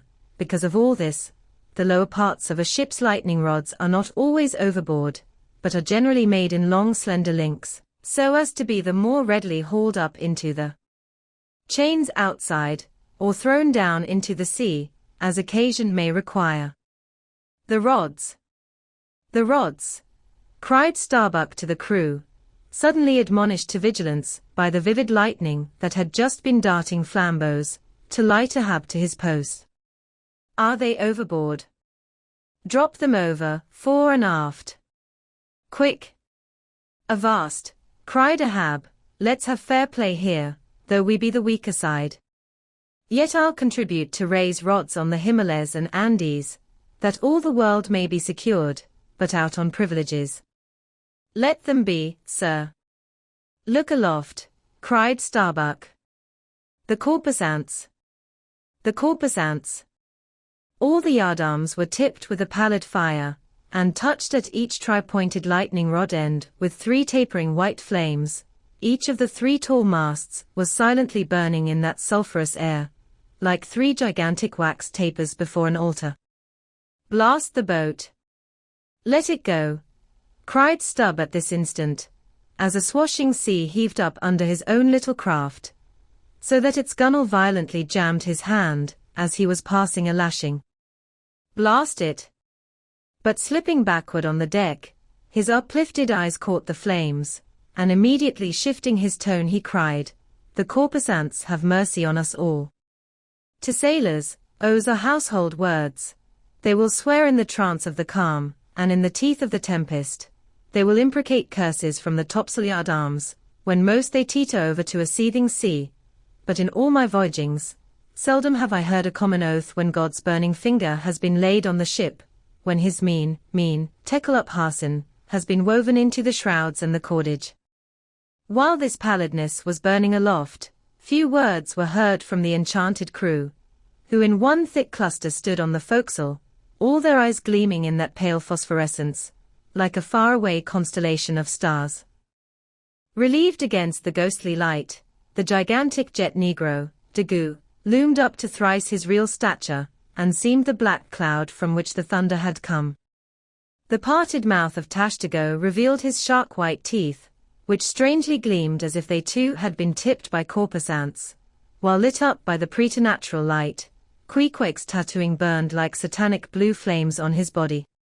The tableau all waned at last with the pallidness aloft, and once more the Pequod and every soul on her decks were wrapped in a pall. A moment or two passed, when Starbuck, going forward, pushed against some one. It was Stubb. What thinkest thou now, man? I heard thy cry, it was not the same in the song. No, it wasn't. I said the corpusants have mercy on us all, and I hope they will, still. But do they only have mercy on long faces? Have they no bowels for a laugh? And look ye, Mr. Starbuck, but it's too dark to look. Hear me, then. I take that masthead flame we saw for a sign of good luck. For those masts are rooted in a hold that is going to be chock-a-block with sperm oil, DEC, and so, all that sperm will work up into the masts, like sap in a tree. Yes, our 3 masts will yet be as 3 spermaceti candles. That's the good promise we saw. At that moment Starbuck caught sight of Stubb's face slowly beginning to glimmer into sight. Glancing upwards, he cried, See! See! And once more the high tapering flames were beheld with what seemed redoubled supernaturalness in their pallor. The corpusants have mercy on us all, cried Stubb, again. At the base of the mainmast, full beneath the doubloon and the flame, the Parsee was kneeling in Ahab's front, but with his head bowed away from him, while nearby, from the arched and overhanging rigging, where they had just been engaged securing a spar, a number of the seamen, arrested by the glare, now cohered together, and hung pendulous, like a knot of numbed wasps from a drooping, orchard twig. In various enchanted attitudes, like the standing, or stepping, or running skeletons in Herculaneum, others remained rooted to the deck, but all their eyes upcast. Aye, men, cried Ahab. Look up at it, mark it well, the white flame but lights the way to the white whale. Hand me those mainmast links there. I would fain feel this pulse, and let mine beat against it, blood against fire. So. Then turning, the last link held fast in his left hand, he put his foot upon the Parsee, and with fixed upward eye, and high-flung right arm, he stood erect before the lofty tri-pointed trinity of flames. Oh! Thou clear spirit of clear fire, whom on these seas I as Persian once did worship, till in the sacramental act so burned by thee, that to this hour I bear the scar. I now know thee, thou clear spirit, and I now know that thy right worship is defiance. To neither love nor reverence wilt thou be kind, and e'en for hate thou canst but kill, and all are killed. No fearless fool now fronts thee. I own thy speechless, placeless power, but to the last gasp of my earthquake life will dispute its unconditional, unintegral mastery in me. In the midst of the personified impersonal, a personality stands here. Though but a point at best, whencesoe'er I came, wheresoe'er I go, yet while I earthly live, the queenly personality lives in me, and feels her royal rights. But war is pain, and hate is woe. Come in thy lowest form of love, and I will kneel and kiss thee, but at thy highest, come as mere supernal power, and though thou launchest navies of full-freighted worlds, there's that in here that still remains indifferent. O, thou clear spirit, of thy fire thou madest me, and like a true child of fire, I breathe it back to thee. Sudden, repeated flashes of lightning, the 9 flames leap lengthwise to thrice their previous height. Ahab, with the rest, closes his eyes, his right hand pressed hard upon them. I own thy speechless, placeless power, said I not so? Nor was it wrung from me, nor do I now drop these links. Thou canst blind, but I can then grope. Thou canst consume, but I can then be ashes. Take the homage of these poor eyes, and shutter hands. I would not take it. The lightning flashes through my skull, mine eyeballs ache and ache, my whole beaten brain seems as beheaded, and rolling on some stunning ground. Oh, oh! Yet blindfold, yet will I talk to thee. Light though thou be, thou leapest out of darkness, but I am darkness leaping out of light, leaping out of thee. The javelins cease, open eyes, see, or not. There burn the flames. O, thou magnanimous! Now I do glory in my genealogy. But thou art but my fiery father, my sweet mother, I know not. O, cruel! What hast thou done with her? There lies my puzzle, but thine is greater. Thou knowest not how came ye, hence callest thyself unbegotten, certainly knowest not thy beginning, hence callest thyself unbegun. I know that of me, which thou knowest not of thyself, O, thou omnipotent. There is some unsuffusing thing beyond thee, thou clear spirit, to whom all thy eternity is but time, all thy creativeness mechanical. Through thee, thy flaming self, my scorched eyes do dimly see it. O, thou foundling fire, thou hermit immemorial, thou tooest thy incommunicable riddle, thy unparticipated grief. Here again with haughty agony, I read my sire. Leap! Leap up, and lick the sky. I leap with thee, I burn with thee, would fain be welded with thee, defyingly I worship thee. The boat! The boat! Cried Starbuck, look at thy boat, old man. Ahab's harpoon, the one forged at Perth's fire, remained firmly lashed in its conspicuous crotch, so that it projected beyond his whaleboat's bow, but the sea that had stove its bottom had caused the loose leather sheath to drop off, and from the keen steel barb there now came a levelled flame of pale, forked fire. As the silent harpoon burned there like a serpent's tongue, Starbuck grasped Ahab by the arm. God is against thee, old man, forbear, 'tis an ill voyage. Ill begun, ill continued, let me square the yards, while we may, old man, and make a fair wind of it homewards, to go on a better voyage than this. Overhearing Starbuck, the panic-stricken crew instantly ran to the braces, though not a sail was left aloft. For the moment all the aghast mates' thoughts seemed theirs, they raised a half-mutinous cry. But dashing the rattling lightning links to the deck, and snatching the burning harpoon, Ahab waved it like a torch among them, swearing to transfix with it the first sailor that but cast loose a rope's end. Petrified by his aspect, and still more shrinking from the fiery dart that he held, the men fell back in dismay, and Ahab again spoke.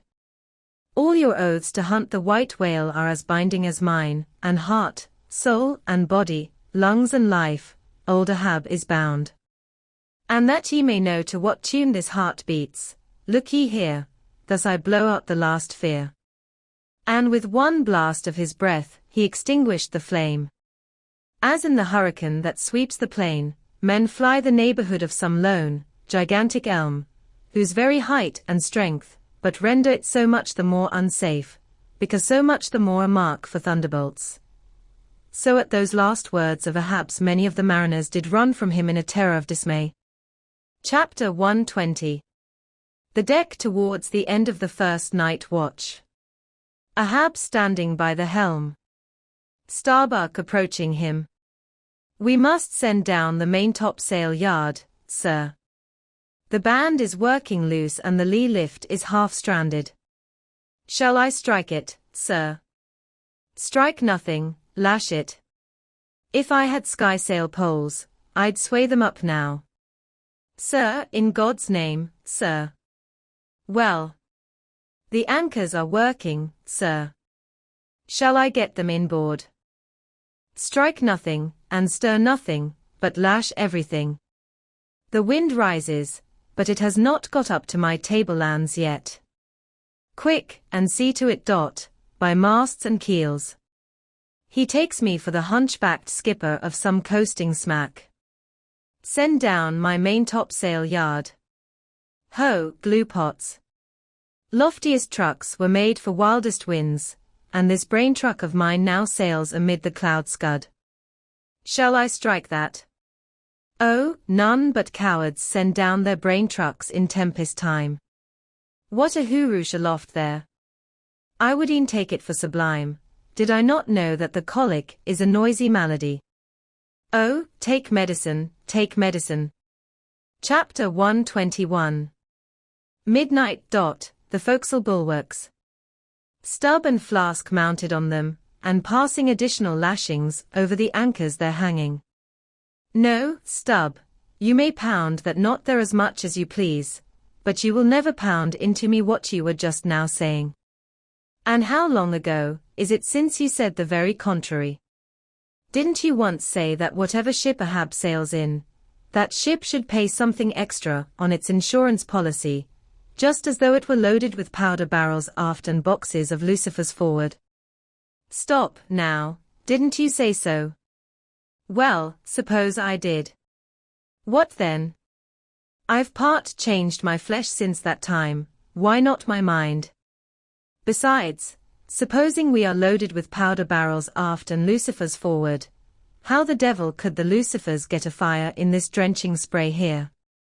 Why, my little man, you have pretty red hair, but you couldn't get afire now. Shake yourself, your Aquarius, or the water-bearer, Flask, might fill pitchers at your coat collar. Don't you see, then, that for these extra risks the marine insurance companies have extra guarantees? Here are hydrants, Flask. But hark, again, and I'll answer ye the other thing. First take your leg off from the crown of the anchor here, though, so I can pass the rope. Now listen. What's the mighty difference between holding a mast's lightning rod in the storm, and standing close by a mast that hasn't got any lightning rod at all in a storm? Don't you see, you timberhead, that no harm can come to the holder of the rod, unless the mast is first struck? What are you talking about, then? Not one ship in 100 carries rods, and Ahab, I, man, and all of us, were in no more danger then, in my poor opinion, than all the crews in 10,000 ships now sailing the seas. Why, you kingpost, you, I suppose you would have every man in the world go about with a small lightning rod running up the corner of his hat, like a militia officer's skewered feather, and trailing behind like his sash.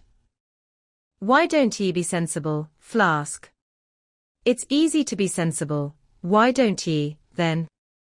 Any man with half an eye can be sensible. I don't know that, Stub. You sometimes find it rather hard. Yes, when a fellow's soaked through, it's hard to be sensible, that's a fact. And I am about drenched with this spray. Never mind, catch the turn there and pass it. Seems to me we are lashing down these anchors now as if they were never going to be used again.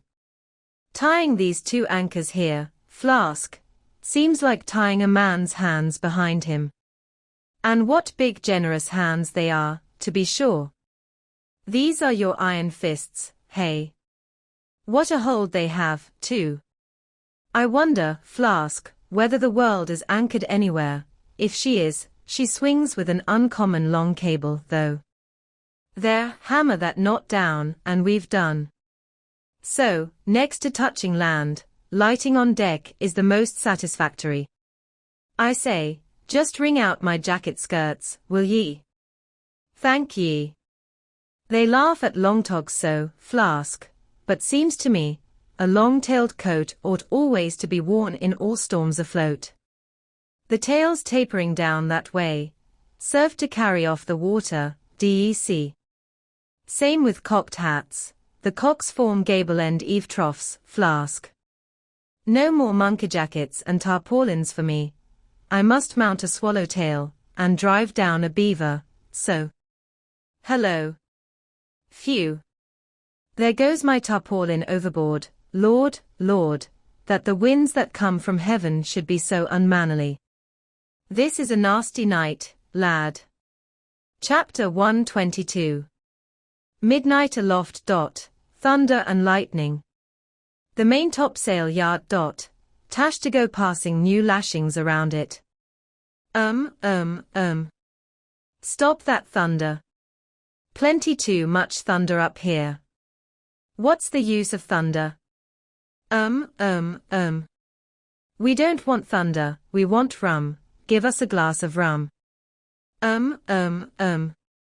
Chapter 123. The musket.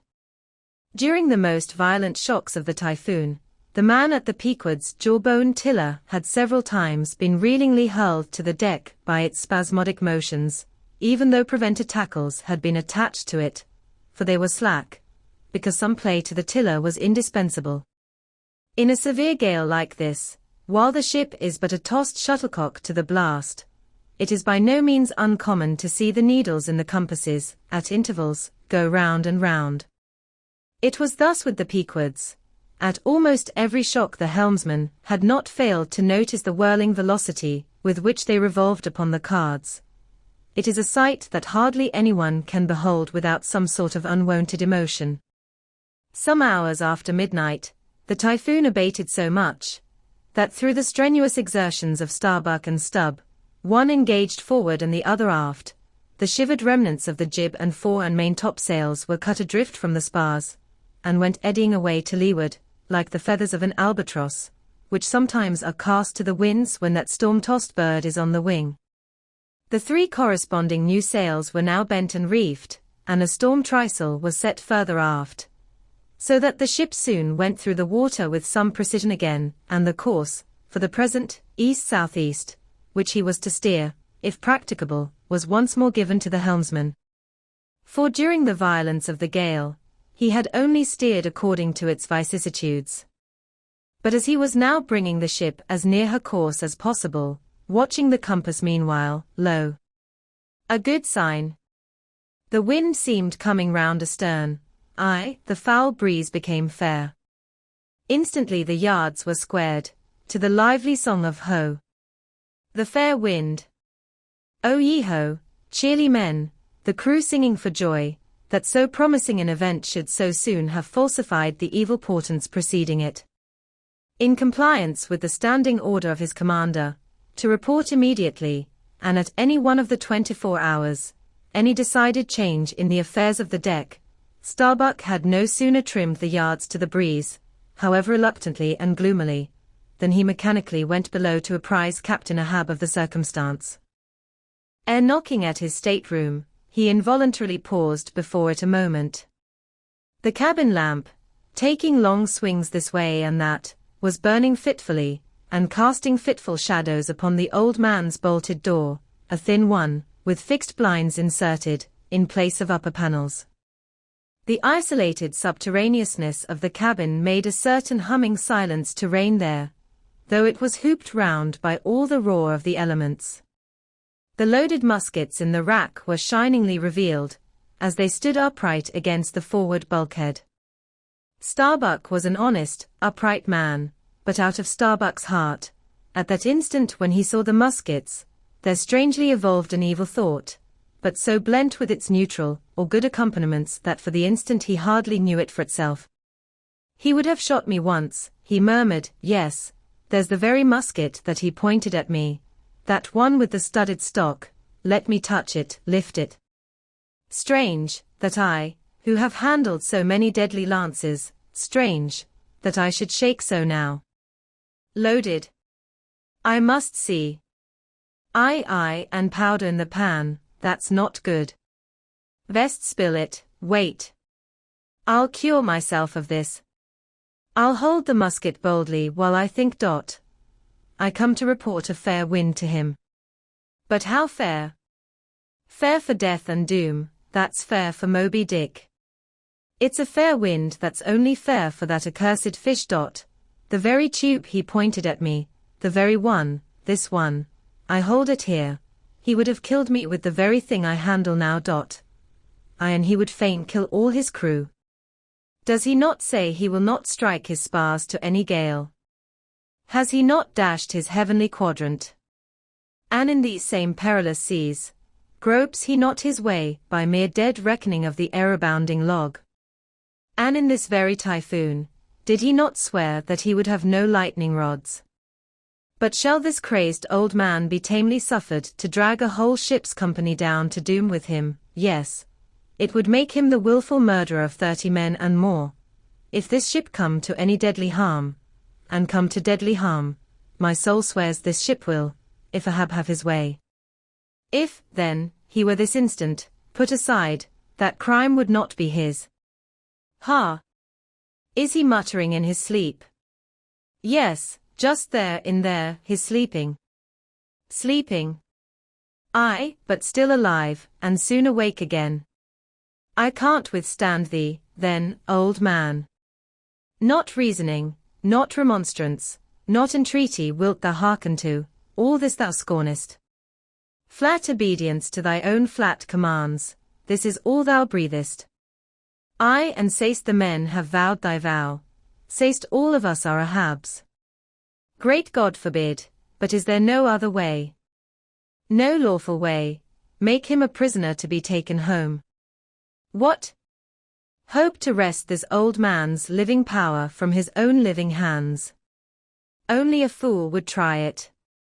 Say he were pinioned even, knotted all over with ropes and hawsers, chained down to ring bolts on this cabin floor, he would be more hideous than a caged tiger, then. I could not endure the sight, could not possibly fly his howlings, all comfort, sleep itself, inestimable reason would leave me on the long intolerable voyage. What, then, remains? The land is hundreds of leagues away, and locked Japan the nearest. I stand alone here upon an open sea, with 2 oceans and a whole continent between me and law. Aye, 'tis so. Is heaven a murderer when its lightning strikes a would-be murderer in his bed, tindering sheets and skin together? And would I be a murderer? Then, if and slowly, stealthily, and half sideways looking, he placed the loaded muskets end against the door. On this level, Ahab's hammock swings within, his head this way. A touch, and Starbuck may survive to hug his wife and child again. Oh Mary. Mary, boy. Boy. Boy, but if I wake thee not to death, old man, who can tell to what unsounded deep Starbuck's body this day week may sink, with all the crew? Great God, where art thou? Shall I? The wind has gone down and shifted, sir, the fore and main topsails are reefed and set, she heads her course. Stern all. O Moby Dick, I clutch thy heart at last. Such were the sounds that now came hurtling from out the old man's tormented sleep, as if Starbuck's voice had caused the long dumb dream to speak. The yet levelled musket shook like a drunkard's arm against the panel. Starbuck seemed wrestling with an angel, but turning from the door, he placed the death tube in its rack, and left the place. His too sound asleep, Mr. Stubb. Go thou down, and wake him, and tell him. I must see to the deck here. Thou know'st what to say. Chapter 124. The Needle. Next morning the not yet subsided sea rolled in long slow billows of mighty bulk, and striving in the Pequod's gurgling track, pushed her on like giants' palms outspread. The strong, unstaggering breeze abounded so, that sky and air seemed vast outbellying sails, the whole world boomed before the wind. Muffled in the full morning light, the invisible sun was only known by the spread intensity of his place, where his bayonet rays moved on in stacks. Emblazonings, as of crowned Babylonian kings and queens, reigned over everything. The sea was as a crucible of molten gold, that bubblingly leaps with light and heat. Long maintaining an enchanted silence, Ahab stood apart, and every time the teetering ship loweringly pitched down her bowsprit, he turned to eye the bright sun's rays produced ahead, and when she profoundly settled by the stern, he turned behind, and saw the sun's rearward place, and how the same yellow rays were blending with his undeviating wake. Ha, ha, my ship! Thou mightest well be taken now for the sea chariot of the sun. Ho, ho! All ye nations before my prow, I bring the sun to ye. Yoke on the further billows, hello! A tandem, I drive the sea. But suddenly reined back, by some counter-thought, he hurried towards the helm, huskily demanding how the ship was heading. East to east, sir, said the frightened steersman. Thou liest, smiting him with his clenched fist. Heading east at this hour in the morning, and the sun astern. Upon this every soul was confounded, for the phenomenon just then observed by Ahab had unaccountably escaped every one else, but its very blinding palpableness must have been the cause. Thrusting his head halfway into the binnacle, Ahab caught one glimpse of the compasses. His uplifted arm slowly fell. For a moment he almost seemed to stagger. Standing behind him Starbuck looked, and lo! The two compasses pointed east, and the Pequod was as infallibly going west.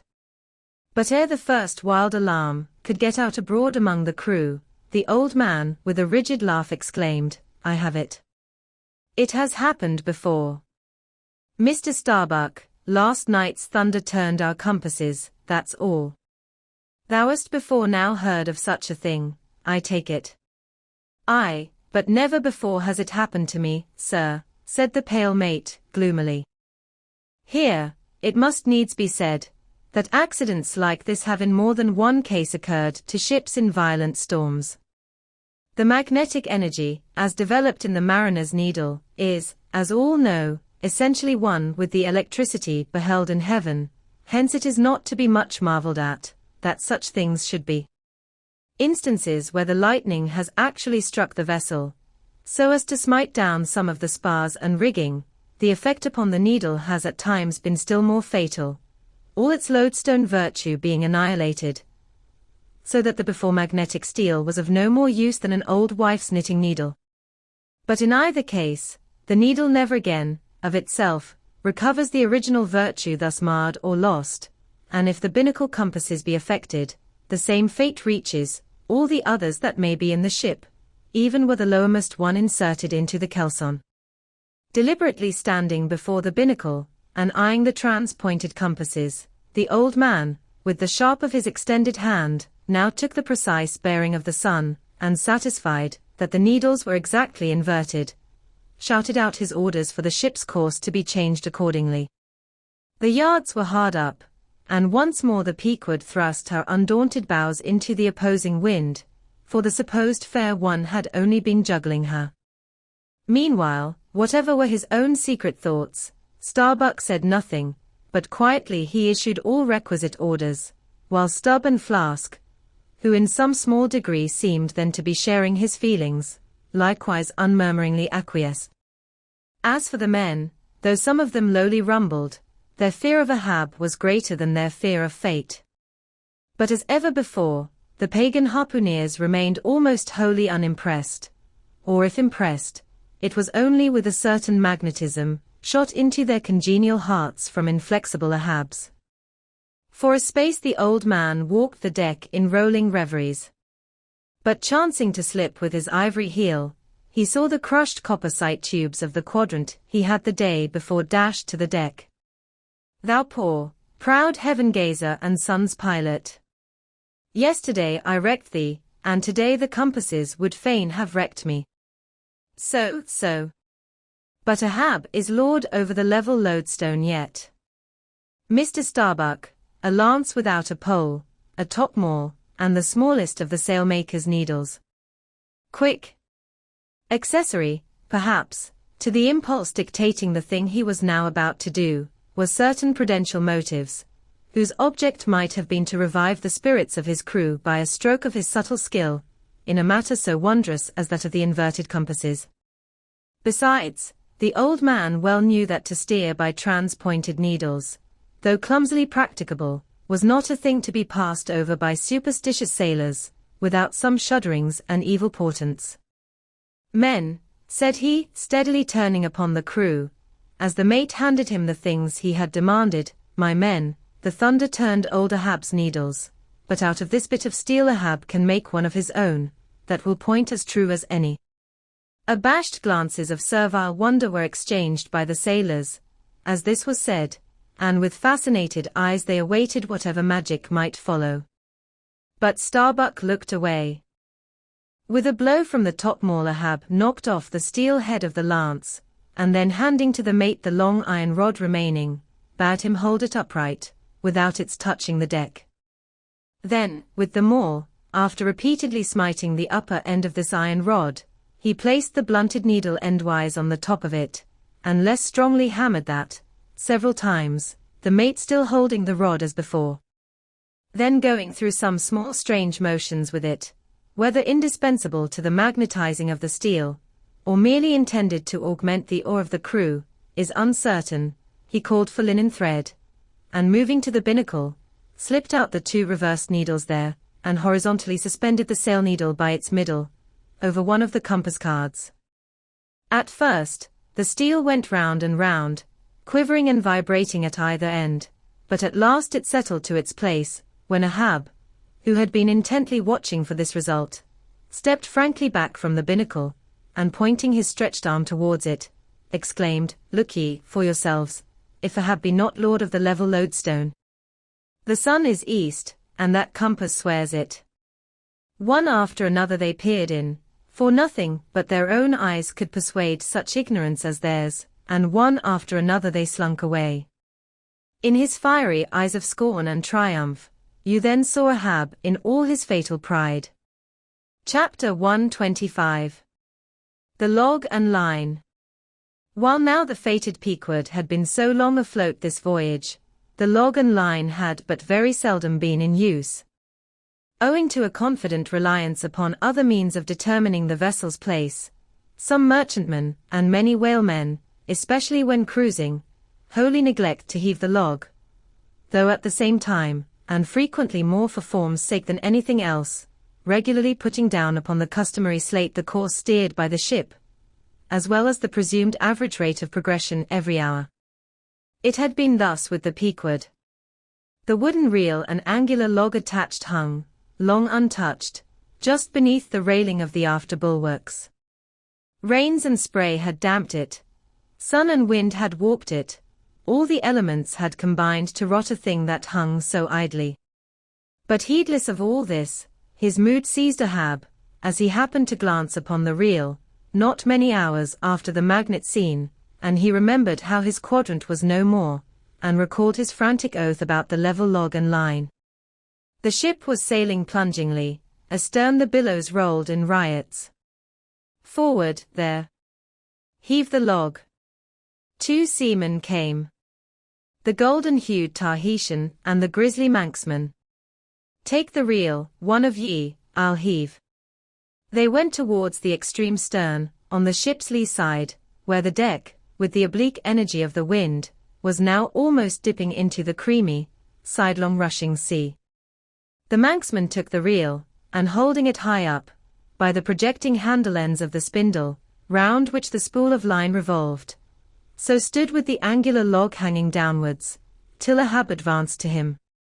Ahab stood before him, and was lightly unwinding some 30 or 40 turns to form a preliminary hand-coil to toss overboard, when the old manxman, who was intently eyeing both him and the line, made bold to speak. "Sir, I mistrust it. This line looks far gone, long heat and wet have spoiled it." "'Twill hold, old gentleman." "Long heat and wet, have they spoiled thee? Thou seemst to hold. Or, true perhaps, life holds thee, not thou it." "I hold the spool, sir. But just as my captain says. With these grey hairs of mine, 'tis not worth while disputing, specially with a superior, who'll ne'er confess." "What's that?" "There now's a patched professor in Queen Nature's granite-founded college, but methinks he's too subservient." "Where wert thou born?" "In the little rocky Isle of Man, sir." "Excellent. Thou'st hit the world by that." "I know not, sir, but I was born there." "In the Isle of Man, hey? Well, the other way, it's good. Here's a man from Man, a man born in once independent man, and now unmanned of man, which is sucked in, by what? Up with the reel. The dead, blind wall, but's all inquiring heads at last. Up with it. So. The log was heaved. The loose coils rapidly straightened out in a long dragging line astern, and then, instantly, the reel began to whirl. In turn, jerkingly raised and lowered by the rolling billows, the towing resistance of the log caused the old reelman to stagger strangely. "Hold hard." Snap. The overstrained line sagged down in one long festoon, the tugging log was gone.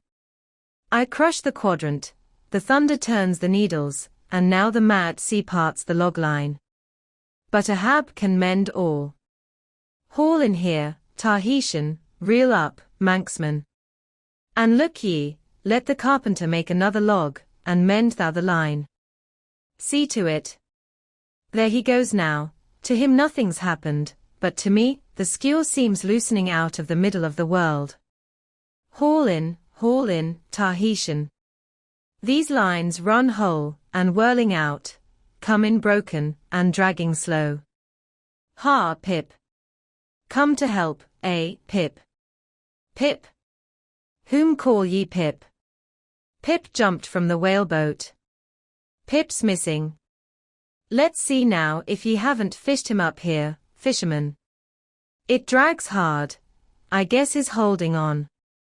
Jerk him, Tahiti. Jerk him off, we haul in no cowards here. Ho! There's his arm just breaking water. A hatchet. A hatchet. Cut it off, we haul in no cowards here. Captain Ahab. Sir. Here's Pip, trying to get on board again. Peace, thou crazy loon, cried the Manxman, seizing him by the arm. Away from the quarterdeck. The greater idiot ever scolds the lesser, muttered Ahab, advancing. Hands off from that holiness. Where sayest thou Pip was, boy? Astern there, sir, astern. Low. And who art thou, boy? I see not my reflection in the vacant pupils of thy eyes. O God! That man should be a thing for immortal souls to sift through. Who art thou, boy? Bellboy, sir, ship's crier, ding, dong, ding. Pip.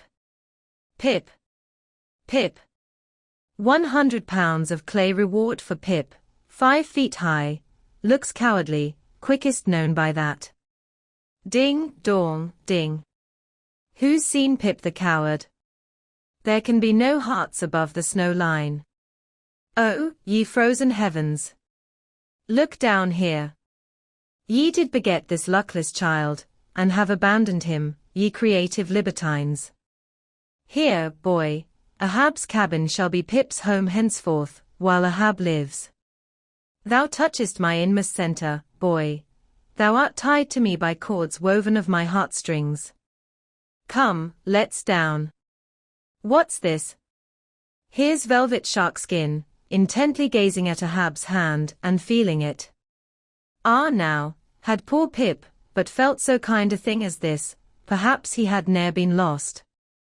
This seems to me, sir, as a man-rope, something that weak souls may hold by. Oh, sir, let old Perth now come and rivet these two hands together, the black one with the white, for I will not let this go. Oh, boy, nor will I thee, unless I should thereby drag thee to worse horrors than are here. Come, then, to my cabin. Lo! Ye believers in God's all goodness, and in man all ill, lo you. See the omniscient God's oblivious of suffering man, and man, though idiotic, and knowing not what he does, yet full of the sweet things of love and gratitude. Come. I feel prouder leading thee by thy black hand, than though I grasped an emperor's. There go two daft ones now, muttered the old Manxman. One daft with strength, the other daft with weakness. But here's the end of the rotten line, all dripping, too. Mend it, eh? I think we had best have a new line altogether. I'll see Mr. Stubb about it. Chapter 126. The Life Buoy. Steering now southeastward by Ahab's leveled steel, and her progress solely determined by Ahab's level log and line, the Pequod held on her path towards the equator. Making so long a passage through such unfrequented waters, descrying no ships, and ere long, sideways impelled by unvarying trade winds, over waves monotonously mild, all these seemed the strange calm things preluding some riotous and desperate scene. At last, when the ship drew near to the outskirts, as it were, of the equatorial fishing ground, and in the deep darkness that goes before the dawn, was sailing by a cluster of rocky islets, the watch, then headed by Flask, was startled by a cry so plaintively wild and unearthly, like half-articulated wailings of the ghosts of all Howard's murdered innocents, that one and all, they started from their reveries, and for the space of some moments stood, or sat, or leaned all transfixedly listening. Like the carved Roman slave, while that wild cry remained within hearing. The Christian or civilized part of the crew said it was mermaids, and shuddered, but the pagan harpooneers remained unappalled. Yet the grey Manxman, the oldest mariner of all, declared that the wild thrilling sounds that were heard, were the voices of newly drowned men in the sea. Below in his hammock, Ahab did not hear of this till grey dawn, when he came to the deck. It was then recounted to him by Flask, not unaccompanied with hinted dark meanings. He hollowly laughed, and thus explained the wonder. Those rocky islands the ship had passed were the resort of great numbers of seals, and some young seals that had lost their dams, or some dams that had lost their cubs, must have risen nigh the ship and kept company with her, crying and sobbing with their human sort of wail. But this only the more affected some of them, because most mariners cherish a very superstitious feeling about seals, arising not only from their peculiar tones when in distress, but also from the human look of their round heads and semi-intelligent faces, seen peeringly uprising from the water alongside. In the sea, under certain circumstances, seals have more than once been mistaken for men. But the bodings of the crew were destined to receive a most plausible confirmation in the fate of one of their number that morning. At sunrise this man went from his hammock to his masthead at the fore, and whether it was that he was not yet half waked from his sleep, for sailors sometimes go aloft in a transition state, whether it was thus with the man, there is now no telling, but be that as it may, he had not been long at his perch, when a cry was heard, a cry and a rushing, and looking up, they saw a falling phantom in the air, and looking down, a little tossed heap of white bubbles in the blue of the sea. The lifebuoy, a long slender cask, was dropped from the stern, where it always hung obedient to a cunning spring, but no hand rose to seize it, and the sun having long beat upon this cask it had shrunken, so that it slowly filled, and that parched wood also filled at its every pore, and the studded iron-bound cask followed the sailor to the bottom, as if to yield him his pillow, though in sooth but a hard one. And thus the first man of the Pequod that mounted the mast to look out for the white whale, on the white whale's own peculiar ground, that man was swallowed up in the deep. But few, perhaps, thought of that at the time. Indeed, in some sort, they were not grieved at this event, at least as a portent, for they regarded it, not as a foreshadowing of evil in the future, but as the fulfillment of an evil already presaged. They declared that now they knew the reason of those wild shrieks they had heard the night before. But again the old Manxman said nay. The lost lifebuoy was now to be replaced. Starbuck was directed to see to it, but as no cask of sufficient lightness could be found, and as in the feverish eagerness of what seemed the approaching crisis of the voyage, all hands were impatient of any toil, but what was directly connected with its final end, whatever that might prove to be, therefore, they were going to leave the ship's stern unprovided with a buoy, when by certain strange signs and innuendos Queequeg hinted a hint concerning his coffin. A lifebuoy of a coffin, cried Starbuck, starting. Rather queer, that, I should say, said Stubb. It will make a good enough one, said Flask, the carpenter here can arrange it easily. Bring it up, there's nothing else for it, said Starbuck, after a melancholy pause. Rig it, carpenter, do not look at me so, the coffin, I mean. Dost thou hear me? Rig it. And shall I nail down the lid, sir, moving his hand as with a hammer? Aye. And shall I caulk the seams, sir, moving his hand as with a caulking iron? Aye. And shall I then pay over the same with pitch, sir, moving his hand as with a pitch-pot? Away. What possesses thee to this? Make a lifebuoy of the coffin, and no more. Mr. Stubb, Mr. Flask, come forward with me. He goes off in a huff. The whole he can endure, at the parts he balks. Now I don't like this. I make a leg for Captain Ahab, and he wears it like a gentleman, but I make a bandbox for Queequeg, and he won't put his head into it. Are all my pains to go for nothing with that coffin? And now I'm ordered to make a lifebuoy of it.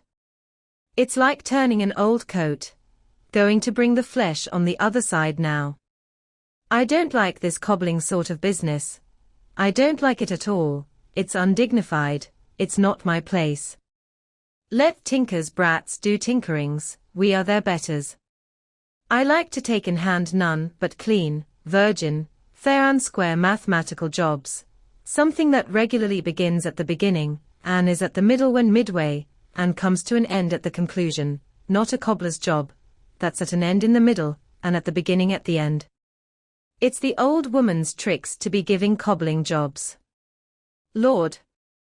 What an affection all old women have for tinkers.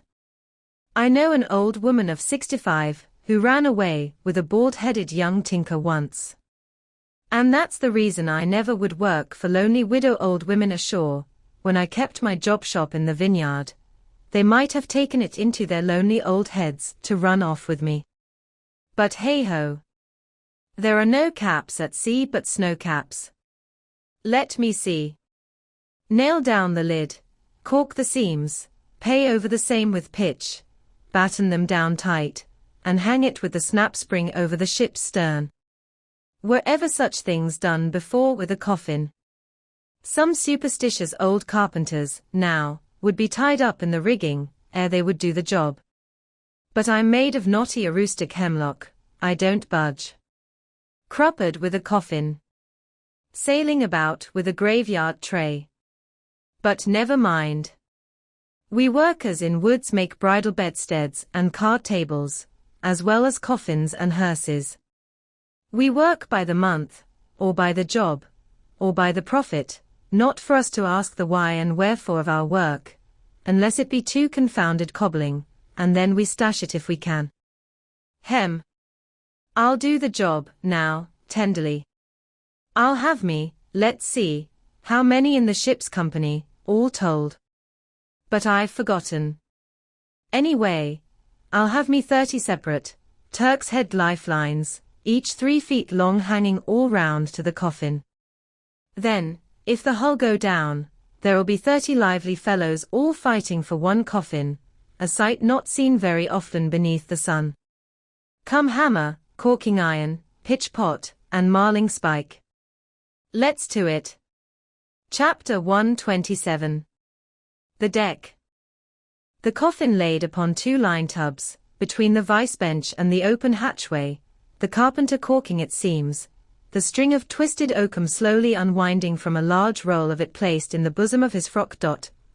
Ahab comes slowly from the cabin gangway, and his Pip following him. Back, lad. I will be with ye again presently. He goes. Not this hand complies with my humour more genially than that boy. Middle aisle of a church. What's here? Life buoy, sir. Mr. Starbuck's orders. Oh, look, sir. Beware the hatchway. Thank ye, man. Thy coffin lies handy to the vault. Sir. The hatchway. Oh. So it does, sir, so it does. Art not thou the leg-maker? Look, did not this stump come from thy shop? I believe it did, sir. Does the ferrule stand, sir? Well enough. But art thou not also the undertaker? Aye, sir. I patched up this thing here as a coffin for Queequeg, but they've set me now to turning it into something else.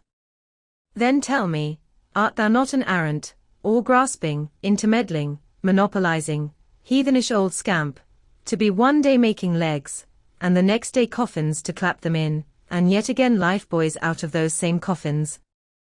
Thou art as unprincipled as the gods, and as much of a jack of all trades. But I do not mean anything, sir. I do as I do. The gods again. Hark ye, dost thou not ever sing working about a coffin? The Titans, they say, hum snatches when chipping out the craters for volcanoes, and the grave digger in the play sings, spade in hand. Dost thou never sing, sir? Do I sing? Oh, I'm indifferent enough, sir, for that, but the reason why the grave digger made music must have been because there was none in his spade, sir. But the caulking mallet is full of it. Hark to it. Aye, and that's because the lid there's a sounding board, and what in all things makes the sounding board is this, there's naught beneath. And yet, a coffin with a body in it rings pretty much the same, carpenter. Hast thou ever helped carry a bier, and heard the coffin knock against the churchyard gate, going in? Faith, sir, I've. Faith. What's that? Why, faith, sir, it's only a sort of exclamation like, that's all, sir. Go on. I was about to say, sir, that. Art thou a silkworm? Dost thou spin thy own shroud out of thyself? Look at thy bosom. Despatch. And get these traps out of sight. He goes aft. That was sudden, now. But squalls come sudden in hot latitudes. I've heard that the Isle of Albemarle, one of the Galapagos, is cut by the equator right in the middle. Seems to me some sort of equator cuts yon old man, too, right in his middle. He's always under the line, fiery hot, I tell ye. He's looking this way, come, Oakham, quick. Here we go again. This wooden mallet is the cork, and I'm the professor of musical glasses, tap, tap. Ahab to himself. There's a sight. There's a sound. The grey-headed woodpecker tapping the hollow tree. Blind and dumb might well be envied now. See. That thing rests on 2 line tubs, full of tow lines. A most malicious wag, that fellow. Rat-tat. So man's seconds tick. Oh. How immaterial are all materials. What things real are there, but imponderable thoughts.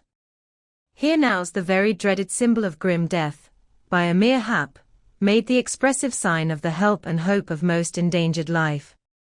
A lifebuoy of a coffin. Does it go further? Can it be that in some spiritual sense the coffin is, after all, but an immortality preserver?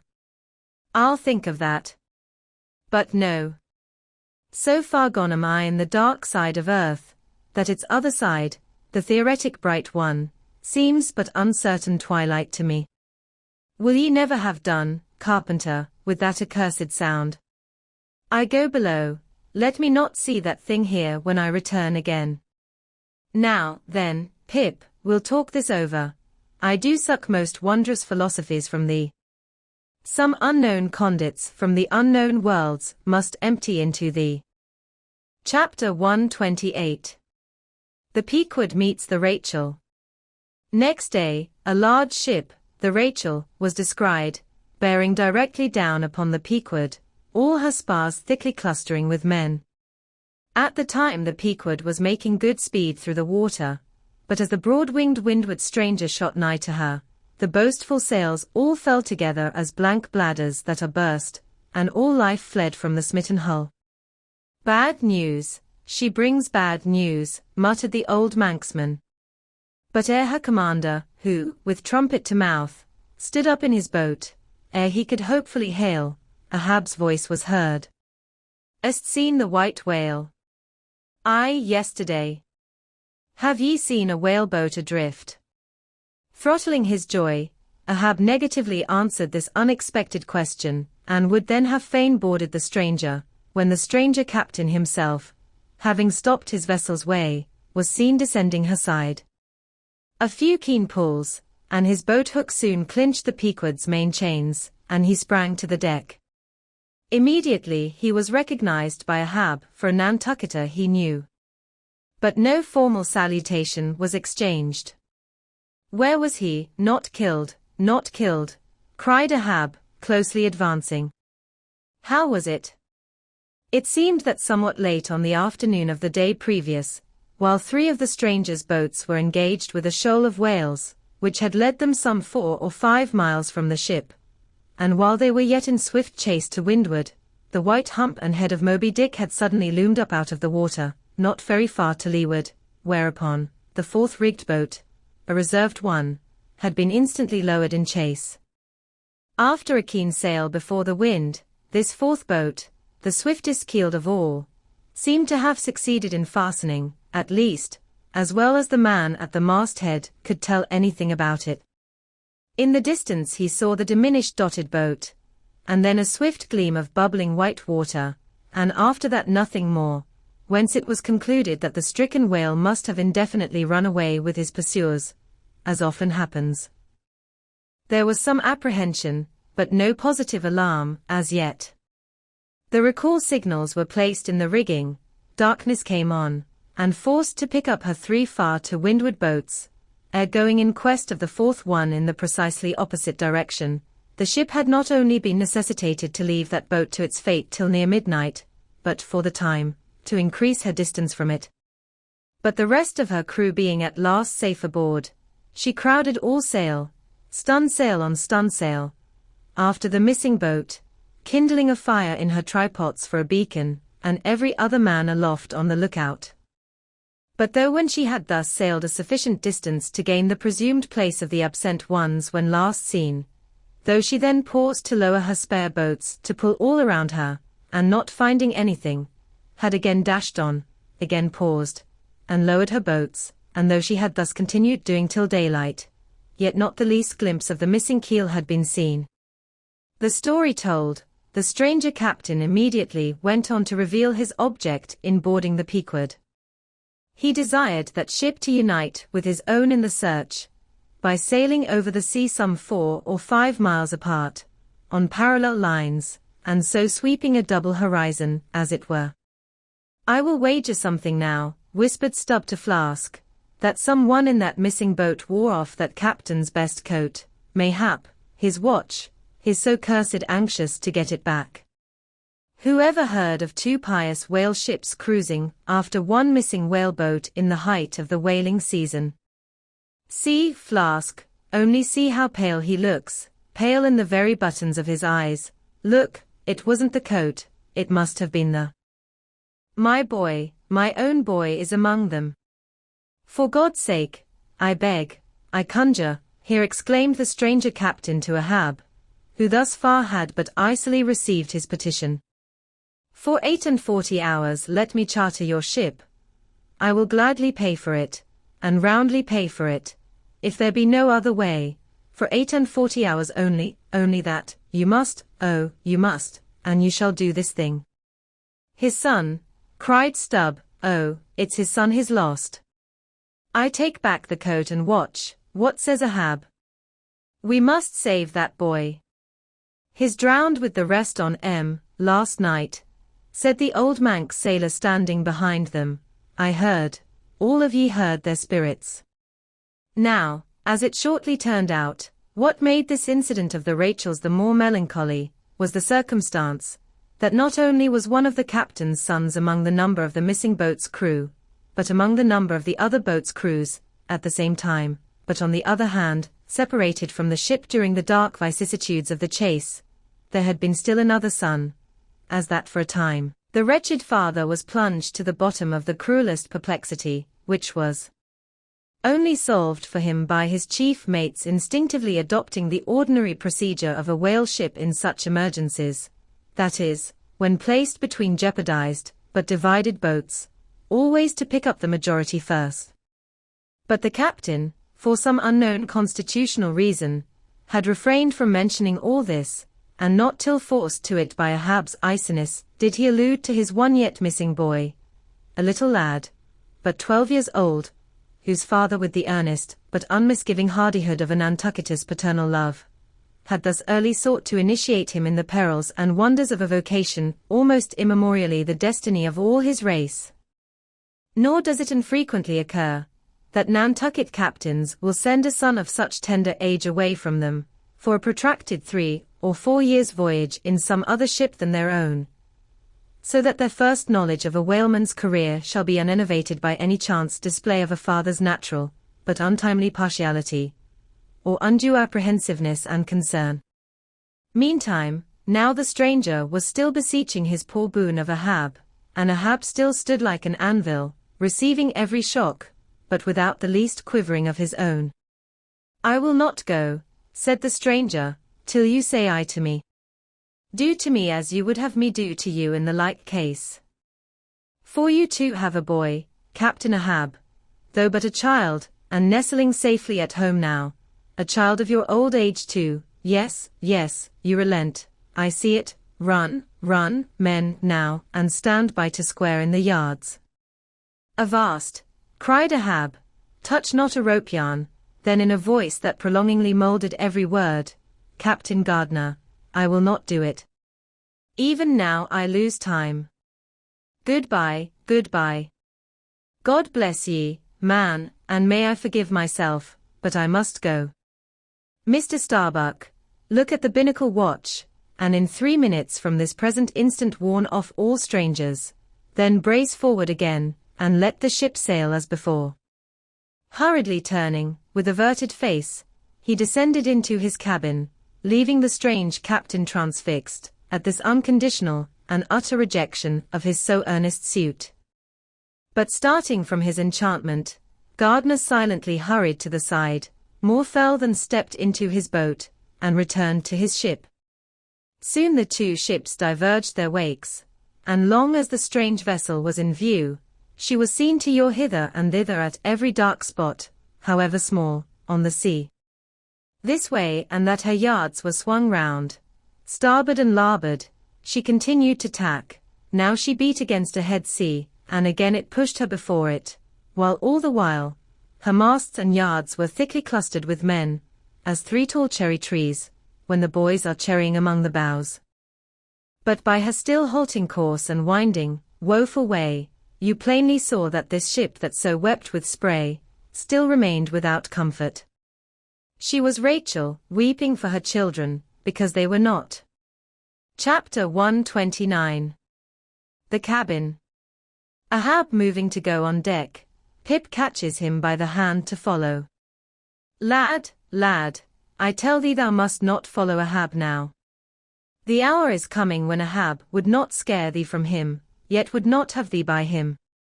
There is that in thee, poor lad, which I feel too curing to my malady.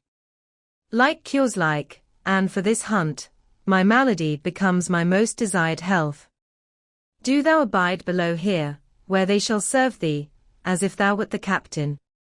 Ay, lad, thou shalt sit here in my own screwed chair, another screw to it, thou must be. No, no, no. Ye have not a whole body, sir, do ye but use poor me for your one lost leg. Only tread upon me, sir, I ask no more, so I remain a part of ye. Oh! Spite of million villains, this makes me a bigot in the fadeless fidelity of man, and a black. And crazy, but methinks like cures like applies to him too, he grows so sane again. They tell me, sir, that Stubb did once desert poor little Pip, whose drowned bones now show white, for all the blackness of his living skin. But I will never desert ye, sir, as Stubb did him. Sir, I must go with ye. If thou speakest thus to me much more, Ahab's purpose keels up in him. I tell thee no, it cannot be. O good master, master, master. Weep so, and I will murder thee. Have a care, for Ahab too is mad. Listen, and thou wilt often hear my ivory foot upon the deck, and still know that I am there. And now I quit thee.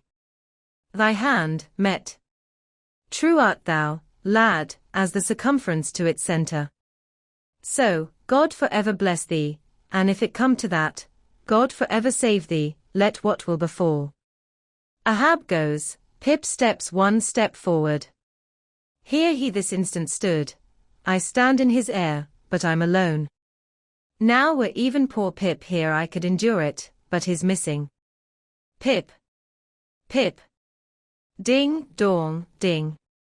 Who's seen Pip? He must be up here, let's try the door. What?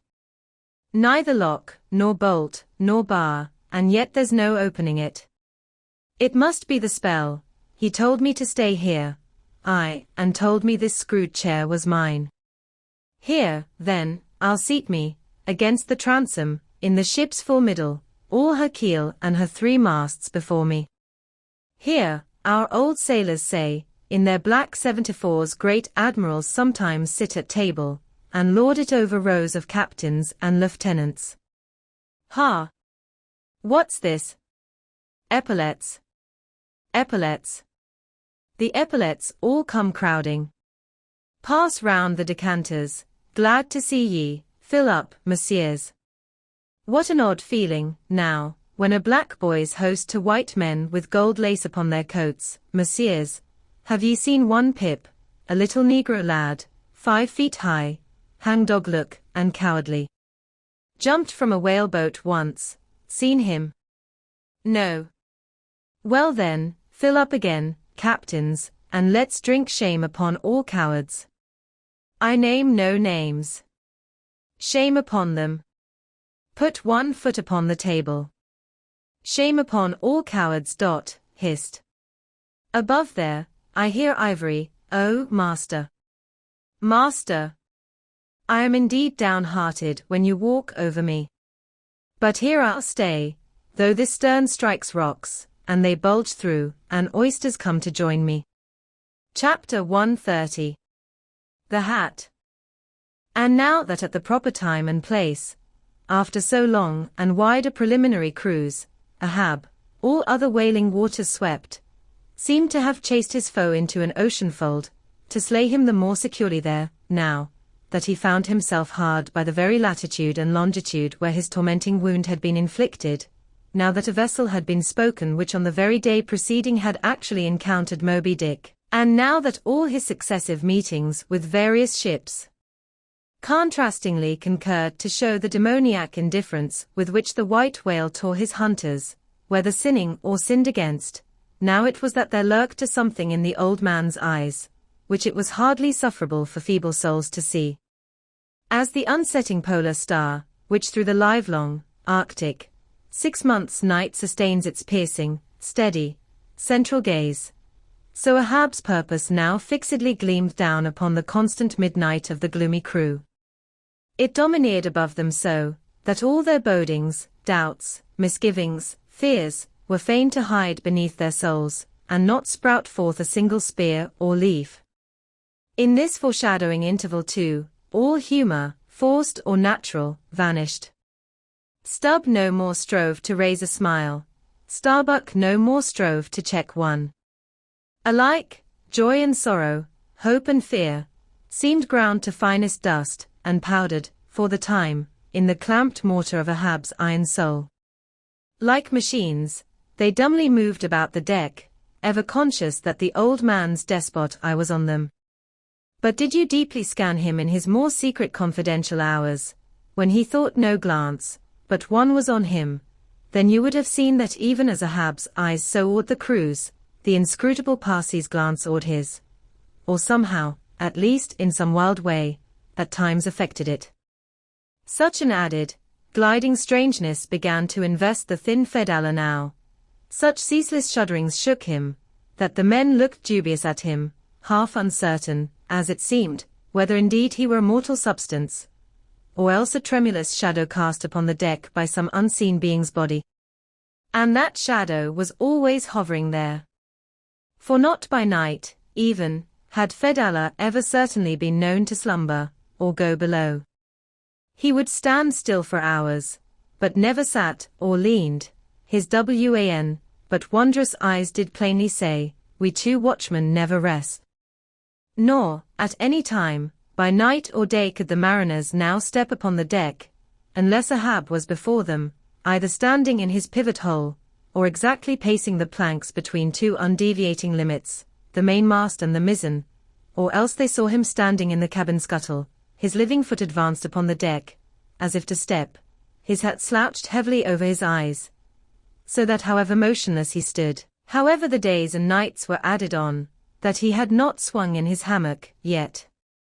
Hidden beneath that slouching hat, they could never tell unerringly whether, for all this, his eyes were really closed at times, or whether he was still intently scanning them, no matter, though he stood so in the scuttle for a whole hour on the stretch, and the unheeded night damp gathered in beads of dew upon that stone-carved coat and hat. The clothes that the night had wet, the next day's sunshine dried upon him, and so, day after day, and night after night, he went no more beneath the planks, whatever he wanted from the cabin that thing he sent for. He ate in the same open air, that is, his two only meals, breakfast and dinner. Supper he never touched, nor reaped his beard, which darkly grew all gnarled, as unearthed roots of trees blown over, which still grow idly on at naked base, though perished in the upper verdure. But though his whole life was now become one watch on deck, and though the Parsi's mystic watch was without intermission as his own, yet these two never seemed to speak, one man to the other, unless at long intervals some passing unmomentous matter made it necessary.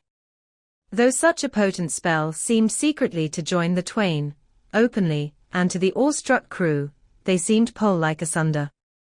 If by day they chanced to speak one word, by night, dumb men were both, so far as concerned the slightest verbal interchange. At times, for longest hours, without a single hail, they stood far parted in the starlight, Ahab in his scuttle, the Parsi by the mainmast, but still fixedly gazing upon each other, as if in the Parsi Ahab saw his forthrown shadow, in Ahab the Parsi his abandoned substance. And yet, somehow, did Ahab, in his own proper self, as daily, hourly, and every instant, commandingly revealed to his subordinates, Ahab seemed an independent lord, the Parsi but his slave. Still again both seemed yoked together, and an unseen tyrant driving them, the lean shade siding the solid rib. For be this Parsi what he may, all rib and keel was solid Ahab. At the first faintest glimmering of the dawn, his iron voice was heard from aft, man the mastheads. And all through the day, till after sunset and after twilight, the same voice every hour, at the striking of the helmsman's bell, was heard, what do ye see, sharp? Sharp. But when 3 or 4 days had slided by, After meeting the children seeking Rachel, and no spout had yet been seen, the monomaniac old man seemed distrustful of his crew's fidelity, at least, of nearly all except the pagan harpooneers. He seemed to doubt, even, whether Stubb and Flask might not willingly overlook the sight he sought.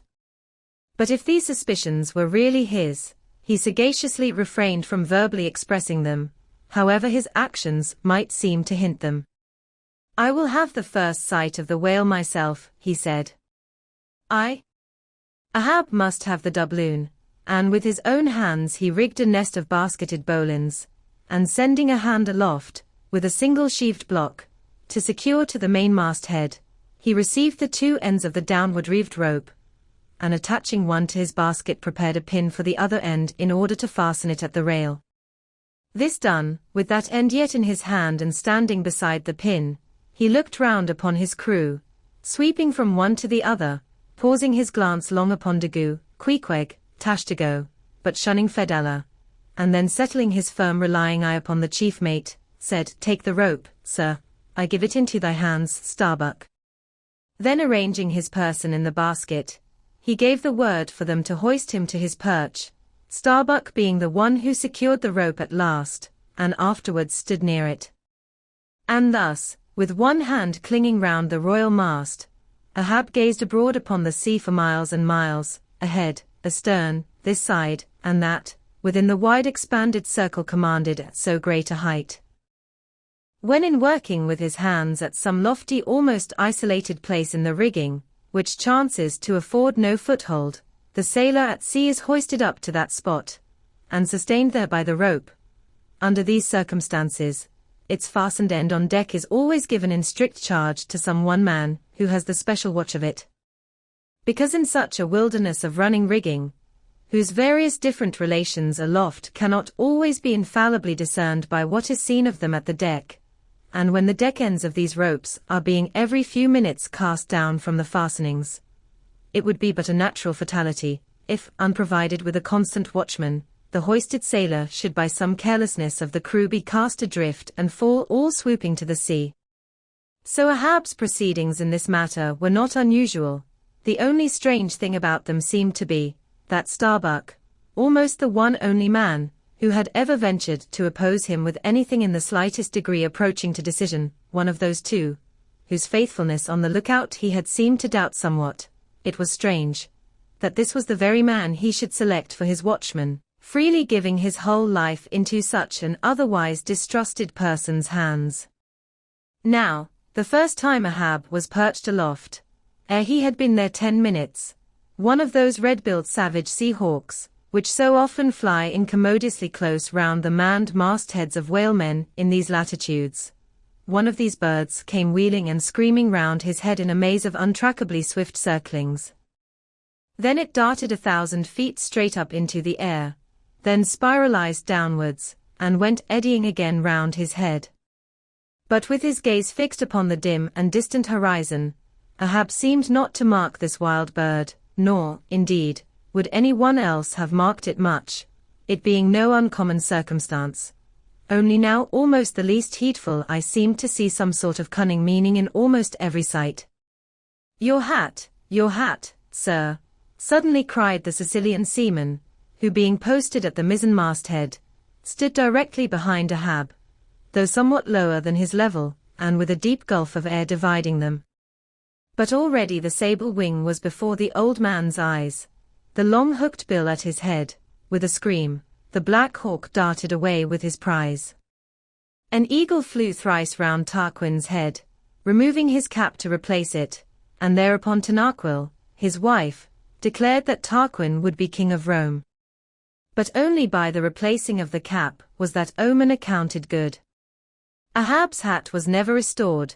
The wild hawk flew on and on with it, far in advance of the prow, and at last disappeared, while from the point of that disappearance, a minute black spot was dimly discerned, falling from that vast height into the sea. Chapter 131. The Pequod meets the Delight. The intense Pequod sailed on, the rolling waves and days went by, the lifebuoy coffin still lightly swung, and another ship, most miserably misnamed the Delight, was descried. As she drew nigh, all eyes were fixed upon her broad beams, called shears, which, in some whaling ships, crossed the quarterdeck at the height of 8 or 9 feet, serving to carry the spare, unrigged, or disabled boats. Upon the stranger's shears were beheld the shattered, white ribs, and some few splintered planks, of what had once been a whaleboat, but you now saw through this wreck, as plainly as you see through the peeled, half unhinged, and bleaching skeleton of a horse. Hast seen the white whale? Look, replied the hollow-cheeked captain from his taffrail, and with his trumpet he pointed to the wreck. Hast killed him? The harpoon is not yet forged that ever will do that, answered the other, sadly glancing upon a rounded hammock on the deck, whose gathered sides some noiseless sailors were busy in sewing together. Not forged, and snatching Perth's levelled iron from the crotch, Ahab held it out, exclaiming, Look ye, Nantucketer, here in this hand I hold his death. Tempered in blood, and tempered by lightning are these barbs, and I swear to temper them triply in that hot place behind the fin, where the white whale most feels his accursed life. Then God keep thee, old man, seest thou that pointing to the hammock, I bury but one of 5 stout men, who were alive only yesterday, but were dead ere night. Only that one I bury, the rest were buried before they died, you sail upon their tomb. Then turning to his crew, Are ye ready there? Place the plank then on the rail, and lift the body, so, then, O God, advancing towards the hammock with uplifted hands, may the resurrection and the life race forward. Up helm, cried Ahab like lightning to his men. But the suddenly started Pequod was not quick enough to escape the sound of the splash that the corpse soon made as it struck the sea, not so quick, indeed, but that some of the flying bubbles might have sprinkled her hull with their ghostly baptism. As Ahab now glided from the dejected Delight, the strange lifebuoy hanging at the Pequod's stern came into conspicuous relief. Ha! Yonder! Look yonder, men! Cried a foreboding voice in her wake. In vain, oh, ye strangers, ye fly our sad burial, ye but turn us your taffrail to show us your coffin. Chapter 132. The Symphony. It was a clear steel-blue day.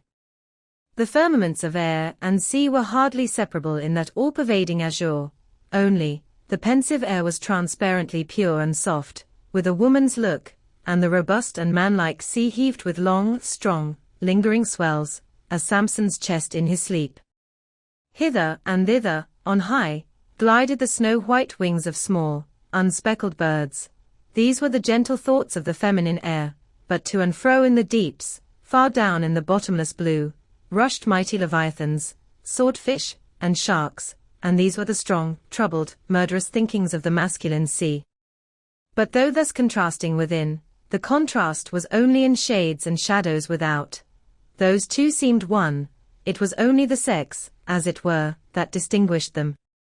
Aloft, like a royal char and king, the sun seemed giving this gentle air to this bold and rolling sea, even as bride to groom. And at the girdling line of the horizon, a soft and tremulous motion, most seen here at the equator, denoted the fond, throbbing trust, the loving alarms, with which the poor bride gave her bosom away.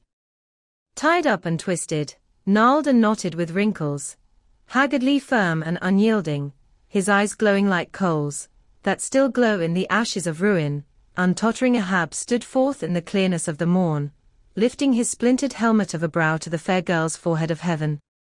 O, immortal infancy, and innocency of the azure! Invisible winged creatures that frolic all round us! Sweet childhood of air and sky! How oblivious were ye of old Ahab's close-coiled woe! But so have I seen little Miriam and Martha, laughing-eyed elves, heedlessly gambol around their old sire, sporting with the circle of singed locks, which grew on the marge of that burnt-out crater of his brain. Slowly crossing the deck from the scuttle, Ahab leaned over the side and watched how his shadow in the water sank and sank to his gaze, the more and the more that he strove to pierce the profundity. But the lovely aromas in that enchanted air did at last seem to dispel, for a moment, the cankerous thing in his soul. That glad, happy air, that winsome sky, did at last stroke and caress him, the stepmother world, so long cruel, forbidding, now threw affectionate arms round his stubborn neck, and did seem to joyously sob over him, as if over one, that however wilful and erring, she could yet find it in her heart to save and to bless. From beneath his slouched hat Ahab dropped a tear into the sea, nor did all the Pacific contain such wealth as that one we drop. Starbuck saw the old man, saw him, how he heavily leaned over the side, and he seemed to hear in his own true heart the measureless sobbing that stole out of the center of the serenity around. Careful not to touch him, or be noticed by him, he yet drew near to him and stood there. Ahab turned. Starbuck. Sir. Oh, Starbuck. It is a mild, mild wind, and a mild-looking sky. On such a day, very much such a sweetness as this, I struck my first whale, a boy harpooner of 18. 40 years ago. 40 years of continual whaling. 40 years of privation, and peril, and storm time. 40 years on the pitiless sea.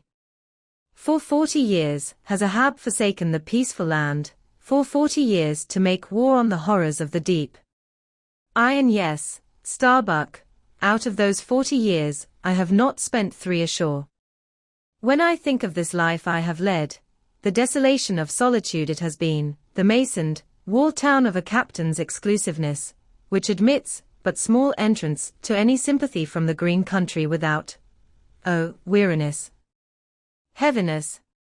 Guinea Coast slavery of solitary command, when I think of all this, only half suspected, not so keenly known to me before, and how for 40 years, I have fed upon dry salted fare, fit emblem of the dry nourishment of my soil, when the poorest landsman has had fresh fruit to his daily hand, and broken the world's fresh bread to my mouldy crusts, away, whole oceans away, from that young girl wife I wedded past 50, and sailed for Cape Horn the next day, leaving but one dent in my marriage pillow. Wife? Rather a widow with her husband alive. I widowed that poor girl when I married her, Starbuck, and then, the madness, the frenzy, the boiling blood and the smoking brow, with which, for 1,000 lowerings old Ahab has furiously, foamingly chased his prey, more a demon than a man, I. What a 40 years fool, old fool, has old Ahab been. Why this strife of the chase? Why weary, and palsy the arm at the oar, and the iron, and the lance? How the richer or better is Ahab now? Behold. Oh, Starbuck! Is it not hard, that with this weary load I bear, one poor leg should have been snatched from under me? Here, brush this old hair aside, it blinds me, that I seem to weep. Locks so grey did never grow, but from out some ashes. But do I look very old, so very, very old, Starbuck? I feel deadly faint, bowed, and humped, as though I were Adam, staggering beneath the piled centuries since paradise. God! Crack my heart, stave my brain, mockery. Bitter, biting mockery of grey hairs. Have I lived enough joy to wear ye, and seem and feel thus intolerably old? Stand close to me, Starbuck, let me look into a human eye. It is better than to gaze into sea or sky, better than to gaze upon God. By the green land, by the bright hearthstone. This is the magic glass, man, I see my wife and my child in thine eye. No, stay on board, lower not when I do, when branded Ahab gives chase to Moby Dick. That hazard shall not be thine. No. Not with the far-away home I see in that eye. Oh, my captain! Noble soul! Grand old heart, after all. Why should any one give chase to that hated fish? Away with me! Let us fly these deadly waters. Let us home. Wife and child, too, are Starbuck's, wife and child of his brotherly, sisterly, playfellow youth, even as thine, sir, are the wife and child of thy loving, longing, paternal old age. Away. Let us away, this instant let me alter the course. How cheerily, how hilariously, O my captain, would we bowl on our way to see old Nantucket again. I think, sir, they have some such mild blue days, even as this, in Nantucket. They have. I have seen them, some summer days in the morning. About this time, yes, it is his noon nap now, the boy vivaciously wakes, sits up in bed, and his mother tells him of me, of cannibal old me, how I am abroad upon the deep, but will yet come back to dance him again. 'Tis my Mary herself. She promised that my boy, every morning, should be carried to the hill to catch the first glimpse of his father's sail. Yes. No more. It is done. We head for Nantucket. Come, my captain, study out the course, and let us away. See. The boy's face from the window. The boy's hand on the hill. But Ahab's glance was averted. Like a blighted fruit tree he shook, and cast his last, cindered apple to the soil. What is it? What nameless, inscrutable, unearthly thing is it? What cozening, hidden lord and master, and cruel, remorseless emperor commands me, that against all natural lovings and longings, I so keep pushing, and crowding, and jamming myself on all the time, recklessly making me ready to do what in my own proper, natural heart, I durst not so much as dare. Is Ahab? Is it I, God, or who, that lifts this arm? But if the great sun move not of himself, but is as an errand boy in heaven, nor one single star can revolve, but by some invisible power, how then can this one small heart beat, this one small brain think thoughts, unless God does that beating, does that thinking, does that living, and not I? By heaven, man, we are turned round and round in this world, like yonder windlass, and fate is the handspike. And all the time, lo! That smiling sky, and this ensounded sea. Look! See yon albacore. Who put it into him to chase and fang that flying fish? Where do murderers go, man? Who's to doom, when the judge himself is dragged to the bar? But it is a mild wind, and a mild-looking sky, and the air smells now, as if it blew from a faraway meadow. They have been making hay somewhere under the slopes of the Andes, Starbuck, and the mowers are sleeping among the new-mown hay. Sleeping. Aye, toil we how we may, we all sleep at last on the field. Sleep. Aye, and rust amid greenness, as last year's scythes flung down, and left in the half-cut swaths, Starbuck.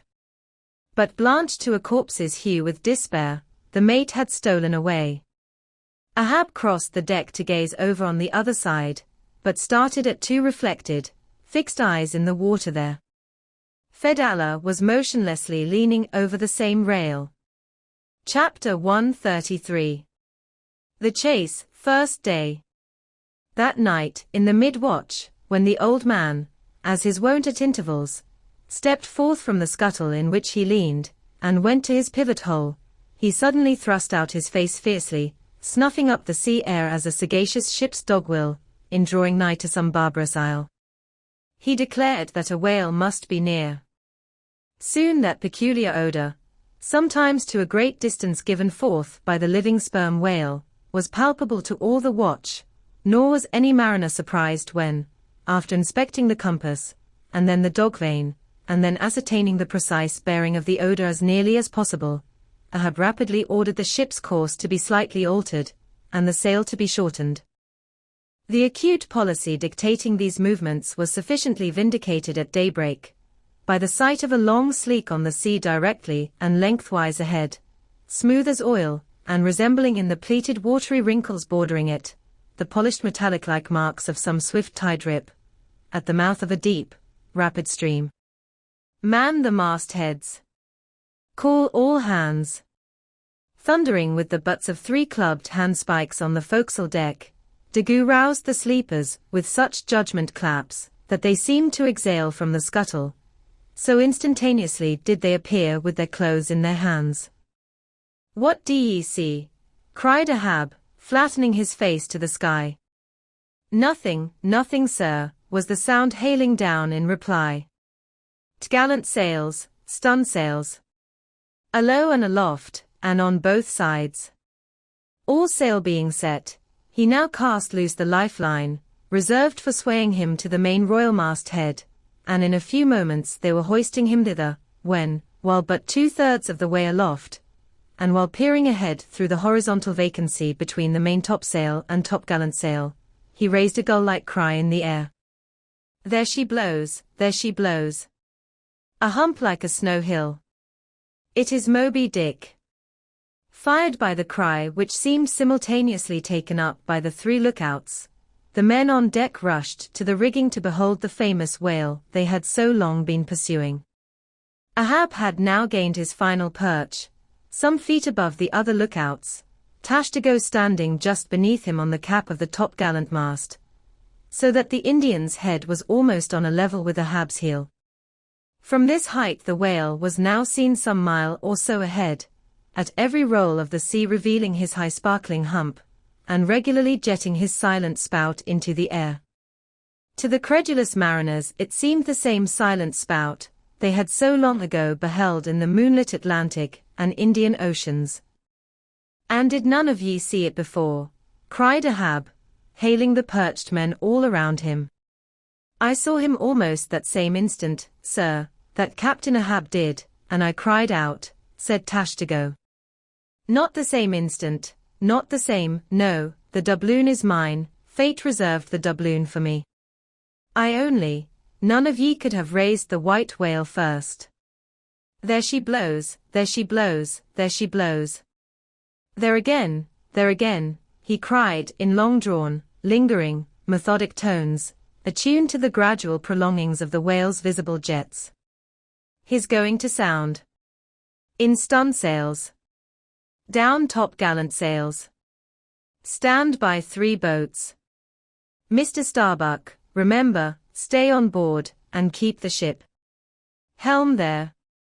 Luff a point. So, steady, man, steady. There go flukes. No, only black water. All ready the boats there. Stand by, stand by. Lower me, Mr. Starbuck, lower, quicker," and he slid through the air to the deck. "He is heading straight to leeward, sir," cried Stubb, "right away from us. Cannot have seen the ship yet. Be dumb, man. Stand by the braces. Hard down the helm, brace up. Shiver her, so, well that. Boats. Soon all the boats but Starbuck's were dropped, all the boat sails set, all the paddles plying, with rippling swiftness, shooting to leeward, and Ahab heading the onset. A pale, death glimmer lit up Fidala's sunken eyes. A hideous motion gnawed his mouth. Like noiseless nautilus shells, their light prows sped through the sea, but only slowly they neared the foe. As they neared him, the ocean grew still more smooth, seemed drawing a carpet over its waves, seemed a noon meadow, so serenely it spread. At length the breathless hunter came so nigh his seemingly unsuspecting prey, that his entire dazzling hump was distinctly visible, sliding along the sea as if an isolated thing, and continually set in a revolving ring of finest, fleecy, greenish foam. He saw the vast, involved wrinkles of the slightly projecting head beyond. Before it, far out on the soft Turkish rugged waters, went the glistening white shadow from his broad, milky forehead, a musical rippling playfully accompanying the shade, and behind, the blue waters interchangeably flowed over into the moving valley of his steady wake, and on either hand bright bubbles arose and danced by his side. But these were broken again by the light toes of hundreds of gay fowl softly feathering the sea, alternate with their fitful flight, and like to some flagstaff rising from the painted hull of an argosy, the tall but shattered pole of a recent lance projected from the white whale's back. And at intervals one of the cloud of soft-toed fowls hovering, and to and fro skimming like a canopy over the fish, silently perched and rocked on this pole, the long tail feathers streaming like pennons. A gentle joyousness, a mighty mildness of repose and swiftness, invested the gliding whale. Not the white bull Jupiter swimming away with ravished Europa clinging to his graceful horns, his lovely, leering eyes sideways intent upon the maid, with smooth bewitching fleetness, rippling straight for the nuptial bower in Crete, not Jove, not that great majesty supreme, did surpass the glorified white whale, as he so divinely swam. On each soft side, coincident with the parted swell, that but once leaving him, then flowed so wide away, on each bright side, the whale shed off enticings. No wonder there had been some among the hunters who, namelessly transported and allured by all this serenity, had ventured to assail it, but had fatally found that quietude but the vesture of tornadoes. Yet calm, enticing calm, O whale! Thou glidest on, to all who for the first time eye thee, no matter how many in that same way thou mayst have bejuggled and destroyed before. And thus, through the serene tranquillities of the tropical sea, among waves whose hand-clappings were suspended by exceeding rapture, Moby Dick moved on, still withholding from sight the full terrors of his submerged trunk, entirely hiding the wrenched hideousness of his jaw. But soon the fore part of him slowly rose from the water. For an instant his whole marbleized body formed a high arch, like Virginia's natural bridge, and warningly waving his bannered flukes in the air, the grand god revealed himself, sounded, and went out of sight. Hoveringly halting, and dipping on the wing, the white seafowls longingly lingered over the agitated pool that he left. With oars apeak, and paddles down, the sheets of their sails adrift, the three boats now stilly floated, awaiting Moby Dick's reappearance. "An hour," said Ahab, standing rooted in his boat's stern, and he gazed beyond the whale's place, towards the dim blue spaces and wide wing vacancies to leeward.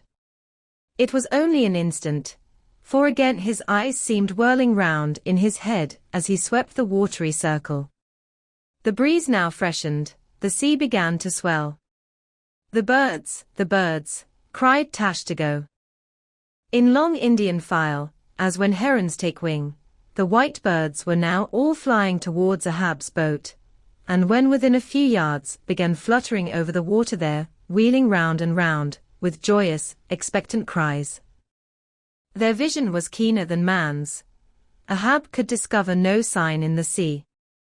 But suddenly, as he peered down and down into its depths, he profoundly saw a white living spot no bigger than a white weasel, with wonderful celerity uprising, and magnifying as it rose, till it turned, and then there were plainly revealed two long crooked rows of white, glistening teeth, floating up from the undiscoverable bottom.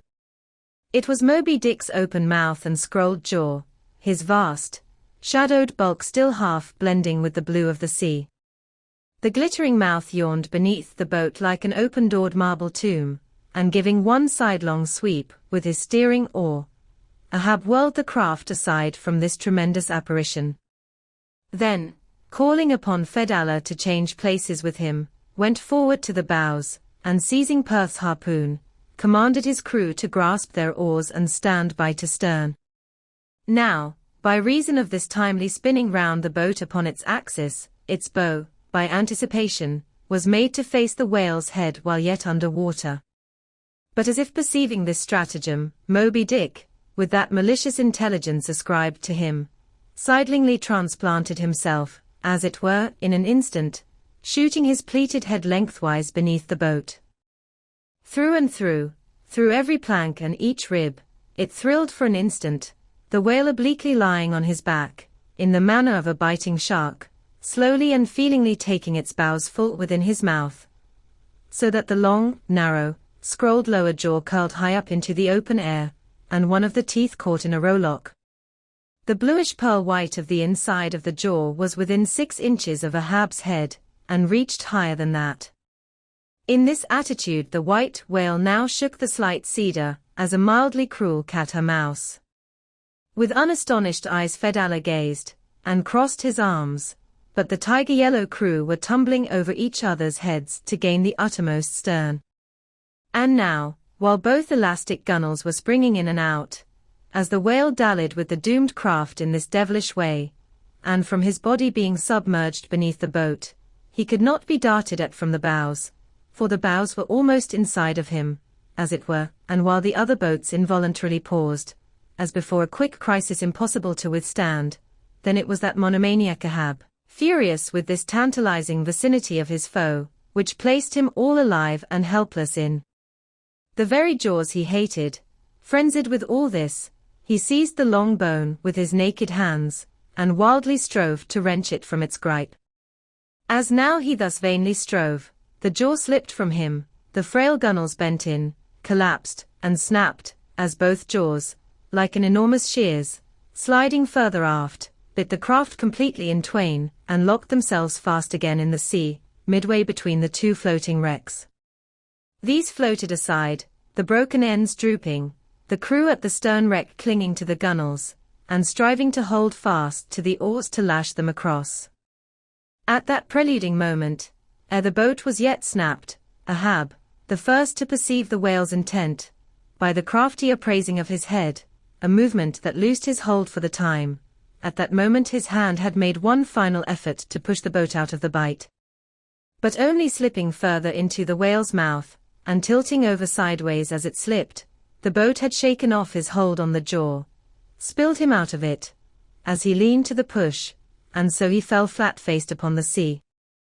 Ripplingly withdrawing from his prey, Moby Dick now lay at a little distance, vertically thrusting his oblong white head up and down in the billows, and at the same time slowly revolving his whole spindled body, so that when his vast wrinkled forehead rose, some 20 or more feet out of the water, the now rising swells, with all their confluent waves, dazzlingly broke against it, vindictively tossing their shivered spray still higher into the air. So, in a gale, the but half-baffled channel billows only recoil from the base of the Eddystone, triumphantly to overleap its summit with their scud. This motion is peculiar to the sperm whale. It receives its designation, pitch-poling, from its being likened to that preliminary up-and-down poise of the whale lance, in the exercise called pitch-poling, previously described. By this motion the whale must best and most comprehensively view whatever objects may be encircling him. But soon resuming his horizontal attitude, Moby Dick swam swiftly round and round the wrecked crew, sideways churning the water in his vengeful wake, as if lashing himself up to still another, and more deadly assault. The sight of the splintered boat seemed to madden him, as the blood of grapes and mulberries cast before Antiochus's elephants in the Book of Maccabees. Meanwhile Ahab half smothered in the foam of the whale's insolent tail, and too much of a cripple to swim, though he could still keep afloat, even in the heart of such a whirlpool as that. Helpless Ahab's head was seen, like a tossed bubble which the least chance shock might burst. From the boat's fragmentary stern, Fedallah incuriously and mildly eyed him. The clinging crew, at the other drifting end, could not succor him, more than enough was it for them to look to themselves. For so revolvingly appalling was the white whale's aspect, and so planetarily swift the ever-contracting circles he made, that he seemed horizontally swooping upon them. And though the other boats, unharmed, still hovered hard by, still they dared not pull into the eddy to strike, lest that should be the signal for the instant destruction of the jeopardized castaways, Ahab and all, nor in that case could they themselves hope to escape. With straining eyes, then, they remained on the outer edge of the direful zone, whose center had now become the old man's head. Meantime, from the beginning all this had been descried from the ship's mastheads, and squaring her yards, she had borne down upon the scene, and was now so nigh, that Ahab in the water hailed her, sail on the, but that moment a breaking sea dashed on him from Moby Dick, and whelmed him for the time. But struggling out of it again, and chancing to rise on a towering crest, he shouted, "Sail on the whale, drive him off." The Pequod's prows were pointed, and breaking up the charmed circle, she effectually parted the white whale from his victim. As he sullenly swam off, the boats flew to the rescue. Dragged into Stubbs' boat with bloodshot, blinded eyes, the white brine caking in his wrinkles, the long tension of Ahab's bodily strength did crack, and helplessly he yielded to his body's doom, for a time, lying all crushed in the bottom of Stubbs' boat, like one trodden underfoot of herds of elephants. Far inland, nameless wails came from him, as desolate sounds from out ravines. But this intensity of his physical prostration did but so much the more abbreviate it. In an instant's compass, great hearts sometimes condensed to one deep pang, the sum total of those shallow pains kindly diffused through feebler men's whole lives. And so, such hearts, though summary in each one suffering, still, if the gods decree it, in their lifetime aggregate a whole age of woe, wholly made up of instantaneous intensities, for even in their pointless centers, those noble natures contain the entire circumferences of inferior souls. The harpoon, said Ahab, halfway rising, and draggingly leaning on one bended arm, is it safe? Aye, sir, for it was not darted, this is it, said Stubb, showing it. Lay it before me, any missing men? 1, 2, 3, 4, 5. There were 5 oars, sir, and here are 5 men. That's good. Help me, man, I wish to stand. So, I see him. There. Going to leeward still, what a leaping spout, hands off from me. The eternal sap runs up in Ahab's bones again. Set the sail, out oars, the helm. It is often the case that when a boat is stove, its crew, being picked up by another boat, help to work that second boat, and the chase is thus continued with what is called double-banked oars. It was thus now. But the added power of the boat did not equal the added power of the whale, for he seemed to have treble-banked his every fin, swimming with a velocity which plainly showed that if now, under these circumstances, pushed on, the chase would prove an indefinitely prolonged, if not a hopeless one, nor could any crew endure for so long a period such an unintermitted, intense straining at the oar, a thing barely tolerable only in some one brief vicissitude. The ship itself, then, as it sometimes happens, offered the most promising intermediate means of overtaking the chase.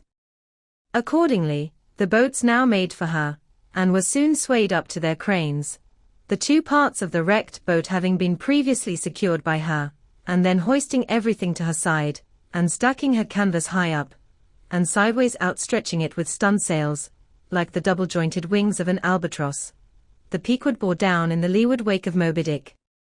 At the well-known, methodic intervals, the whale's glittering spout was regularly announced from the manned mastheads, and when he would be reported as just gone down, Ahab would take the time, and then pacing the deck, binnacle watch in hand, so soon as the last second of the allotted hour expired, his voice was heard. Whose is the doubloon now? I see him, and if the reply was, no, sir, straightway he commanded them to lift him to his perch. In this way the day wore on, Ahab, now aloft and motionless, anon, unrestingly pacing the planks. As he was thus walking, uttering no sound, except to hail the men aloft, or to bid them hoist a sail still higher, or to spread one to a still greater breadth, thus to and fro pacing, beneath his slouched hat, at every turn he passed his own wrecked boat, which had been dropped upon the quarterdeck, and lay there reversed, broken bow to shattered stern. At last he paused before it, and as in an already overclouded sky fresh troops of clouds will sometimes sail across, so over the old man's face there now stole some such added gloom as this. Stubb saw him pause, and perhaps intending, not vainly, though, to evince his own unabated fortitude, and thus keep up a valiant place in his captain's mind, he advanced, and eyeing the wreck exclaimed, "The thistle the S refused. It pricked his mouth too keenly, sir, ha. Ha! What soulless thing is this that laughs before a wreck? Man, did I not know thee brave as fearless fire, and as mechanical, I could swear thou wert a poltroon. Groan nor laugh should be heard before a wreck. Aye, sir, said Starbuck drawing near, 'tis a solemn sight, an omen and an ill one. Omen. Omen, the dictionary. If the gods think to speak outright to man, they will honorably speak outright, not shake their heads, and give an old wives' darkling hint. Begone. Ye two are the opposite poles of one thing.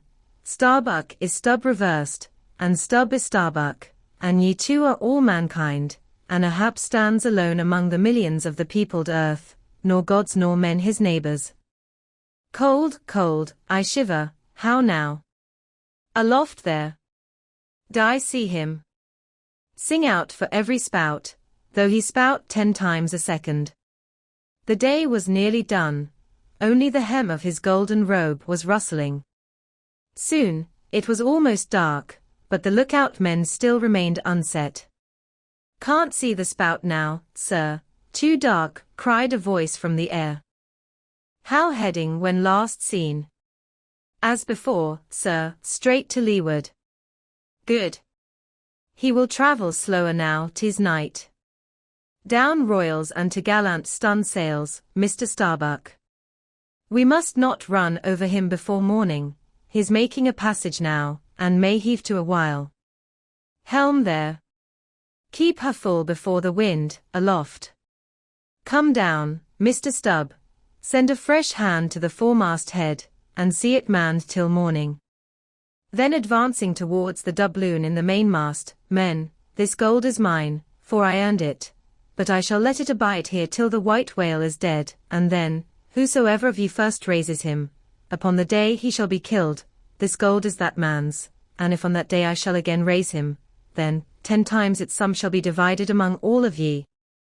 Away now, the deck is thine, sir. And so saying, he placed himself halfway within the scuttle, and slouching his hat, stood there till dawn, except when at intervals rousing himself to see how the night wore on. Chapter 134. The Chase, Second Day. At daybreak, the 3 mastheads were punctually manned afresh. "I see him," cried Ahab, after allowing a little space for the light to spread. "See nothing, sir. Turn up all hands and make sail. He travels faster than I thought for, the to'gallant sails, aye, they should have been kept on her all night. But no matter, 'tis but resting for the rush. Here be it said, that this pertinacious pursuit of one particular whale, continued through day into night, and through night into day, is a thing by no means unprecedented in the South Sea fishery. For such is the wonderful skill, prescience of experience, and invincible confidence acquired by some great natural geniuses among the Nantucket commanders, that from the simple observation of a whale when last descried, they will, under certain given circumstances, pretty accurately foretell both the direction in which he will continue to swim for a time, while out of sight, as well as his probable rate of progression during that period. And in these cases, somewhat as a pilot, when about losing sight of a coast, whose general trending he well knows, and which he desires shortly to return to again, but at some further point, like as this pilot stands by his compass, and takes the precise bearing of the cape at present visible in order the more certainly to hit aright the remote, unseen headland, eventually to be visited. So does the fisherman, at his compass, with the whale, for after being chased, and diligently marked through several hours of daylight, then, when night obscures the fish, the creature's future wake through the darkness is almost as established to the sagacious mind of the hunter, as the pilot's coast is to him. So that to this hunter's wondrous skill, the proverbial evanescence of a thing writ in water, a wake, is to all desired purposes well nigh as reliable as the steadfast land. And as the mighty iron leviathan of the modern railway is so familiarly known in its every pace, that, with watches in their hands, men time his rate as doctors that of a baby's pulse, and lightly say of it, the up train, or the down train will reach such or such a spot, at such or such an hour. Even so, almost, there are occasions when these Nantucketers time that other leviathan of the deep, according to the observed humor of his speed, and say to themselves, "So many hours hence this whale will have gone 200 miles, will have about reached this, or that degree of latitude or longitude." But to render this acuteness at all successful in the end, the wind and the sea must be the whaleman's allies, for of what present avail to the becalmed, or wind-bound mariner, is the skill that assures him he is exactly 93 leagues and a quarter from his port? Inferable from these statements are many collateral subtle matters touching the chase of whales. The ship tore on, leaving such a furrow in the sea as when a cannonball, missent, becomes a plowshare and turns up the level field.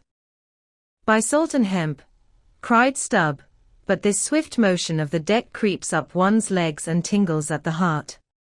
This ship and I are two brave fellows, ha, ha. Some one take me up, and launch me, spine-wise, on the sea, for by live oaks, my spine's a keel. Ha, ha. We go the gate that leaves no dust behind. There she blows, she blows, she blows, right ahead," was now the masthead cry. "Aye, aye," cried Stubb, "I knew it, ye can't escape, blow on and split your spout, O whale. The mad fiend himself is after ye. Blow your trump, blister your lungs, Ahab will dam off your blood, as a miller shuts his watergate upon the stream." And Stubb did but speak out for well nigh all that crew. The frenzies of the chase had by this time worked them bubblingly up, like old wine worked anew. Whatever pale fears and forebodings some of them might have felt before, these were not only now kept out of sight through the growing awe of Ahab, but they were broken up, and on all sides routed, as timid prairie hares that scatter before the bounding bison. The hand of fate had snatched all their souls, and by the stirring perils of the previous day, the rack of the past night's suspense, the fixed, unfearing, blind, reckless way in which their wild craft went plunging towards its flying mark, by all these things, their hearts were bowled along. The wind that made great bellies of their sails, and rushed the vessel on by arms invisible as irresistible, this seemed the symbol of that unseen agency which so enslaved them to the race. They were one man, not 30. For as the one ship that held them all, though it was put together of all contrasting things, oak and maple and pine wood, iron and pitch and hemp, yet all these ran into each other in the one concrete hull, which shot on its way, both balanced and directed by the long central keel. Even so, all the individualities of the crew, this man's valor, that man's fear, guilt and guiltiness, all varieties were welded into oneness, and were all directed to that fatal goal which Ahab their one lord and keel did point to. The rigging lived. The mastheads, like the tops of tall palms, were outspreadingly tufted with arms and legs. Clinging to a spar with one hand, some reached forth the other with impatient wavings, others, shading their eyes from the vivid sunlight, sat far out on the rocking yards, all the spars in full bearing of mortals, ready and ripe for their fate. Ah! How they still strove through that infinite blueness to seek out the thing that might destroy them. "Why sing ye not out for him, if ye see him?" cried Ahab, when, after the lapse of some minutes since the first cry, no more had been heard. "Sway me up, men, ye have been deceived, not Moby Dick casts one odd jet that way, and then disappears." It was even so, in their headlong eagerness, the men had mistaken some other thing for the whale spout, as the event itself soon proved, for hardly had Ahab reached his perch, hardly was the rope belayed to its pin on deck, when he struck the keynote to an orchestra that made the air vibrate as with the combined discharges of rifles. The triumphant halloo of 30 buckskin lungs was heard, as, much nearer to the ship than the place of the imaginary jet, less than a mile ahead, Moby Dick bodily burst into view. For not by any calm and indolent spoutings, not by the peaceable gush of that mystic fountain in his head, did the white whale now reveal his vicinity, but by the far more wondrous phenomenon of breaching. Rising with his utmost velocity from the furthest depths, The sperm whale thus booms his entire bulk into the pure element of air, and piling up a mountain of dazzling foam, shows his place to the distance of 7 miles and more. In those moments, the torn, enraged waves he shakes off, seem his manner. In some cases, this breaching is his act of defiance. "There she breaches! There she breaches!" was the cry, as in his immeasurable bravados the white whale tossed himself salmon-like to heaven. So suddenly seen in the blue plain of the sea, and relieved against the still blue margin of the sky, the spray that he raised, for the moment, intolerably glittered and glared like a glacier, and stood there gradually fading and fading away from its first sparkling intensity, to the dim mistiness of an advancing shower in a vale. "I breach your last to the sun, Moby Dick," cried Ahab, "thy hour and thy harpoon are at hand, down. Down all of ye, but one man at the fore. The boats, stand by." Unmindful of the tedious rope ladders of the shrouds, the men, like shooting stars, slid to the deck, by the isolated backstays and halyards, while Ahab, less dartingly, but still rapidly was dropped from his perch. "Lower away," he cried, so soon as he had reached his boat, a spare one, rigged the afternoon previous. "Mr. Starbuck, the ship is thine, keep away from the boats, but keep near them. Lower, all." As if to strike a quick terror into them, by this time being the first assailant himself, Moby Dick had turned, and was now coming for the 3 crews. Ahab's boat was central, and cheering his men, he told them he would take the whale head and head, that is, pull straight up to his forehead, a not uncommon thing, for when within a certain limit, such a course excludes the coming onset from the whale's sidelong vision. But ere that close limit was gained, and while yet all 3 boats were plain as the ship's 3 masts to his eye, the white whale churning himself into furious speed, almost in an instant as it were, rushing among the boats with open jaws, and a lashing tail, offered appalling battle on every side, and heedless of the irons darted at him from every boat, seemed only intent on annihilating each separate plank of which those boats were made. But skillfully maneuvered, incessantly wheeling like trained chargers in the field, the boats for a while eluded him, though, at times, but by a plank's breadth, while all the time, Ahab's unearthly slogan tore every other cry, but his to shreds. But at last in his untraceable evolutions, the white whale so crossed and recrossed, and in 1,000 ways entangled the slack of the 3 lines now fast to him, that they foreshortened, and of themselves, walked the devoted boats towards the planted irons in him, though now for a moment the whale drew aside a little, as if to rally for a more tremendous charge. Seizing that opportunity, Ahab first paid out more line, and then was rapidly hauling and jerking in upon it again, hoping that way to disencumber it of some snarls, when lo, a sight more savage than the embattled teeth of sharks. Caught and twisted, corkscrewed in the mazes of the line, loose harpoons and lances, with all their bristling barbs and points, came flashing and dripping up to the chocks in the bows of Ahab's boat.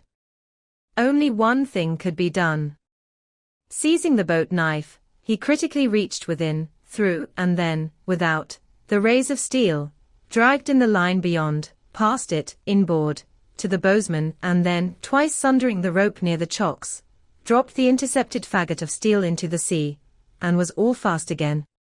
That instant, the white whale made a sudden rush among the remaining tangles of the other lines, by so doing, irresistibly dragged the more involved boats of Stubb and Flask towards his flukes, dashed them together like 2 rolling husks on a surf-beaten beach, and then, diving down into the sea, disappeared in a boiling maelstrom, in which, for a space, the odorous cedar chips of the wrecks danced round and round, like the grated nutmeg in a swiftly stirred bowl of punch.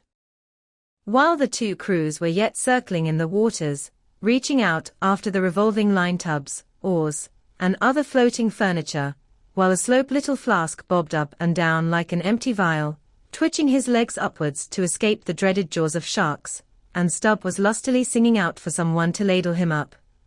And while the old man's line, now parting, admitted of his pulling into the creamy pool to rescue whom he could, in that wild simultaneousness of 1,000 concreted perils. Ahab's yet unstricken boat seemed drawn up towards heaven by invisible wires, as, arrow-like, shooting perpendicularly from the sea, the white whale dashed his broad forehead against its bottom, and sent it, turning over and over, into the air, till it fell again, gunwale downwards, and Ahab and his men struggled out from under it, like seals from a seaside cave.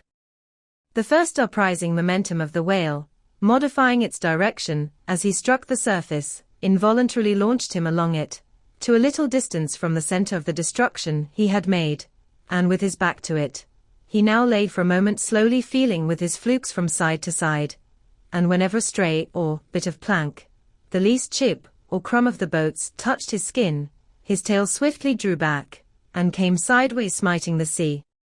But soon, as if satisfied that his work for that time was done, he pushed his pleated forehead through the ocean, and trailing after him the intertangled lines, continued his leeward way at a traveller's methodic pace. As before, the attentive ship having descried the whole fight, again came bearing down to the rescue, and dropping a boat, picked up the floating mariners, tubs, oars, and whatever else could be caught at, and safely landed them on her decks. Some sprained shoulders, wrists, and ankles, livid contusions, wrenched harpoons and lances, inextricable intricacies of rope, shattered oars and planks, all these were there, but no fatal, or even serious ill seemed to have befallen any one. As with Fedallah the day before, so Ahab was now found grimly clinging to his boat's broken half, which afforded a comparatively easy float, nor did it so exhaust him as the previous day's mishap. But when he was helped to the deck, all eyes were fastened upon him, as instead of standing by himself he still half hung upon the shoulder of Starbuck, who had thus far been the foremost to assist him. His ivory leg had been snapped off, leaving but one short sharp splinter. Aye, Starbuck, 'tis sweet to lean sometimes, be the leaner who he will, and would old Ahab had leaned oftener than he has. The ferrule has not stood, sir, said the carpenter, now coming up. I put good work into that leg. But no bones broken, sir, I hope, said Stubb with true concern. Aye? And all splintered to pieces, Stubb, d'ye see it? But even with a broken bone, old Ahab is untouched, and I account no living bone of mine one jot more me, than this dead one that's loss. Nor white whale, nor man, nor fiend, can so much as graze old Ahab in his own proper and inaccessible being. Can any lead touch yonder floor, any mast scrape yonder roof, aloft there? Which way? Dead to leeward, sir. Up helm, then, pile on the sail again, shipkeepers. Down the rest of the spare boats and rig them, Mr. Starbuck away, and muster the boat's crews. Let me first help thee towards the bulwarks, sir. Oh. How this splinter gores me now. Accursed fate. That the unconquerable captain in the soul should have such a craven mate. Sir. My body, man, not thee. Give me something for a cane, there, that shivered lance will do. Muster the men. Surely I have not seen him yet. By heaven it cannot be, missing, quick. Call them all. The old man's hinted thought was true. Upon mustering the company, the Parsee was not there. The Parsee, cried Stubb, he must have been caught in the black vomit. Wrench thee, run all of ye above, alow, cabin, forecastle, find him, not gone, not gone. But quickly they returned to him with the tidings that the Parsee was nowhere to be found. Aye, sir, said Stubb, caught among the tangles of your line, I thought I saw him dragging under. My line. My line. Gone, gone. What means that little word, what death knell rings in it, that old Ahab shakes as if he were the belfry? The harpoon, too, toss over the litter there, d'ye see it? The forged iron, men, the white whales, no, blistered fool. This hand did dart it, 'tis in the fish, aloft there. Keep him nailed, quick, all hands to the rigging of the boats, collect the oars, harpooneers.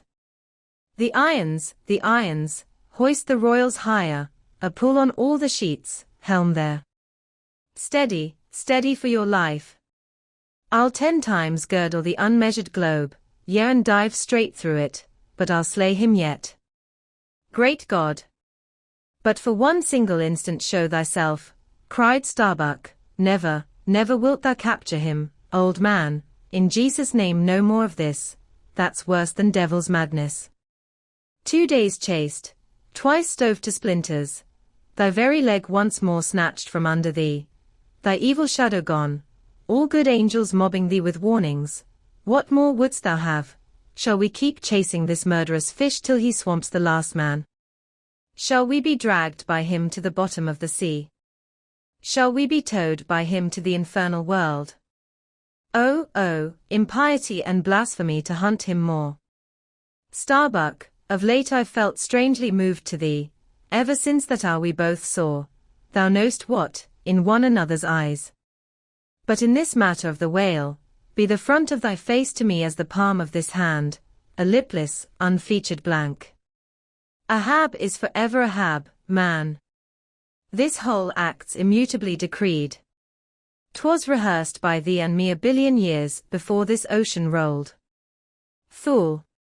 I am the fate's lieutenant, I act under orders. Look thou, underling, that thou obeyest mine. Stand round me, men. Ye see an old man cut down to the stump, leaning on a shivered lance, propped up on a lonely foot. 'Tis Ahab, his body's part, but Ahab's soul's a centipede, that moves upon 100 legs. I feel strained, half stranded, as ropes that tow dismasted frigates in a gale, and I may look so.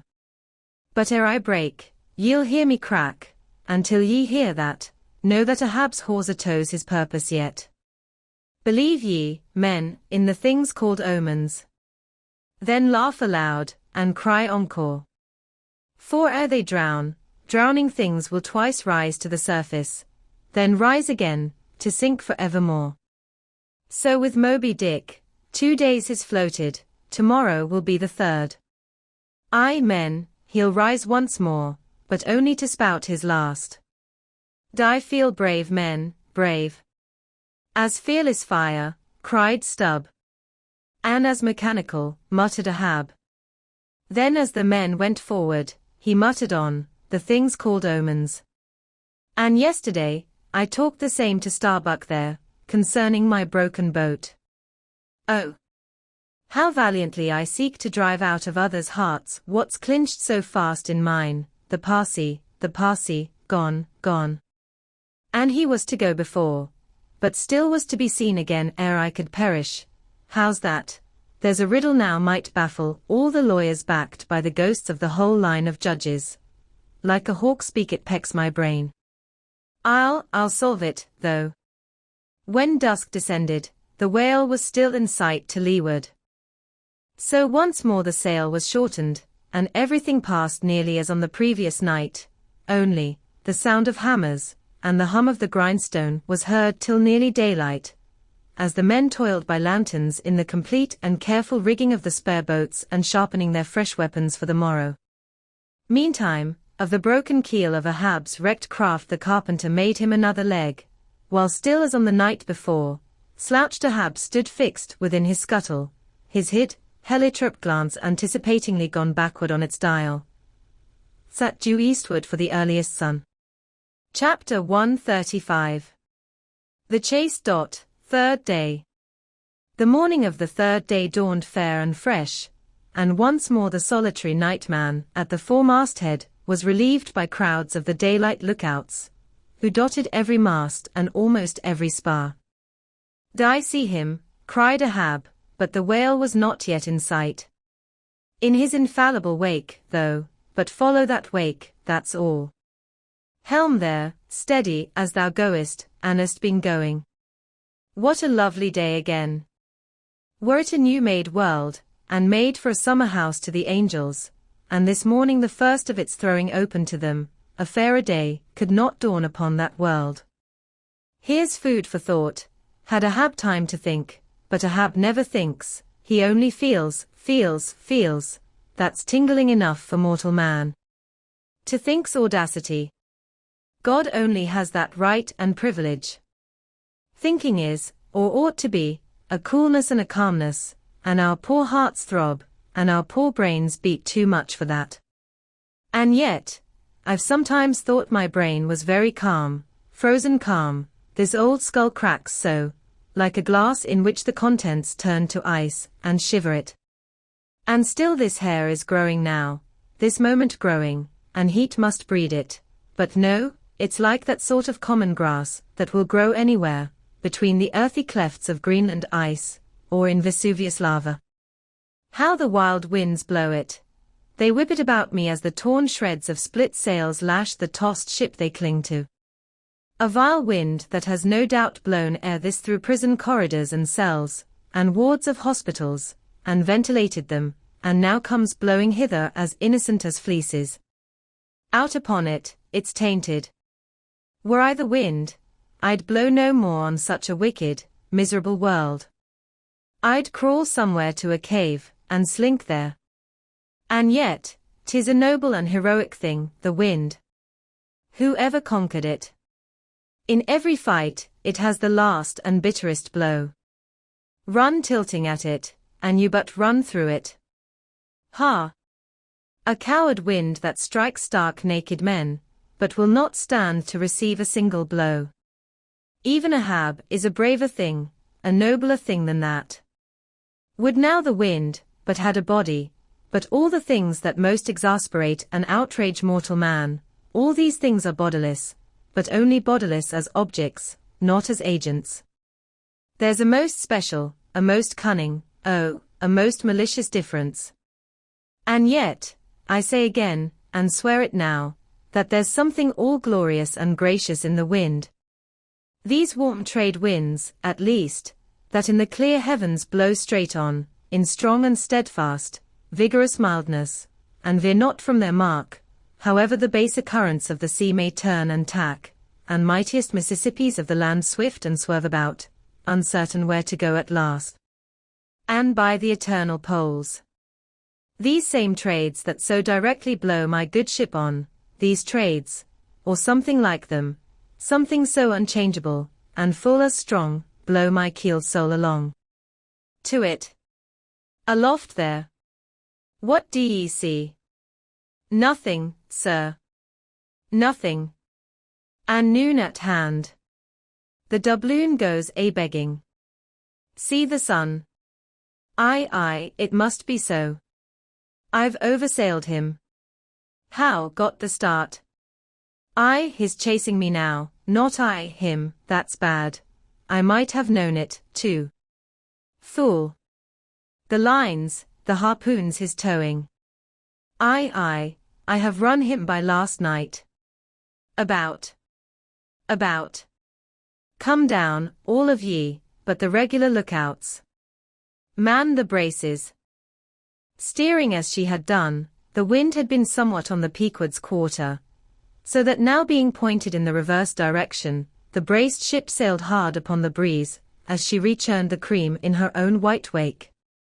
Against the wind he now steers for the open jaw, murmured Starbuck to himself, as he coiled the new-hauled main brace upon the rail. God keep us, but already my bones feel damp within me, and from the inside wet my flesh. I misdoubt me that I disobey my God in obeying him. Stand by to sway me up, cried Ahab, advancing to the hempen basket. We should meet him soon. Aye, sir, and straightway Starbuck did Ahab's bidding, and once more Ahab swung on high. A whole hour now passed, gold beaten out to ages. Time itself now held long breaths with keen suspense. But at last, some 3 points off the weather bow, Ahab descried the spout again, and instantly from the 3 mastheads 3 shrieks went up as if the tongues of fire had voiced it. Forehead to forehead I meet thee, this third time, Moby Dick. On deck there, brace sharper up, crowd her into the wind's eye. 'Tis too far off to lower yet, Mr. Starbuck. The sails shake. Stand over that helmsman with a topmaul.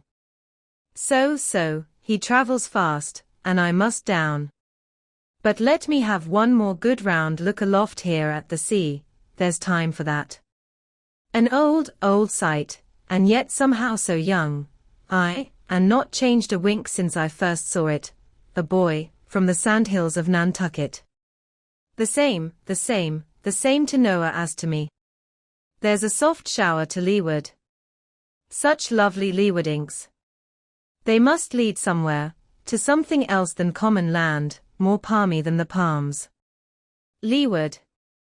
The white whale goes that way, look to windward, then, the better if the bitter a quarter.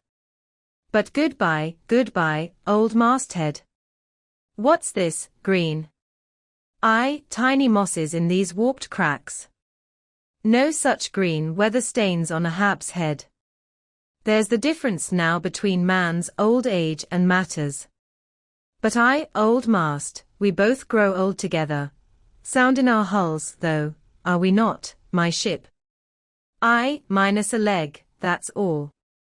By heaven this dead wood has the better of my live flesh every way. I can't compare with it. And I've known some ships made of dead trees outlast the lives of men made of the most vital stuff of vital fathers. What's that he said? He should still go before me, my pilot, and yet to be seen again. But where? Will I have eyes at the bottom of the sea, supposing I descend those endless stairs? And all night I've been sailing from him, wherever he did sink to. Like many more thou toldst direful truth as touching thyself, O Parsi, but, Ahab, there thy shot fell short. Goodbye, masthead, keep a good eye upon the whale, the while I'm gone. We'll talk tomorrow, nay, tonight, when the white whale lies down there, tied by head and tail.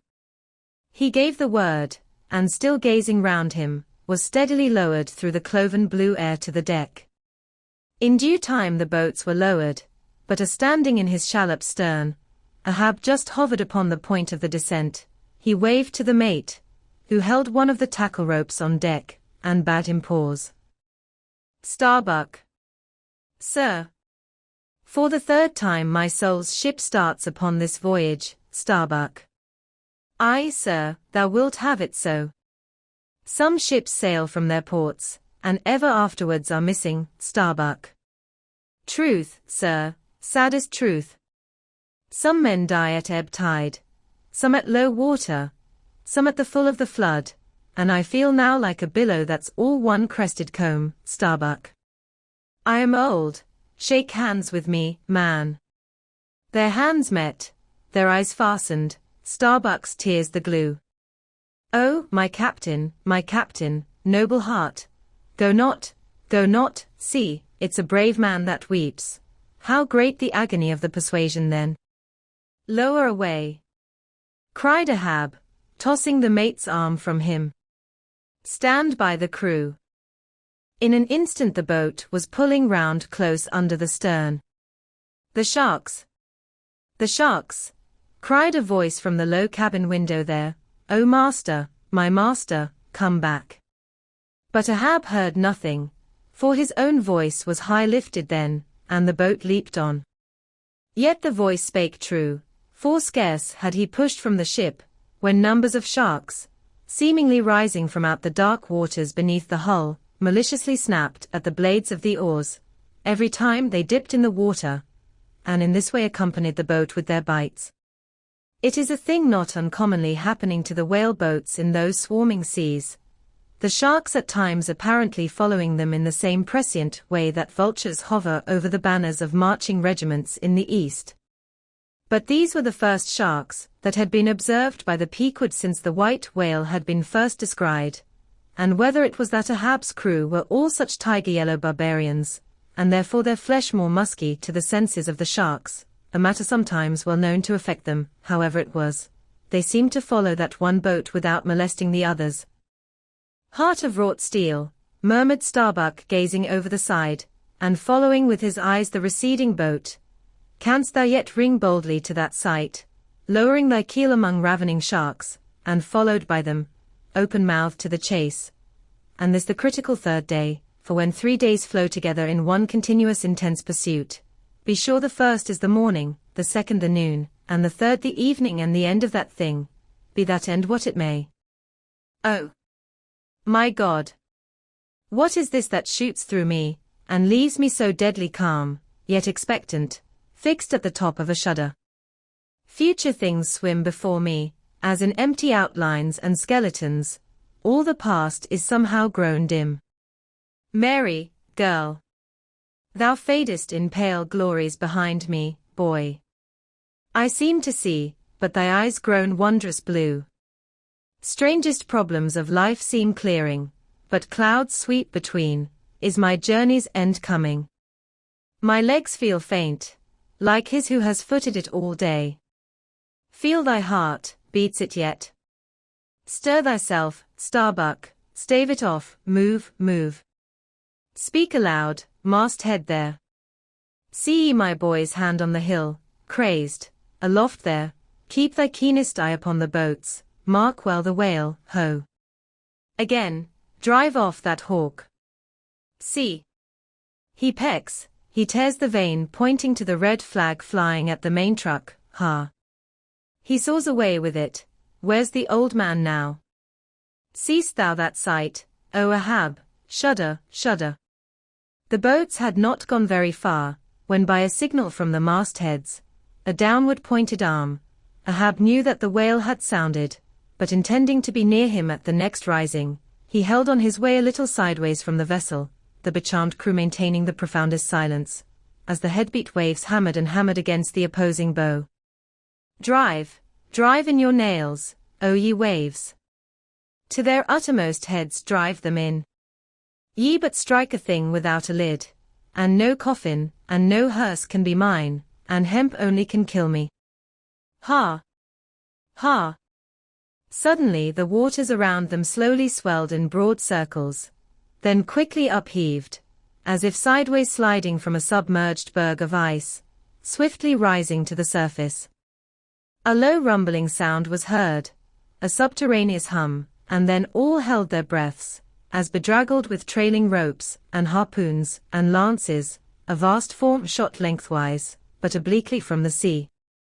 Shrouded in a thin drooping veil of mist, it hovered for a moment in the rainbowed air, and then fell swamping back into the deep. Crushed 30 feet upwards, the waters flashed for an instant like heaps of fountains, then brokenly sank in a shower of flakes, leaving the circling surface creamed like new milk round the marble trunk of the whale. Give way! Cried Ahab to the oarsmen, and the boats darted forward to the attack, but maddened by yesterday's fresh irons that corroded in him, Moby Dick seemed combinedly possessed by all the angels that fell from heaven.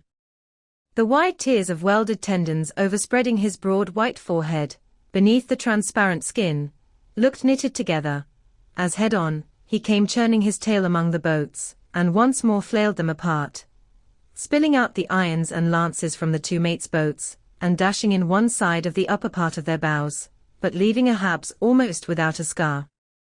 While Daggoo and Queequeg were stopping the strained planks, and as the whale swimming out from them, turned, and showed one entire flank as he shot by them again, at that moment a quick cry went up. Lashed round and round to the fish's back, pinioned in the turns upon turns in which, during the past night, the whale had reeled the involutions of the lines around him, the half-torn body of the Parsee was seen, his sable raiment frayed to shreds, his distended eyes turned full upon old Ahab. The harpoon dropped from his hand. Befooled, befooled. Drawing in a long lean breath, I, Parsee. I see thee again. I, and thou goest before, and this then is the hearse that thou didst promise. But I hold thee to the last letter of thy word. Where is the second hearse? Away, mates, to the ship. Those boats are useless now, repair them if ye can in time, and return to me, if not, Ahab is enough to die, down, men. The first thing that but offers to jump from this boat I stand in, that thing I harpoon. Ye are not other men, but my arms and my legs, and so obey me. Where's the whale? Gone down again. But he looked too nigh the boat, for as if bent upon escaping with the corpse he bore, and as if the particular place of the last encounter had been but a stage in his leeward voyage, Moby Dick was now again steadily swimming forward, and had almost passed the ship, which thus far had been sailing in the contrary direction to him, though for the present her headway had been stopped. He seemed swimming with his utmost velocity, and now only intent upon pursuing his own straight path in the sea. "Oh, Ahab," cried Starbuck, "not too late is it, even now, the third day, to desist? See, Moby Dick seeks thee not. It is thou, that madly seekest him." Setting sail to the rising wind, the lonely boat was swiftly impelled to leeward, by both oars and canvas. And at last, when Ahab was sliding by the vessel, so near as plainly to distinguish Starbuck's face as he leaned over the rail, he hailed him to turn the vessel about, and follow him, not too swiftly, at a judicious interval. Glancing upwards, he saw Tashtego, Queequeg, and Daggoo eagerly mounting to the three mastheads, while the oarsmen were rocking in the two staved boats, which had but just been hoisted to the side, and were busily at work in repairing them. One after the other, through the portholes, as he sped, he also caught flying glimpses of Stubb and Flask, busying themselves on deck among bundles of new irons and lances. As he saw all this, as he heard the hammers in the broken boats, far other hammers seemed driving a nail into his heart. But he rallied. And now marking that the vane or flag was gone from the main masthead, he shouted to Tashtego, who had just gained that perch, to descend again for another flag, and a hammer and nails, and so nail it to the mast. Whether fagged by the 3 days' running chase, and the resistance to his swimming in the knotted hamper he bore, or whether it was some latent deceitfulness and malice in him, whichever was true, the white whale's way now began to abate, as it seemed, from the boat so rapidly nearing him once more, though indeed the whale's last start had not been so long a one as before.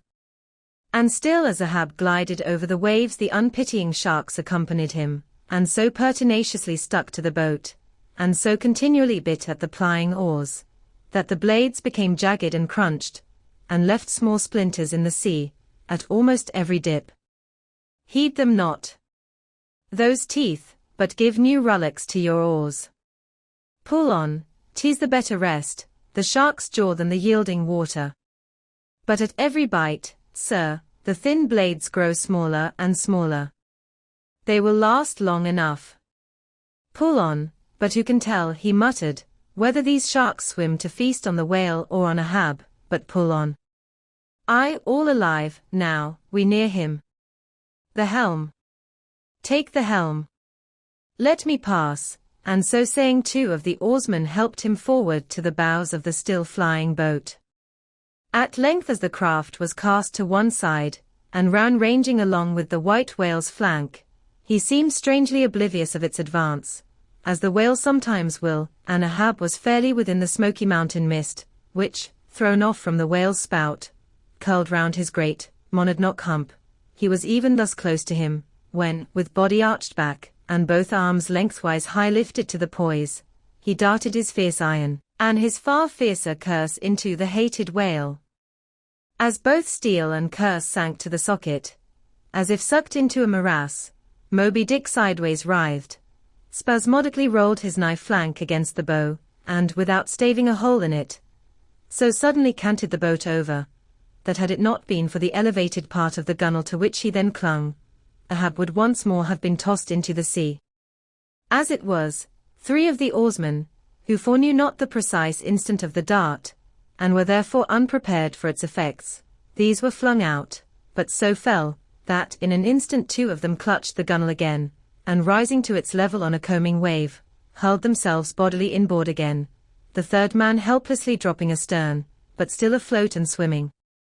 Almost simultaneously, with a mighty volition of ungraduated, instantaneous swiftness, the white whale darted through the weltering sea.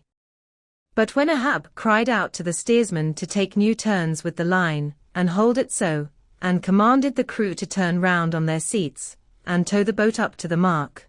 The moment the treacherous line felt that double strain and tug, it snapped in the empty air. What breaks in me?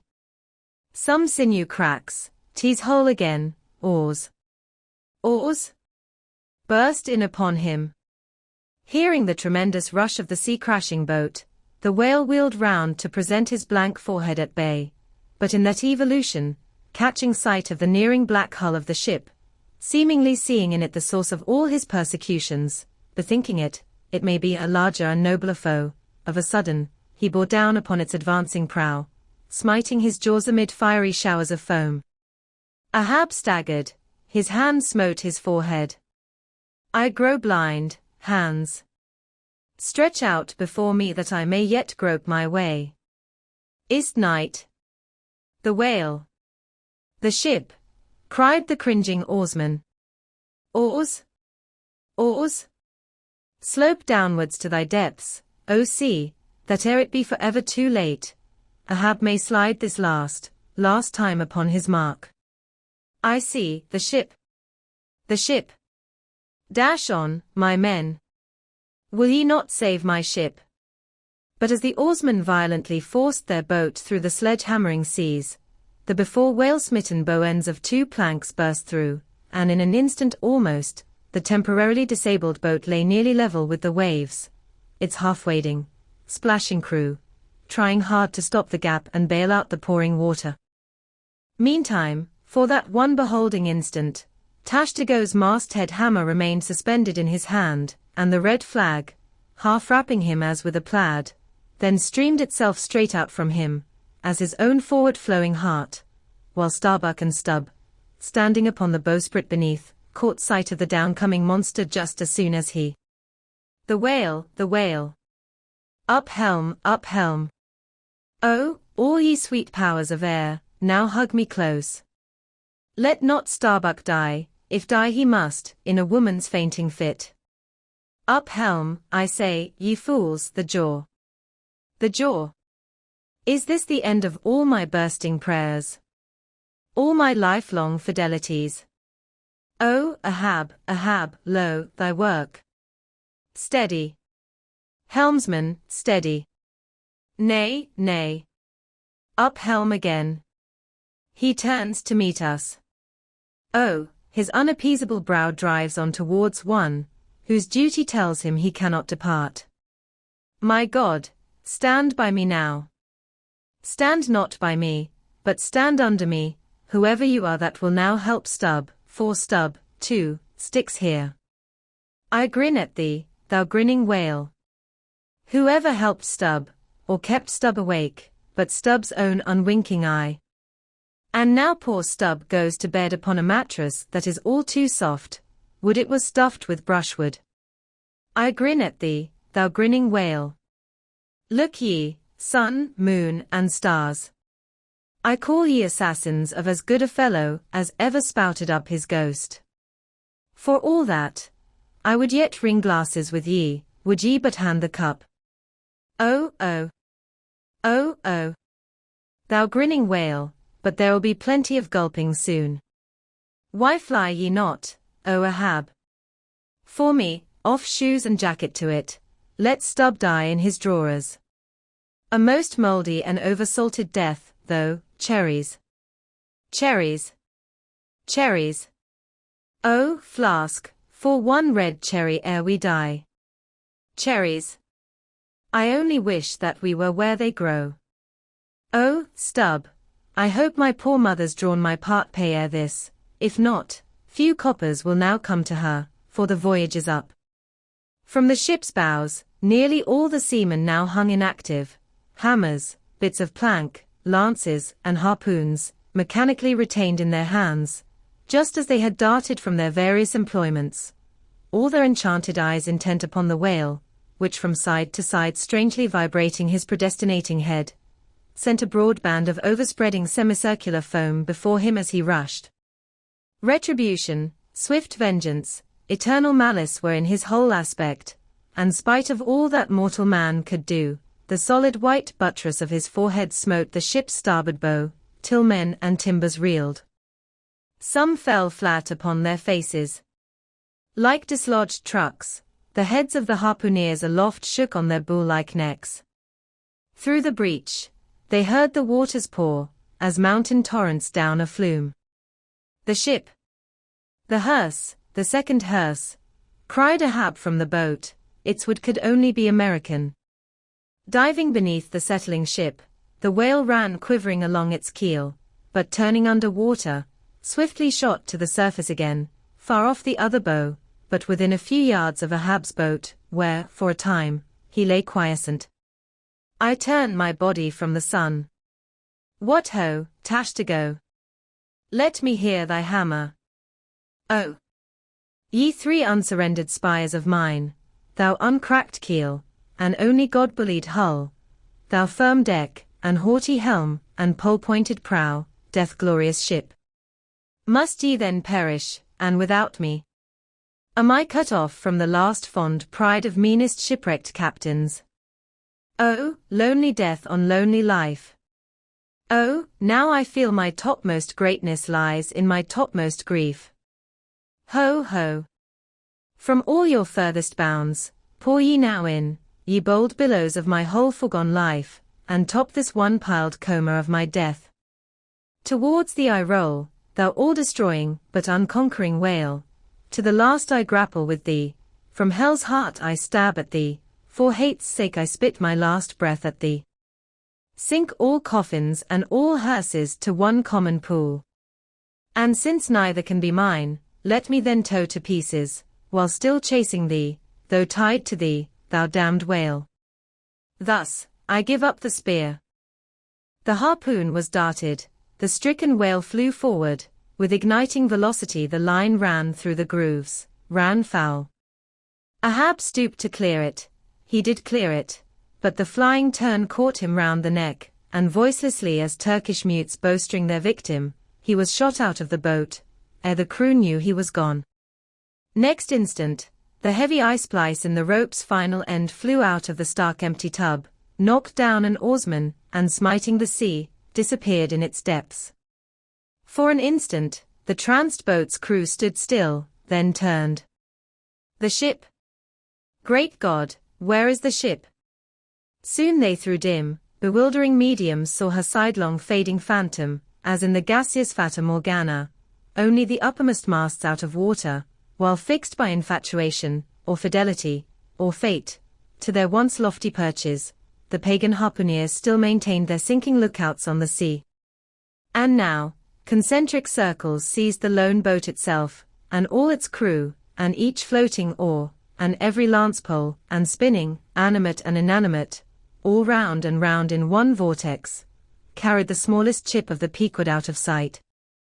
But as the last whelmings intermixingly poured themselves over the sunken head of the Indian at the mainmast, leaving a few inches of the erect spar yet visible, together with long streaming yards of the flag, which calmly undulated, with ironical coincidings, over the destroying billows they almost touched, at that instant, a red arm and a hammer hovered backwardly uplifted in the open air, in the act of nailing the flag faster, and yet faster to the subsiding spar. A skyhawk that tauntingly had followed the main truck downwards from its natural home among the stars, pecking at the flag, and incommoding Tashtago there, this bird now chanced to intercept its broad fluttering wing between the hammer and the wood, and simultaneously feeling that ethereal thrill, the submerged savage beneath, in his death gasp, kept his hammer frozen there, and so the bird of heaven, with archangelic shrieks, and his imperial beak thrust upwards, and his whole captive form folded in the flag of Ahab, went down with his ship, which, like Satan, would not sink to hell till she had dragged a living part of heaven along with her, and helmeted herself with it. Now small fowls flew screaming over the yet yawning gulf, a sullen white surf beat against its steep sides. Then all collapsed, and the great shroud of the sea rolled on as it rolled 5,000 years ago. Epilogue. And I only am escaped alone to tell the job. The drama's done.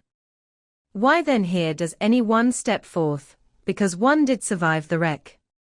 It so chanced, that after the Parsee's disappearance, I was he whom the fates ordained to take the place of Ahab's bowsman, when that bowsman assumed the vacant post, the same, who, when on the last day the 3 men were tossed from out of the rocking boat, was dropped astern.